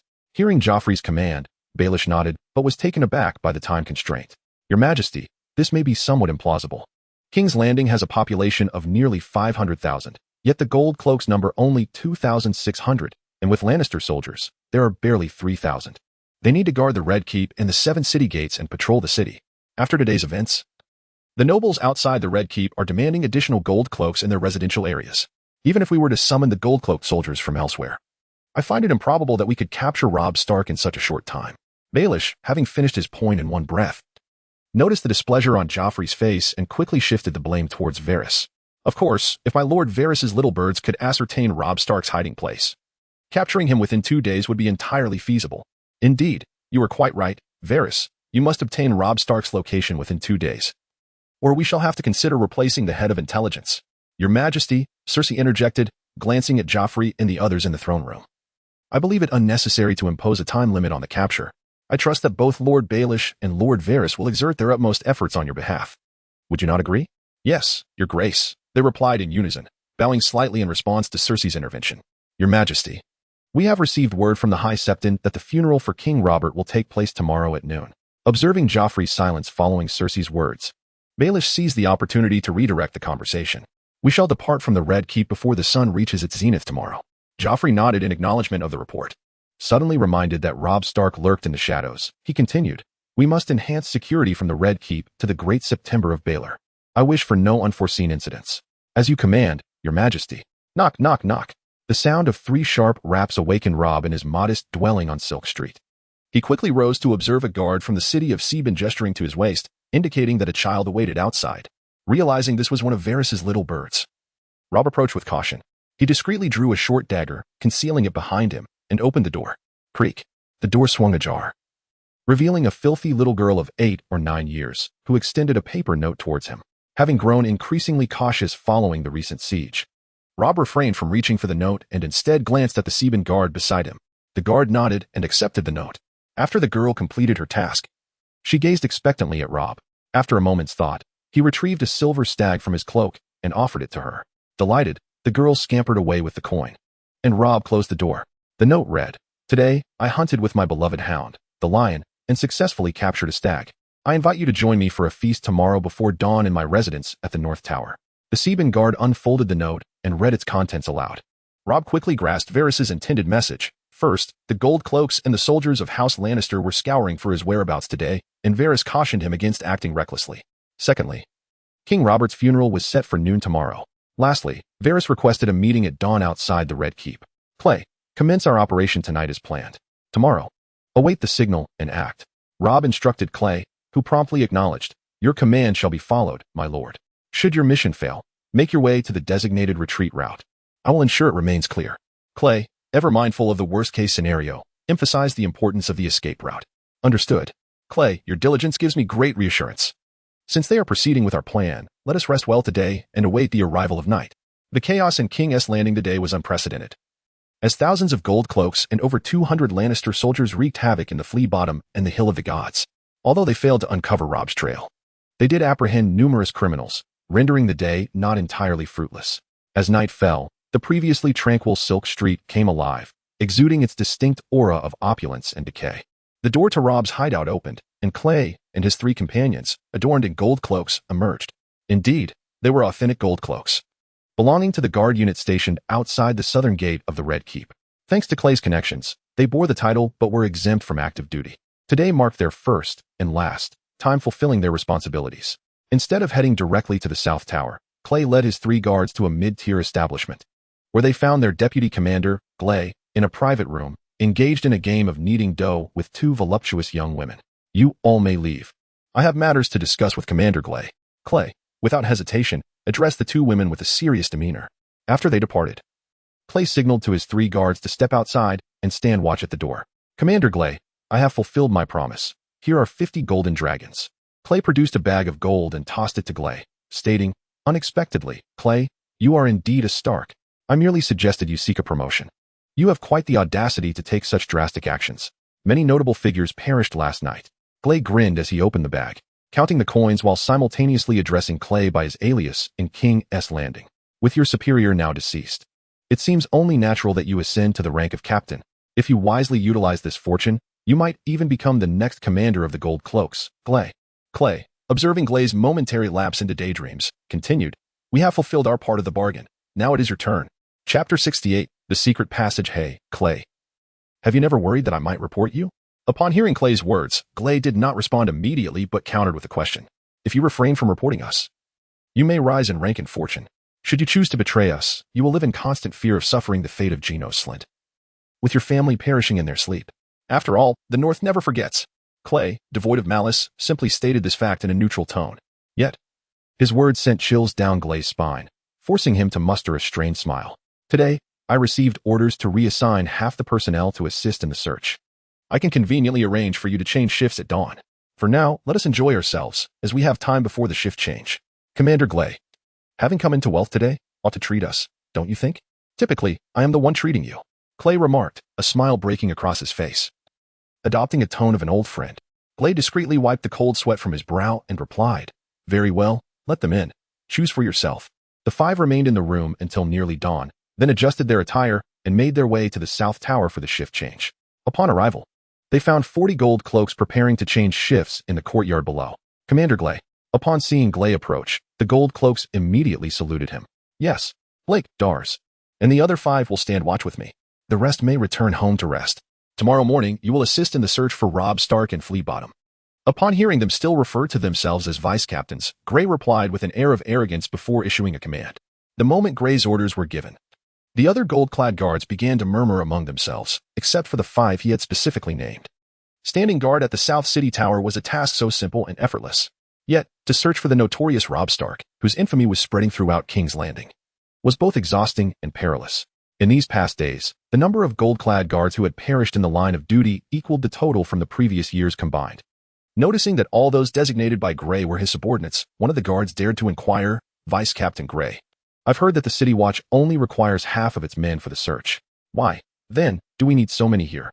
Tomorrow, the king's funeral will take place, and some of the previously deployed gold-clad guards will maintain order. Thus, the City Watch was ordered to allocate additional personnel to assist with the search, as mandated from the Red Keep. But there are no buts. The captain was slain by Robb Stark. I am the captain here now. Those who defy orders from superiors will find themselves in the dungeons of the Red Keep. After explaining, Gray noticed their inclination to protest further. With a frown, he assumed a commanding demeanor, exerting his authority. The guards exchanged glances, responding feebly. After the shift change of 35 gold-clad guards, they each made their way home, while Gray and his 9 followers entered the South City Tower. After retrieving iron-tipped spears and standard longswords from the armory, they ascended the tower to commence their watch. The duties of the City Watch were indeed rather relaxed, as Gray and his men engaged in idle chatter, discussing lewd topics.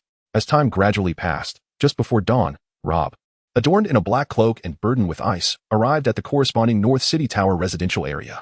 Upon entering, a boy of 8 or 9 approached him. Extending his right hand, Robb skillfully retrieved a silver stag from his pocket and handed it to the boy. After receiving the coin, the boy pointed ahead and began to walk forward. Understanding he was being led, Robb silently followed. After winding through the residential area, they arrived at a house situated between the northern gate of the Red Keep and the North City Tower. Creak. The boy pushed open the unlocked door, entered, and adeptly knelt down to lift a wooden plank, jumping inside. A secret passage. For years, Varys had controlled all of the Red Keep's secret tunnels, through which many vital pieces of information had been acquired and transmitted by his little birds. Without hesitation, Robb followed him in. If Varys intended to harm him, he would have had ample opportunity long ago. The tunnel was roughly 2 meters high and 1 meter wide, with small oil lamps mounted on the walls at intervals. The dim, yellowish light allowed one to discern the ground beneath their feet. The boy ahead noticed Robb standing still and waved him forward energetically. Robb chose not to linger on the tunnel's details and proceeded onward. The passages beneath the Red Keep were akin to a spider's web, orderly yet intricate. After traversing the stone tunnel and a few earthen chambers supported by timber for about 20 minutes, the boy finally halted, pointing above Robb's head. Robb looked up to see a square tunnel approximately 70 centimeters wide, with a row of iron handles extending from the tunnel walls into the darkness above. This overhead tunnel appeared to stretch on for quite some distance, as the dim light from the small oil lamps failed to reveal its end. Having come this far, Robb felt no hesitation. Just as he was preparing to act, the boy tugged at the edge of his cloak, curling his fingers to signal a knock thrice. This was likely the secret signal given by Varys. Robb nodded and grasped the iron handle, beginning his ascent. Darkness, oppression, agitation. Humans are drawn to the light. And as he climbed through the narrow, dark tunnel for nearly 10 minutes, Robb's mind was inundated with negative emotions. Suppressing these feelings, he continued to ascend for a few more minutes until his hand finally grazed an iron cover above. Knock, knock, knock, creak. Following the boy's instructions, Robb knocked on the iron cover, which opened with a faint sound, letting a beam of light pierce through the darkness, causing his eyes to sting. Lord Robb, welcome to the Hands Tower. Before Robb could fully open his eyes, he heard Varys' gentle voice.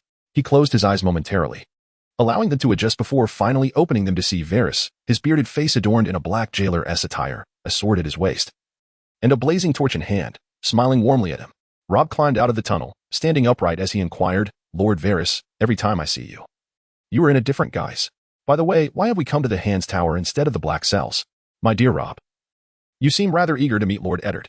This secret passage only leads from outside into the Hands Tower, while the tunnel to the Black Cells is also located within this tower. What are we waiting for? Let us go. Upon hearing Varys' response, Robb furrowed his brow and promptly replied, Very well, please lead the way. Observing Robb's urgency, Varys shook his head and turned to guide him. They found themselves in the quarters of the Hands Tower, traversing the corridor until they reached the meeting hall. The hall was not particularly spacious, adorned with gilded circular windows featuring carvings of the crown stag. The same motif was woven into the carpet that covered the entire room. In the center stood a large dark red table flanked by 7 high-backed wooden chairs. Varys retrieved a dagger from his cloak, lifted a section of the dark red carpet, and gently pried up a stone slab beneath, revealing a new secret passage before Rob's eyes. Chapter 69. The Black Cells. The dungeons of the Red Keep comprised 4 levels. The topmost, or first level, housed cells with narrow, high windows designed for ordinary criminals. The second level contained small single cells for noble captives. As it was underground, the second hall was perpetually illuminated by burning torches, casting light through the bars to brighten these solitary chambers. The third level held cells devoid of windows or torchlight, secured by sturdy wooden doors. The criminals confined within were perpetually shrouded in darkness, thus earning the name the Black Cells. The most wicked and dangerous offenders resided in these dark confines. As the jailers paid little heed to their fates, these prisoners either starved, thirsted, froze to death, or were driven mad by the unyielding shadows. Creak. An empty cell in the Black Cells swung open, the blazing torchlight tearing through the suffocating darkness. The sudden illumination prompted a cacophony of rattling chains from within. Hiss. Pretty boy, come in. I'll make you feel fantastic. As Rob followed Varys through the corridor of the Black Cells, 2 grotesque prisoners pressed their faces against the small windows of their wooden doors, making noise at him. Interesting, one plays both sides, while another ought to serve the god of many faces. Varys, accustomed to the din of the prisoners, strode ahead, yet one remark from a cell caused Rob to halt. He turned to see a man with red and white hair, handsome features, and a smile directed at him. Jaqen Hagar, a faceless man from Bravos. He is the one who aided Arya and guided her on the path of the faceless. Rob, unable to forget such a prominent character from the original tale, was momentarily taken aback. Cough. Varys, noticing Rob standing still, cleared his throat loudly to prompt him. The most pressing matter was to see his father, Eddard. Rob chose not to engage with Jaqen, resuming his forward movement to follow Varys. Jaqen's gaze was steadfastly fixed upon Rob's silhouette until the light of the torch faded, leaving his smiling visage enveloped once more in darkness. With a click, the innermost cell of the black dungeon was unlocked by Varys, who handed Rob the torch as he prepared to enter the cell. Varys extended a hand to halt Rob's advance, his voice gravelly as he cautioned, "At dawn, the guards will change shifts starting from the first level. You have perhaps half an hour left in the hourglass." Concerned I might linger too long and take action. "You chose this moment. Fear not. I shall leave as soon as I finish speaking. Please, proceed." Nodding at Varys's words, Rob accepted the invitation and stepped into the room. Once inside, Varys closed the wooden door behind him. Rob felt no trepidation about being trapped by Varys, for one endowed with the might of ice and extraordinary strength. This wooden barrier was little more than a thick plank. The innermost cell was remarkably spacious, shrouded in darkness and dampness, with moss clinging to the cold stone walls. As Rob navigated 2 corners with the torch, he finally beheld the familiar figure curled up in repose. "Father," Rob whispered, his voice trembling slightly. At the sound, Eddard Stark abruptly lifted his head, shielding his eyes from the torchlight. Incredulity etched across his features as he rasped, "Rob? How did you come to be imprisoned in the Black Dungeon as well?" "No, my lord Varys brought me in," Rob replied, shaking his head as he surveyed Eddard's current state with a pang of sympathy. In Rob's memories, Eddard had always been the formidable, solemn, and stubborn father. Yet now, he appeared pale and haggard, with dark circles under his eyes, a clear testament to the worries that had plagued him, leaving him little time to rest. Shackled at hands and feet, he was fortunate that this time, he had not suffered the agony of a lance piercing his right leg at the hands of Lannister soldiers. "Quickly, go and find your sisters, bring them back to the north at once," Eddard urged, seemingly assured that this was not a mere dream. He pointed toward the cell's door. "I shall do so, father, but I will also take you back to Winterfell with me." "I cannot return," Eddard replied, shaking his head. Suddenly recalling that Rob had been brought in by Varys, he continued, "Varys sent you to persuade me to confess to treason? To acknowledge Joffrey as Robert's legitimate heir?" "Yes, father. Lord Varys wishes for me to counsel you thus," Rob said, disappointment flickering across his face as he observed Eddard's reaction. "However, I do not intend to do so. Upon learning of your resignation from the king's hand, I feared for the fate of King's Landing, and thus disguised myself as part of a merchant caravan to come here. Winterfell is well prepared. The moment news of your imprisonment reaches back home, we shall spring into action. By now, Mother should be rallying all our bannermen. And once we gather tens of thousands of northern soldiers, we shall march southward. To wage war? No, Rob. You are still a child. You do not comprehend the horrors of war. Listen to me. Go find your sisters and bring them back to the north," Eddard implored, shaking his head vehemently at Rob's declaration. "Father, in your eyes, I may be a child. Yet, I am the hero who will overthrow the Targaryen dynasty, the protector of the north, and the son of Eddard Stark." Roose Bolton, instigated by Tywin Lannister, has deliberately sought to disrupt and undermine the Order of the North, aiming to sever the roots of House Stark. A month ago, I declared war against the Bolton family, besieging Harrenhal and executing Roose Bolton. Rob's eyes gleamed with determination as he recounted his actions during Eddard's absence. Caitlin wrote to me saying you had defeated Roose Bolton. I was quite worried you might be harmed. You act decisively, leaving no opportunity for your opponent to retaliate. In this regard, I find myself lacking, Eddard admitted, a smile breaking across his face as he praised Rob. Yet, as he spoke, his gaze drifted, as if lost in memories, and he continued, once Roose Bolton answered my call and fought alongside me. Now, he has met his end at your hand. Time passes too swiftly. We, the current generation, have aged. And many have perished. Especially that scoundrel Robert, who died in the arms of a whore, leaving a mess for me to clean up. Father. As far as I am aware, your foster father, Lord Arryn, conspired with his wife, your mother's sister, Lisa Arryn, and Peter Baelish to poison him. As for King Robert's death, it appears natural, but in truth, it was Cersei's machination. Upon hearing Eddard broach this subject, Rob, feeling there was no longer anything to conceal, laid bare the so-called secrets. Chapter 70, Father and Son Bang. Bang. Bang. After Rob finished speaking, Eddard suddenly slammed his fist against the wooden floor of the Black Dungeon, the chains rattling violently with his fervent movements. These bastards, these wretched fools. As he witnessed his father's outburst, Rob understood this was Eddard's way of releasing the pent-up negative emotions that had accumulated since arriving in King's Landing and being imprisoned. After a moment of venting, Eddard gradually regained his composure, taking a deep breath before speaking. Baelish's actions are intended to provoke a war between House Stark and the Lannisters. You must return and inform Caitlin of these circumstances, urging her to contact your uncle, Lord Hostine Tully. Then, ally with the Duke of Dragonstone, Stannis Baratheon, to confront the Lannisters and help him ascend to the Iron Throne.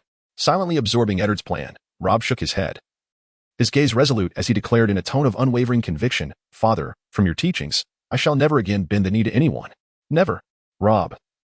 Eddard's expression morphed into one of astonishment at Rob's resolute tone, pointing a finger at his son. He had intended to impart the values of loyalty and honor that he had held dear for decades to correct Rob's course. Yet, observing the glimmer of something profound in Rob's eyes, Eddard, who had endured a series of blows, felt a wave of despondency wash over him, lowering his hand and murmuring, during this visit to King's Landing, I have come to realize many things. That day in the gardens, Baelish pointed out all the spies, and I was oblivious to it all. When you requested to establish an intelligence network in Winterfell, you were correct. I have acted blind, step by step, led into a trap by Baelish. Eddard gazed at Rob, who listened intently, exhaling deeply as he continued, leaving Winterfell, departing from the bannermen who trusted me.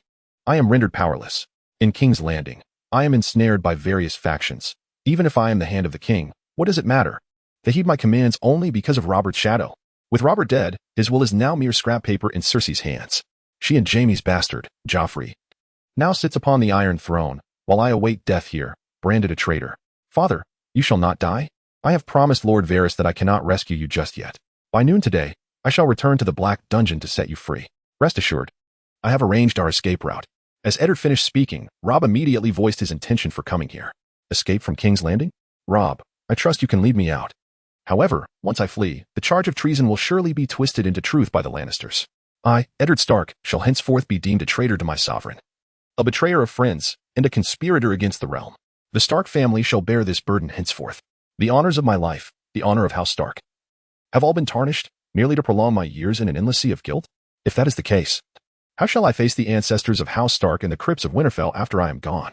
As Eddard finished speaking, he raised his hand to silence Rob, who was about to speak, and continued resolutely, Rob, go out and bring your sisters back to Winterfell. Station troops to guard the abandoned fortress at the Weeping Bay and secure White Harbor. The Lannisters will be unable to force their way into the north. I find myself in this predicament due to my foolish mercy and the honor I insisted upon. Rob, you are stronger than I. You must protect your mother and your siblings. If possible, I will wait here for you to clear my name of treason and secure my release through lawful means. Father. Knock, knock, knock. Just as Rob was about to continue persuading, a series of knocks echoed on the wooden door of the cell. A reminder from Varys that time was running out. There is no need to say more. Quickly go and find your sisters. Understanding the meaning behind the knocks, Eddard turned his head away from Rob and gestured for him to leave. Knowing that his stubborn father would not be easily swayed, Rob clenched his teeth and turned to walk out of the cell. Hearing Rob's departing footsteps, Eddard turned back, his eyes filled with reluctance as he watched his son's retreating figure. As the light from the torch faded away, the cell was once again enveloped in endless darkness. Bang! The cell door was shut with a heavy thud, and in the darkness, a sigh filled with myriad emotions escaped Eddard's lips. Alas, foolish child. Even if I could forsake a lifetime of honor to escape back to the north, what shall I do when faced with you, who refuses to kneel? The north is now your north. Caitlin, I promised I would return to see you soon. I am sorry, I must break that promise. Unbeknownst to Rob. Eddard's heart was heavy with unspoken thoughts. As he stepped out of the cell, a worried Varys donned the hood of a jailer's cloak and urged, "Hurry. The shift change of the guards should be upon us." Rob nodded and followed him into the secret passage of the black cell. As they neared Jaquy's cell, he, waiting eagerly, greeted Rob with a broad smile. Rob had no time to respond and silently walked past his cell. Creak. As Rob entered the passage of the empty black cell, Varys closed the wooden door behind him. At that moment, the great door at the front of the black cell swung open, revealing a burly jailer carrying a torch. "Logan, it's time for the shift change." The burly jailer called out upon seeing Varys in the corridor of the black cell.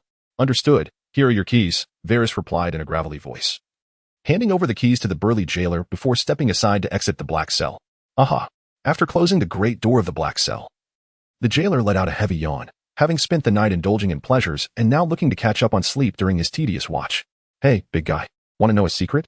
Jaquen called out, extending his right hand through the small window of his cell towards the burly jailer.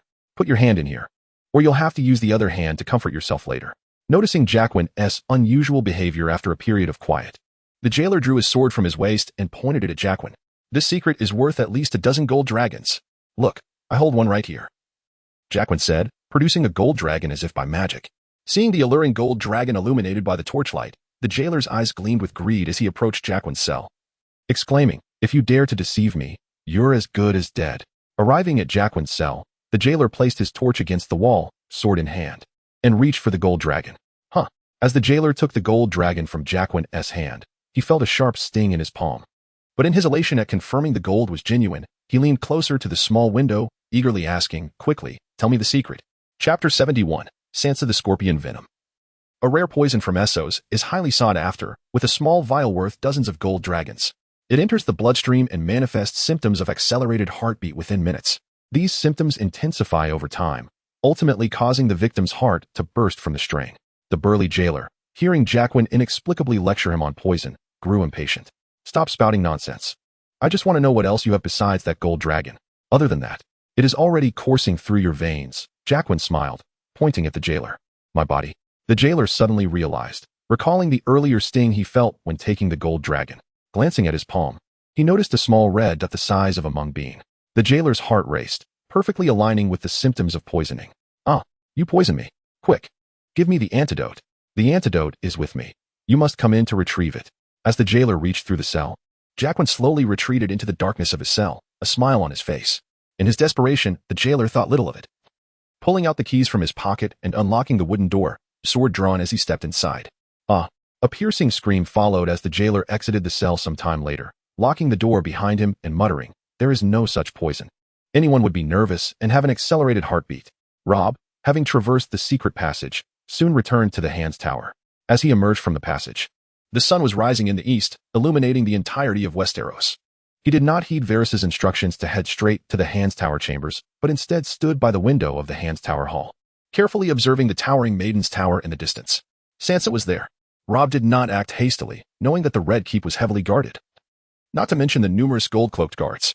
The King's Guard, led by Barristan Selmy, was not to be trifled with, though the aged Barristan was a formidable figure, akin to a seasoned warrior combined with Jaime's unparalleled swordsmanship. Facing them alone would leave even a newly empowered Rob with little chance of escape.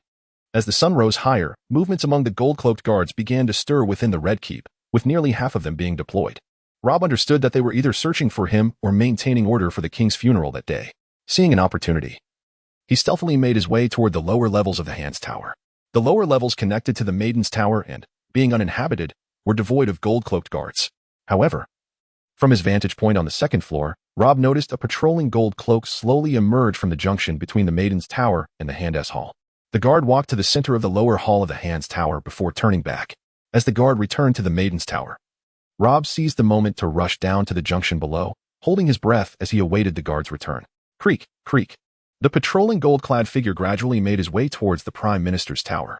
Just as he stepped into the hall, a gloved black hand unexpectedly emerged from the right, seizing his throat with an overwhelming force that left him utterly powerless to resist.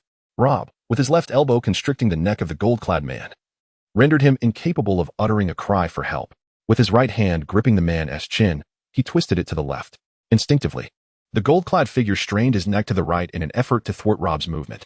Sensing the resistance in his right hand, Rob abruptly changed direction, wrenching the man's chin to the right.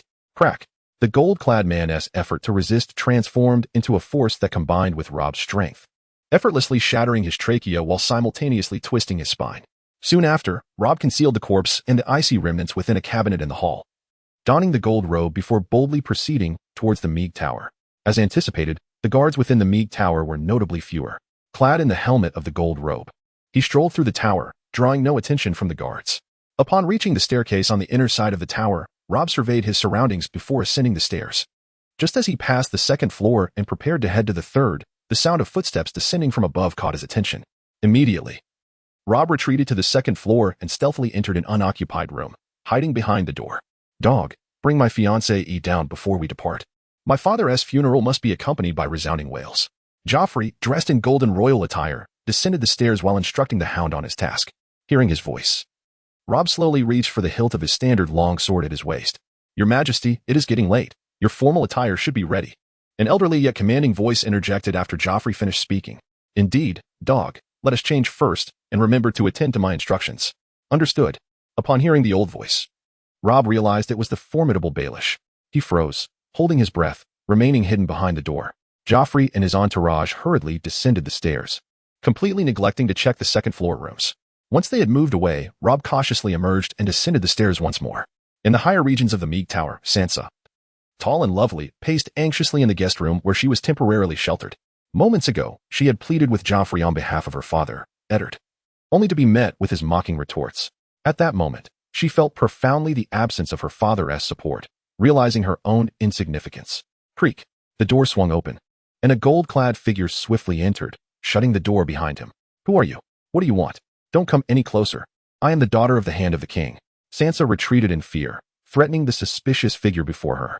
Upon hearing his sister's familiar voice, Rob removed his helmet and spoke gently. Sansa, it is I. Brother, what brings you here? In Winterfell, Sansa had always directly addressed Rob by name, but now, in surprise, she called him brother. Without hesitation, she leapt into his embrace, tears streaming down her face. Oh, brother, father has been imprisoned. The Septa has been protecting me since Eddard was captured. Sansa, who had been suppressing her emotions for days, could no longer hold back her tears upon seeing her beloved brother. Wrapping his left arm around Sansa, Rob gently stroked her thick, chestnut hair with his right hand, comforting her. Sansa, do not cry. Come, we shall return home. Chapter 72. The Howl of Wolves. What? Sansa is missing? The guards downstairs did not see her leave the Meeg Tower.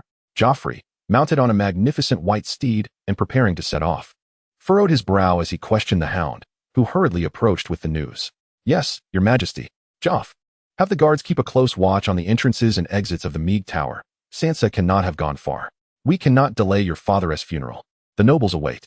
Beside Joffrey, Cersei, seated in a palanquin, contemplated briefly before offering her suggestion. Very well. If my fiancée wishes to play a game of hide and seek, then dog, you shall remain and find her for me. When I return, I will make sure to play with her properly. A wicked smile curled on Joffrey's lips as he instructed the hound before turning to command. Let us depart. With a grand procession, the entourage began to move from the Red Keep's inner gate at his command. Within the traveling party, Varys appeared grave. He had surmised that Sansa's disappearance was undoubtedly linked to Rob. Meanwhile, Baelish, contemplatively glancing back at the Meeg Tower, spurred his horse onward to join the procession. Inside the Meeg Tower, apart from the royal chambers, there was a spacious and brightly lit ballroom, large enough to accommodate over 100 people. Above the ballroom was a corridor lined with enormous arched windows, while the walls below were adorned with polished silver mirrors that reflected sunlight throughout the hall. The walls and columns of the ballroom featured intricate carvings of figures, dragons, and stags. Behind a column sculpted with a crowned stag, Rob held Sansa, having concealed themselves there for quite some time. Due to the extensive search operations in King's Landing and the heightened security around the King's funeral, the guards within the Red Keep had reached an all-time low. Originally designed as a square fortress, the Meeg Tower boasted ample space and numerous hiding spots. Thus, even as the hound led a team of gold-clad guards in a dispersed search, they had yet to uncover the ballroom. Rob gazed up at the sun, high in the sky, and murmured, "The time has come." "Brother, what time?" Sansa, who was nearby, inquired upon hearing his whisper. Rob merely smiled, gesturing for her to listen closely.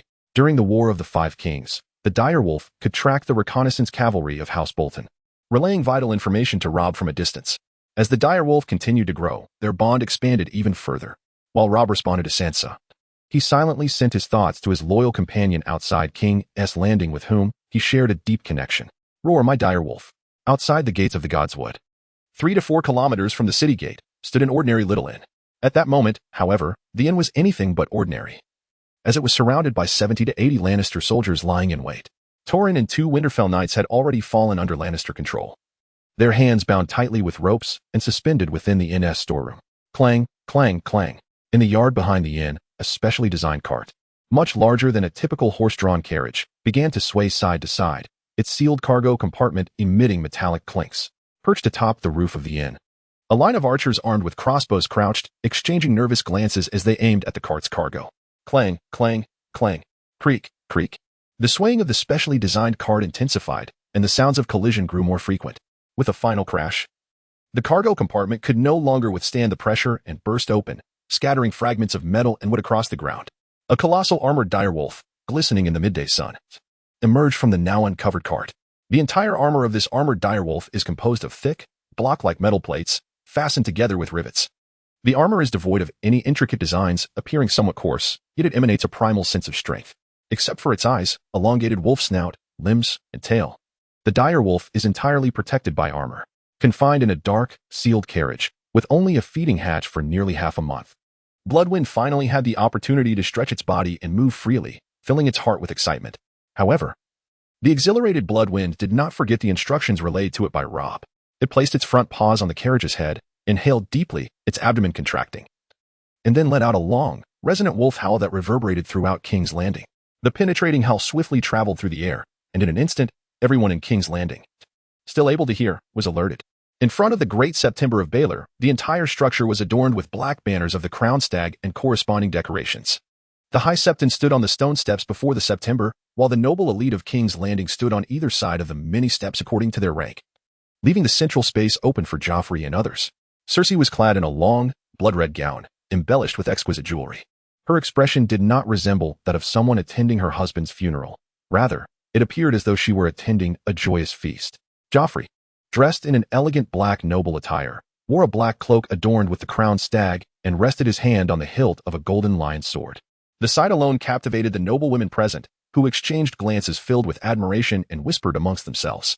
As Joffrey ascended the stone steps, Cersei, Baelish, Varys, and other ministers followed closely behind.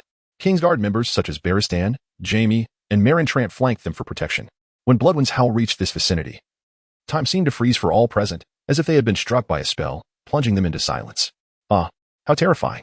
What is that sound? A monster? It sounds like a wolf. Impossible. What wolf could howl so loudly? A direwolf with the blood of dragons? As the nobles on the steps began to react, discussions erupted like a chaotic marketplace. Uncle Jaime, what is that? Joffrey, his legs trembling in fear, asked his Uncle Jaime, his face pale. Jaime turned his head towards the direction of the sound, affirming, that is Robb Stark's direwolf. Can direwolves really make such sounds? Or is it only Robb Stark's? Cersei frowned and inquired. Jaime shook his head, a contemplative look crossing his face as he replied, I do not know. But a wolf capable of such a howl must be extraordinary. If I am not mistaken, something must be amiss at the inn. A spy once told me that although the direwolf is large, it is indeed killable. During the War of the Five Kings, it suffered significant injuries from ordinary arrows. If my crossbowmen cannot handle this direwolf. After a brief contemplation, Jaime immediately turned to Cersei and said, continue the funeral rites at the Great September of Baelor. I will go lend assistance.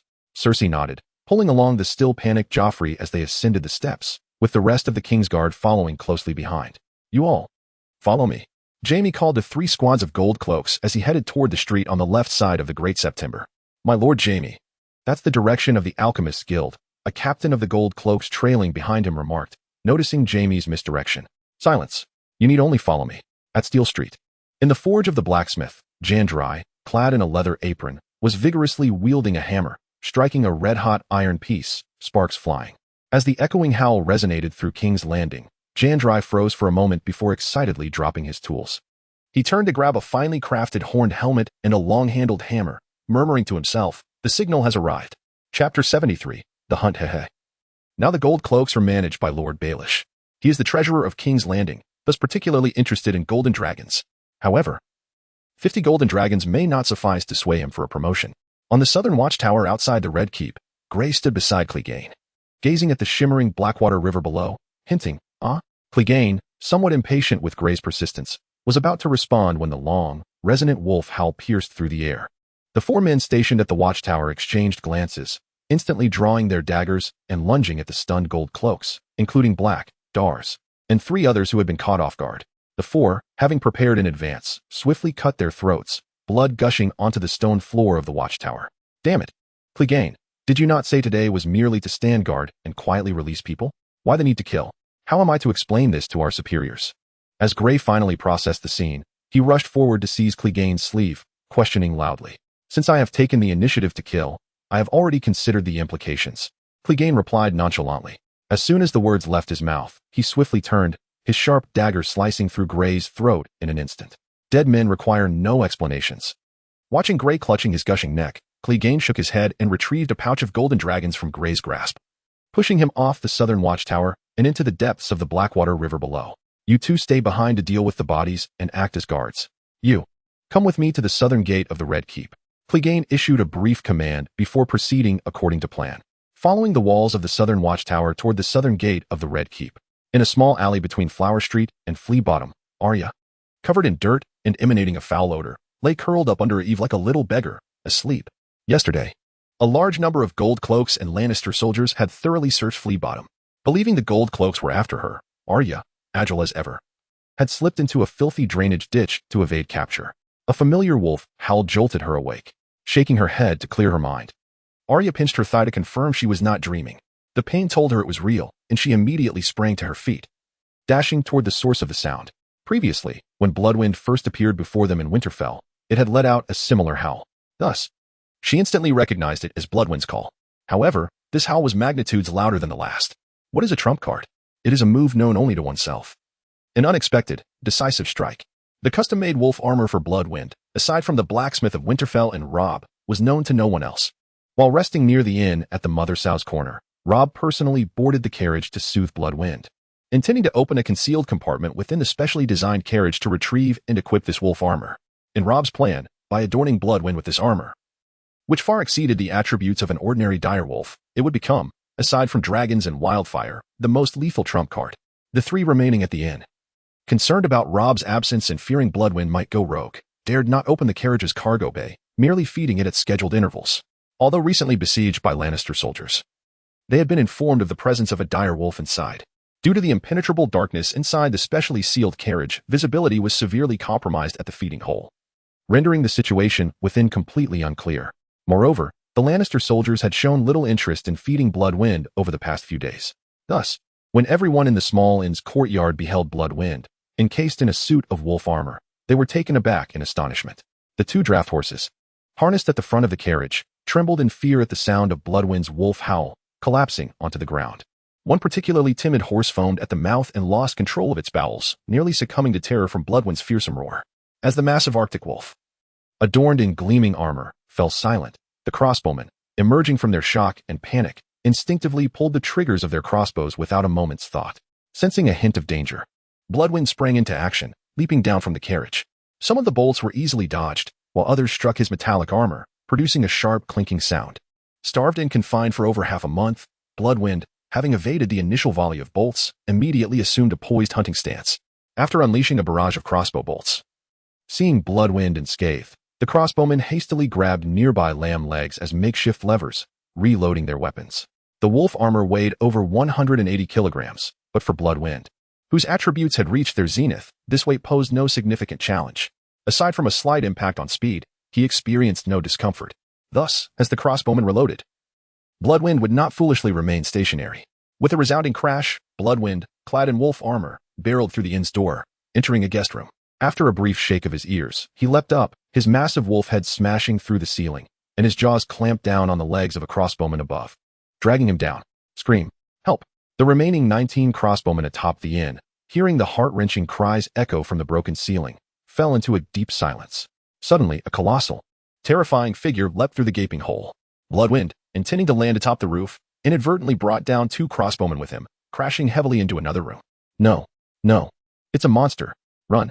Hearing the chilling screams of his comrades, one crossbowman roared in panic, losing his sanity as he leaped from the roof into the inn's courtyard. With a sickening crack, his legs twisted and broke upon impact, yet he clawed desperately at the ground, dragging himself toward safety. The other crossbowmen, equally unhinged, scrambled toward the stairs at the roof's edge. The sounds of their frantic movements provided Bloodwind with clear guidance. As another section of the roof crumbled, yet another crossbowman was dragged screaming into the abyss. Don't move. The beast is listening to our sounds. Whoever moves next will die. A clever crossbowman, halting his movements, shouted to his companions. Upon hearing his command, the surviving crossbowman froze in place, paralyzed with fear. This astute crossbowman, bending his legs, slowly rose, crouching low to lift a tile from the roof, throwing it 2 meters ahead as he readied his crossbow. With a thud, a massive wolf head burst through the roof, jaws snapping at the spot where the tile had fallen. The crossbowman released his bolt, but the flying debris obscured his aim, causing his shot to strike the armor covering the wolf's head instead. Quickly, he retrieved his makeshift lever and reloaded, repeating the tactic of tossing another tile forward. With a crash, a shadow broke through the roof, and the crossbowman fired, the bolt striking true, producing a dull thud as it pierced flesh. Just as he was about to revel in his success, the shadow fell back onto the roof, revealing a half-eaten corpse of a fellow crossbowman. Gazing at the ghastly sight, the crossbowman felt a grim realization wash over him as he glanced down at his feet, managing a bitter chuckle. Ha! What an absolute fool! In an instant, the roof crumbled, and the crossbowman vanished. In the Red Keep, the echoing howl of the wolf resonated throughout King's Landing. Inside the fortress, the guards in golden cloaks, responsible for vigilance and patrol, were initially taken aback by the wolf's cry, which soon incited a flurry of murmurs among them. Brother, that is Bloodwind's howl. Were you implying our time to leave has come? In the ballroom, as Rob pointed to his ear upon hearing the familiar howl, Sansa remarked, Yes, let us depart. Rob smiled at his sister and took her hand, leading her out from behind a pillar. Just then, the heavy crimson door of the ballroom swung open, revealing a towering figure. This man, slightly shorter than the mountain, was muscular and taut, his right side appearing gaunt with sharp cheekbones and dark brows framing his gray eyes. The left side of his face was a mass of decay, with little remaining of his ear, just a small black hole surrounded by grotesque scars. The Hound, loyal servant to Joffrey, had crossed paths with Rob before in Winterfell, yet he had never truly observed him closely. Now, the Hound's visage was indeed difficult to behold. Any ordinary person would feel a shiver of fear at the mere sight of him. Can we pretend you did not see us? Knowing the Hound harbored feelings for Sansa, Rob opted for a subtle approach, his voice low as he inquired. With a clang, the Hound, clad in dark chainmail, drew his sword without a word. However, he seemed to show restraint, refraining from calling for other guards, and instead closing the ballroom door behind him. Rob pushed Sansa to the edge of the ballroom, drawing his own standard sword. You must understand, I wounded the mountain. Had the timing been right, I could have slain him then and there. You despise your brother. Do you not? Let us go, and I can assist you in killing him later. Standing in the center of the ballroom, Rob tilted his head, smiling as he addressed the Hound. Upon hearing Rob's words, the Hound's eyes flickered, perhaps betraying a hint of contemplation. Nevertheless, ever loyal to Joffrey and the Lannisters, he thrust his sword toward Rob in a direct attack. With a swift motion, Rob parried the blow, striking at the Hound's sword a third of the way down the blade. The Hound's strength was formidable, yet it paled in comparison to Rob's skill, causing the Hound's attack to go awry and leaving him unable to follow up. Come back to Winterfell with me. You could serve as Sansa's protector. Seizing the moment while the Hound hesitated, Rob made another plea. Hearing this, the Hound's gaze unconsciously drifted to Sansa, standing at the edge of the ballroom. Noticing the distraction, Rob seized the opportunity to slash downward toward the Hound's left shoulder. Clang, clang, clang. As Rob initiated his assault, the Hound immediately regained his composure, hastily raising his sword to defend against Rob's strikes. With a vertical slash, a horizontal sweep, and a downward cut, Rob unleashed a series of 3 attacks, all of which the Hound successfully parried. Though somewhat frantic, it was evident that the Hound possessed a solid foundation in swordsmanship, demonstrating considerable skill. The 3 swords were consecutively parried, and suddenly, Rob pivoted on his left foot, his body turning to the right as he executed a powerful horizontal sweep with his sword. Clang! Boom! The Hound, wielding his sword with both hands, reversed it to block the sweeping strike against the outside of his left arm. However, an unexpected attack struck his left foot, causing him to lose his balance and crash heavily to the ground. It turned out that as Rob swung his sword, his right leg had stealthily executed a parallel strike, knocking the Hound down while he was preoccupied with blocking the sword. The Hound fell hard, shaking his head as he attempted to rise, only to find the glinting tip of Rob's sword pressed against his throat. Go ahead, he said, lowering his gaze to the blade. The sword gradually withdrew, and Rob spoke. I admire your loyalty to the Lannisters, but do not be swayed by your family, the Cleganes. You are not a dog. You are a man. You are Sandor Clegane. Lastly, I thank you for looking after Sansa in King's Landing. After speaking, Robb took Sansa by the hand and led her out of the ballroom. Behind them, Sandor, who had listened to those words, harbored a glimmer of inexplicable light in his eyes. To some, Sandor was an ugly, ruthless killer, but to Sansa, he was a knight capable of protecting her. In the original story, during the Battle of Blackwater, Sandor, driven to madness by wildfire, fled to Sansa's chamber. He had intended to take her away from King's Landing back to Winterfell, but she had refused him. At that moment, Sandor could have done anything to her. Yet he chose to leave silently. Thus, from the very beginning, Robb had sought to persuade him with words, believing that if he could bring Sandor to his side, he would make a formidable ally. However, it must be said that through this series of battles, Robb's combat awareness and swordsmanship had grown to an extraordinary level.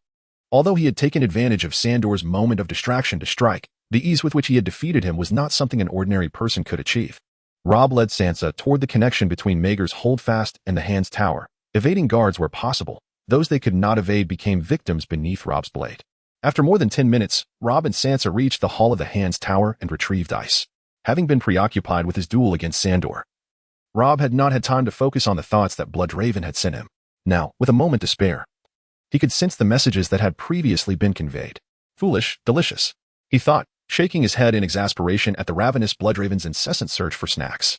He issued a mental command for Bloodraven to converge with him. Through their close connection, they could sense each other's general locations. So Robb had no worries about Bloodraven getting lost. Meanwhile, Cleos, accompanied by a family guard, approached the southern gate outside the Red Keep via the city walls. Why are you not stationed at the South Tower? A captain among the gold cloaks, seeing them approach from that direction, inquired loudly. We received urgent orders from Lord Beric to inform you to proceed to the Godswood for assistance, Cleos replied, his face displaying urgency as he produced a written order from his pocket. The captain examined the document carefully and remarked, indeed, it bears the commander's seal. But if we leave, what will happen here? We will hold the fort until reinforcements arrive from the South Tower. Hurry. Word should have reached the North Gate by now. We cannot afford to delay, Cleos lied without flinching. He was not concerned about being found out, for the order bore the authentic commander's seal.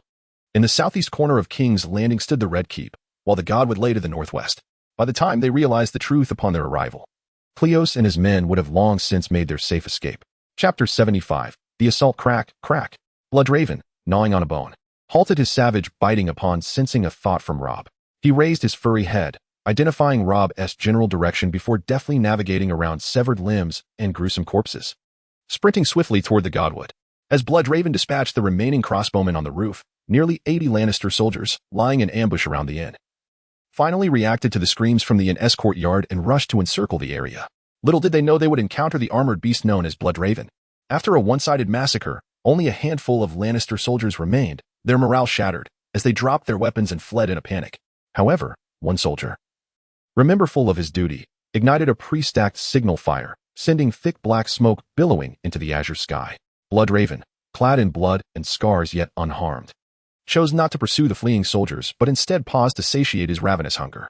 Notably, perhaps due to the distance from Robb, Bloodraven did not emit a trace of red mist from the Lannister soldiers he had slain. The innkeeper and his servants, witnessing the horrific scene outside, quickly covered their mouths and trembled in the cupboard, fearing discovery by Bloodraven. Meanwhile, the fortunate Torrhen and 2 cavalrymen from Winterfell, seizing the opportunity presented by the Lannister soldiers' demise and flight, found themselves unattended. Torrhen bit through his ropes and struggled free. After releasing the other 2 cavalrymen, they dared not approach, given Bloodraven's rampage and Robb's absence. Once Bloodraven departed the inn's courtyard, they armed themselves and mounted the horses in the inn's front yard, following closely behind Bloodraven toward the Godswood. Ah, a monster. Run. The wolf that had just screamed? Its size is monstrous. Could it possess the blood of a dragon?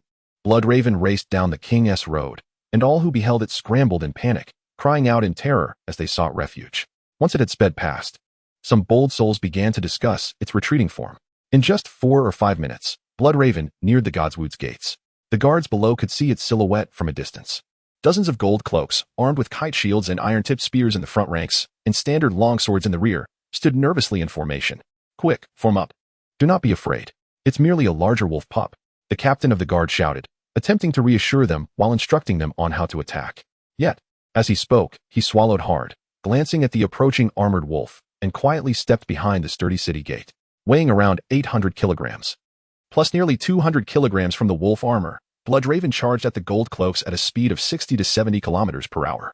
In an instant, Bloodraven crashed into the ranks of the unsuspecting gold cloaks like a speeding car. Crack, crunch. The two shield bearers at the front, standing side by side, were struck by the powerful impact of Bloodraven's armor, shattering their ribs and visibly crushing their chests. Simultaneously, they were violently hurled into the air by a tremendous force. And as they soared, one could witness copious amounts of blood spewing forth. Given their condition, survival was utterly inconceivable. Clang, clang.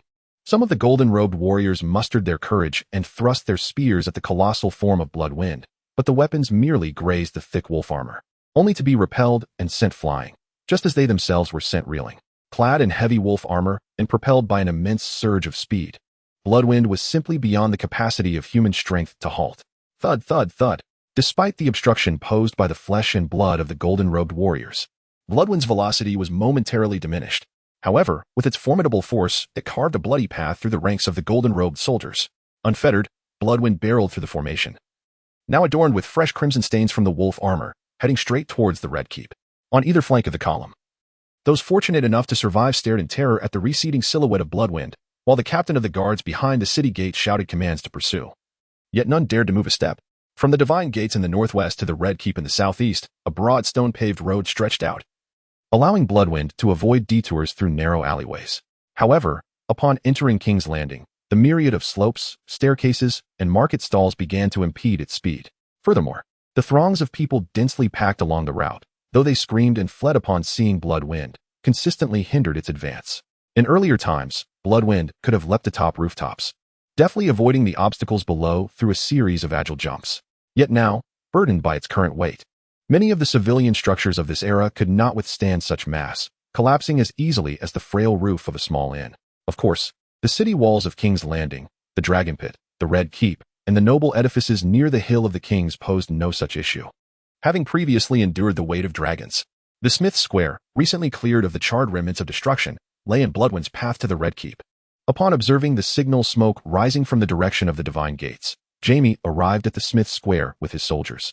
The smoke was a preordained signal of a failed trap, though uncertain whether the small inn had encountered an unforeseen mishap due to the Iceborn wolf. He turned his gaze towards the distant Red Keep, understanding that Rob's ultimate aim must be to rescue Eddard from the dungeons. Jamie issued orders to form ranks in the Smith's Square, preparing for their imminent arrival. Click, click. In the dark, empty corridor of the dungeons of the Red Keep, Rob pulled Sansa from the confines within. He gently opened the cell door, surveying the desolate hallway. The corridor was devoid of life. The grand entrance to the dungeons swung wide open. A set of cell keys lay scattered at the entrance, and a torch blazed brightly against the wall. Time was of the essence. Rob did not linger in his observations.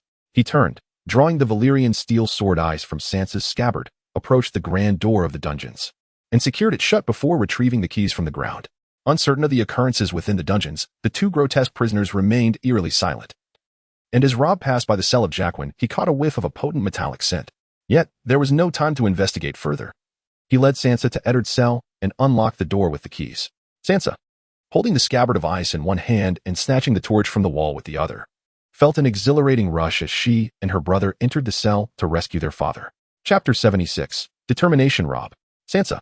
Upon hearing the unlocking of the cell, Eddard rose to his feet, and when he saw his children enter, a joyful expression brightened his face. Father, Sansa exclaimed, rushing forward before throwing herself into Eddard's embrace.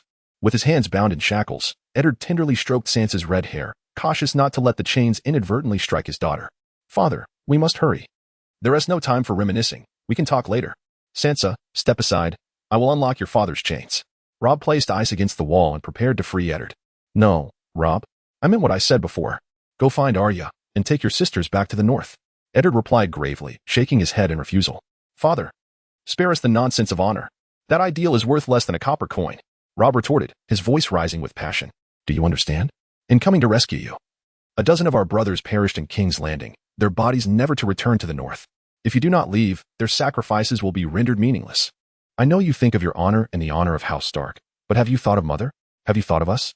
Father, I assure you, if you do not leave today, you will die in King's Landing. Having been unable to communicate further with Eddard due to the guards' changing shifts, Rob's frustration boiled over as he shouted at his father. Brother, father, Sansa, caught between the two, looked on helplessly as Rob's anger flared. You must take good care of the families of those brave warriors who sacrificed themselves for me. As for death, Rob, I have grown up alongside soldiers. I have learned to face it. Go, quickly find Arya, and take your sisters back to the north. Observing Rob's furious expression, Eddard calmly retreated to the corner of the cell, speaking with serene resolve.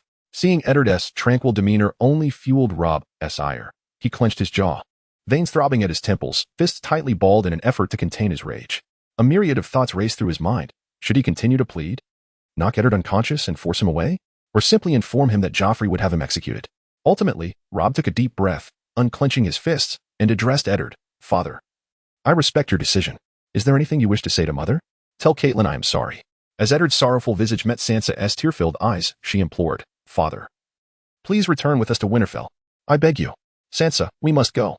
Once your father has made up his mind, no one can sway him, Rob declared. Grasping Sansa's hand as they began to exit the cell, Eddard, hearing their footsteps fade, opened his eyes to watch their retreating figures, his mouth slightly agape. Yet silence enveloped him. Having meticulously orchestrated this rescue for 3 months, sacrificing the lives of a dozen brothers, only to find Eddard resolute in his choice to await death in King's Landing. With pent-up frustration, Rob kicked open the door of the dungeons. Beyond lay the damp and dark stone staircase, illuminated intermittently by torches. Ascending the stairs, they reached the second level of the dungeon. This level featured the common barred cells, where 6 guards sat around a long table, preparing to enjoy their lunch. Upon spotting Rob with his sword drawn, one guard immediately unsheathed his own blade and charged at him. Just what I was looking for. Fueled by his desire to unleash his pin-up rage, Rob surged forward, wielding ice with fierce determination. The combination of his immense strength and the weight of the Valyrian steel sword proved fatal for the guard, who would soon experience the full extent of Rob's wrath. As the brave guard advanced, Rob raised his sword for a powerful downward strike. Clang! The guard raised his sword to meet Rob's ice, yet the Valyrian blade did not cleave the King's Landing-crafted sword in two. Compared to other steel, Valyrian steel was lighter, harder, and remarkably sharper. However, of greater significance is the extraordinary qualities imbued into it through the application of special techniques and magical incantations during its creation. Yet, in an era where magic has waned, Valyrian steel weapons are hardly capable of slicing through iron with ease, offering only a marginal advantage over finely crafted weapons. To return to the matter at hand, the jailer did indeed momentarily block Rob's ice, but it was merely for an instant. The force of Rob's entire being, channeled into the ice, drove the jailer's sword downward from his head to the ground. The sharp tip of the ice cleaved directly through the jailer's forehead down to his groin. The jailer stood expressionless for a moment, and mere seconds later, a crimson streak appeared, extending from his forehead to his groin. The jailer resembled a mango split in half, with various internal organs spilling onto the ground in a gruesome display, though the sword had prevented him from being cleaved in two. The horrific sight of his bisected body was all the more sanguine and terrifying. The second jailer, rushing forth, was instantly filled with regret upon witnessing his comrade's demise at the hands of Rob. Yet, having already charged towards Rob, there was no retreat. He could only thrust his sword with all his might. Rob, wielding his sword with both hands, deflected the opponent's blade upwards, and with the momentum gained from the clash, he swung the ice in a diagonal arc from above. The jailer's right arm was rendered numb and powerless from the impact, leaving him unable to raise his sword in defense, and he was brutally cleaved in two by the ice. The severed lower half of the jailer erupted in a fountain of blood, staining not only Rob but also Sansa, who stood behind him, covering her mouth in horror. The remaining 3 jailers, upon witnessing Rob's merciless slaughter, were struck with terror akin to that felt in the face of the mountain, and they swiftly turned to flee towards the lower dungeons. Rob, having vented his fury by dispatching 2 of them, noticed the jailer's split body hanging with the prison keys and chose not to pursue further. My lord Rob, you are unharmed. How wonderful! As he bent to retrieve the keys, Eddard Stark, from a cell further away, waved and called out to him. Rob hastened to the cell door and found Eddard, as Varys had foretold, entirely unharmed. With his blood-stained face, he beamed at Eddard, whom he suspected might be a covert agent, saying, Eddard, splendid to see you unscathed. I shall free you at once. With that, he unlocked the cell and released Eddard. Rob, you are the eldest son of Lord Eddard Stark? As Eddard stepped out of his cell, a burly man with fiery red hair, adorned in noble attire, rose from the adjacent room and inquired. Rob turned to assess the man, who bore the sigils of a forked lightning bolt and a 4-pointed star. Instantly recognizing the identity of the man, Rob nodded and replied, I am Robb Stark. You must be Lord Beric Dondarrion, the Lord of Blackhaven. How came you to be imprisoned? Indeed, I am Beric. A few days ago, Lord Eddard sought my assistance with the king's will. Trusting in Lord Eddard's honor, I accompanied him to proclaim the king's wishes. After confirming his identity, Beric explained the circumstances that led to his confinement. Thank you for your trust in my father. Eddard, release Lord Beric, and let us free all the prisoners here. Together, we shall escape the Red Keep, Rob commanded after listening to Beric, nodding his gratitude. Eddard promptly accepted the keys and opened the cell doors. Chapter 77. All-out assault. The blood wind howled as it raced along the cobblestone road, with most civilians hastily avoiding its path. However, some unfortunate souls were hurled aside by its force. Upon traversing a charred staircase alley, it arrived at the expansive Cobbler's Square, where it suddenly slowed and came to a halt. Noticing the vast, deserted square with 3 exit pathways, the bloodwind stretched its neck and sniffed the air. Detecting a familiar, acrid scent, sensing the direction from within, it realized that the source of the pungent odor emanated from the path where Rob was located. Hidden in the right side passage of the square, Jamie observed the enormous, blood-red armored dire wolf at the entrance with a furrowed brow. Not having seen Robb Stark appear behind it, Jamie commanded the messenger beside him, "Sound the horn. Let all soldiers emerge and force this beast into that passage." As the horn sounded, 80 soldiers, concealed on either side of Cobbler's Square, began to march out, their steps somewhat uncoordinated but maintaining their formation. Among these soldiers, 30 were Jamie's golden-cloaked men, while the remaining 50 were the ones who had previously searched for Robb Stark. As they moved, they gradually regrouped. However, the two formations lacked cohesion during their advance. Yet, this was not a battle march. Once they exited the side passages, they promptly rearranged themselves into formation. Observing the humans emerging on either side and detecting the scent, the astute bloodwind immediately sensed a trap. Feigning ignorance, it exerted its limbs and swiftly approached the cobblestone passage that radiated the foul odor. Humph, no matter how large, it remains a beast devoid of intellect, Jamie mused, watching the armored wolf charge toward the trap. When the moment was ripe, he bellowed, "Ignite." At Jamie's side, an archer, fully prepared, launched a flaming arrow skyward. The arrow traced a parabolic arc before descending into the cobblestone passage. Instantly, the green liquid that had been spilled onto the passage floor ignited, producing a surge of eerie green flames. The Cobbler's Square, recently ravaged by fire, was now beset by another inferno of green. As the arrow flew into the sky, the blood wind, having been vigilant of the left and right flanks, abruptly altered its course towards the right side formation from which the arrow had been shot. "This beast is targeting us. Everyone, prepare for battle." Jamie's expression shifted as he drew his sword and shouted. Having once served in the King's Guard, Jamie, considering the direwolf's possible strength, had devised a plan to lay a wildfire trap to eliminate the beast. However, he had not anticipated that the wolf, without Robb Stark's leadership, would be so cunning and unfold. Despite the various stalls and canopies obstructing its path, the bloodwind's charge remained swift, and in the blink of an eye, it was nearly upon Jamie's formation. As the bloodwind, adorned in its crimson armor, bore down upon them, Jamie stood resolutely at the front of the ranks, mentally preparing to combat it, as he would a cavalry charge by targeting its legs. Yet, as the bloodwind, drenched in blood, charged forth, its sly gaze met Jamie's, and an overwhelming sense of danger surged within him. He abruptly abandoned his plan, rolling sideways to evade. His instincts proved correct. As it neared the formation, the bloodwind accelerated by a third, crashing into the unprepared soldiers with a ferocity that left them no time to react. The most unfortunate frontline soldier was instantly sent flying. Compared to the golden-robed figures before the gates of the gods, they were somewhat fortunate. The bloodwind had not fully accelerated, allowing it to soar at a lower altitude. The soldiers in the formation, struck by the impact, fell like dominoes, one after another, leading to utter chaos and confusion. This time, the bloodwind, not having completely accelerated, charged into the rear of the formation as if it had become ensnared in a quagmire, soon surrounded by soldiers on either side. However, this may have been bad news for them. Why did the bloodwind suddenly accelerate? This was because, from the moment its attributes exceeded 10 points, Rob had deliberately kept the bloodwind's power subdued, maintaining a low profile as another hidden ace. Even during the terrifying battle at Castle Black, despite the bloodwind being pierced by 3 arrows, Rob did not allow it to unleash its full capabilities. Previously, at the smithy of Jandry, Rob had calmed the bloodwind from a distance and conveyed that it need not restrain its physical abilities upon emerging from the cart. It could unleash its full might. In the earlier skirmish at the inn in the Gates of the Gods, the bloodwind had easily dealt with foes without tapping into its complete potential. Now, these despicable humans were attempting to ensnare it in a trap, using the horrific flames they had previously witnessed to incinerate it. The bloodwind, ablaze with fury, showed no mercy. It unleashed its full power without hesitation. In the throng, the bloodwind swiftly raised its sharp claws, batting away a soldier before it, leaving deep, gaping wounds in his chest. Simultaneously, its fearsome jaws were not idle. It lunged forward, sinking its teeth into a soldier's head before violently shaking it. With the bloodwind's formidable bite, the soldier's head was severed from his body, the headless corpse spraying blood, akin to a beheading.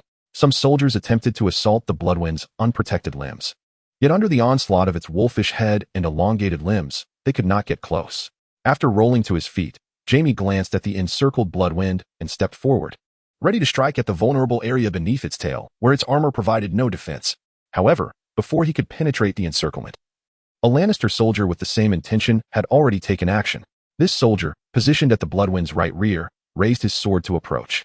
Sensing the movement, the Bloodwind turned its head slightly to glance back and, perceiving the soldier's approach, swiftly lifted its right hind leg and stomped down on the armored chest of the Lannister soldier, pushing off with force. The sharp claws of its hind leg tore along the soldier's chest, ripping his jaw clean off, resulting in a gruesome display of blood and flesh. The soldier, propelled out of the encirclement by the Bloodwind's kick, fell beside Jamie, emitting heart-wrenching screams as he raised his right hand in a plea for help. Seeing the soldier's jaw completely missing, exposing a horrific sight of his tongue and teeth, Jamie shook his head and thrust his sword into the man's heart, sparing him further agony. In this era, such injuries were beyond the scope of healing for ordinary folk. The Bloodwind, in full fury, was a terrifying harbinger of death for humans. Its serrated jaws and powerful limbs inflicted wounds upon contact, and those fortunate enough to survive were left severely injured, devoid of any fighting strength. Chapter 78, The Wildfire Bottle. Witnessing his soldiers suffer nearly half their ranks in a short time, Jamie, who had been observing the Bloodwind, knew he could no longer afford to wait. He seized the opportunity as the Bloodwind bit off a soldier's head, charging in from its right flank. The Bloodwind's front and rear were tightly guarded by its sharp claws and elongated limbs, leaving it reliant on its jaws to counter attacks from the side. Clang! Jamie struck at the connection of metal armor with a powerful blow, but the craftsmanship of Winterfell's smith was exceptional. His strike only left a deep mark, and the rivets held firm. The Bloodwind, sensing the attack on its right side, discarded the soldier's head and immediately turned to bite at Jamie. Jamie moved with agility, positioning himself near the Bloodwind's right flank, close to its hind leg. The Bloodwind's neck was insufficient to reach him, and its lengthy limbs, due to the angle, could not strike him either. This was the blind spot in the Bloodwind's defenses that Jamie had uncovered at the cost of half his soldiers' lives. The earlier strike had revealed to him that his plan to sever the Bloodwind's metal armor and allow all soldiers to attack it had failed. As the Bloodwind's massive head withdrew, Jamie tilted his body slightly to the right, raising his sword high, preparing to strike at the unprotected area of the Bloodwind's right hind leg. Suddenly, he felt a shadow overhead. The Bloodwind's enormous body tilted towards him, resembling a metallic mountain. Crashing down. Boom. The Bloodwind's weighty form, over 900 kilograms, slammed into the ground with a thunderous noise. It was not a reaction to being attacked, but rather a deliberate roll aimed at Jamie. The Bloodwind sensed something beneath it and rolled over, shifting to a prone position before pushing itself back up with powerful limbs. On the ground where it had rolled, two soldiers who had failed to dodge lay bleeding from all orifices, their chests visibly caved in from fractures. Jamie had already reacted quickly, leaping to the left and narrowly escaping from underneath the Bloodwind as it fell. Rising to its feet, the Bloodwind continued its slaughter. And as Jamie observed the dwindling number of soldiers, he steeled his resolve and rushed towards the exit passage, opening a wooden crate nearby. Inside were rows of fist-sized glass bottles filled with a green liquid. These were also wildfire obtained from the Alchemist's Guild, but unlike the barrel-sized traps, they were smaller and more convenient for throwing. He picked up a bottle, which had a cloth strip at the top, an addition Jamie had requested from the alchemists, designed specifically for igniting and throwing. With his own soldiers nearly decimated by the Bloodwolf's rampage, Jamie felt little hesitation. He ignited the cloth with a flint, took a few steps forward, and hurled the glass bottle towards the Bloodwind. The cunning Bloodwind had kept a close watch on Jamie since he had exploited its blind spot. Upon seeing him throw an unknown object, it immediately ceased its onslaught and leaped forward. Bang! The glass bottle shattered upon hitting the ground, splattering the emerald liquid, while the burning cloth ignited it in an instant. A small plume of green flames surged forth, raging at the spot where the Bloodwind had just stood. A golden-robed soldier, bloodied and pinned to the ground by the Bloodwind, was engulfed by the green flames. This bone-consuming wildfire treated his armor and flesh as kindling, and within mere seconds, he ceased to make any sound, lying still as the fire consumed him. The Bloodwind, already instinctively averse to flames, now trembled with dread at the sight of this horrific green fire. It glanced back at the terrifying blaze and, feeling agitated, began to scrape the ground with its right paw. Bang! Jamie hurled another bottle of wildfire, and the Bloodwind nimbly evaded it. Watching the human who irritated it so much continue to throw green fire, the Bloodwind's frustration mounted. Bloodwind turned to glance at the unguarded passage, abandoning the slaughter of the scant few remaining humans, and swiftly dashed into the corridor. The seemingly protracted battle came to an end, and only then did the soldiers from the passage across the square hasten towards the scene. Oh, kill him! Kill him! Let us out! The midday sun streamed through the narrow, lofty windows, illuminating the first level of the Red Keep's dungeon, where a cacophony of various criminals clamored for freedom. With a swift motion, Eddard and Barrack, armed with standard long swords, dispatched the last of the guards who had failed to escape. After this bout of carnage, Rob's blood points surged significantly, surpassing 50, edging ever closer to the brink of chaos. Thus, with Eddard and Barrack handling the guards, he stood in the rear with Sansa and several noble prisoners from the second tier. Observing the overcrowded dungeon cells, Rob nodded to himself, as he had anticipated. During the search for him, they would undoubtedly capture some nefarious individuals. At this moment, these heartless criminals would serve as the perfect cover for their escape from the Red Keep. The guard who had just fled should be seeking assistance.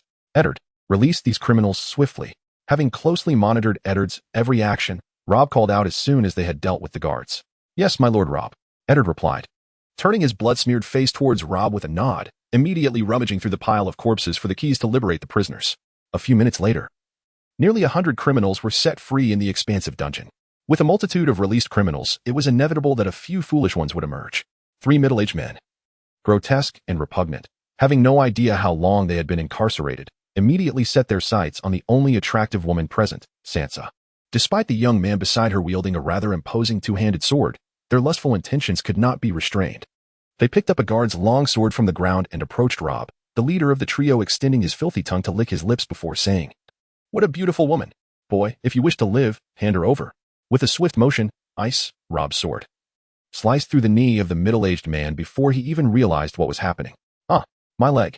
The agonizing pain struck as the man collapsed, clutching his gushing knee and screaming in despair. After using ice to make his point, Rob addressed the 2 startled criminals flanking him. Since he cannot control his baser instincts, he no longer deserves to keep them. You 2 shall begin chopping from his knee. If you do not sever his 3rd leg before he dies, you will meet the same fate. "Ah, what are you 2 doing?" The shrieks had attracted the attention of all the criminals, who began murmuring amongst themselves. Captivated by Rob's ruthless display, "I shan't waste words. I suspect a considerable number of gold cloaks have gathered outside the cells. For those wishing to survive and leave the Red Keep, find a weapon and follow me." With that, Rob took Sansa, who had been covering her face with one hand, and remained silent, and strode toward the cell door. The criminals parted to create a path as Eddard and Barrack silently followed behind him. Creak. As the dungeon door swung open, Rob emerged to find dozens of gold cloaks awaiting them, armed with spears and swords. The fleeing guards were also among them. "Charge." Without further ado, Rob raised ice and shouted, leading both parties into a fierce clash. Chapter 79. The Little Whelp Silent Nun Street began at the Vicenia Hills and extended to the Great September of Baylor. The street was bustling with pedestrians of all ages, all heading towards the Great September. The howls of wolves that had previously instilled panic seemed to have lost their effect. The common folk, making their way to the September, either sought to witness the commotion or hoped to receive some small favors from the nobles. Few genuinely mourned for King Robert. Arya, with her agile and petite frame, maneuvered through the crowd, racing towards the Great September, aiming to turn at the intersection in front of the September towards the direction of the wolf howls. She only remembered the route her father had taken to bring them into King's Landing. The small alleys were entirely unfamiliar to her, and she was certain to become lost. "Ah, run, son, come here." After much struggle, just as Arya was about to reach the intersection, the crowd ahead erupted into chaos, everyone turning to flee in terror. Moving against the tide, Arya was jostled and shoved like a small boat in a raging sea. Thankfully, her practice of water dance allowed her to evade direct collisions, and she darted behind a large stone pillar at the side of the street to hide. Once the majority of the crowd had fled, Arya climbed atop the stone to peek at the situation at the intersection. Bang! A blood-soaked gold cloak flew past her, his neck barely connected to his head by a strip of flesh, indicating that a significant portion of his neck had been violently bitten off. Bloodwind. Arya's gaze traversed the fallen gold cloak to see Bloodwind engaged in a fierce battle with a multitude of gold cloaks. At the intersection in front of the Great September, nearly 50 gold cloaks wielding spears and swords confronted Bloodwind, who had circled around from Steel Street. These 50 gold cloaks were the guards stationed at the southern gate of the Red Keep, sent by Cersei, and had unwittingly encountered Bloodwind. However, the outcome of the battle was evident. Without the constraints of wildfire, ordinary humans struggled to endure even 2 swipes against Bloodwind. Inside the Great September, the cacophony of shouts and anguished cries resounded. Joffrey, Cersei, and others, accompanied by the King's Guard, emerged from the September. From the top of the high steps of the Great September, they could easily spot the monstrous dire wolf, Bloodwind, slaughtering their soldiers. Didn't Uncle Jaime take men to assist? How did this beast appear here? Joffrey, who relished bloodshed, paled at the sight of his soldiers being massacred. Impossible. Jaime must have missed the beast, otherwise he would have slain it. Cersei replied, her fair face set with determination. Joffrey paid no heed to his mother's words. He was concerned that Robb Stark's direwolf would slay all the gold cloaks below and then come for him. He immediately commanded Ser Balon Swan at his side. Sir Balon, take everyone down and ensure you kill that monster. At once, your grace. Balon nodded in agreement. Summoning 5 other Kingsguard members and gathering the remaining 70 gold cloaks, who were left after Jaime had dispatched 3 squads, as they proceeded down the steps. Perched atop the stone pillar, Arya noticed the commotion on the steps of the September. Completely oblivious to Bloodwind's combat prowess, she felt a surge of concern. After all, there were over 100 gold cloaks, along with the formidable Kingsguard captain, Balon Swan, whom her father had mentioned in passing. Unable to contain her anxiety, Arya stood up from the stone, desperately jumping to catch Bloodwind's attention while waving her arms and shouting, "Bloodwind, run. There are too many of them." Yet, amidst the clamor of battle cries and screams, Arya's voice was drowned out. Generally speaking, one tends to be wholly focused when immersed in combat. Yet, as the adept harbinger of slaughter, Bloodwind's ears twitched slightly as he tore apart the body of a golden-robed man, then turned to glance in Arya's direction. Little cub. Upon seeing Arya, Bloodwind conveyed this thought to Robb in his mind. At that moment, within the Red Keep, having just severed a golden-robed man's right arm with a swift cold strike, Robb felt the intense thought Bloodwind relayed to him. As Bloodwind drew nearer, their close bond became increasingly apparent. Hearing the term little cub, Robb instantly realized that Bloodwind had encountered Arya. Ever since Bloodwind had made a magnificent appearance before Arya during the campaign against the Wildlings, she had frequently brought Nymeria to seek Robb's counsel on how to ensure Nymeria grew to resemble Bloodwind. Additionally, she often wished to pet Bloodwind and, in more audacious moments, even contemplated riding him. The incessant thoughts from Bloodwind about little cub, can I eat, were vehemently forbidden by Robb. Initially, Robb had intended to rendezvous with Bloodwind and use the scent of Arya's old garments stored in the merchant caravan to guide him to Arya in King's Landing.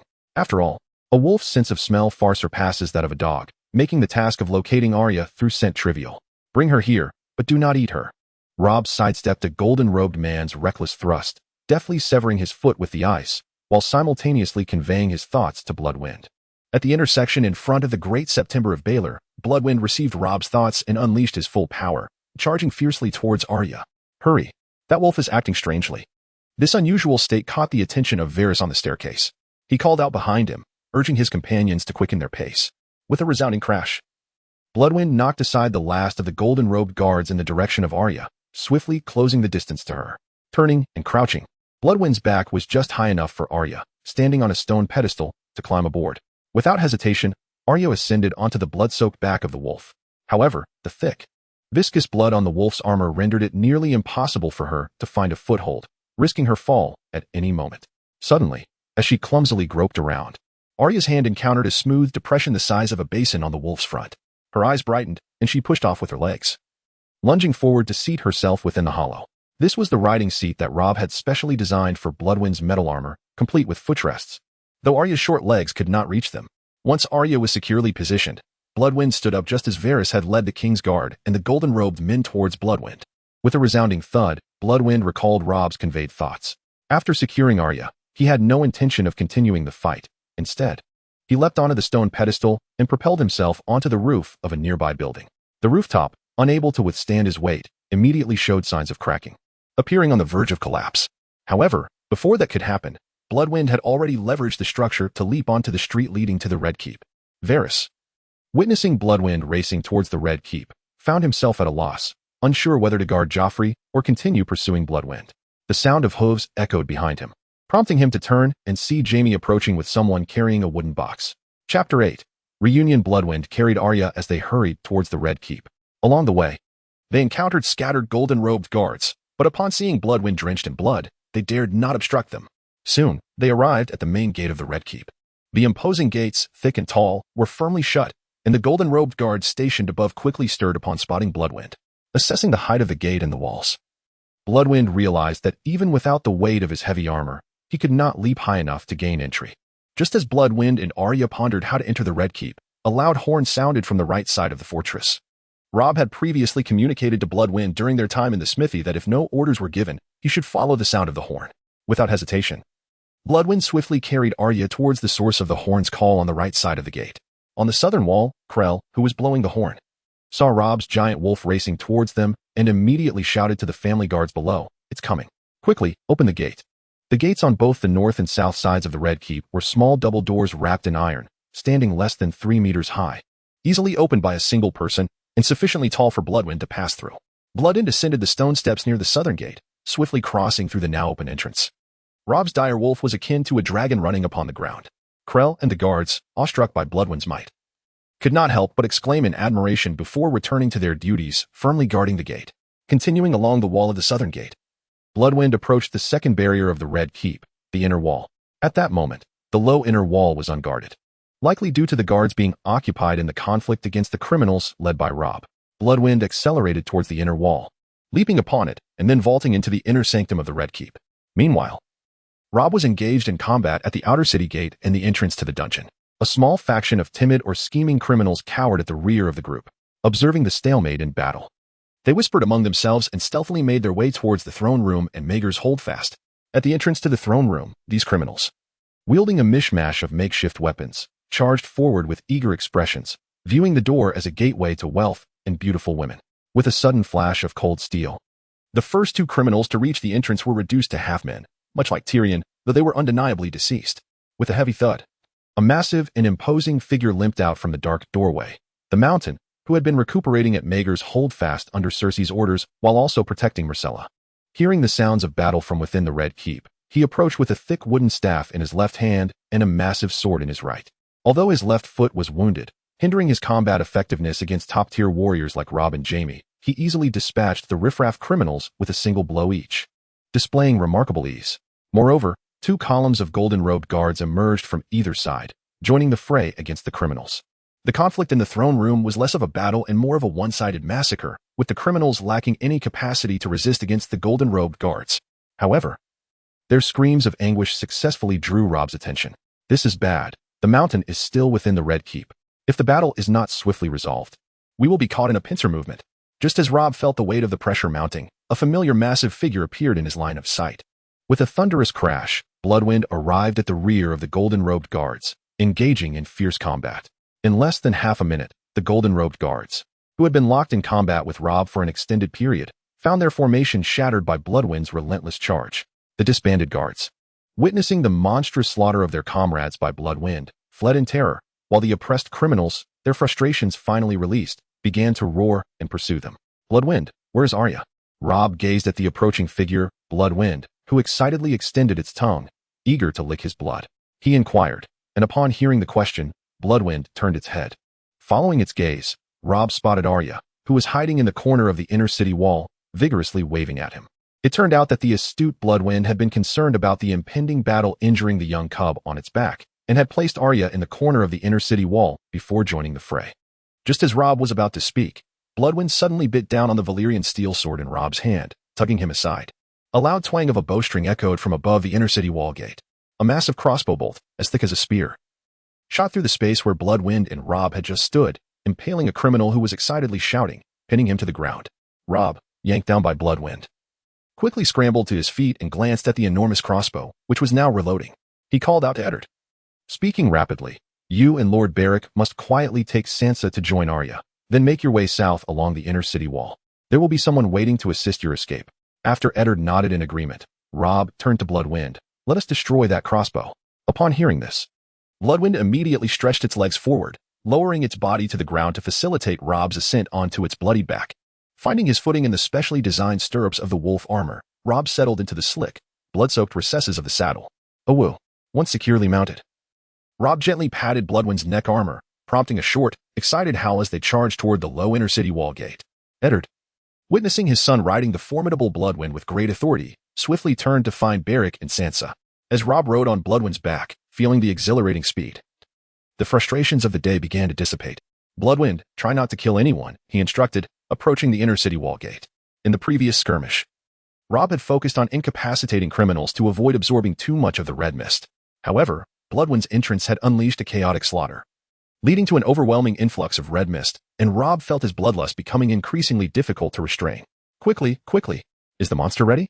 The commander of the guard urged the few men in golden robes, who were reloading the only giant crossbow on the wall. The craftsmen of King S Landing were exceptionally skilled, having developed a comprehensive defense system featuring heavy catapults, trebuchets, giant crossbows, and even flamethrowers. However, these formidable siege engines were positioned at the 7 city gates of King S Landing. Although the outer walls also housed several such defenses, the inner wall's low and narrow terrain could accommodate only one giant crossbow. Furthermore, these large devices required specially trained personnel to operate, making them seldom used in peacetime. This was why Bloodwind had galloped past the Godswood without triggering their defenses. The guard commander, seeing his men engaged in battle with the criminals and not gaining the upper hand, had refrained from deploying the crossbow. Little did he know that a monstrous armored wolf would soon shatter their formation. Alarmed, he commanded his men in golden robes to operate the crossbow to launch an attack. As the massive bowstring on the wall began to creak and pull back, Bloodwind swiftly ascended the stone steps beside the inner wall, encountering several golden-robed guards as soon as it reached the top. Fortunately for these guards, compared to their predecessors, they were somewhat lucky, as Bloodwind, following Rob's earlier command, refrained from utilizing its deadly jaws and claws. Instead, it either barreled into them with its armor or swatted them down with its whip-like tail. "Ah!" cried one golden-robed guard as he was knocked into the inner city. Thankfully, due to the low height of the inner wall, he survived the fall, albeit with injuries. Rob, still mounted on Bloodwind, kicked a helmeted guard in the head, knocking him unconscious. Since Rob wished to avoid absorbing too much red mist, Bloodwind was somewhat hesitant. Becoming blocked by the guards stationed on the wall, Bloodwind charged through. Rob shouted as he noticed several guards reloading the giant crossbow and adjusting its aim. Responding to Rob's voice, Bloodwind unleashed its ferocity, lunging forward and seizing a guard by the waist, its sharp teeth clamping down before violently tossing the half-eaten guard aside. It then surged forward, raising its right paw to forcefully pin another guard to the ground, its claws embedding into his body, crushing him beneath its weight. In a flash, Bloodwind had slain 2 men. The remaining guards at the inner city gate were momentarily stunned by the brutal deaths of their comrades, taking a step back in fear of becoming the next victims. Seizing this opportunity, Bloodwind crashed through the 2 guards blocking the way, breaking free from their encirclement and accelerating toward the giant crossbow. "Release the bolt." Now, the guard commander screamed as the monstrous wolf drew near. Thud. Bloodwind collided with the giant crossbow that had not yet been properly aimed, and Rob leaped off its back, wielding his Valyrian steel sword to cleave the commander in half, from head to pelvis. "If you wish to avoid a fate like his, open the gate immediately," he commanded the remaining golden-robed guards, raising his sword. Creak. The inner city gate swung open, and dozens of criminals rushed toward the newly opened entrance, panic-stricken. Behind them, the mountain, limping, drove 2 squads of golden-robed guards forward. Meanwhile, Eddard and his group, seizing the distraction caused by the criminals, stealthily maneuvered through the lower grounds of the frequently used tournament grounds toward the southern gate.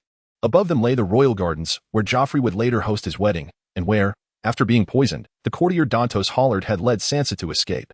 Given Bloodwind's conspicuous presence, Rob chose not to reunite with Eddard but instead directed the fleeing criminals from atop Bloodwind, leading them toward the outer walls of the Red Keep. Indeed, with Rob at the forefront, both the mountain and the guards within the Red Keep were drawn to their group, converging to intercept them. Thud, thud, thud. Just as the criminals felt victory was within reach, having reached the foot of the outer walls, 3 resounding twangs of the crossbow echoed. 3 massive bolts pierced the ground, impaling the 4 leading criminals, with one bolt skewering 2 of them like candied hawthorns. Seeing that the criminals could not push through and recognizing the significant threat posed by the 3 crossbows on the outer wall, Rob, who had only intended to attract attention and buy time, swiftly guided Bloodwind toward the right side of the inner wall. This sudden maneuver bewildered the criminals, who had expected Rob to lead them to freedom with the mighty wolf at the helm. Instead, in a critical moment, Rob abandoned them, turning to flee atop the giant wolf. Creak. The gates of the inner city were closed by the approaching mountain's men, as the golden-robed figures gradually surrounded them. The group of criminals could not help but courteously greet Rob in their hearts. Upon riding Bloodwind to the city wall leading directly to the southern gate, Rob was surprised to find Eddard and the others waiting for him instead of retreating. Just as Rob furrowed his brow, about to speak, Sansa rushed forward, her face streaked with tears, exclaiming, "Oh, brother, Arya is missing." Missing? Rob immediately conveyed his thoughts to Bloodwind, instructing it to search for Arya. Bloodwind raised its head, its large nostrils flaring as it sniffed the air. Ordinarily, Arya's scent would be unmistakably strong, yet it detected no trace of her nearby.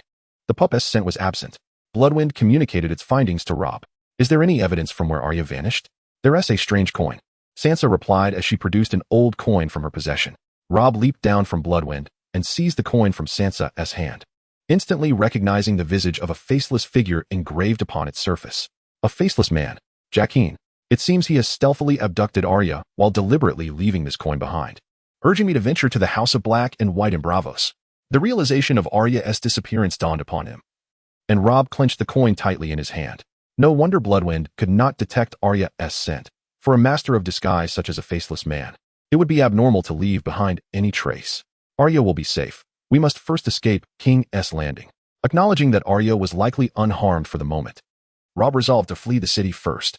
Trusting Rob unconditionally, Sansa and the others made their way to the southern gate, with Bloodwind conspicuously following. The mountain and the golden-robed guards on the outer wall noticed Rob and his party.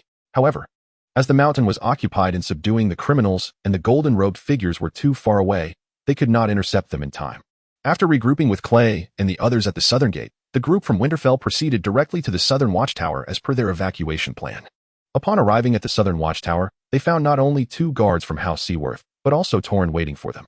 Eddard, spotting his brother, instinctively reached out for a hug, but was halted by Rob, who had received a warning from Bloodwind. Torrhen, how did you end up here? Rob inquired, observing Torrhen's bloodied visage, seemingly having endured fierce combat. Lord Rob, your direwolf slaughtered the Lannister soldiers at the inn, and the 3 of us followed it here. However, I was the only one fortunate enough to survive the encounter with some golden-robed men. Torrhen bowed to Rob before explaining. Oh, do you know him? Rob asked the 2 guards from House Seaworth, turning to them. We do not, my lord. The guards exchanged glances and shook their heads. Then why did you allow him onto the watchtower? Because he loudly proclaimed himself to be the logistics commander of Winterfell, Torrhen Stark, and presented the command seal of Winterfell. The guards recounted to Rob, who continued his inquiries. Torrhen, how did you know they were one of us? Because I once, Torrhen began, but was interrupted as James, accompanied by dozens of golden-robed men, charged toward the southern watchtower from below. Lord Rob, you must flee. I will hold them back. Torrhen's expression shifted dramatically as he pointed toward the passage in front of the tower. Ha ha ha, sacrificing oneself to impede the enemy. Torrhen, your loyalty is commendable. Fear not. With Bloodwind by my side, I am not afraid of these golden-robed men. However, I am rather apprehensive of the wildfire concealed in the passage ahead. 82nd chapter, the evacuation. Wildfire. My Lord Rob, what do you mean? Torrhen asked, confused, with a slight twitch of his eyelid. He couldn't have come empty-handed, could he? Rob disregarded Torrhen, instead turning to the guards.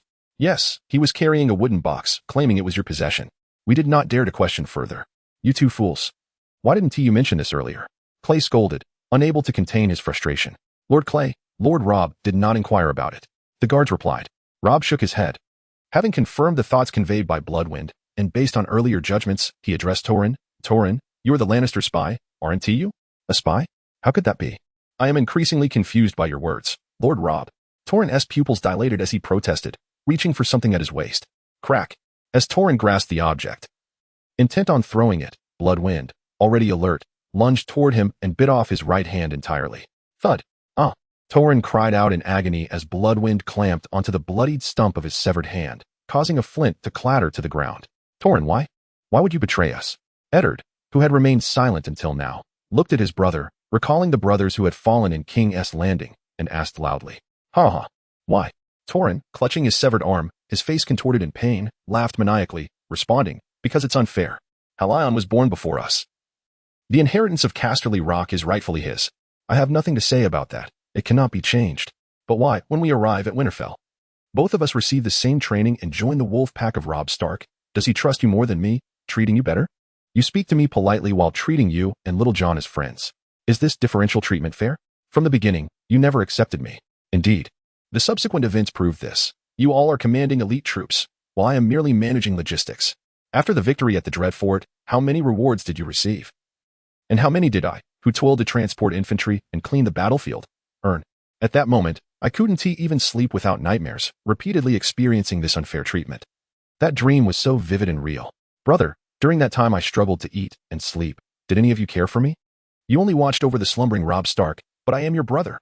Thankfully, there was Lord Jaime. He trained me in swordsmanship during my time at Winterfell and often invited me to taverns for drinks and women. When I decided to serve Lord Jaime, that was the last time I had a nightmare. A strange crow guided me on how to take revenge against you. Perhaps that was my inner resentment materializing. Do you have any final words, Torrhen? Robb attentively absorbed Torrhen's accusations, yet knew this was not the time for contemplation. He slightly raised the ice blade in his hand and spoke. Lord Robb, may I take a turn? Upon hearing his brother's grievances, Eddard, filled with sorrow, looked at Robb with a pleading tone. Robb nodded in response, then turned to the others behind him, instructing, you must leave first. Clay. Lead the way following the evacuation route. Understood, my Lord Rob. Clay acknowledged, leading Sansa and the others along the city wall. Torin, it is not that we have failed to accept you, but rather that you have never truly integrated into our midst. Do you understand? Lord Rob initially intended for you to command the cavalry alongside young John, while I would oversee the logistics. It was at my private request to Lord Rob that he assigned you to the logistics division. Why did I do this? Because the casualty rate in logistics is significantly lower than that of the cavalry charging into battle. Therefore, this should not serve as a justification for your betrayal. I apologize. It is I, your brother, who has erred. Rest assured, I shall implore Lord Rob to return and inform our father that you fell in battle. Eddard gazed sorrowfully at his brother, speaking gently. After finishing his words, he stepped forward, brandishing his sword, and bestowed upon Torin a final embrace, simultaneously piercing his heart with the blade. After hearing his brother's words, Torin stood motionless, offering no resistance. As the blade pierced his heart, he collapsed softly against Eddard's shoulder, blood spilling from his lips as he whispered a few words to Eddard. Rob had previously focused his attention on the forces in King's Landing until Varys informed him that only Eddard had survived the breakout. This revelation made him acutely aware of the hidden spy, whose presence had become glaringly evident, with nearly all signs pointing towards Eddard. However, if Eddard were indeed a spy, he could have struck before the breakout. Thus, Rob postulated that none in King's Landing were spies, prompting him to ponder who else could have known their rendezvous point at the Cobbler's Square. He recalled that on the afternoon they arrived in King's Landing, Eddard had exited the city to communicate with Torin and the others. As Rob contemplated, Bloodwind, in accordance with his thoughts, retrieved the box of wildfire that Torin had concealed. Upon opening the box, he found it filled with glass vials of wildfire. Observing that Jaime and the others had halted their advance, he abandoned the idea of utilizing the wildfire and directed Bloodwind to carry the box as he and Eddard made their way to the evacuation point. Upon reaching the walls of the South Tower, Jaime discerned that the wildfire had not exploded, indicating Torin's plan had failed. Previously, at the Cobbler's Square, Torin had seized the opportunity, unnoticed by his companions, to dispatch 2 cavalrymen from Winterfell, and alongside Jaime, they had devised a plan to ambush with wildfire. Having experienced Bloodwind's combat prowess, Jaime did not believe their small number could compel Rob to stay. Consequently, he chose not to pursue further, avoiding a futile sacrifice. The route taken by Rob and his companions for evacuation mirrored that which Sansa would later follow to escape Winterfell in the original narrative. This path had been discovered by Grey through over a month of exploration, based on the general information Rob had provided. Upon descending the southern city wall, Bloodwind's size prevented it from navigating the narrow alleys, forcing Rob and Eddard to take a detour. When they reached a small tributary of the Blackwater River, Sansa and the others were already seated in 3 rowing boats. Utilizing tools Grey had prepared in advance, they dismantled the rivets on Bloodwind's wolf armor, rendering the blood-stained, scratched original armor unusable. Once all preparations were complete, Rob and his companions boarded the boats, heading towards the winch tower at Blackwater Bay. With the box of wildfire in tow, Bloodwind leapt into the river, relishing the water, washing away the remnants of blood that clung to its fur. Despite most being on the armor, as the boats reached the winch tower's location, Jandrai awaited Rob with a hammer in hand. After boarding, Barry proposed parting ways with Rob and the others. Rob nodded in blessing, refraining from further remarks, for as the Earl of Blackport, he could not accompany them back to Winterfell. The winch tower on the Blackwater River is where, in the original tale, the Battle of Blackwater saw the wildfire ignited by Boron, devastating Stannis' fleet. At that moment, a splendid 3-masted ship awaited them in silence. Jaime accompanied several gold cloaks to the dungeon's first level. The cells were in disarray, as the prisoners had destroyed their confinement upon being released. Descending to the second level, conditions were somewhat better, as it housed noble prisoners who still retained a semblance of dignity. On the third level, Jaime detected a strong smell of blood. Without pausing to investigate, he hastened to Eddard's cell. Finding the door wide open, he shook his head, preparing to leave when he heard the sound of chains moving within. With a look of surprise, he entered the cell to find Eddard, expressionless, adjusting his sitting position in the corner. "Lord Eddard, your son has not come to rescue you?" "He has." "Then why did you not flee with him?" "Huh. How could I possibly explain myself to one who has forsaken his oath and stabbed his own lord in the back?" Listening to Eddard's sarcastic words, Jaime responded, somewhat irritated. "If I had not struck that blow, you would not be in this predicament now, and you would not believe me regardless." Eddard glanced at Jaime, hesitating to speak further. His silence profound. Noting Eddard's unwillingness to continue their conversation, Jaime earnestly stated, "Lord Eddard, while we may never share a drink amicably, it is an honor to know a knight such as yourself." With those words, Jaime turned to exit the cell when Eddard spoke up. "Tell Cersei that I am willing to confess." Chapter 83, Baelor's Plaza Clatter. The beautiful 3-masted merchant ship, hired at great expense by Grey, was named the Wind Witch and hailed from Bravos. Standing on the deck, Rob gazed at the receding city of King's Landing, his heart filled with profound emotions. In the brief time spent in King's Landing, he had encountered betrayal, sacrifice, and bloodshed, experiences he had never envisioned in his former life. Through these experiences, he had grown, gaining new insights on how to perceive the world and integrate into it. Brother, shall we see our father again? Why did you not forcibly take him away? And what of the missing Arya? Sansa approached Rob from behind, unable to suppress her quiet inquiries about their father and sister in King's Landing. Sansa, do not speak such foolishness. We shall certainly see our father again. He has achieved what he desired, preserving his honor and that of House Stark.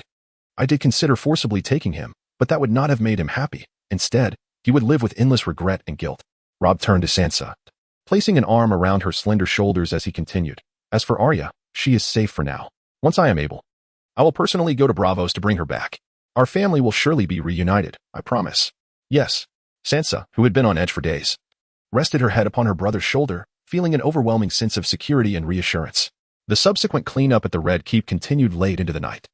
Jaime arrived at Cersei's chambers, where Joffrey happened to be present. After conveying Eddard's message, Cersei wore a contemplative expression, while Joffrey displayed excitement. Due to Robb Stark and his direwolf roaming freely within the Red Keep, the royal family's reputation had been severely tarnished. Eager to assert his authority, Joffrey immediately commanded Jaime. Tomorrow, let Eddard Stark confess his treason before the statue of Baelor in Baelor's September, publicly acknowledging me as my father's legitimate heir. However, he sensed something amiss. While Eddard Stark could have fled, adhering to his honor by not escaping was understandable. Yet, his willingness to confess to treason did not align with his character. Upon hearing Joffrey's orders, Jaime shook his head, addressing Cersei, who appeared pensive. Cersei lifted a goblet of wine from the table, delicately sipping it with her crimson lips, and spoke with an air of indifference. Jaime, do you believe Eddard Stark is a man of intrigue? If that stubborn fool were capable of scheming, we would surely find ourselves imprisoned in the black cells by now. So, if he claims he is willing to confess, one would assume he intends to keep his word. Wouldn't you agree? Yes, I believe he would. Upon hearing her beloved brother's response, Cersei smiled brightly. Very well. You may convey to him that as long as he follows through, we shall permit him to don the black and return to the frigid, desolate north. Yet, I still sense something amiss. Jaime, his son has thrown King's Landing and the Red Keep into disarray. If he does not make amends, once Joffrey ascends the throne, he will undoubtedly retaliate against the Stark family. At that point, it is conceivable that the Starks may cease to exist altogether. A father must atone for the sins of his son, Cersei asserted with conviction. Indeed, if that is the case, it does seem plausible. When compared to honor, family and can take precedence, Jaime replied thoughtfully. I shall go to see him now and also instruct Captain Baelish to prepare for tomorrow as security detail. After acknowledging her analysis, Jaime turned and exited the room. Mother, once Eddard Stark acknowledges me as the legitimate heir tomorrow, can I be crowned and become king? Joffrey inquired with a beaming expression after Jaime closed the door. Cersei gazed at her son's handsome visage and replied softly, yes, within the 7 kingdoms. No one will question Eddard Stark's honor. Once you are crowned king, no one shall dare to bully us again. The following morning, a multitude of gold-cloaked guards, dispatched by Cersei, vociferously proclaimed at the 7 gates and bustling streets that Eddard Stark, the former hand of the king, would confess to his treason at noon in the square of the Great September of Baelor. This news ignited a surge of emotions among the common folk of King's Landing. Under Cersei's deliberate manipulation, they were all aware that the armored direwolf belonged to Robb Stark. The casualties and losses incurred were attributed to the Stark family. And had Robb and his kin still been in King's Landing, the populace would have held them in awe, too fearful to voice their anger. However, with their departure, Eddard Stark, who would confess today, became their outlet for pent-up frustration. One by one, they rallied their friends and made their way to the Great September of Baelor, eager to secure a vantage point from which to witness the spectacle. The Night's Watchman, Yoren, had just escorted the few criminals from the dungeons of the Red Keep. Completing the handover, when he heard the news, he held great respect for the Duke Eddard Stark, who had endeavored to assist him. Upon hearing of Eddard's impending confession, he could not suppress the furrow of his brow as he joined the throngs heading toward the Great September. In a narrow alley of Flea Bottom, a burly middle-aged man grasped the hands of a filthy little beggar, engaged in an impassioned conversation. Did you not say that anyone could be killed for the right price? I want to kill Cersei, kill Joffrey. The little beggar exclaimed excitedly to the robust man. Some cannot afford the cost. Thus, the Red God shall not accept their sacrifice. The burly man replied with a smile, his tone gentle. Jaqen, what do you intend by abducting me? If it's money you seek, return me to the north. My brother will pay you handsomely in gold dragons. The little beggar's agitation subsided as he observed the man's calm demeanor, and he asked with curiosity, follow me to the House of Black and White, and your sister's brother will certainly come looking for you. Jacqueline replied, still smiling gently at Arya. While waiting for Rob within the inner city walls, Arya suddenly found herself enveloped in darkness.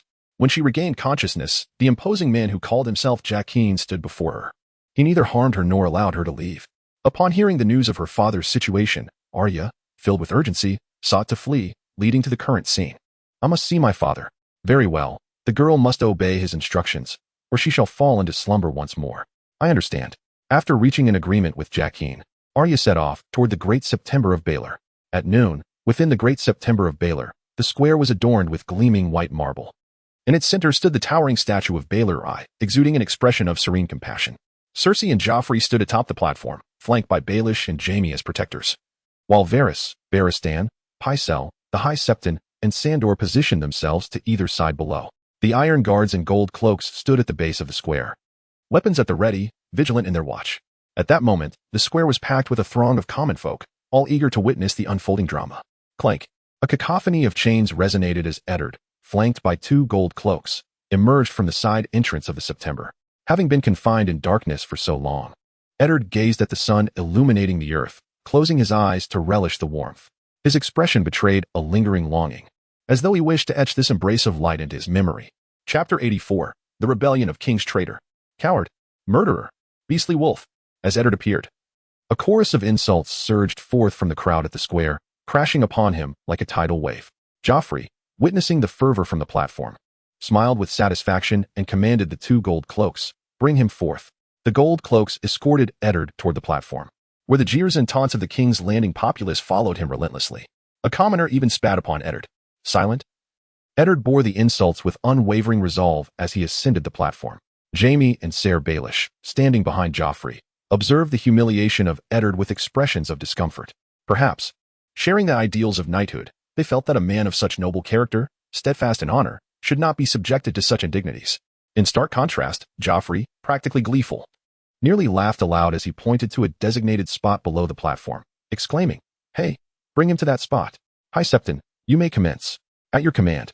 The High Septon, adorned in resplendent robes, replied to Joffrey before raising his hands to quiet the crowd. Silence. Today, under the watchful gaze of the 7 gods, we stand before the blessed Great September of Baelor to witness the former hand of the king, the protector of the north, Duke Eddard Stark, confess his sins. Upon the High Septon's proclamation, the square fell silent, all eyes fixated upon Eddard. Eddard turned his gaze from the grinning Joffrey and surveyed the platform, a self-deprecating smile gracing his lips as he declared, "At this moment, I bear no titles, merely Eddard Stark of House Stark. In the presence of the old and new gods, I confess my sins." After a brief pause, Eddard continued, "I confess that my greatest transgressions were my stubborn adherence to honor and my foolish, reckless mercy. It is precisely these sins that have led me to stand here today, accepting my punishment." Upon hearing Eddard's words, Joffrey's smile faltered, and he opened his mouth to speak, only to be restrained by Cersei, for Eddard was continuing his confession. "My dearest companion, my king, the ruler of the 7 kingdoms, the protector of the realm, the legitimate heir of Robert Baratheon," paused to glance at the eagerly expectant Joffrey and the smiling Cersei, before turning to the common folk gathered in the square. He unleashed a long-suppressed roar of fury. "It is absolutely impossible that this boy, Joffrey Baratheon, is the illegitimate child of Cersei Lannister and Jaime Lannister. My dear friend Robert Baratheon has no lawful heirs. Moreover, he was murdered by the Lannister family. Silence him. Quickly. Do not allow him to continue." Cersei's face turned pale as she shouted for the gold cloaks to silence him. Joffrey, filled with rage, pointed an accusatory finger at Eddard, attempting to explain to the stunned crowd. Initially, the citizens' outrage and hatred for Eddard stemmed not only from Robb and the blood feud, but also from Eddard Stark's representation of honor and justice in the 7 kingdoms. The betrayal of such a figure incited deep disappointment, akin to a beloved public figure's fall from grace. However, instead of confessing treason as proclaimed by the gold cloaks, he unveiled a staggering scandal that compelled the populace to instinctively believe him. Cersei, witnessing the scornful glares directed towards her and Jaime, erupted in fury. "Are you 2 dead? Seal his lips." The 2 gold cloaks responsible for guarding Eddard finally reacted, rushing forward to silence him. Bound and restrained, Eddard suddenly summoned strength, shoving the gold cloaks aside with a shoulder. Sandor, standing behind Eddard, leaned forward to intervene but hesitated, recalling something, ultimately remaining still. "I speak only the truth. I call upon the old and new gods as witnesses," Eddard proclaimed. "You liar, restate the facts." Joffrey, seething with rage, threatened, "Otherwise, I shall slaughter your entire Stark family and display your heads on pikes for all to see the fate of traitors. As Eddard broke free from the two guards, Joffrey stormed down from the podium, furious, and pointed at Eddard, nearly losing his voice in the shout. Remembering his son, who had once refused to kneel, Eddard's gaze hardened as he declared, in the name of Eddard Stark, Hand of the King, and of Robert Baratheon, King of the Seven Kingdoms, I swear to all of Westeros, regardless of lineage or wealth, whoever can eradicate the Lannisters and avenge King Robert shall be the rightful heir to the Iron Throne. Liars! You shameless deceiver! Upon hearing Eddard's defiance, Joffrey's rage reached a boiling point.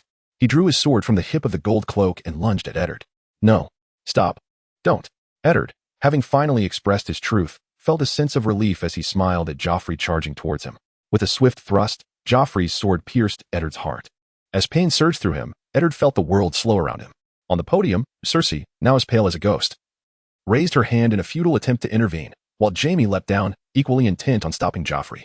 Varys, lost in thought, and the stunned Pycelle and High Septon remained hidden in the shadows, while the ever-smiling Baelish observed. As the scene faded from Eddard's vision, darkness enveloped him, and in his final moments, a thought struck him. Damn you, Robert. You never cared for that iron chair. Let this be your revenge. When Joffrey struck Eddard down, the stunned crowd erupted into chaos, filling the sacred square of Baelor with a cacophony of voices. Some believed, some doubted, all expressed their opinions. Dismember his body and feed it to the dogs. Joffrey, still seething, commanded the gold cloaks after killing Eddard. At once, as Joffrey cast aside the bloodied sword and turned to his mother and surrounding lords, a realization dawned upon him. He had perhaps crossed a line. Sandor, take me back to the Red Keep. Yes. Cersei watched her son retreat, unsure of what to say, while Jaime exchanged a lingering gaze with her. A month later, when Robb learned of his father's death at Joffrey's hands, it was upon the arrival of the ship Windwitch at White Harbor, where he was informed by Lord Wyman Manderley, who solemnly recounted Eddard's final words. Robb, consumed by rage, unleashed a furious cry to the heavens, channeling his grief. It was only then that he comprehended the changes Eddard had made. Forsaking the original narrative of steadfastly declaring Stannis as the rightful heir to the Iron Throne, he realized Eddard had relinquished the honor he had upheld throughout his life, refusing to abandon King's Landing to pave a path forward, one that would not bend the knee to anyone. Amidst the sorrow, Robb understood that his father's vow of vengeance, at the cost of the Iron Throne, might transform the anticipated War of the Five Kings into an unprecedented chaos of 100 kings. As the events in King's Landing concluded, let us engage in discussion. First, let us address the beginning of the King's Landing arc, where readers remarked upon Robb's solitary venture into the city. Upon merging with this soul, he inherited the bonds of the Stark family. Eddard, being half a father to him, could have been aided under safer circumstances. Indeed, his intention was to reach King's Landing before Eddard encountered trouble, to assist in his departure. He recalled that in the original narrative, Eddard resigned as Hand of the King due to his refusal to kill Daenerys, leading to Robert's death and Peter's betrayal, a span of at least a month. Thus, he hastily departed from Winterfell, racing for nearly half a month to reach King's Landing, which should have posed no risk. However, due to the butterfly effect, Robert's untimely demise, Eddard's early imprisonment, and the covert influences of the three-eyed raven, betrayal ensued, rendering his journey perilous, though not yet to the extent of invoking bloodshed. Secondly, let us contemplate the assertion that the plot remained unchanged, with Robb's entrance proving futile. Let us evaluate the individuals and events Robb altered during his journey. He transformed the narrative surrounding Jane, ensuring she would not be exploited by the Red Woman's curse. He indirectly altered the fate of the Night's Watch member, Yoren. He recovered the Stark sword, Ice, slayed the Butcher, Island, and disrupted the schemes within King's Landing, prompting a citywide manhunt. He transformed Sansa's fate, preventing her humiliation and torment, allowing her to grow and ultimately assist Robb in the future. He altered Jaime's destiny. By not attacking Eddard, Jaime did not return to the Westlands, aiding Cersei and Joffrey in managing King's Landing, thus averting the events of the Whispering Woods battle. His actions reverberated through characters like the Mountain, Sandor, and Baelish. Most importantly, had Robb not personally rescued Eddard, affirming his intent, Eddard would never have changed his stance, nor taken the final vow of vengeance. In truth, Westeros places great importance on legitimacy. In the original narrative, even if Robb had survived fighting under the banner of avenging Eddard, he would never have attained the Iron Throne. The war of usurpation was led by Robert, who subsequently claimed the throne. Apart from the honorable and selfless Eddard's disinterest in power, which allowed Robert to rise, another significant reason is that Robert's grandmother was Rhaella Targaryen, the daughter of Aegon V. This lineage grants him a trace of Targaryen blood. Therefore, without a legitimate claim, even if Robb were to vanquish all southern foes, If the populace did not recognize him, whispers of dissent would always linger regarding his rule, much like Robert, who, a decade later, still sensed a lingering expectation among the Seven Kingdoms for the return of the Targaryens. Following the events in King's Landing, Robb's loyalty and valor would spread widely, constituting an intangible asset, akin to Eddard's reputation for integrity and honor. His promises would be trusted by other noble houses. Regarding the subsequent plot developments, beyond certain elements from the original storyline, many will be original extrapolations. Based on feedback from readers, the events in King's Landing concluded prematurely. There should have been further developments, such as the subtle deductions leading to the realization that Torrhen was a spy, and the confrontation between the brothers, which were entirely omitted, resulting in a rather hasty conclusion. Following this, the narrative will delve into the tumult of the War of 100 Kings. Oh, the term War of 100 Kings is an exaggeration. There will not truly be 100 kings. Compared to the original series, the North, under Robb's leadership, will prepare thoroughly before advancing southward again, not merely with the aim of rescuing Eddard, but pursuing a grander new objective. The Lannister family's position will be even more precarious than in the original series, leading them to unite more resolutely under Tywin's command and actively seek new allies. Other noble families, ambitious in their own right, will begin to cultivate their own power, sparking a chaotic struggle of the strong devouring the weak. Lastly, a moment of casual conversation. First, I extend my gratitude to all the readers who have offered support through donations, votes, and comments. Your encouragement truly fuels my writing endeavors and brings joy that lasts throughout the day. Of course, there have been a few negative critiques, and some particularly rude individuals who have disparaged my work as foolish. Such comments can be quite disheartening, often causing me to second-guess my writing, leading to a hesitant approach. On the whole, positive feedback far outweighs the negative. If all goes as planned, this book should be available for purchase in just over a week. I aim to produce more content during this time for a significant release. Writing the world of George R.R. Martin is indeed a challenging endeavor. Throughout the past month, I have dedicated all my leisure time to writing, forgoing watching the series or playing games. Each draft has undergone numerous revisions. As I sit at my computer until just past midnight to finalize updates and check for errors before heading to bed, often well past 1 o'clock. The following morning, I rise at 7 to prepare breakfast and head to work. Chapter 85, Brewing in King's Landing, at the square of Baelor's statue. The common folk gradually departed the square, leaving behind a considerable amount of refuse as they carried away the shocking news of the day. The dignitaries had already left the podium, and 2 golden-robed figures were carrying Eddard's lifeless body. Among the crowd, Arya, her mouth tightly covered by Jaqen, struggled relentlessly until he pressed lightly on her neck, causing her to lose consciousness instantly. Jaqen then cradled Arya like a father, resting her head on his shoulder as he moved through the throng towards the outskirts of the square. Yoren observed the 2 golden-robed figures departing with the body, gripping the hilt of his sword at his waist as he followed them. After traversing the main street for a while, the 2 bearers of the body turned into a narrow alley, where a slaughterhouse lay at its end. As he watched them enter the alley, Yoren drew his sword, eager to hasten his steps. Suddenly, a hand, weathered and aged, landed on Yoren's left shoulder. "Night's Watch, brother, allow me," said the voice of Ser Barristan, the fearless leader of the Kingsguard. Yoren, startled by the sudden touch, turned to see Barristan, whom he had encountered in the Red Keep during a visit to see Eddard. "But, Ser Barristan, you are a member of the Kingsguard and cannot defy the king's orders." "Huh, that is no longer the case. Last night, Cersei and Joffrey summoned me privately, offering me a coastal fief in exchange for my resignation as leader of the Kingsguard. Moreover, that cruel and volatile Joffrey is not the true king," Barristan replied, shaking his head, seemingly venting his frustrations. "So, you trust Lord Eddard's words?" "Indeed, Eddard's honor cannot be questioned within the 7 kingdoms," Barristan affirmed, nodding, before swiftly bypassing Yoren, stating, "I shall retrieve his body. At that time, I will trouble you to return him to Winterfell. Such a man should not suffer such treatment even in death." Under Yoren's watchful gaze, Barristan quickly approached the 2 golden-robed figures bearing the corpse. After a brief exchange, it was evident that negotiations had broken down, and Barristan, defying his 60-plus years, swiftly incapacitated the 2 golden-robed men. Seeing Barristan beckon to him, Yoren hurried forward to assist in moving Eddard's body. As they busily transported Eddard's remains, they failed to notice a hooded figure silently observing them from their previous position. After a moment of scrutiny, the hooded man turned and departed, reaching the alley's entrance before abruptly halting. A portly, tall red priest, clad in a loose red robe with a balding crown, leaned against the filthy wall of the alley, sipping from his wine flask. "What? During the tournament, you knocked me off my horse. Surely you think you can seize me now for a reward?" "From Meereen." "It is Soros," the red priest replied. "Lord Beric, I am not here to capture you. Rather, I seek to share the revelations of my lord, the Lord of Light." and to preach to you. After all, the long night is dark and fraught with peril, Soros said, his face flushed with wine. Beric removed his hood, walking forward and smiling as he replied, "Ah, the red god of Essos? My apologies, but I worship the seven." As Beric strode past him, Soros took another hearty swig of wine, laughing loudly. Faith can be transformed. My lord is willing to accept any true believer who sincerely follows him. Beric continued on his path, unwavering, and replied firmly, "Change my faith? That can wait until after my death." Upon hearing Beric's resolute words, Soros chuckled and shook his head. Staggeringly following after him, Yoren and Barristan rented a carriage along the main street, and with Barristan's still unresigned position in the King's Guard, they were easily able to exit through the God's Gate. A few kilometers beyond the city, they encountered a temporary convoy escorting criminals from the Red Keep towards the wall in the north. "Sir Barristan, what are your plans now?" asked Yoren, exhaling deeply as they placed Eddard's body into a transport wagon.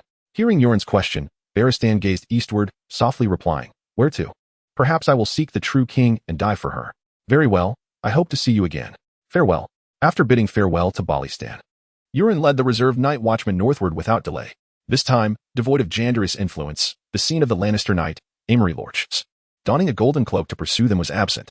The two gold cloaks, having lost Eddard's body, returned to the Red Keep intending to report to Joffrey, only to be intercepted by Jaime. Despite being outwitted by Eddard in his final moments, Jaime still held a measure of respect for him.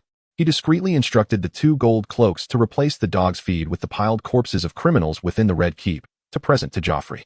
Aware of Joffrey's cruel nature, the gold cloaks were relieved to follow Jaime's orders, and thus, the matter was quietly erased. As Yoren successfully transported Eddard's body northward, Robb remained blissfully unaware, sailing on the winds of the Witch in the narrow sea. In the Westerlands, at Casterly Rock, Tywin and Kevin sat across from one another in a study, their expressions grave as they perused a raven's message. What were Jaime and Cersei doing in King's Landing? How could Joffrey have executed Eddard Stark? With a pallor etched on his face, Kevin spoke first, expressing his discontent. "There is no point in discussing what has already transpired. Our focus must now shift to the north and the Riverlands." Tywin shook his head sternly, dismissing Kevin's complaint, and redirected the conversation to the pressing topic at hand. Given these developments, the Tullis and Starks have always been intertwined. Once they are ready, they will undoubtedly march together against us. Kevin nodded in agreement, continuing his brother's line of thought. "We cannot wait for them to strike first, Kevin. Tomorrow, you shall lead 15,000 soldiers to Goldtooth. Secure the city and await my orders. It serves as a strategic point for both offensive maneuvers into the Riverlands and for preventing any surprise attacks on the Westerlands. If conflict is inevitable, let it be fought on their territory." Tywin pondered briefly before issuing a direct command to Kevin. "Understood. And what of King's Landing?" Kevin inquired, seeking clarification. "Write to Cersei and Jaime, instructing them to manage King's Landing with diligence, treating the nobles who wish to submit with kindness. For the time being, they must safeguard the Iron Throne. Additionally, have Gregor return to the Westerlands promptly. We shall need him for the coming battles." Tywin initially answered Kevin's question before his expression grew serious once more. "Kevin, this time, our Lannister family stands at a precipice. We either establish a millennia-long dynasty or risk our entire family being obliterated, akin to the Targaryens of old. You must proceed with utmost caution in your military endeavors." "I will, but could the rumors surrounding Cersei and Jaime lead to a loss of public support?" Kevin nodded before cautiously broaching a sensitive topic. Tywin, upon hearing this, immediately shook his head in denial. "Eddard Stark is slandering Cersei and Jaime. It is common for a dying man to utter lies. Yet, given Eddard Stark's reputation, many may still choose to believe the falsehoods. Indeed, that is also a significant concern of mine. Those ambitious noble families may seize upon this deception to covet the Iron Throne. Nevertheless, in Westeros, might ultimately prevails. Should the wolf cubs and the old trout dare to wage war, we shall display their heads upon pikes for all other noble families to witness. After all, was it not how Robert ascended to the Iron Throne?" Eddard's final remarks in King's Landing, as time passed, spread throughout the noble houses of Westeros. A brief calm enveloped the realm, yet the perceptive could sense a tempest brewing, poised to engulf the entire continent. Chapter 86, The Return of the King. A month later, in White Harbor, within the banquet hall of House Manderly, Robb and Lord Wyman Manderly occupied the high table, accompanied by Sansa and Wyman's son, Willis Manderly, his wife, Lyanna Will, and their daughters, the elder, Wilf Manderly, and the younger, Vila Manderly. Below, seated were the officials of White Harbor along with Eddard, Clay, and Jandery. While Bloodwind coiled its massive form in a quiet corner of the hall, "Lord Robb, my son Willis Manderly has led 3,000 men from White Harbor in response to your call to Winterfell. I should have personally traveled to Winterfell, but Lady Caitlin specifically requested I remain in White Harbor It seems it was your arrangement. Observing Rob's sorrowful visage upon hearing news of Eddard, Wyman attempted to divert his attention. Indeed, it was my prior arrangement. I secretly departed Winterfell over a month ago for King's Landing, but alas. My father Rob began to respond, only to be overtaken by thoughts of his father. Suppressing his grief, he raised a goblet from the long table, continuing. I appreciate your loyalty to House Stark. Henceforth, House Manderly and House Stark shall ascend to the pinnacle of Westeros together. Cheers. Cheers. Wyman Manderly promptly lifted his goblet to toast with Rob. After sipping the fine wine, the astute trade port manager spoke with a tone of concern. Lord Rob, I have learned that approximately 30,000 troops have gathered at Winterfell. While the noble vassals bring their own supplies, over time, Winterfell may struggle to sustain them.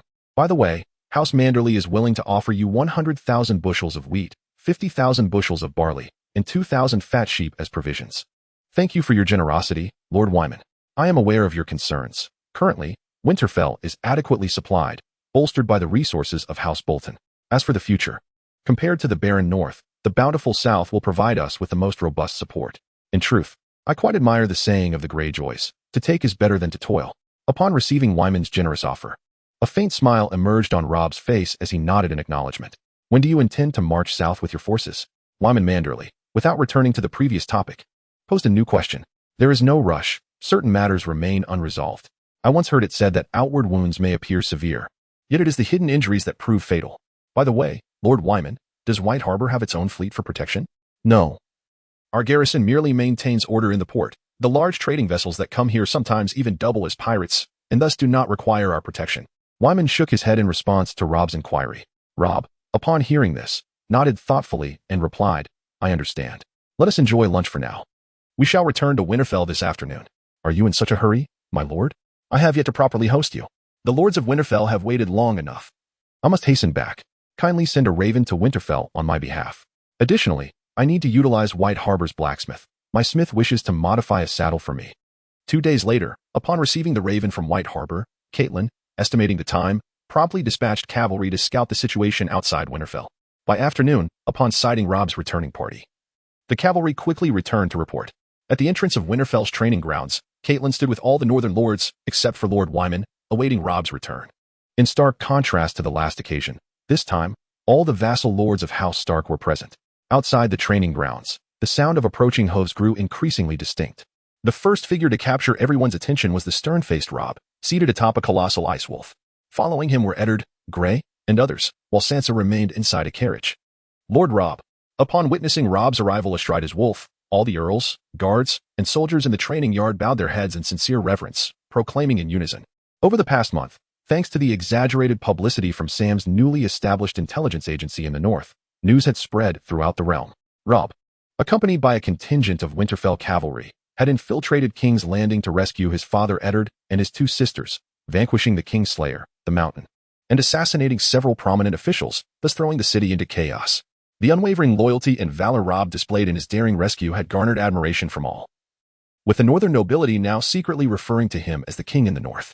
They unanimously believed that his mission in King's Landing was a resounding success.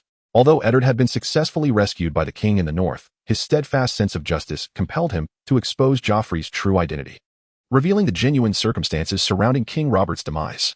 As Rob dismounted from his wolf, he looked at his mother, whose lips were pressed together as if she were about to speak. Caitlin immediately approached and enveloped him in a warm embrace, whispering in his ear, Rob, you must prioritize these lords. Let them feel your regard for them. We shall discuss your father's matters privately later. Touched by his mother's selflessness and her consideration of his responsibilities, Rob nodded earnestly. Observing that her son understood her intent, Caitlin released him and turned to Sansa, who had just alighted from the carriage. Rob composed himself and stepped forward, casting his gaze around the training yard at the variously attired earls, most of whom were of a similar age to his father. With poise and authority, he proclaimed, My lords, first and foremost, I extend my gratitude for your response to my summons. King Robert Baratheon was treacherously slain by the Lannisters, and my father Eddard Stark perished in his loyalty to the throne. Our gathering here is no longer about rescuing the Duke of Winterfell. Rather, it is to overthrow the usurper seated upon the Iron Throne, Joffrey Baratheon. Down with the usurper. As Rob boldly declared the change in focus, Lord Rickard was the first to respond vocally. Seemingly struck by inspiration, he drew his sword, placing the blade against his chest, and knelt on one knee, exclaiming, The 7 kingdoms no longer have a king worthy of our loyalty in the north. On behalf of House Karstark, I pledge eternal allegiance to the king in the north. Clang, clang, clang. Long live the king in the north. As Ricard declared his loyalty, the other earls, who had long been convinced by Robb's valor in breaching the Terror Castle and shaking King's Landing, unsheathed their swords and knelt, joining in a resonant chorus. The surrounding guards and soldiers, inspired by this fervor, echoed the cries, and the sound rippled throughout Winterfell. Chapter 87, Strategy. Listening to the thunderous cheers surrounding him, Robb was unaware of when he had acquired the title of King in the North. However, observing the excitement on the faces of the earls, he sighed inwardly, silently accepting the honor. While it diverged from the original title of the North's king, the accolades of Westeros were subject to change based on one's achievements. During his time in White Harbor, Lord Wyman had informed him of the current political landscape in Westeros that he had missed over the past month. Renly Baratheon had wed Marjorie Tyrell in Highgarden and, with the support of the nobles from the Reach and Stormlands, had declared himself king. Subsequently, Stannis Baratheon proclaimed himself king on Dragonstone, denouncing both Joffrey and Renly as usurpers while asserting his rightful claim to the Iron Throne. Robb's ascension to kingship at this juncture was fortuitous, serving to unite the Northern Lords significantly. I thank you, my lords, for your trust. In the near future, we shall surely overthrow the usurper's rule and gather before the Iron Throne. He continued, moreover, upon my return from the south, I have felt the dire poverty of the north. With our armies heading southward, I promise to return bearing the endless wealth of the south, ensuring that our north thrives in prosperity as well. With a smile, Robb awaited the fading echoes of the cheers before expressing his gratitude and outlining his vision for a brighter future. Now, I invite all of you to the council chamber. I must attend to family matters briefly before we convene to discuss our southern endeavors. Upon hearing Robb's words, the earls rose and began to converse as they made their way to the council chamber. Lord Ricard, deliberately the last to rise, approached Robb with a hint of anxiety. Quietly inquiring, Your Grace, I noticed that Eddard seemed unwell, and I have not seen Torrhen. I'm sorry, Lord Ricard. Torrhen perished in King's Landing. Before Ricard could finish his sentence, Robb delivered the news he had long prepared. Though he had anticipated this outcome, the confirmation left Ricard breathless. After a moment of recovery, he asked, his eyes reddening, He did not suffer, did he? No, he died swiftly, a sword through the heart, Robb replied, shaking his head in earnest. Ricard nodded, murmuring to himself, Not suffering, that is good indeed. At that moment, Eddard approached from behind, offering a grateful nod to Robb before assisting his father and comforting him. Father, Torrhen fought valiantly in King's Landing, just as you have always taught us. He was like the sun in winter, fighting bravely until the end. Upon hearing this, Ricard grasped his son's hand tightly, fearing for the loss of another. Watching Eddard support his father towards the council chamber, Robb's esteem for him surged once more. Eddard possessed a keen aptitude for warfare and diplomacy. In King's Landing, he had refrained from pleading for Robb to spare his brother's life, understanding that Robb, unlike Eddard, would never forgive betrayal. On the ship Windriders, Eddard had sincerely requested Robb to keep Torrhen's treachery a secret. Robb was willing to grant such a small favor, ensuring loyalty among his trusted subordinates. After receiving Robb's consent, Eddard had requested each individual aware of Torrhen's betrayal to maintain silence. Regardless of the circumstances, he proved himself to be a commendable subordinate, son, and brother. Without further contemplation, Robb turned towards Catelyn and Sansa, who were embracing.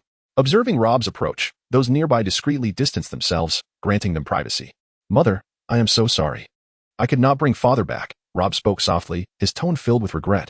Catelyn, upon hearing her son's voice, released Sansa from her embrace, wiped away her tears, and turned to Robb with a forced smile, saying, Robb, this is not your fault. Sansa informed me that it was your father's choice to remain. You have brought Sansa back, and for now, Arya is safe. I am deeply grateful.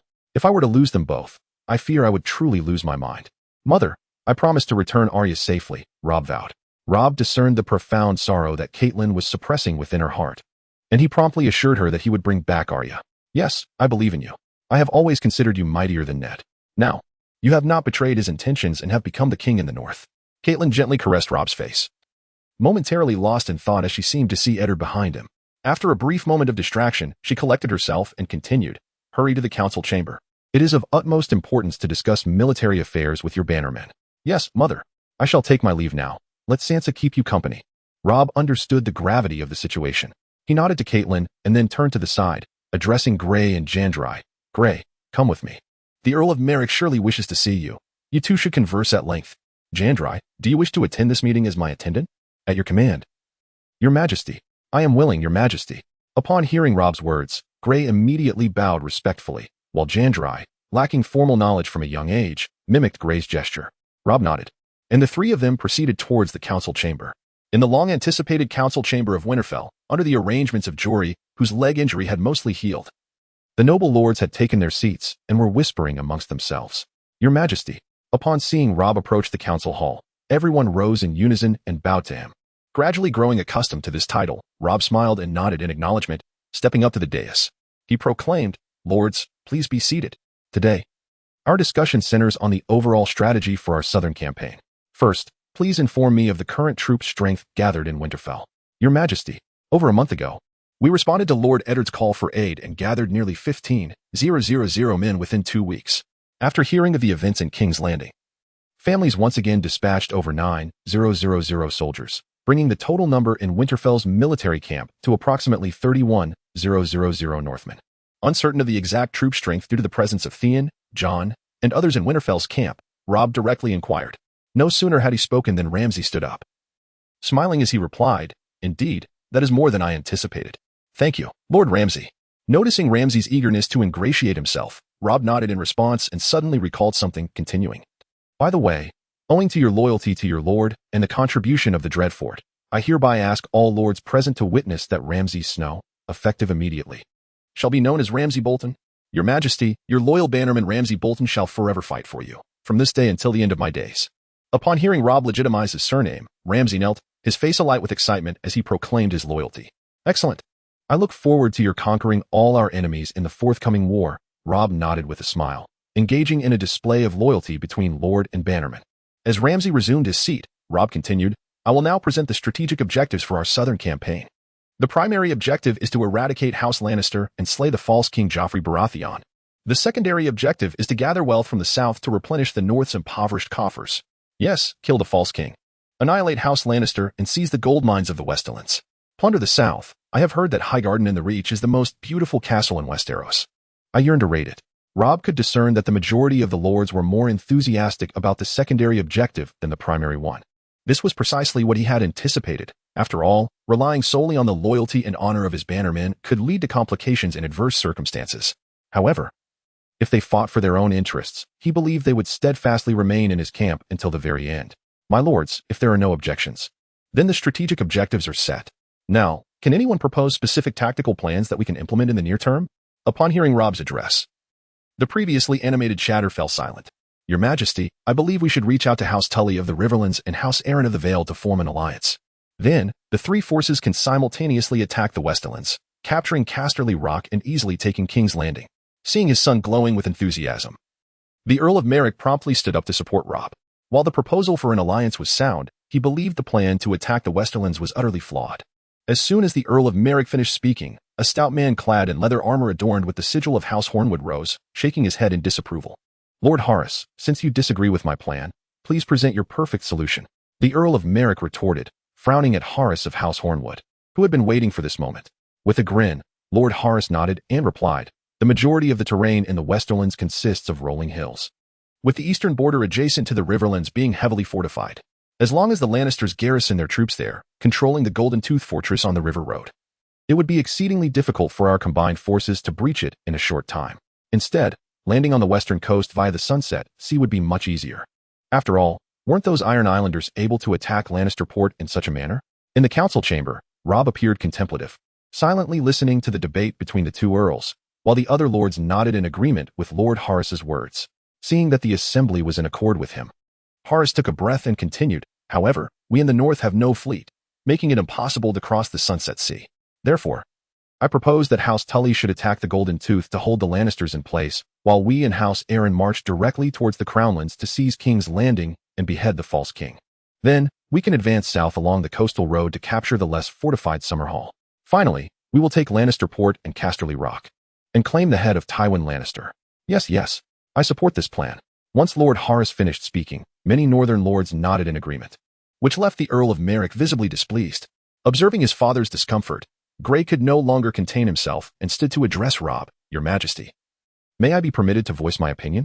Of course, today's council allows anyone to speak. Let us collaboratively devise the most rational plan. Robb nodded in acknowledgement, looking at everyone in the chamber as he spoke. Thank you, Your Majesty. Grey bowed to Robb before turning to Lord Horace, saying, Lord Horace, your plan relies on the most ideal circumstances for success. Given that Tywin Lannister is renowned for his strategic acumen, Do you truly believe he will remain idle while House Tully attacks the Golden Tooth? Would he allow us and House Aaron to advance through the Trident unimpeded? Moreover, even if we do succeed, the Crownlands are currently under Lannister control. If they redirect a portion of their forces from the Golden Road to intercept us at King's Landing, while Tywin then assaults House Tully's forces from behind, we would find ourselves trapped, with no avenue of retreat. Indeed, that lad from House Seaworth has a point. As Grey concluded, some of the more fickle lords began to express their agreement with his viewpoint. Observing his son refuting the Earl of Harris's proposal, Earl Mechib felt a significant alleviation of the earlier awkwardness. An idea struck him, and he raised his gaze towards Robb, stating anew, "Your Majesty, I propose we send an envoy to the Iron Islands to invite King Balon to ally with us. Should our alliance be successfully forged, we can feign an assault on Casterly Rock to draw Tywin's attention, subsequently dispatching a portion of our forces aboard King Balon's Iron Fleet to launch a surprise attack on Lannisport. As for the envoy, I recommend Theon Greyjoy, the commander of the archers from Winterfell." Upon hearing the potentially troublesome suggestion from Earl Mechib, Robb suppressed the impulse to cover his face and shake his head. However, the idea fortuitously aligned with his own ambitions. Once Earl Mechib and his companion took their seats, no one else in the council rose to speak, leaving the atmosphere somewhat tense. Robb nodded and spoke clearly. Both lords have provided commendable suggestions, yet they remain somewhat lacking in completeness. Integrating your insights, I shall propose a tactical plan for the immediate future. First, concerning House Tully, I will have my mother write to my grandfather regarding the alliance, as I believe that should pose no issue. It is indeed necessary to send envoys to the Iron Islands to seek an alliance. As for the Aarons of the Vale, we need not consider them for the time being. My aunt, Lisa Aaron, has been beguiled by Peter Baelish and will not ally with us. Next, our 30,000 troops from Winterfell will require a few days to regroup before we commence our campaign, initially setting up camp at the Cape of Claws. Based on the evolving situation of the battlefield, we shall determine our next tactical maneuvers. Does anyone have any objections? Robb's versatile tactical plan essentially conveyed a strategy of sending envoys for alliances while adopting a wait-and-see approach. The Lords of the North exchanged glances, and no one voiced any dissent. Indeed, both Earl Mechib's and Earl Harris's proposals contained flaws, failing to earn unanimous support. Noticing the absence of objections, Robb nodded and continued, "As for the envoy to the Iron Islands, Theon is currently engaged in training the new recruits in Winterfell and cannot assume the role of envoy at this time. Ramsay Bolton, would you be so kind as to undertake this journey? At your service, Your Majesty." Ramsay immediately rose, bowing in response to Robb's request. "Very well, esteemed lords. This council shall conclude for today. Please proceed to the banquet hall to enjoy the evening feast together shortly. By the way, I would like to retain Lord Gebert Glover of Deepwood Motte and Lord Hermon Tallheart of Torrance Square, as I wish to consult with the two of you on a few matters." Seeing Ramsay accept the mission to the Iron Islands, Robb nodded in satisfaction. "Yes, Your Majesty. As you command. We shall take our leave now." With the exception of the two lords Robb had called upon, the remaining lords rose to bow and took their leave. Chapter 89. Cleansing the atmosphere at the Winterfell banquet was notably lively, despite a few individuals harboring sadness. The overall mood remained one of joy and celebration on the day of Robb's ascension as king in the North.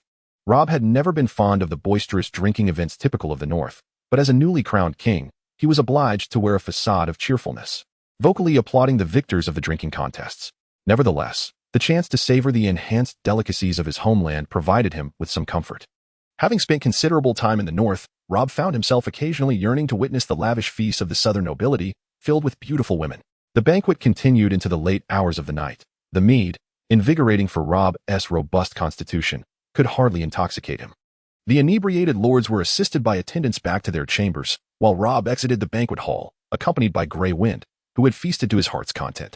Upon returning to the familiar inner keep of Winterfell, Grey Wind hurried to his corner room.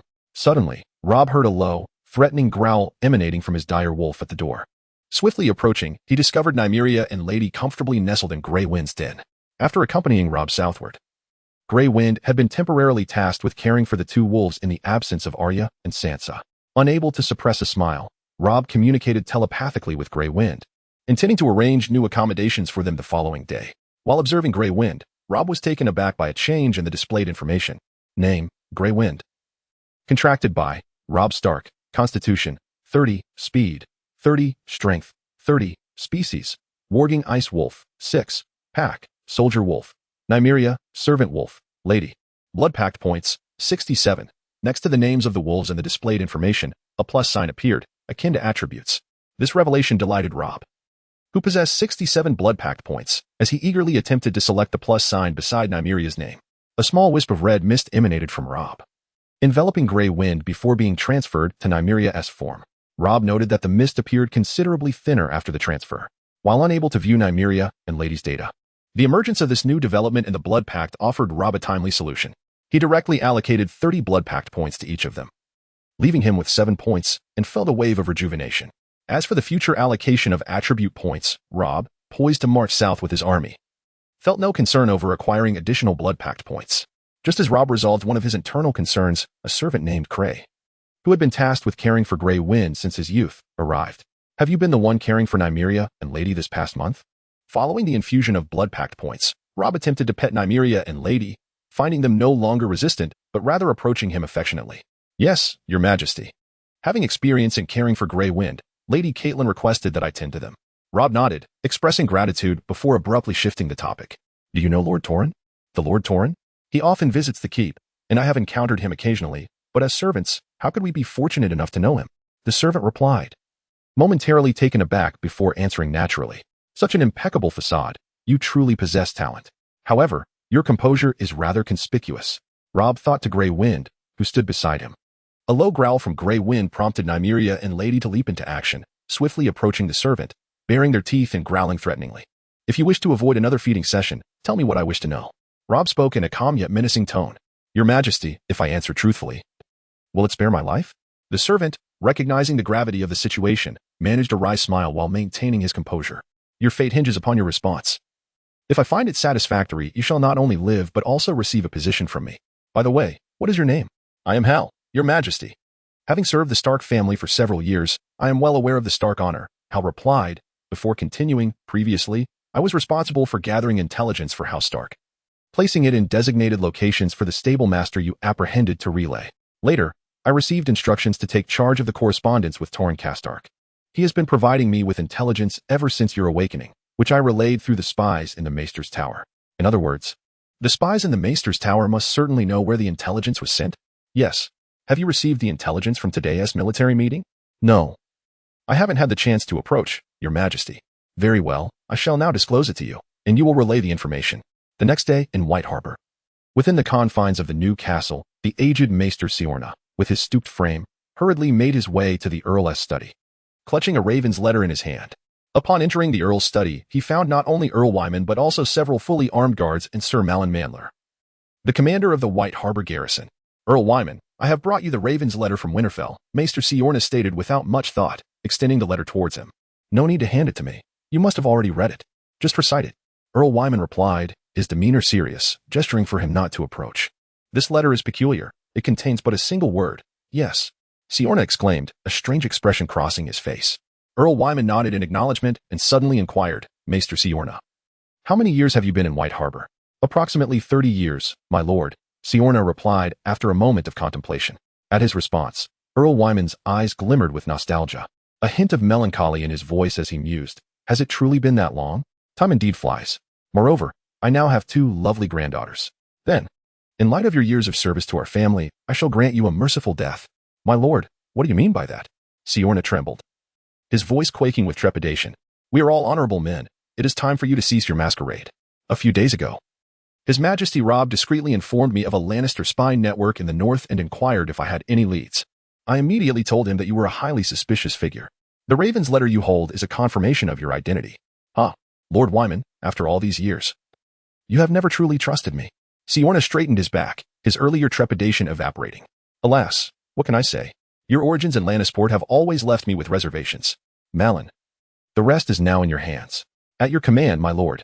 Siorna gazed calmly at the approaching soldiers from White Harbor, relieved that he had already dispatched the final intelligence via Raven. Chapter 90. Home. The following day, Rob received a response from White Harbor, confirming that Earl Wyman had dealt with Maester Siorna and that Siorna had transmitted the final intelligence. Earlier that day, Clay had taken Hal to the Maester's Tower in Winterfell, where they apprehended a Raven's Nest cleaner who had become redundant. Through their mutual verification, it was established that there were no other spies within Winterfell. Thus, Rob finally managed to cleanse the internal espionage. As for external threats, such as Varys's little birds, they were akin to weeds. Remove one batch, and another would sprout in its place. As long as no significant intelligence could be transmitted, Rob chose to ignore them for the time being. The information regarding the servant Hal was relayed to him by Torrens shortly before his demise. Perhaps in his final moments, stripped of jealousy and the influences of certain forces, he sought to use this information to shield his brother from the repercussions of his betrayal. This was also one of the reasons Rob was willing to help him conceal the traitor's secret. Recalling Torrens' words on the southern battlements of King's Landing, Rob found himself replaying the dream, which had been tainted by the presence of a sinister raven. He understood that this must certainly be the work of the three-eyed raven, who had once ensnared him in dreams. While he remained ignorant of why this entity was so fixated on him, Rob resolved that it was time to address the antics of this meddlesome three-eyed raven. In his memory, the three-eyed raven was inextricably linked to the ancient gods of the north, the heart trees. He had always believed that the heart tree was the weirwood, but after consulting with Maester Lewin, he learned of the distinctions between them. Although weirwoods had been largely decimated south of the neck, they still proliferated throughout the north. However, not every weirwood could be deemed a heart tree.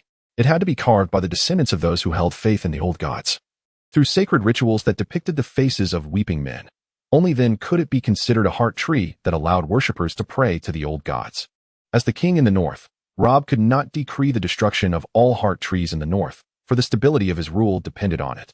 While aboard the Windrider, he wrestled with solutions, recalling a minor blunder from his previous life. Gurgle, gurgle. In the kitchens of Winterfell, Jandrai stirred a large pot with an iron ladle, releasing clouds of steam. Having decided to conduct some experiments, Rob had already sent the kitchen servants away. Your Majesty, shall I continue to add more? Jandrai wiped the sweat from his brow and turned to Rob. Continue adding. Upon Rob's nod, Jandrai scooped a generous spoonful of large white granules from a wooden bowl filled with coarse salt and added it to the pot. As Rob watched Jandrai continually pour coarse salt into the boiling pot, memories of his previous mistake flooded his mind. Once, he had unwittingly used a solution of highly concentrated salt water to irrigate flowers, resulting in their swift demise within mere days. Thus, he reasoned that although heart trees were peculiar, they were still plants, and as such, should respond similarly. Until the coarse salt was thrown into the boiling pot and could no longer dissolve, Rob summoned Daisy, stationed outside the kitchen, instructing her and Jandrai to quietly pour the concentrated salt water around the roots of the stout heart tree in the God's Wood of Winterfell. If, in a few days, the effects were evident, Rob would then command his select guards to employ this method to eliminate all known heart trees in the north. Having been away from Winterfell for over a month, Rob faced a multitude of accumulated duties that required his attention. Before addressing these, he first calculated and distributed the compensation for the 16 cavalrymen of Winterfell who had perished in King's Landing. Each bereaved family received 2 gold dragons, and their names were inscribed in the Hall of Heroes, allowing their families to enjoy corresponding privileges. The allocation of merely 2 gold dragons was not due to Rob's stinginess. Rather, it was entirely sufficient for the families to sustain themselves for a considerable duration. Offering more would not be prudent, for in this era, without power commensurate with wealth, riches could spell disaster. The various lords of the north had already assembled at the Winterfell military camp to finalize preparations for their descent southward, engaged in certain pre-battle plans. Rob had dispatched Clay with his personal letter, instructing Fian and other commanders to finalize the preparations as outlined. While Rob was in the council chamber, discussing with Maester Lewin the urgent measures for expanding the battlefield medical team into a formal unit, the usually composed Jory stumbled into the chamber, breathless, and exclaimed, "Your Majesty, Lord Eddard has returned." At the training grounds of Winterfell, the weary Yoren stood silently with the reserve knight's watchmen, their heads bowed in reverence. As Rob hurried to the training grounds alongside Jory, the rest of House Stark had already gathered. Upon seeing the dilapidated wooden coffin atop the transport cart, Catelyn bit her lip, tears cascading down her cheeks. Sansa and Rickon erupted into inconsolable wails. Bran, carried by Hodder, wore an expression of stoic detachment, as if accustomed to the sorrow of parting. Rob approached the coffin, his hand poised to open it, when Yoren stepped forward, murmuring, "My lord, it would be prudent to brace yourself." His gaze shifted towards Catelyn and Sansa. "Rob, open it. Let us see him one last time," Catelyn urged, her voice resolute. As Rob hesitated, contemplating whether his family could bear the sight, he heard Catelyn's unwavering tone. With a creak, Rob pushed open the weathered coffin. Despite Yoren's efforts to preserve Ned's body during the journey from King's Landing to Winterfell, the remains were unrecognizable, save for faint traces of his former visage. A testament to the harsh northern climate. Taking a deep breath to steady himself, Rob turned to Catelyn, who was fixated on Ned's corpse, and to Sansa, who had shut her eyes in distress. "Mother, I will arrange for Father's features and body to be restored. We shall hold a proper funeral for him." "There's no need for that." Ned disdained such formalities. "This moment serves as his funeral. We will lay him to rest in our family crypt," Catelyn replied, tears streaming down her face as she shook her head at Rob's suggestion. Indeed, Ned was not one to indulge in grand ceremonies. He had once deemed the hand of the King-S tournament, organized by Robert, to be extravagant and unnecessary. In that moment, Rob could not express his gratitude to Yoren for returning Ned's body from afar. He merely nodded in acknowledgement. With resolute strength, he lifted the coffin, each step bringing him closer to the crypt of Winterfell. Caitlin and the others followed closely behind, their steps heavy with sorrow. Behind them, Yoren murmured softly, "Lord Eddard, you have returned home."